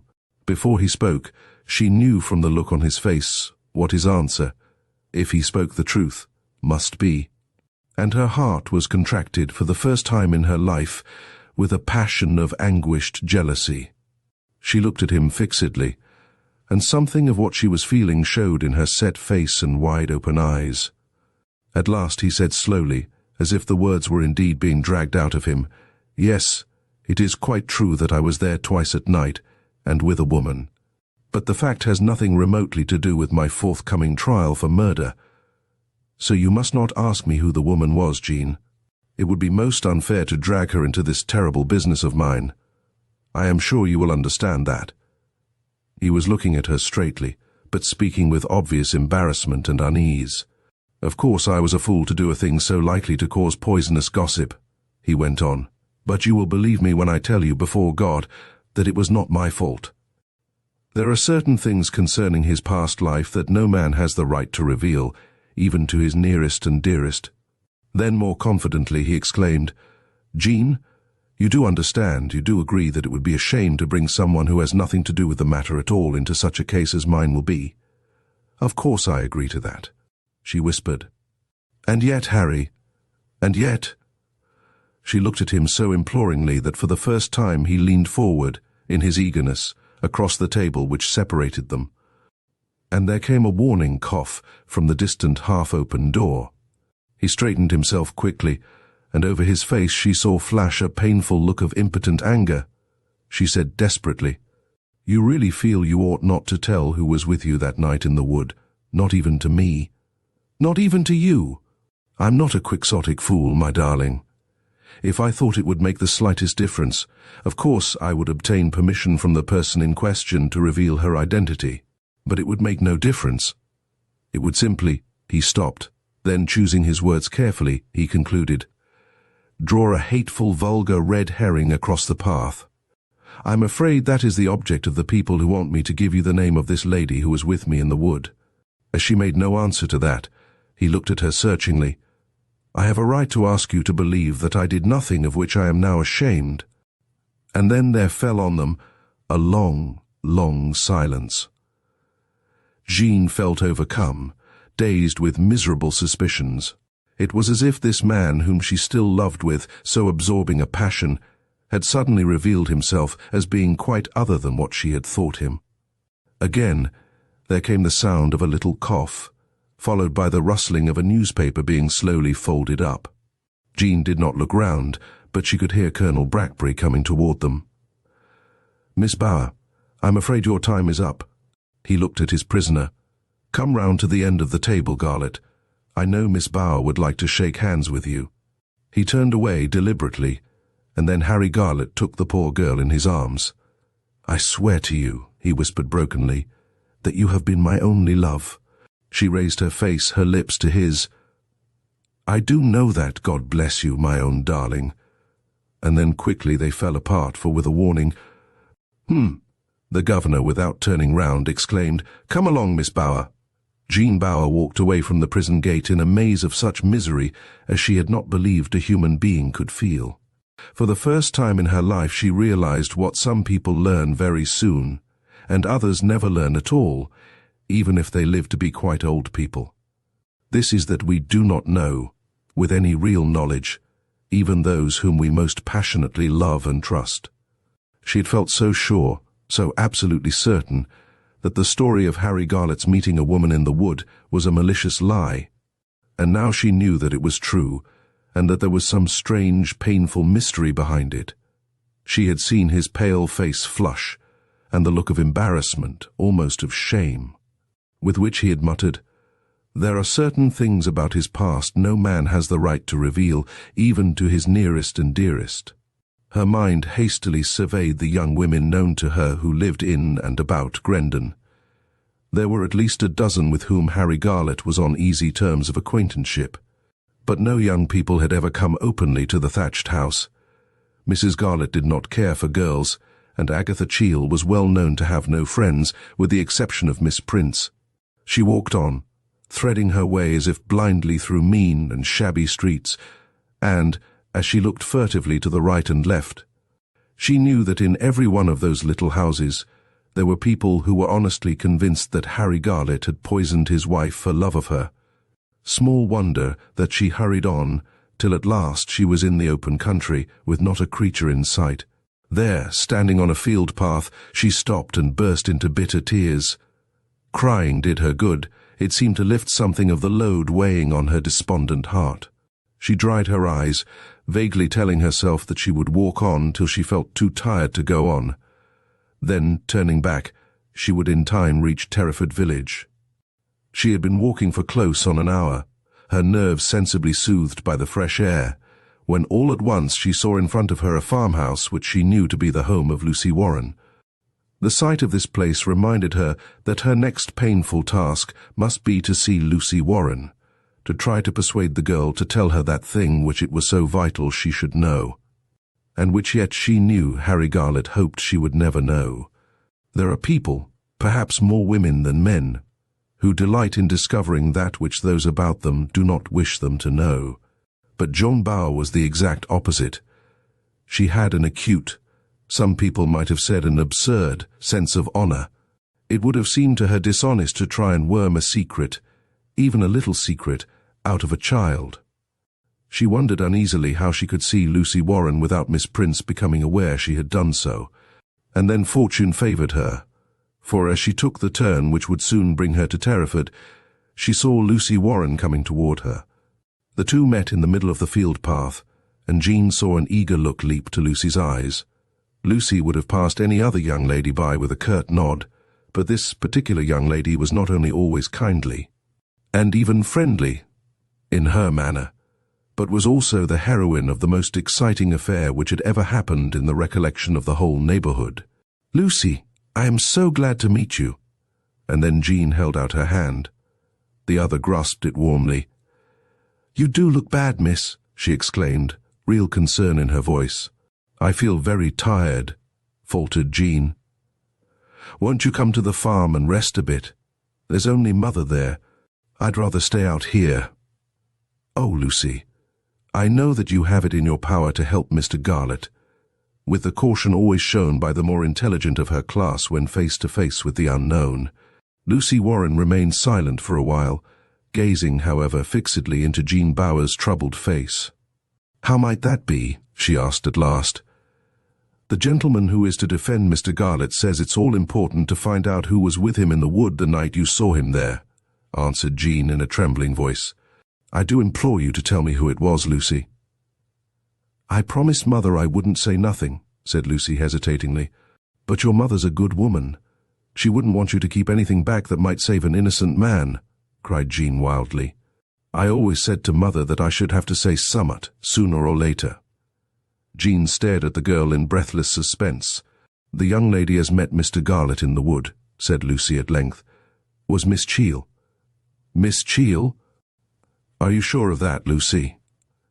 There was deep disappointment, instinctive relief, and a touch of incredulity in the way in which Joan Bower repeated the name of the young lady who for a year had been an inmate of the thatched house. Lucy moved a little closer to Jean Bower. "Us servants," she said meaningly, "knows a lot more than we're meant to know. We all knew well enough that Miss Cheall fair doted on Mr. Garlett, though he was always trying not to see it. Why, sometimes she'd be talking about him in her sleep." June Bower's face, from pale, became very red. Could this be true? Or was it only an example of the kind of vulgar, dangerous gossip of which she now knew village life to be ever full? "What I'd like to ask Miss Cheall," went on Lucy in an excited voice, "and what ought to be asked her, is why she told them lies about them strawberries." "Lies," repeated Jean in an oppressed tone. "I don't understand, Lucy. What lies did Miss Cheall tell?" "She told your uncle, miss, that Mr. Garlett had given the missus some strawberries that had been left for her by Miss Prince." "Well, that was just a lie. Them strawberries were there on a chest of drawers in the corridor outside Mrs. Garlett's room in the early afternoon. I saw them there myself. Then they just vanished off the chest of drawers, long before Mr. Garlett went into Mrs. Garlett's room. I can swear to that. I happens to have a special reason for remembering it, for he said to me, 'Lucy, will you please go in and ask Mrs. Garlett if she can see me now?' And I says I, 'No, sir, I don't feel I can do that. The missus is so angry with me about last night.' So I went and got the housemaid to go in. That's why it remained so plain in my mind." "You mean," said Jean slowly, "that the strawberries disappeared early in the afternoon?" "Aye, that's what I do mean," said Lucy confidently. "They were there, a good helping, not more, on one of them small dishes belonging to the best dessert service." Who do you think gave them to Mrs. Garlett? Lucy hesitated. If it comes to that, the missus may have got them for herself. I thought she never went into the passage. She came downstairs in the middle of the night spry enough, said the girl bitterly. Besides, there's nothing to prove she got the poison with them strawberries. It's only an idea. But Jean was hardly listening, for her mind was full of something very different.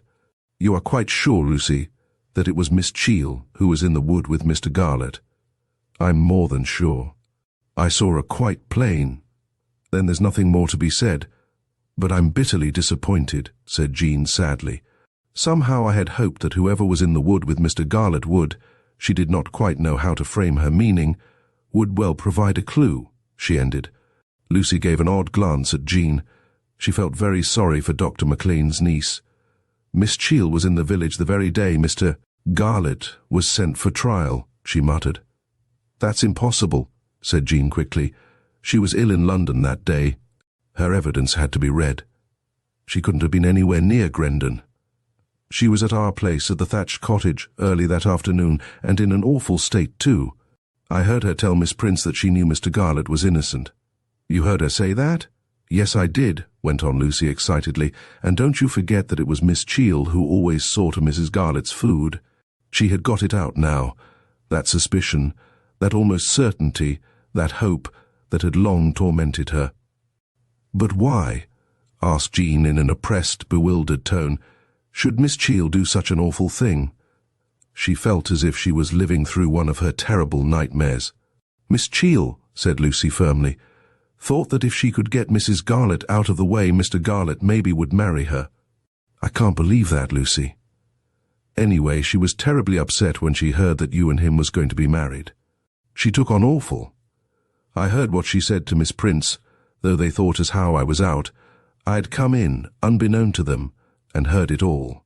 Again and again she asked, "But is it true, Mary, or just gossip?"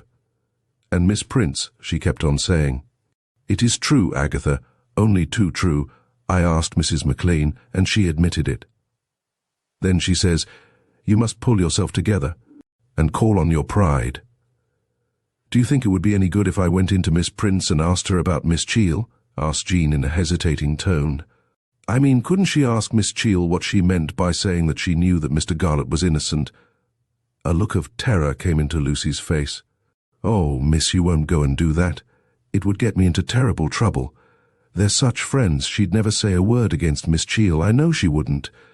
Why, Miss Prince had a letter from her this very morning. That's why I'm here now. Miss Cheall wrote as how the woman who keeps the place where she's living in London can't get any help. And Miss Prince thought my sister might go, just to oblige. Not much, but of course I couldn't but say I'd ask. Can you give me Miss Cheall's address? Asked Jean in a stifled tone. Lucy began hunting in the narrow pocket of her ulster. Not that you'll get anything out of her. She's an artful one, she is. She held out a crumpled piece of paper. Required from next Monday, a respectable young woman to help. Previous experience not essential.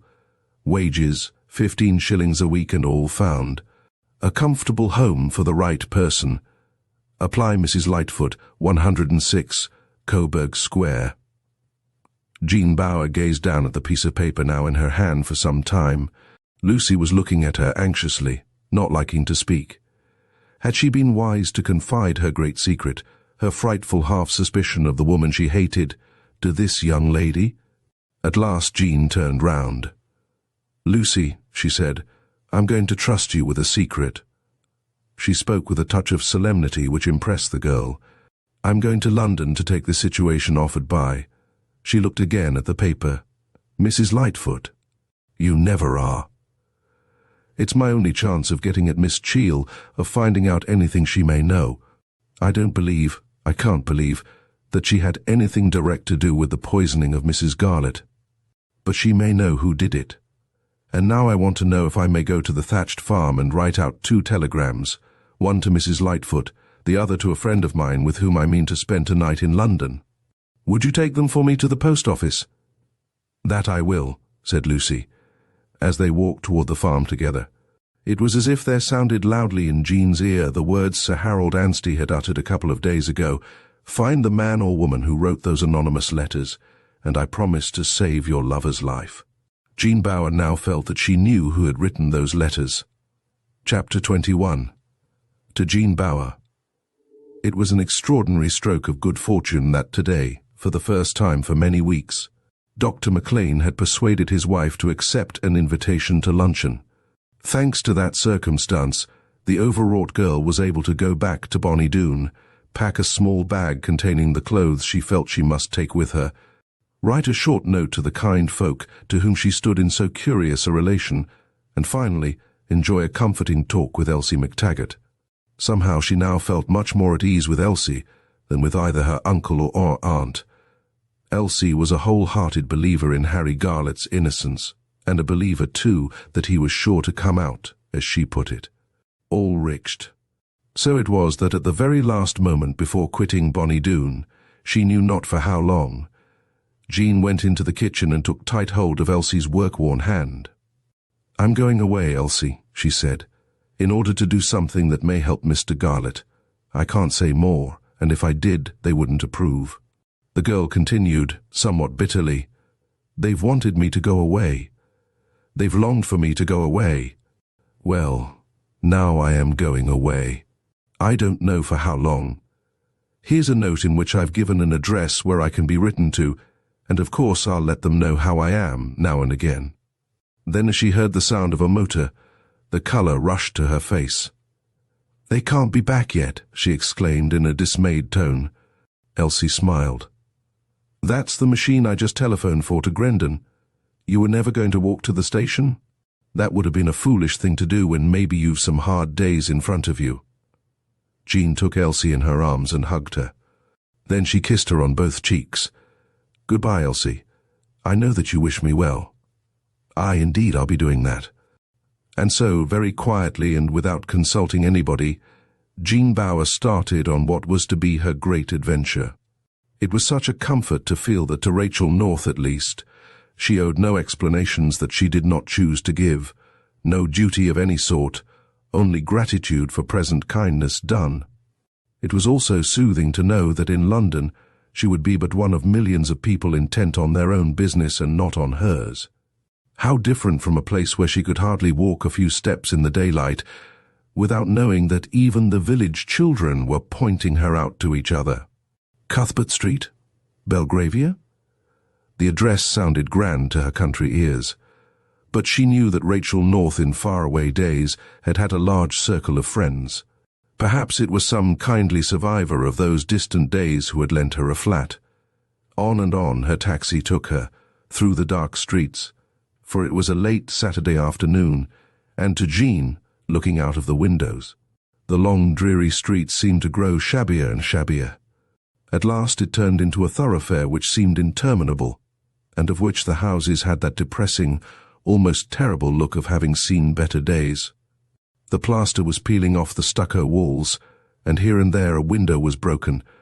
There was a look of indescribable grime and dirt, even on the pavements. At last the driver drew up opposite the very last house in the street, one that overlooked a railway bridge. "I reckon it's here," he said, looking round dubiously.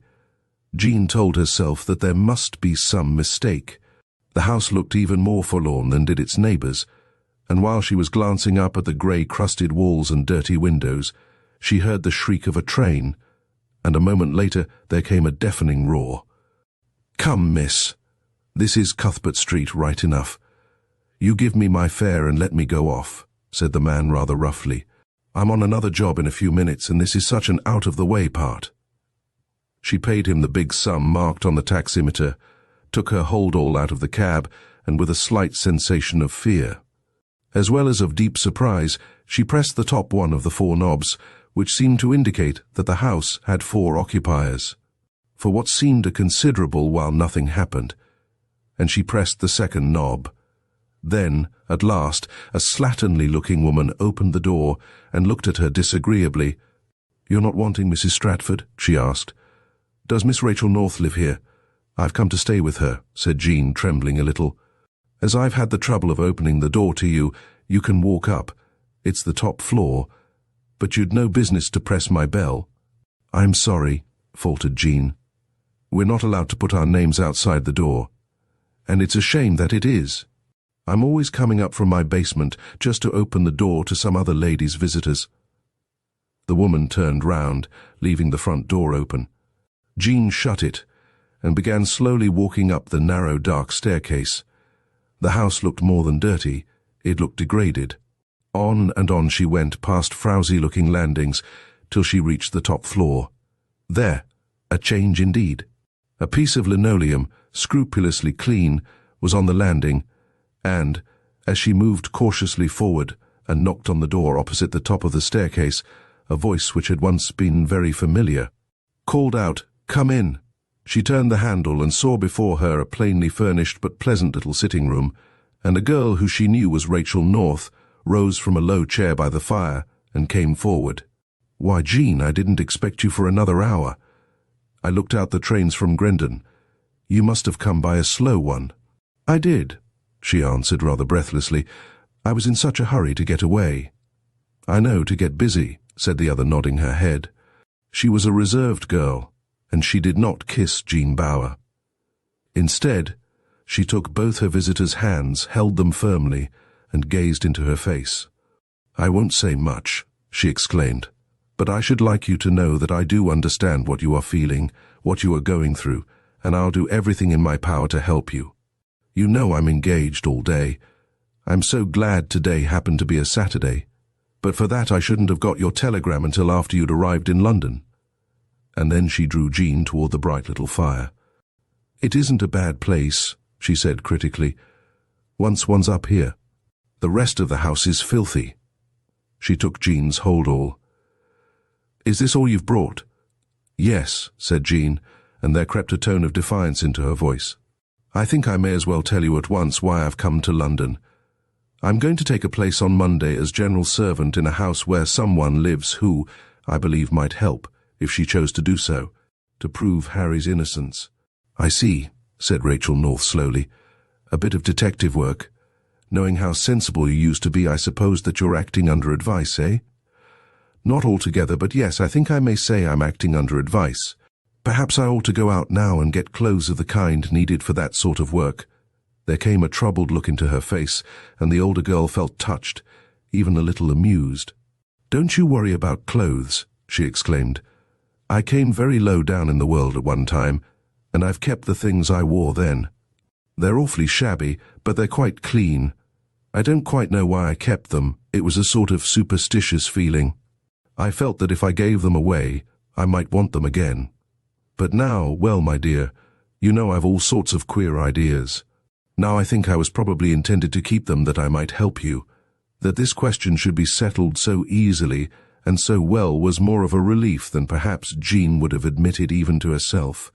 She had given the matter of her outfit for 106 Coburg Square a good deal of anxious thought on her railway journey.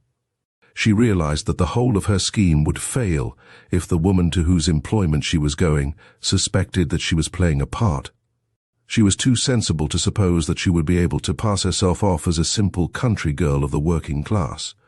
But she did hope that she would be able to make her employer believe that she was out to earn an honest living, in however humble a capacity. And then, after they had enjoyed their cold supper, and while Jean was lying back in an extraordinarily comfortable couch which yet looked oddly big for the little room, her friend exclaimed, "Perhaps I'd better tell you now that you're really on what's going to be your bed. I've thought it over, and though I should have been delighted to give you my bedroom and to have slept in here, I somehow felt that you'd far rather sleep here and leave me my bedroom, eh?" "Indeed, indeed." "I would," exclaimed Jean. "I know." The other nodded. "I once went to stay with a friend, and I can't tell you what I felt when I discovered the next day that she had turned out of her room and slept in the kitchen." Jean Bauer awoke to find her friend smiling down at her. There was a cup of tea in her hand. "Now then, you just drink this up. Then I'll light the fire, and after I've done that, I'll bring you those clothes I told you about. I've just had a look at them. They're old-fashioned and ugly, but I don't know that that really matters. After all, your object is to look the part." Jean sat up and drank the tea thirstily. "Oh," How restful to be here with this quiet, reserved young woman who, while obviously sympathizing with her, was not in the least inquisitive. She caught Rachel North's hand and pulled her down. "You know I'm grateful to you, without my saying so," she whispered. "I shall never forget how good you've been. I've not been more good to you than 2 or 3 people were to me in my deep trouble. But I took my trouble in a way I hope you will never do, Jean," replied the other girl. "I cut myself off from everybody after my father's death. I was wrong in that, I see it now. But I was so unhappy." Her face altered, it became convulsed with feeling, and she turned quickly away, busying herself in making and lighting the fire. Then she went off into her room and came back with a curious little heap of garments in her arms.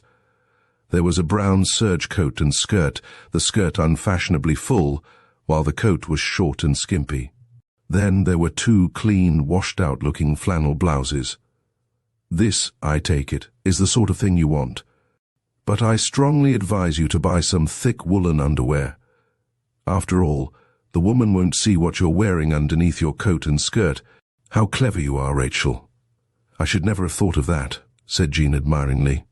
"You don't want to go and fall ill the first day you're there. Especially as you'll have need of an alert mind. I'm afraid you'll have very nasty food." "I don't mind that," said Jean quickly. "Oh, don't you? Well, you wait a bit. It's easy to talk like that. I've come to think that nice food is one of the most important things in the world. If I were you, I should take some malted milk or cod liver oil and malt in your trunk." "Trunk?" queried Jean doubtfully. "A good, big, deep suitcase rather than a wooden box. The woman who's going to employ you won't think you're bringing such a thing queer at all. In fact, I think she'd think it odd if you came with practically nothing but a hold-all." "I suppose that's true," said Jean. "All right. I put myself in your hands. You shall tell me what to do." Rachel North smiled. She was one of those women who love power and, given the chance, exercise it wisely. "If you don't mind getting up a bit early on Monday morning, there's a place close by here, a great big cheap store, where all the working girls go. We'll get some kind of suitcase there, and we'll buy 2 sets of their best warm underclothing. If your employer should see them by any chance, you can say they were given you by a kind lady." And then they both burst into peals of girlish laughter. Jean had not laughed so heartily as that for many a long day. "By the way, have you chosen a good name to call yourself by?" "I'm going as Elizabeth Chart, my mother's maiden name," and the laughter died out of her eyes. Suddenly Rachel said, "I must go out and get my Sunday papers. When one is leading a lonely life, one does depend tremendously on reading and, I'm not ashamed to say it, on newspaper reading. Papers are my only luxury, and on Sundays I have a regular debauch." Jean was staring into the fire. "I suppose you've read everything that's been printed about, and then she said rather defiantly, "about Harry and me. I know there must have been horrid things, for Uncle Jock made me promise not to look at the papers, not even at the paper they take in at Bonnie Doon." "Yes," said Rachel North reluctantly. "I have seen a good deal about you, Jean, but everything so far about you has been kind." And then Jean jumped up from her chair. "I hate that," she exclaimed. "I'd far rather they said horrible things, as I know they do about Harry." "They have to be careful," said Rachel North in a detached tone. "No paper is allowed to prejudge a case." "Yet they do prejudge it," exclaimed Jean Brower excitedly. "Well, yes, in a sense I'm afraid they do." When Rachel North came back, she handed the bundle of papers to Jean and began bustling in and out of her tiny kitchen getting dinner ready. A delicate little bit of undercut, which was to be served French fashion with fried potatoes and some salad. Jean began looking at one of the papers listlessly. Then all at once she realized that in the middle of the big sheet was a square space, and within it, running ribbon-wise across the top, ran "The Terraford Mystery, an exciting development exclusive to the Sunday Critic." The Sunday Critic learns on absolutely reliable authority that the prosecution believe that they are at last on the track of the one missing. Link in the Terraford Mystery. That Mrs. Emily Garlett died from a large dose of white arsenic is certain, but till 2 days ago there was no clue as to where the murderer, The murderess, or the murderers, had obtained the poison. This doubt, so we are credibly informed, is on the point of being solved. The discovery has not changed the present situation, and no further arrests are contemplated. Jean read the paragraph again and again. Then she called out, "Rachel, come here and tell me what this means." Rachel North hurried into the room. She knelt down by the girl's side and read the paragraph. "It means," she said in a quiet, matter-of-fact voice, "that if this paper is to be believed, the prosecution have found where the arsenic was purchased. The implication is that it was purchased by Mr. Garlett, hence those words. The situation is unchanged. No further arrests are contemplated." And then something happened which, though it terrified Rachel North, gave a few moments of merciful oblivion to Jean Bauer. The supple, rounded figure, full of the strength of living life, suddenly sagged. She would have fallen on the floor had not the other caught hold of her. But Rachel North's hospital training stood her in good stead. She laid the unconscious form flat on the floor, and rushing off to her bedroom, came back with some sal volatile which she forced through Jean's lips. And at last, with a low moan, the girl regained consciousness. After a few moments, she struggled up onto her knees. Then she looked round her, dazed, forgetting where she was and what had happened. But all too soon, everything rushed back into her mind. Painfully, she lifted herself up again onto the chair. "I want to read that paragraph again," she said in a trembling voice. "I want to understand exactly what it means." "I don't think you will be able to do that, dear. It's put in that odd, uncertain way on purpose. But honestly, Jean, I don't think you need attach much importance to it." And then, for the first time since her arrival, Jean Bauer had a heart-to-heart talk with Rachel North over the whole mysterious story. They discussed every alternative possibility, and as so often happens, Jean began to feel happier, more self-controlled, as a result of that long talk. One thing which greatly comforted her was that, after hearing all she had to say, Rachel North suddenly exclaimed, "I think I was wrong as to what I said to you. I mean as to the prosecution having found the place where Mr. Garlett may have purchased arsenic. What I think has happened is that they have found something in the thatched house from which arsenic can be extracted. Now, apparently, arsenic can be extracted from almost anything. That being so, it would be strange indeed if nothing of the sort had been found." "That's true," said Jean, and yet her face clouded over. "And yet, Rachel, they've left no stone unturned, one might almost say that literally, to find arsenic in the thatched house." Rachel North took her friend's hand. "You will want all your wits about you during this experiment that you are going to try. If you allow yourself to be unnerved by what has been published by that paper, then I'm afraid you'll injure your chance of success. From all you tell me, I agree with you that that woman Agatha Cheel knows far more than she has chosen to tell. Her behavior after Mr. Garlett was committed for trial, her behavior in coming down to see Miss Prince, is to my mind almost an indication that she knows something she is unwilling to reveal. Now I wonder, perhaps you'll be shocked at what I'm going to say, Jean, I wonder if Miss Cheel, well, to put it plainly, was fond of Mr. Garlett." Jean looked at Rachel. "Yes," she said slowly. "I'm afraid Miss Cheel did care for Harry, and it's because I can't help suspecting that she had something to do with the writing of those anonymous letters that I'm going to the house where she is. Living. She's only seen me twice in her life. I feel sure she won't know me again. And, as I've already told you, Sir Harold Anstey thinks it is all important that I should find out who wrote those letters." "I agree," said Rachel quickly. "Whoever wrote those letters was either instigated by the most fiendish spite and simply wanted to make Mr. Garlett miserable for nothing, or else he or she must have known that if an exhumation should take place, arsenic would certainly be found in Mrs. Garlett's body.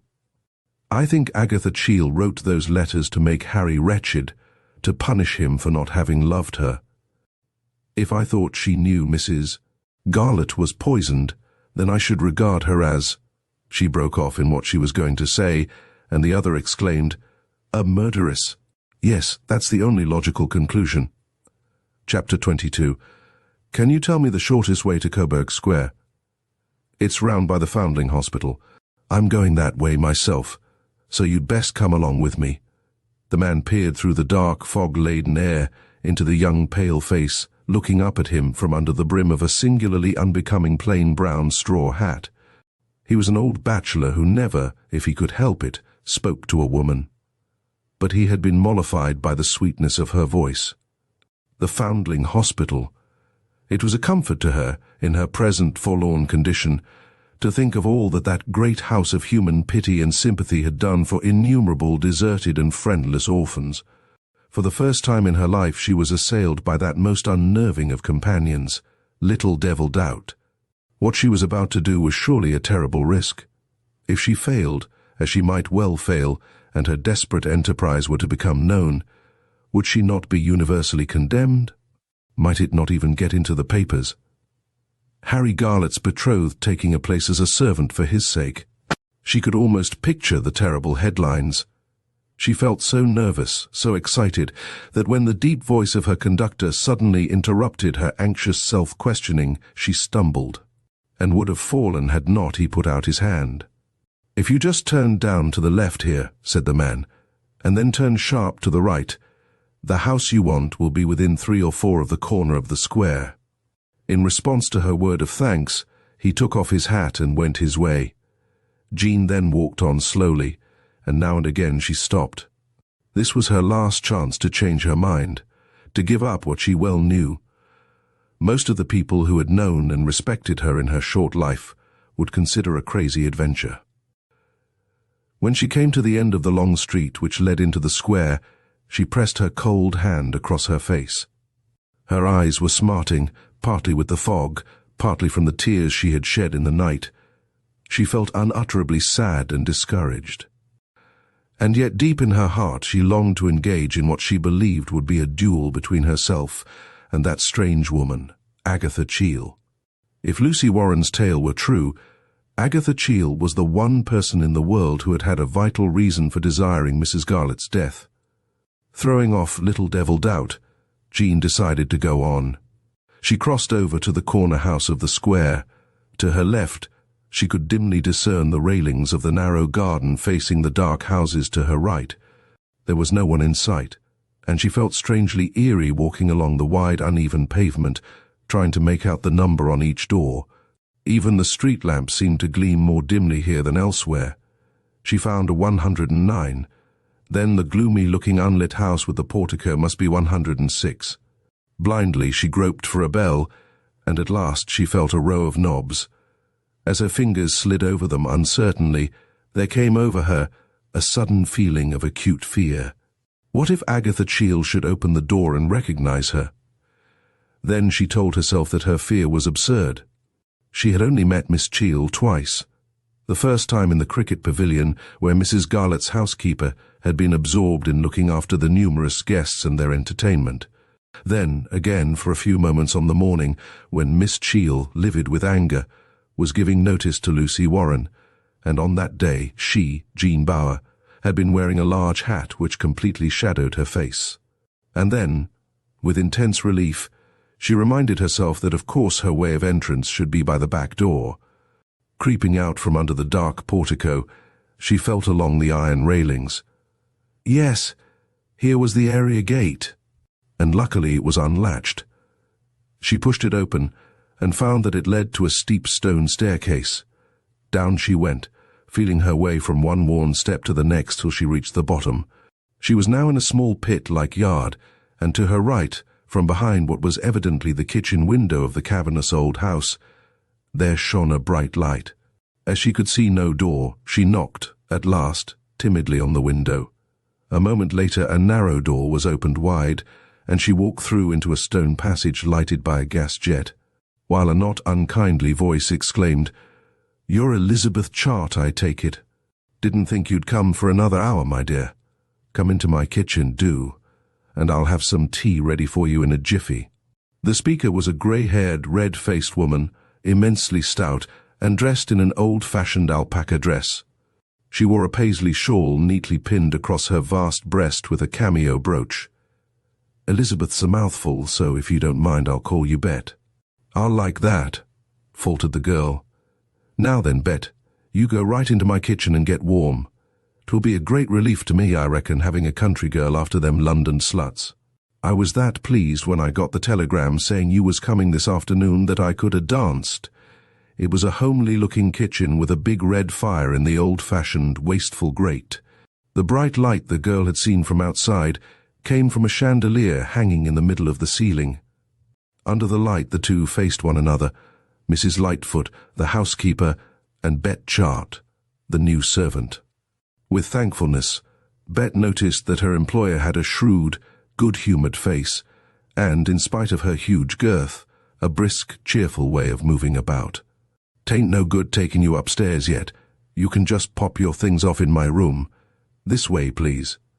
She led the way into what had evidently once been the butler's pantry in the stately old house. "I'd like to have had you near me, my dear, but I wouldn't keep a dog's kennel in any of the other rooms in this 'ere basement. They're that damp and dark." A fire was burning in the room they were now in, and by its light, Jean saw a big bed and some nice old-fashioned furniture. "This room and next door to it is my own," said Mrs. Lightfoot with pride. "You'll sleep under the roof. I goes up and down as little as I can, for though I used to live up to my husband's name, I can't do with stairs. Still I can move about quick, as you'll soon see. Like to wash your hands? You can do so in my basin as a treat today, but henceforth you'll have to wash 'em at the sink." A few moments later, Jean came back into the kitchen. She felt very strange and odd in her full brown skirt, her flannel blouse, and the neat, Quaker-like little white muslin cap she and Rachel North had bought that morning. "That's right," exclaimed Mrs. Lightfoot. "Not ashamed to wear a cap as was our last fine lady. A little treasure you're setting out to be. The last hussy I had here, she's got a job as a demonstrator, putting rouge on her lips and whitening her face. I reckon that'll suit her ladyship for the present, till she moves on to. I won't demean myself by saying where." She had set out bread, butter and jam on the kitchen table. Then, apparently afraid lest her praise should make her new help uppish, she observed critically, "You don't look over strong for a country girl. Mind you, there's stairs here, stairs, stairs, stairs all the time." "I'm very strong," said Jean in a low voice. "It's only that I'm tired today. You see, I've come a long way." "Aye, that's true, and not over familiar with London, I dare say." "I don't know London at all." Jean looked straight into the other's fat face. She was glad to be able to say something which was absolutely true. "There now, fancy that. You surprise me, seeing that I can see you've had some education. I'm a Londoner, born and bred, proud of it too. It's unlucky you and me can't go out together. I'd take you to see the sights, but you'll be able to go here and there on your afternoon off. A young girl like you won't be long before she gets a friend to walk out with." To that, Jean made no answer. Instead, she sat down and poured herself out a cup of tea. "As you come from Terraford, I expect you're quite familiar-like with all the parties concerned with this 'ere Garlett murder, the thatched 'ouse mystery some calls it. Ever seen my top floor, Miss Cheall? She's in it, of course." "I don't think I've ever seen her," faltered Jean. She bent her face down to her plate. "I wasn't in Terraford long." "I'll give you a peep at Miss Cheall some time or other," said Mrs. Lightfoot kindly. "But she's the one of my lodgers you won't have much to do with. I do the waiting on her myself. She simply can't abear strangers. But you'll have to help do a room, mind you. What the here don't hear, the earth don't grieve at. She thinks I never lets anyone into her room. But there she's mistaken. I can't do all the work, and it's lucky for me that my front ground floor's been empty a while, though now you've come, my dear, I don't mind how soon it fills up." Jean's hands were shaking. How stupid, how idiotic of her, not to have realized that Agatha Cheall's connection with the thatched house would be known to Mrs. Lightfoot. "She's taken on awful about that case," went on the housekeeper. "She left here over a year ago to go to that very Mrs. Garlett as lady housekeeper. I says to her then, 'You're a fool to give up your independence, Miss Cheall, my dear.' But she would do it. And see where it's landed. Has Miss Cheall ever told you how she thinks Mrs. Garlett was poisoned?" asked Jean. "I simply wouldn't dare ask her." I have tried once or twice to sort of lead on to it delicately, but she can't bear the littlest question about it. Oh, she's a fly one. It wasn't till I seed her name in the paper that she let on she'd anything to do with it. Since then, well, it stands to reason she's had to say just a bit about it to me now and again. What's upset her so has been those dratted lawyers, first one side then the other, coming and worrying us something awful.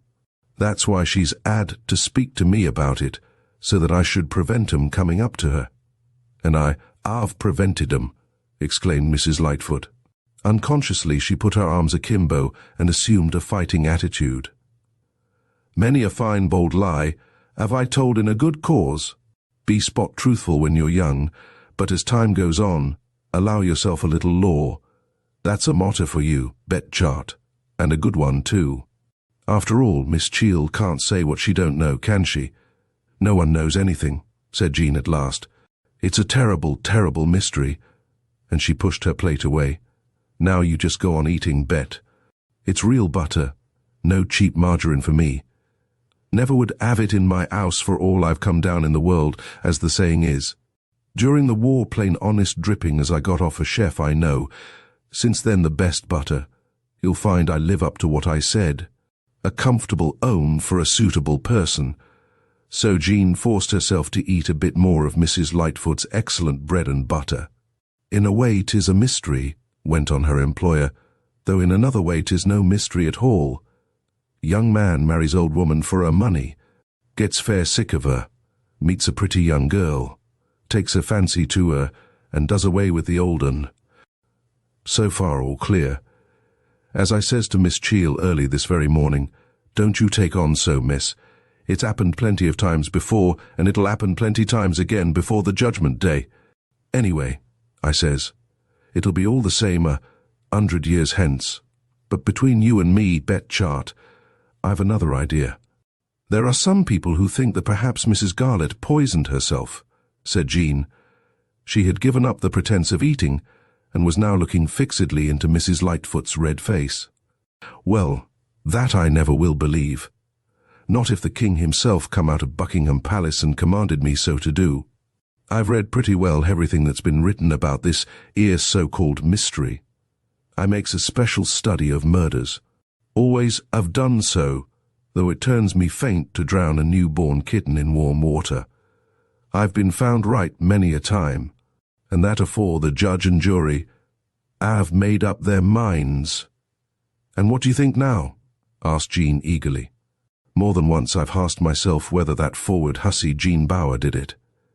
She had every reason to want the poor soul out of the way, but it don't look at present as if she'd ever had the chance. No, said Bet Chart quietly. Jean Bower never even saw Mrs. Garlett. That, begging your pardon, Bet, may be a tale.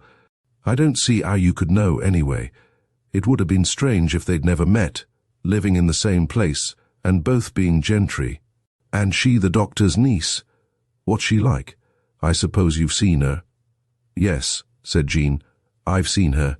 She's just ordinary like everybody else. They're generally the worst, said Mrs. Lightfoot. Very much the worst, if you'll believe me. I've given a lot of study to that girl. There's someone a protectin', and not a doubt of it. Else why wasn't she called when that man Henry Garlett was committed for his trial? She ought to have been. They did their level best to try and compel my poor top floor to go to Grendon Town. She had to have a doctor, and he had to give her a certificate. And even that wasn't enough. We had a lawyer here, a man from the Crown, he called hisself.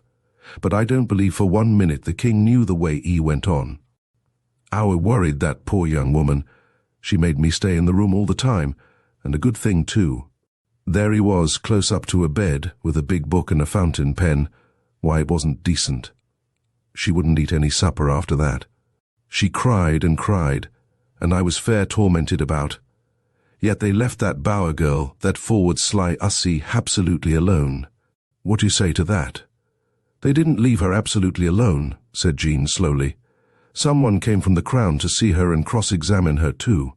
I'm glad of that, said Mrs. Lightfoot. Very glad indeed. That's the best word I've heard you say, Bet Chart, about the whole business. I'm intending to get in at that trial even if I'm crushed to death doing so. It'll take the place of my summer outing. I don't often go in for that sort of treat. but I did see the brides and the bathman. I saw him black-capped." "How dreadful," whispered the help, and she turned even whiter than she had been before. "I'd a friend at the Old Bailey. One of the judge's clerks, my husband's uncle, was Mr. Justice Barnaby's clerk, and that gives me a sort of connection with the law. So they're very kind to me when I goes down to the Old Bailey, and I could get in much oftener than I does if I could leave the house. Still, as I hopes and believes you'll be here when Henry Garlett's trial takes place, I'll just give myself the treat of seeing my poor Miss Cheall in the witness box." She waited a moment to take breath, then added significantly, "You just look over there." Jean turned round quickly to see a great pile of newspapers lying in a corner of the kitchen. "Miss Cheall takes in 5 newspapers a day, if you'll believe me, just with the idea of seeing something new about that awful affair. If it had been wartime, I could have made my fortune out of them old papers, but now the dustman wants to be paid for carrying them away. But there, I do get something out of it, for of course I reads 'em all, when I have the time, that is. As for Miss Cheall, she just pores over them, and every one of the Sunday papers she takes in too. I haven't had time yet to look over yesterday's, but I will this evening, and it'll be a treat for you too, Bet. There was something in one of them papers as greatly upset Miss Cheall. She wouldn't say naught about it, but I knew. It's never out of her mind that it isn't. She even talks about it in her sleep. My last girl used to hear her, and it fair give her the creeps." "Hadn't I better begin washing up?" asked Jean timidly. "Well, yes, I reckon you had. All the people in this house goes out to work for their daily bread. Leastways, all but one does. I won't have no drones if I can help it. No drones and no, you can guess what sort I mean for all you're an innocent young thing. I could have made a lot of money, retired too, and lived in peace and plenty if I hadn't been a respectable woman, but there. I can't help it, I just am." Jean made no reply to that obviously truthful statement. Instead, she carried the tea things she had used one after the other to the broad sink. "Hullo," called out Mrs. Lightfoot suddenly. "Ever heard of a tray?" The girl turned round surprised. "How stupid of me," she exclaimed. And then suddenly her heart almost stopped beating, for Mrs. Lightfoot walked straight up to her and said, "You've never been out before? You're not the plain country lass I took you for. What are you?" "I'm the daughter of a man of business, Mrs. Lightfoot. My father failed before he died. I never was taught to do anything, though I did what I could in a hospital during the war. When I heard of your situation last week, I was on my beam ends." Mrs. Lightfoot looked relieved. "I guessed you were something just not quite common," she admitted cautiously. "The way you put your cup to your lips, in a sort of finicky way, enlightened me. I expect you was sent to a genteel school." "I suppose I was," said the other almost in a whisper, "but I don't mind hard work. You'll see I don't." And then suddenly she began to cry. I've been so unhappy," she gasped, "since my father died. There, you'll be happy here. Don't you worry, and don't you go and think, as many a silly young girl supposes nowadays, that all the good chaps were killed in the war. If there's only one left, you'll find him right enough, and if not, I'll find him for you. There's some good elderly gents about too just now. Better be an old man's darling than a young man's slave. Any old barn door can keep out the draught. But no carryings on with the lodger's mind. But there, I won't insult you, Bet, my dear, by supposing you capable of doing such a thing. Likewise, you won't have a chance, for I does most of the waiting on the gentleman myself." Then came 3 knocks on the floor above the kitchen ceiling. "What's that?" exclaimed the new help. "My invalid, a mystery he is, Mr. Gee by name, though not his real one, between you and me and the lamp-post. But you'll have nothing to do with him."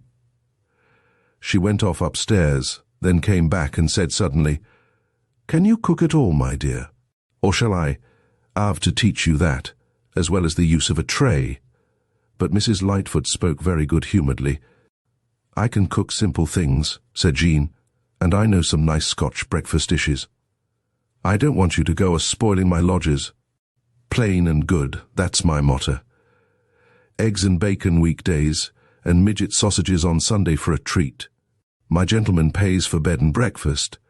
and though it's near double what it was afore the war, yet it needs a good bit more contriving than it did then, I can tell you.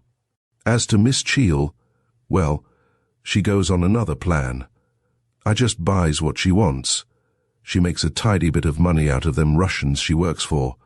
Besides, as you maybe have heard, she was left a little fortune by that poor poisoned soul. At 6:30 there came the sound of the big front door opening.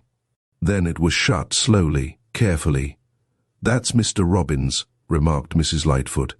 "He's a very careful gentleman. Always the first to come in, for the reason he works near here at the British Museum. A proper quiet sort of man, though they do say he was a regular devil in the war. But there, he's settled down peaceful nicely now. He's got my big front drawing room, and beautiful ease made it with some things his ma left him when she died. Something like a quarter of an hour went by. And then again there came the sound of the front door opening. This time it was banged to. "Mr. Goodbody," said the housekeeper, "a merry cheerful little gentleman as lives up to his name, going to be married, so we shan't keep him long. I'll miss him when he goes. Not that I exactly envy his missus, mind you, but still it's nice to be always greeted with a laugh and a joke." "That's Miss Cheel," exclaimed Mrs. Lightfoot, as a church clock nearby struck 7. Sometimes she works even later than this. Her arrival is the signal for me to get busy. I got her a nice chop today. She going to have fried potatoes with it. Fried potatoes and Brussels sprouts, likewise a meringue. Not one of those bought meringues, all glue and a lick of cream, but a meringue I've got to fill chock full of whipped cream. Miss Cheel knows what she likes, and unlike some folks, she's willing to pay for it. As she spoke, she got up and began moving about, and when Jean offered to help her, she shook her head. Let be," she exclaimed. "'Nother night I may let you try and at Miss Cheel's supper, but tonight I'd better do it, for I knows what she likes, and exactly how she likes it. But I'll tell you what I will let you do. I'll let you carry up the tray as far as the landing. We must take the risk of her seeing you. Morbid, ain't it? A dislike of seeing people." 20 minutes later, Jean took the heavily loaded tray and started going up the kitchen stairs. In front of her, treading more and more slowly, more and more wheezily, walked the housekeeper. The gaslight in the hall showed the fine tessellated black and white pavement and the 2 mahogany doors. As they walked past the door giving into a back room on the ground floor, Jean heard a choking cough. "There he is, poor gentleman, coughing his life away," whispered Mrs. Lightfoot compassionately. "It'll be a mercy for me as well as for him and another I could name, when he's gone. But that sort lingers on, never knowing they're going either." They went on, up the first flight, and though there was another gas jet halfway up, the house seemed wrapped in gloom. It was, however, a magnificent remnant of London's 18th century architecture. The banisters of the wide staircase were of wrought iron, and it did not require much imagination to see the beaux and the belles of 150 years ago walking down the wide, low steps hand in hand. When they reached the drawing-room floor, the door of the back drawing-room opened, and a cheerful, chubby-looking young man's face looked out. "Hullo, Mrs. Heavyfoot? Got a lady in waiting at last, eh?" And then the speaker looked hard at the girl carrying the tray. "Here's a pretty miss. Do you know who you remind me of, pretty miss?" "Now, none of your nonsense," said Mrs. Lightfoot sharply. "You an engaged gentleman too." "Fie, Mr. Goodbody." "You remind me," went on Mr. Goodbody, taking no notice of his landlady, "of a beauteous young female called Pamela, or Virtue Rewarded. But I fear me you'll have none of the wondrous adventures which befell Pamela. Not while you're under the eagle eye of your present chaperon." Jean made no answer to these facetious remarks, but she looked at him so coldly that the young man felt, as he expressed it to himself, somewhat withered. Quietly he withdrew into his own quarters and shut the door. "It means no harm," panted Mrs. Lightfoot tolerantly. "He's only out for a bit of fun." And yet, would you believe it, his young lady, well, she hardly smiles. I suppose he's tired her with his fun, that's what he's done. On and on they went, and then the housekeeper suddenly said, "Hush!" In a low whisper she added, "I sees that a door is open. You just give me that tray, and then when I fixed her up comfortable, you can creep up behind me and I'll show you where you're to sleep. Then I won't have to come up again to show you, see?"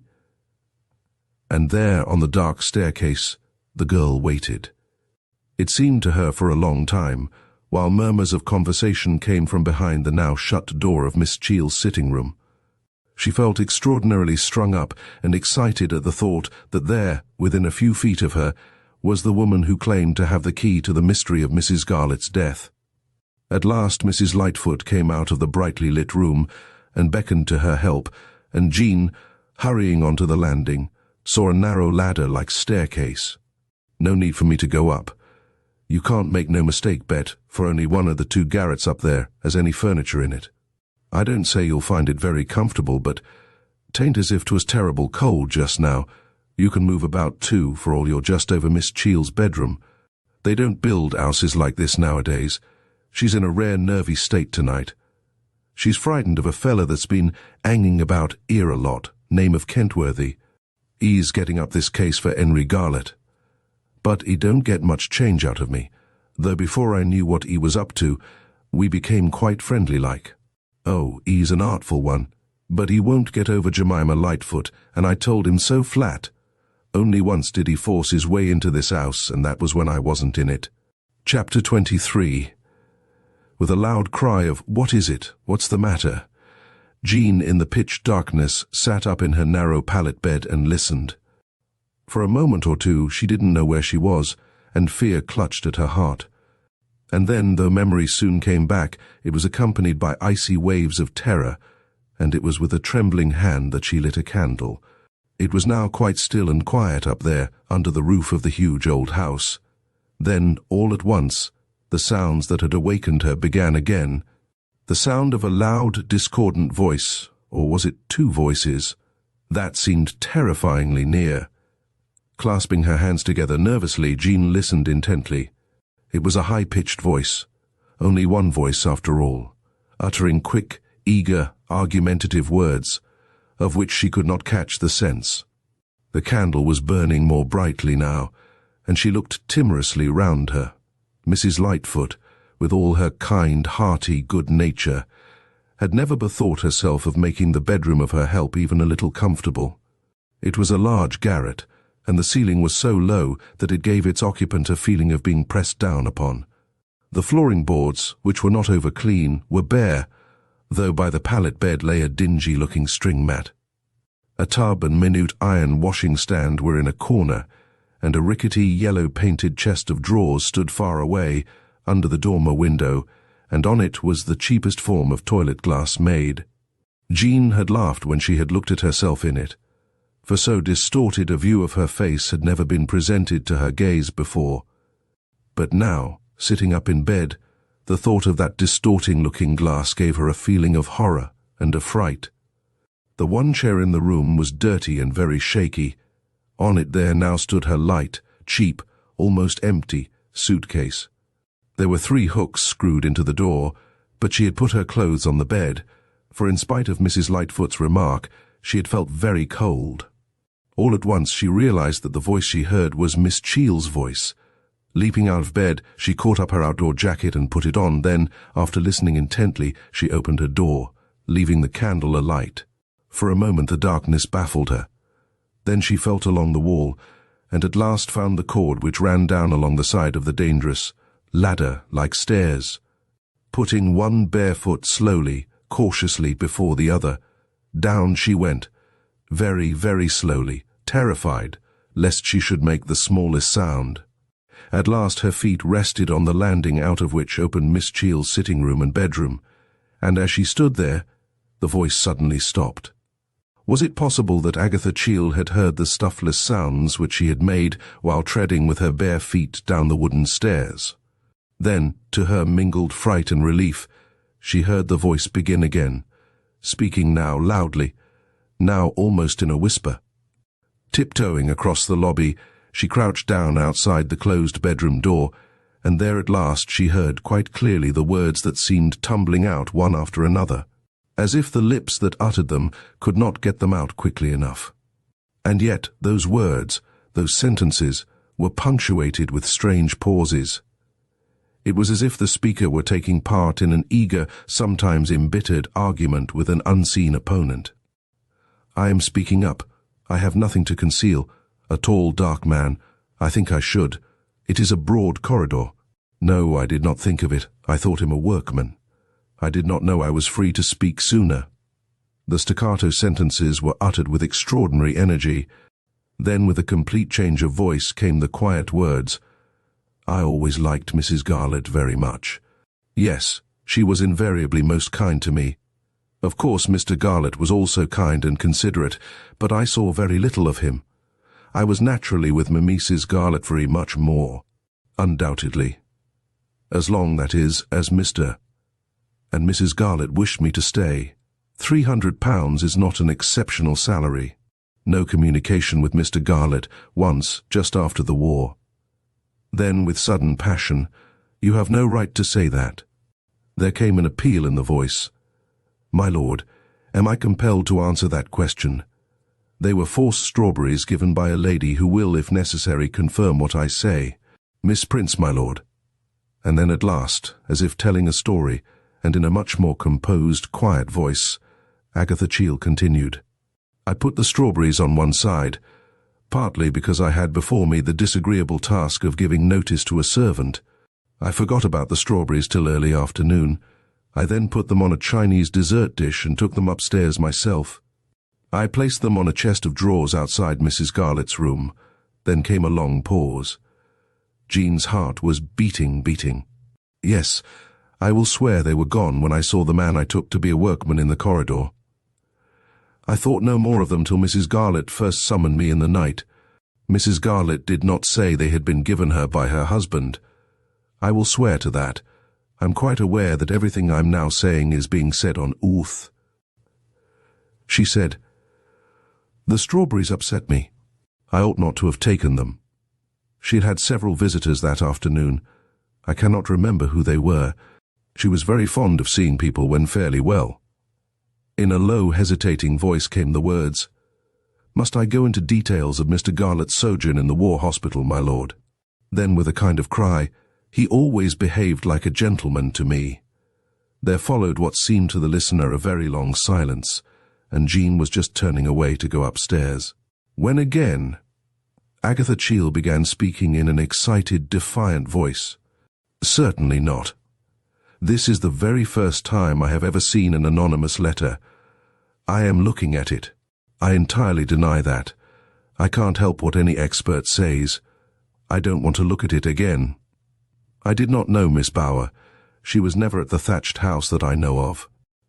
And then there followed complete silence, broken now and then by a moan from the sleeping woman on the other side of the door. The eavesdropper stood up. She walked slowly across the landing and made her way, hardly breathing, up the narrow stairway. What did all that confused, broken talk portend? She tried to piece the sentences together to make sense of them, but the whole formed a hopeless jumble in her weary brain. And when she reached her comfortless bedchamber, she poured a small dose of sleeping draught into a medicine glass, and lying down, soon fell into a troubled sleep. At 6 o'clock her alarm rang out. She jumped out of bed and went over to the bathtub. Oh, how cold the water was, and how cold she felt with this sorry substitute for the comfortable bathroom at Bonnie Doon. But a good rub with a rough towel made her feel a good deal warmer. She dressed quickly and went downstairs, feeling her way till she reached the hall. There was a thin line of light under the invalid lodger's door, and as she passed it, Jean heard his stifled, painful cough. Going into the kitchen, she laid and lit the fire. Then, acting on impulse, at 7 she boiled a little water and took Mrs. Lightfoot a cup of nice hot tea. "Well, child, this is very kindly of you, and no mistake. You're the first of my elps that has ever done such a thing as bring me a cup of tea afore I got up in the morning. But there, you'll not suffer from being kind. You shall have 2 eggs instead of the one I meant you to have for your breakfast. No Chinese eggs for me. Good English new laid, that's all I has any use for. Now, You start getting ready the breakfasts. Hall. Have to be early stirrers and early risers in this house. Hall, but Miss Cheel, that is. She's not expected to be down at a place till near 11. For the next hour, Jean was kept very busy, doing the kitchen and helping with the breakfast. At last she took up Mr. Robbins's breakfast tray, while Mrs. Lightfoot took up Mr. Goodbody's. As for the mysterious gentleman who occupied the back room on the ground floor, he had a specially big breakfast, 1/4 pound of the best butter all to himself. Jean remembered the words, "He's paid for separately because he's an invalid. You'll have nothing to do with him," and sure enough, in that one case, Mrs. Lightfoot did not ask her to help in any way, save to carry the heavy tray to the top of the kitchen staircase. Then, at last, the two sat down together to their breakfast, and after a few moments Mrs. Lightfoot suddenly observed, "Did Miss Cheel gabble a bit in her sleep last night?" "Yes," said Jean in a low voice, "she did." "There now, but you'll soon get used to it. The minute she drops off, she is in the witness box, poor soul. That's what's unsettling of, though she do believe she'll get that villain Garlett off." Jean started so violently that the other noticed it. "What's the matter with you? Got a pain?" "Just a little pain," said Jean, trying to smile. "You'll get used to the stairs after a day or two. Just pour yourself out another cup of tea and start your second egg. That'll make you feel better." "I don't think I want another egg," said Jean. "Nonsense," said Mrs. Lightfoot severely. "The egg's been cooked and you've got to eat it. I won't have any waste in this house. Does Miss Cheel really think she'll get Mr. Garlett off?" "She do indeed. She thinks she saw the murderer, a strange-looking chap it was, in the house that very afternoon." Mrs. Lightfoot leaned forward. "But it's my belief, Bet, that she's just made that up. If so, they'll soon find it out. She'll never save him, bless you. She don't know as much as I do about murder." Mrs. Lightfoot smiled a broad, cheerful smile. "My poor husband used to say, 'How you can care to read about them horrible occurrences passes me, Jemima. But I've made a special study of 'em from childhood. But if she thinks she can prove he's innocent," asked Jean in a trembling voice, "why doesn't she do it now? Why wait for the trial?" "Now you're asking," exclaimed Mrs. Lightfoot. "But I'll answer your question truly.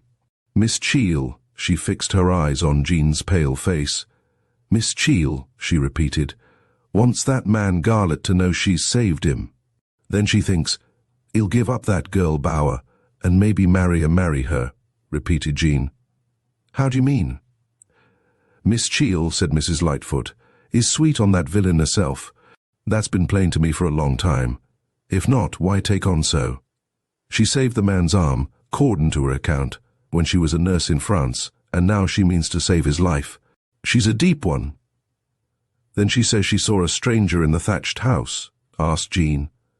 She was beginning to understand much that had seemed oddly mysterious last night. "That's what she's going to say, at any rate. One thing I will tell you, Bet Chart. She do honestly believe Garlett didn't do it. She said so again to me last night. Funny, wasn't it? She says to me, 'They say they found the place where Mr. Garlett bought the poison. He never did buy any poison.'" "You mean the thing that appeared in the Sunday Critic?" said the girl. "Yes, that's what I do mean, but however did you know it?" "I saw the paper. A friend I stayed with the night before I came here bought it and showed me the paragraph. Night and day the hidden drama went on, with the vast, dark, melancholy old house as background. From the moment she went up to bed, Jean Bower became intensely herself. That is, the unhappy, agonizingly anxious girl who was engaged to a man whom the whole world regarded as a murderer. And then, sometimes earlier, sometimes later, she would be awakened by the now familiar sounds of Agatha Cheel talking in her sleep, and after a short battle with herself, she would creep down to the floor below and listen to the unseen speaker rehearsing the evidence she meant to give when in the witness box at Harry Garlett's trial for his life. But what to the secret listener was so strange, as well as bitterly disappointing, was that Agatha Cheel's monologue scarcely altered at all from night to night. The suggestions, assertions, indignant denials and admissions would be repeated again and again in almost exactly the same form of words. Indeed, as night followed night, there came a maddening monotony about Jean Bauer's furtive eavesdropping expeditions down to the dark landing. Lying awake after she had again crept into her bed, Jean would ask herself if there was any truth in the suggestion that a stranger had broken his way into the thatched house on that fatal Saturday afternoon. And always she had to agree with shrewd Mrs. Lightfoot that there had been no stranger there. He was an invention, and a poor invention at that, of Agatha Cheel. From 7 each morning, Jean Bauer turned into B.E.T. Chart, help to the good-natured, talkative, monstrously fat woman, of whom the poor girl found herself getting fond in a sort of way. Now and again the help would hide herself behind the door of the empty front room on the ground floor to see the young lady who was the subject of so much interest and speculation to everyone in the house pass through the gloomy hall. Agatha Cheel was exceptionally well dressed, generally in a well-cut blue serge coat and skirt, a handsome fur tippet, and a smart little toque on her dark hair. She had always been pale, and now her face looked absolutely bloodless. There were deep, dark rings under her eyes, those eyes which were the only beautiful feature of her thin, strong face. Late each morning, Bet Chart tidied Miss Cheel's sitting room and did her bedroom, and when quite sure that Mrs. Lightfoot would not make an unexpected appearance, she would ashamedly open the drawers in the ramshackle dressing table and try the lid of the shabby old dispatch box which stood close to Miss Cheel's bed. But the box had a patent lock, and its owner wore the key night and day, according to Mrs. Lightfoot. As to the sitting room, it was bare and comfortless. On the big, plain writing table stood a typewriter, and to its right a wad of blotting paper, and a box of good notepaper and envelopes to match. A bookcase full of books did something to humanize the room, but Miss Cheel only used the room as a place in which to have her tray meals, and when she received her infrequent visitors. And then, just 9 days before what was to be the opening day of Harry Garlett's trial, Jean Bauer did obtain conclusive evidence concerning the authorship of the anonymous letters which had first started the investigation. She had finished dusting Miss Cheel's tidy, bare little sitting room when some sudden instinct made her do what she had never done before. She moved, that is, the heavy typewriter which stood on the writing table. Under the board on which it stood lay a thin, fancy paper-covered blotting book. She opened it, to find between its leaves some sheets of thin, foreign-looking paper. Shaking with excitement and suspense, she took up the top sheet and held it up between her eyes and the window. Then, still with the sheet of paper in her hand, she rushed up the ladder-like staircase, turned into her large bare garret, opened the attaché case where she kept a few things under lock and key, and took out the facsimile of the first of the anonymous letters which had been given to her by James Kentworthy. Yes, there could be no doubt about it. The watermarks were the same. She sank down on her bed, dizzy with conflicting feelings. Then Lucy Warren had been right in her reluctantly expressed suspicion. It was now certain that Agatha Cheel had written the anonymous letters which had ultimately caused Harry Garlett's arrest on the awful charge of poisoning his wife, and with a feeling of mingled excitement, horror, and triumph, Jean Bauer faced what seemed to her the certainty of Agatha Cheel's guilt. As she came back into the kitchen, Mrs. Lightfoot looked up. "Why, child, you do look bad," she exclaimed. "I was going to ask you to go out and get a quarter of a pound of butter, but I declare I'll do it myself. I don't want you laid up." She put her podgy hand on the girl's shoulder, and Jean burst into tears and began to sob bitterly. "I'm all right," she said. At 8 o'clock, Jean summoned up courage to ask leave to go out. She felt she must see Sir Harold Anstey tonight. Considering the importance of what she had to tell him, to show him, he could not object to her going to his private address, a flat in Park Lane. "I want to go out this evening on some urgent business. I hope you won't mind, Mrs. Lightfoot. Would you lend me a latchkey?" Mrs. Lightfoot looked consideringly at the girl. "Well," she grumbled, "I don't suppose I shall say no, though 'tain't by rights your heavening hout. But there! Yes, Bet, you can go." It was 9 o'clock, and Sir Harold Anstey had just finished dinner. He had had an excellent meal and was enjoying a good cigar. but he was in a very bad temper, a rare state for him to be in. But a lady had been going to dine with Sir Harold tonight, and at the very last moment she had chucked him. He felt furious also, what he was not one to feel, jealous. The telephone bell rang in the pantry, and Sir Harold leapt up from his chair.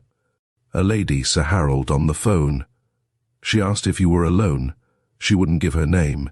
She said she'd like to come along and see you for a little while if you were alone and not too busy. Say I shall be delighted to see her. And Gun, I'll open the front door myself. Dear little woman.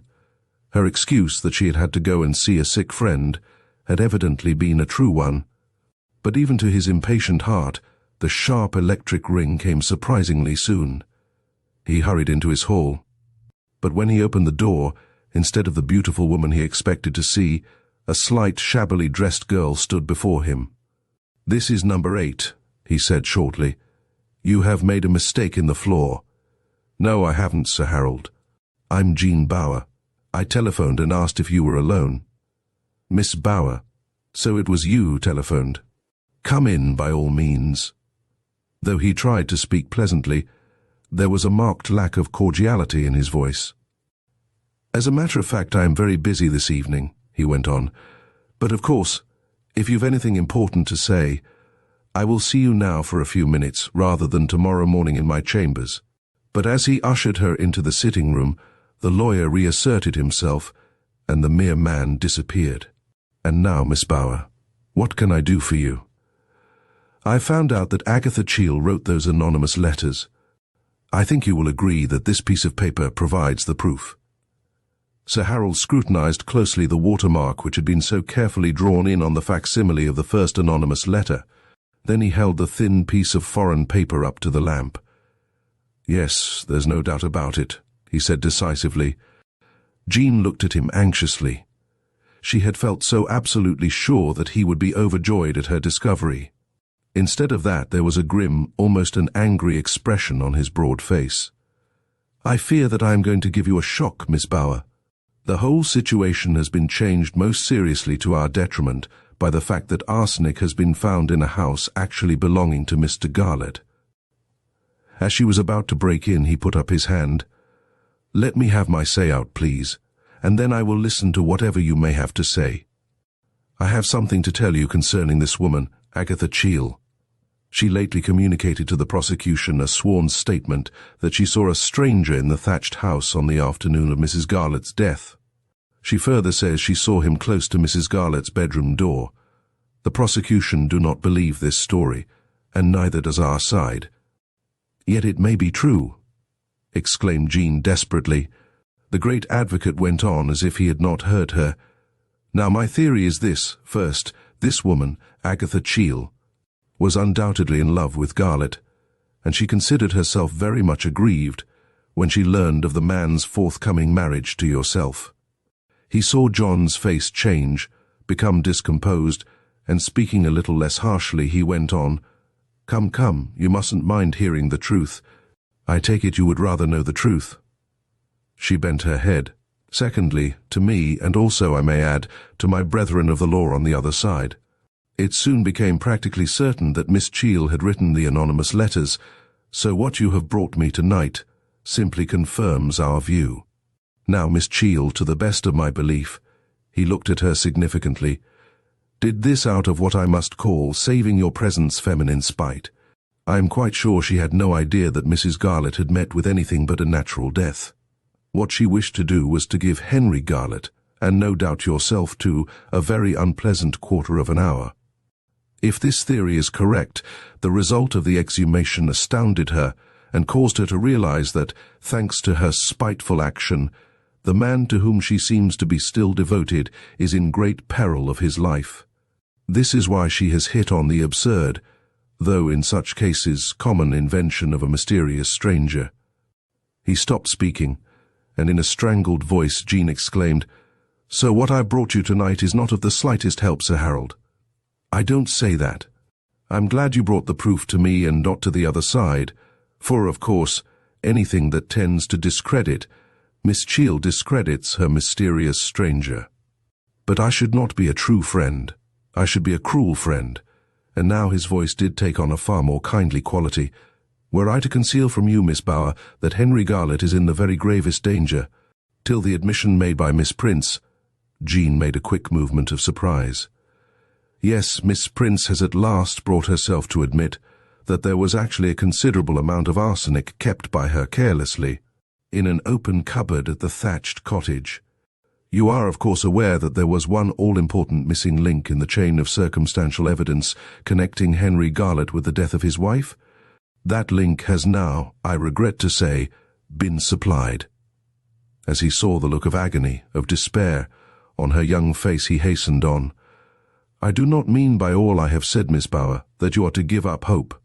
On the contrary, if you can persuade the jury that Garlett had not fallen in love with you before his wife's death, you will have gone a very long way to destroy what, of course, the other side are relying on: Garlett's motive for committing this murder, if murder there was." "If murder there was," repeated Jean uncertainly. "Yes, for I am going most seriously into the question whether or not Mrs. Garlett committed suicide. A large quantity of white arsenic has been in Miss Prince's possession for many years. At one time, when in better health, Mrs. Garlett was constantly at the thatched cottage. I have found a woman who will tell the court that Mrs. Garlett had an extraordinary horror of vermin, of rats, and of mice. And I am going to raise the question as to whether some years ago she did not persuade Miss Prince to give her a small quantity of arsenic to destroy some rats which she believed were infesting a portion of the thatched house. In that case, Mrs. Garlett may well have kept some of the arsenic by her, and in a moment of depression or of pain, administered it to herself." But even Sir Harold's assured voice became less assured as he put forward this unlikely theory. He concluded after a short pause.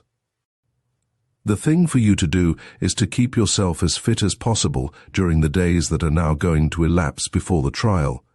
Remember that everything may depend on your making a good and, as I believe, an honest impression on the jury." Chapter 24. Jean walked the whole way back to Coburg Square. She was numb, spent with misery.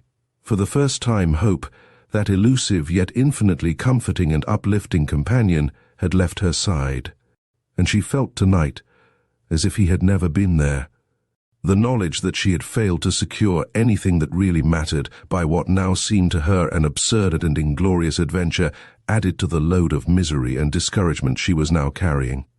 She made up her mind to go back to Terraford early tomorrow morning, as the need for make-believe was past.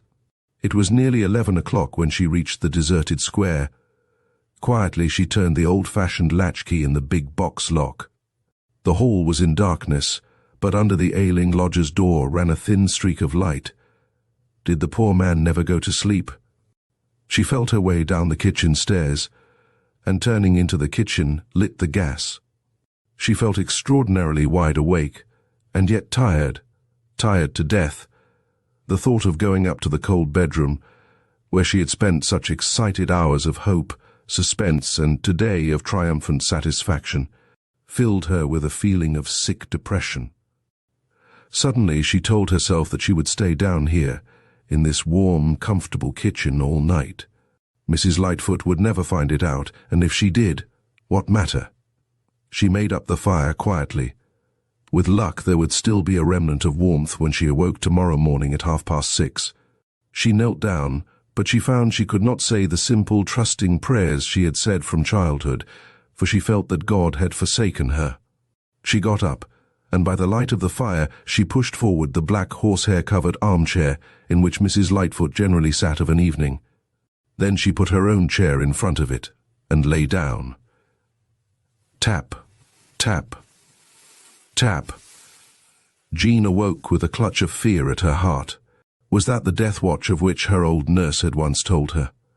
She sat up on her improvised couch, and again there came that strange sound repeated 3 times.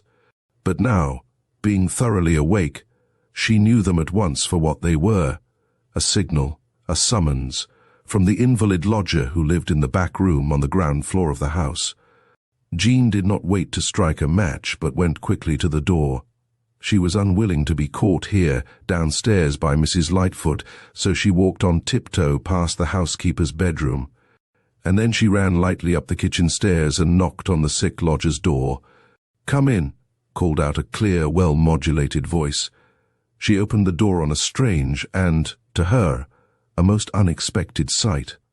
The high, well-proportioned 18th-century room was well and even luxuriously furnished. Green damask curtains were drawn across the two windows. On the thick felt carpet which covered the floor stood a mahogany chest of drawers and, facing the door, a high modern bedstead. By the bed was a table bearing a reading lamp, which, though shaded, lit up the finely shaped head and thin, bony face of the man lying in the bed. His head was covered with a thick thatch of fair hair, and he was propped up on 3 or 4 pillows placed at his back. To Jean's pitying eyes he appeared to be dying, and as she stood there, still close to the door outside the circle of light cast by the lamp, she gradually took in other minor details. There was a pile of books on the table, and on the blue silk eiderdown a small volume was open, face downward.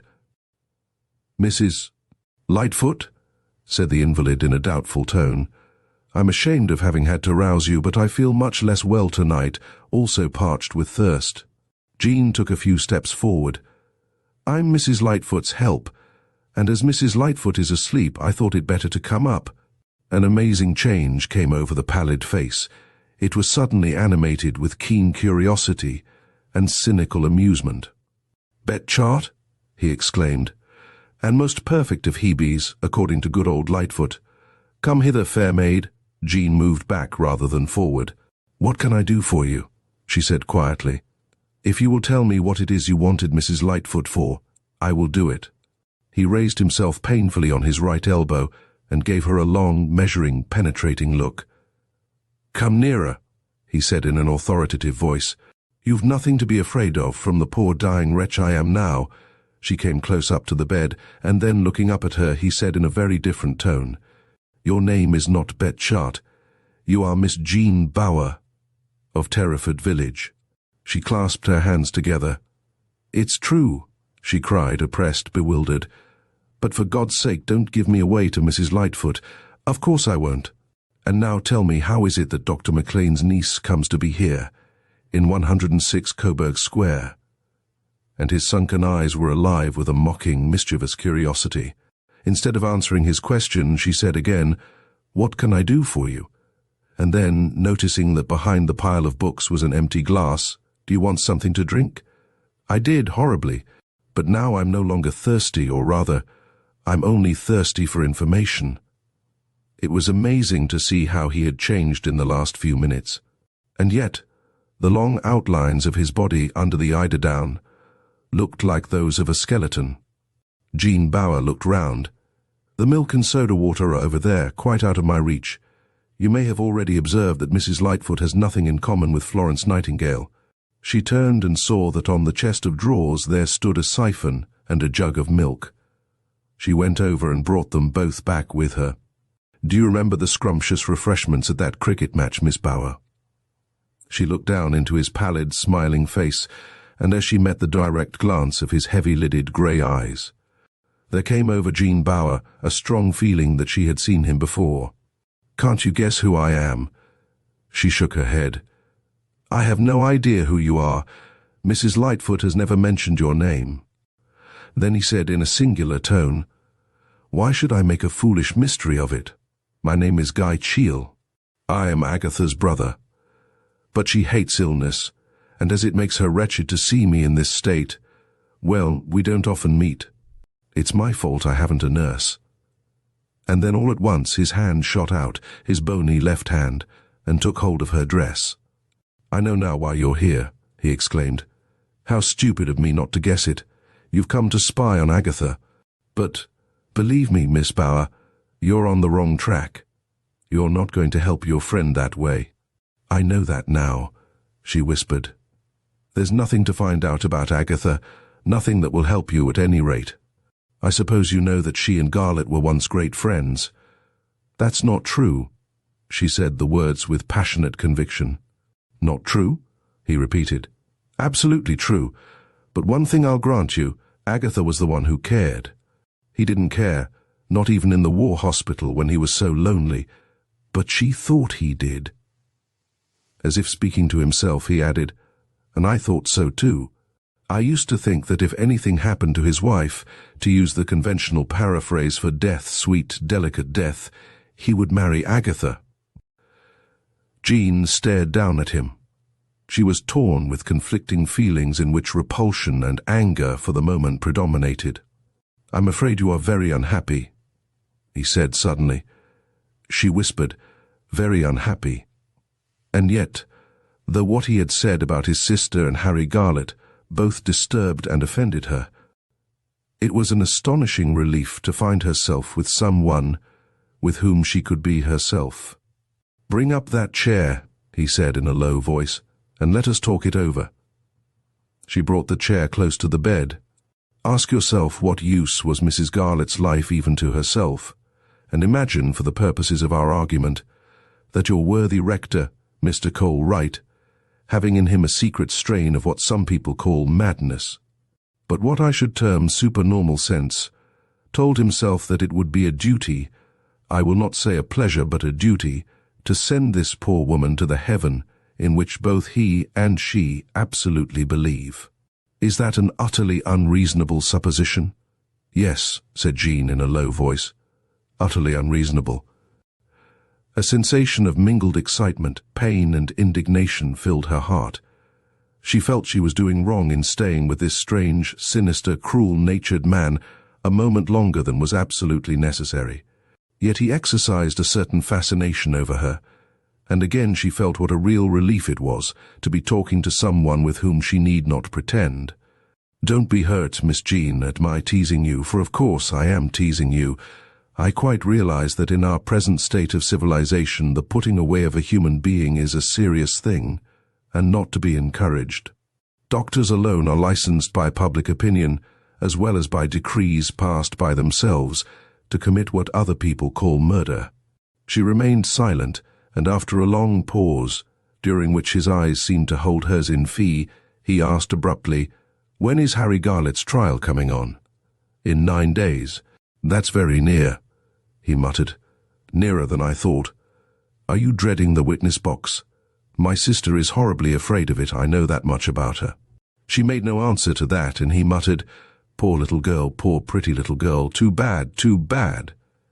And again Jean Bauer felt sure they had met. Nay, even more, that he had uttered pitying, familiar words to her before.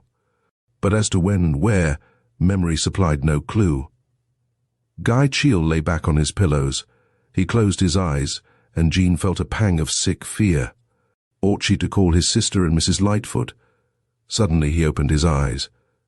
"Your guardian angel surely brought you here tonight." "Why?" she asked. "In order that I might cheer you up by telling you that Harry Garlett is sure to be acquitted, to be given, as it were, the benefit of the doubt." "What makes you say that?" asked Jean in a trembling tone. She was sobbing now, bitterly. He leaned over with difficulty and took her soft right hand in his bony fingers. "Not," he exclaimed, "because I believe in British justice. Far from it. But there's just one little fact that will save him."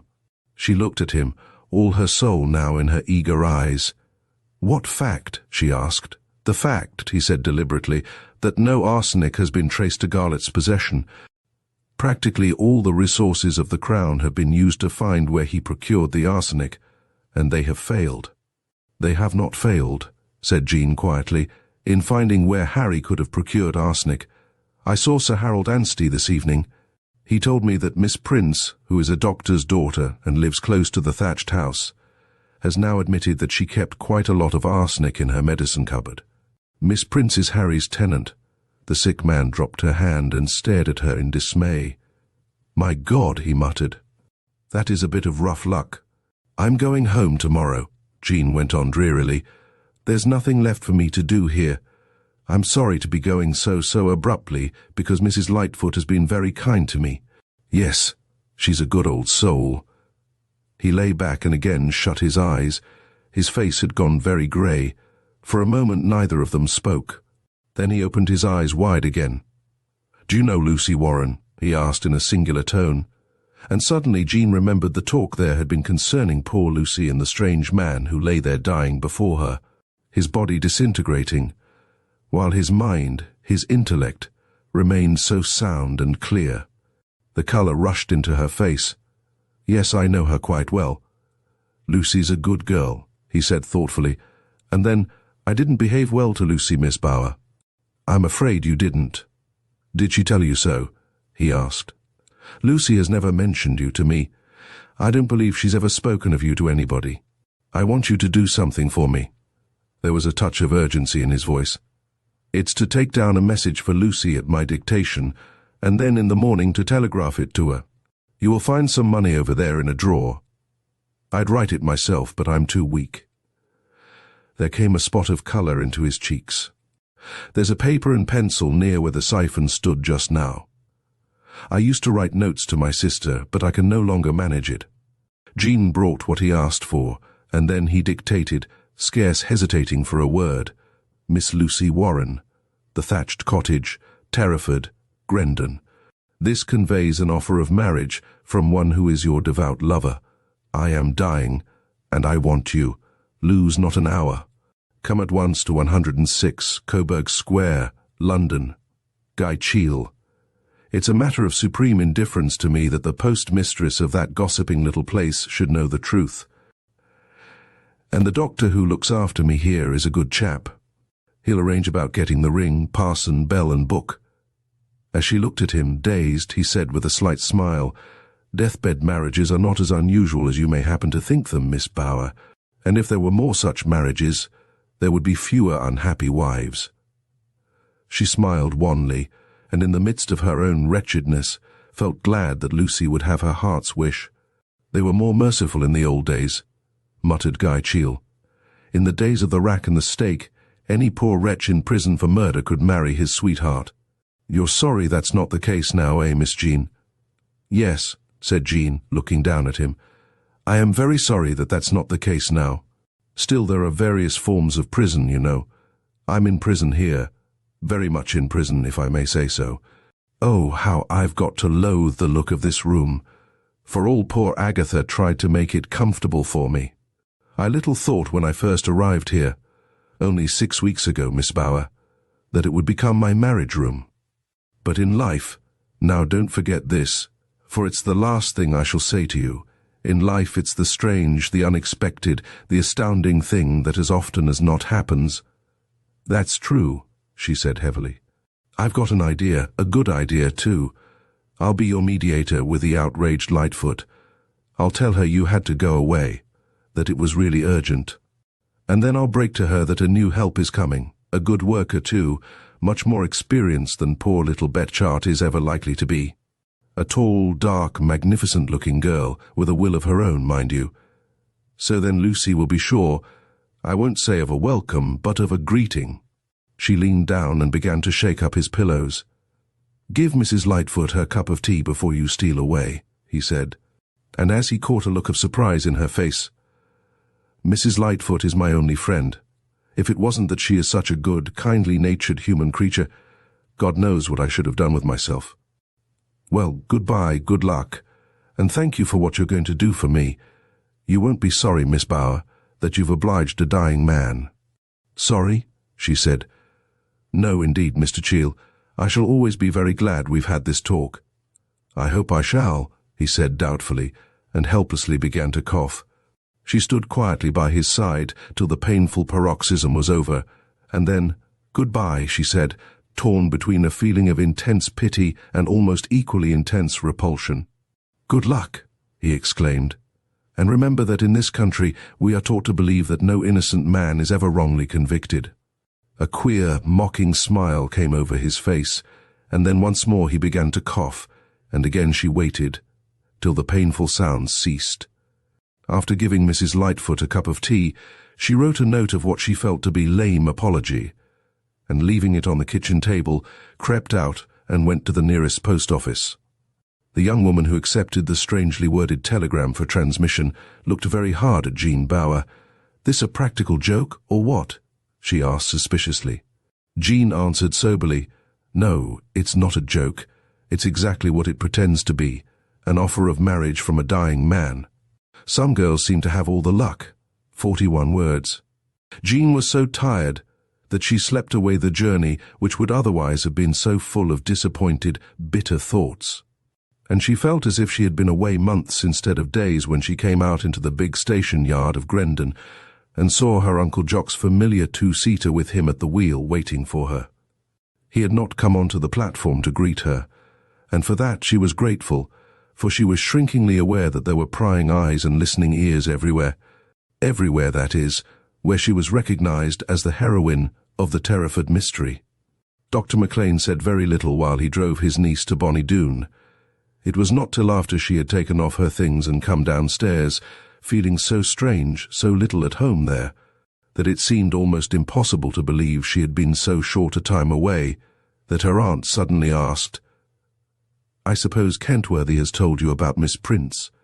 Jean answered slowly, "I've seen Sir Harold Anstey, and he told me." "She came and told me of all people in the world," said the doctor ruefully. "Let me see, it must have been 2 days before you went away. It gave me an awful shock. I could think of nothing else, and yet of course I was bound, professionally, to keep the fact to myself." He hit the table with his hand. "I have always disliked that woman." He turned to his wife. "You can bear me out in that, Jenny, eh?" "Aye," she said, "and sometimes I did not think you were quite reasonable about it, Jock. But now I see how right you were. Miss Prince must have had enough poison in that medicine cupboard of hers to have killed every man, woman and child in the place." And then Jean suddenly got up. "I think I would like to go a walk by myself," she said. "I didn't get half walking enough while I was in London." After she had shut the door behind her, husband and wife looked at one another. "I can't but be glad that she doesn't yet realize that Garlett's as good as hanged already," said the doctor somberly. "I think she does realize it," said Mrs. McLean pitifully. "You weren't watching her face while we spoke of Miss Prince. Fancy her having got into touch with Sir Harold Anstey." "That was a bit of a surprise to me," admitted the doctor. "But not all the Ansteys in the world could get off yon man Garlett now. As the layers of deception peel away, the truth behind the Terraford mystery comes to light, revealing not only the identities of the culprits, but also the hidden complexities of human nature. The village, once a sanctuary, has been irrevocably changed, leaving its inhabitants to confront the consequences of their actions. With its blend of suspense and psychological insight, Marie Belloc Lowndes' story invites us to ponder the darkness that can lurk beneath the surface of even the most charming communities. Thank you for joining us in this enthralling journey through Terraford.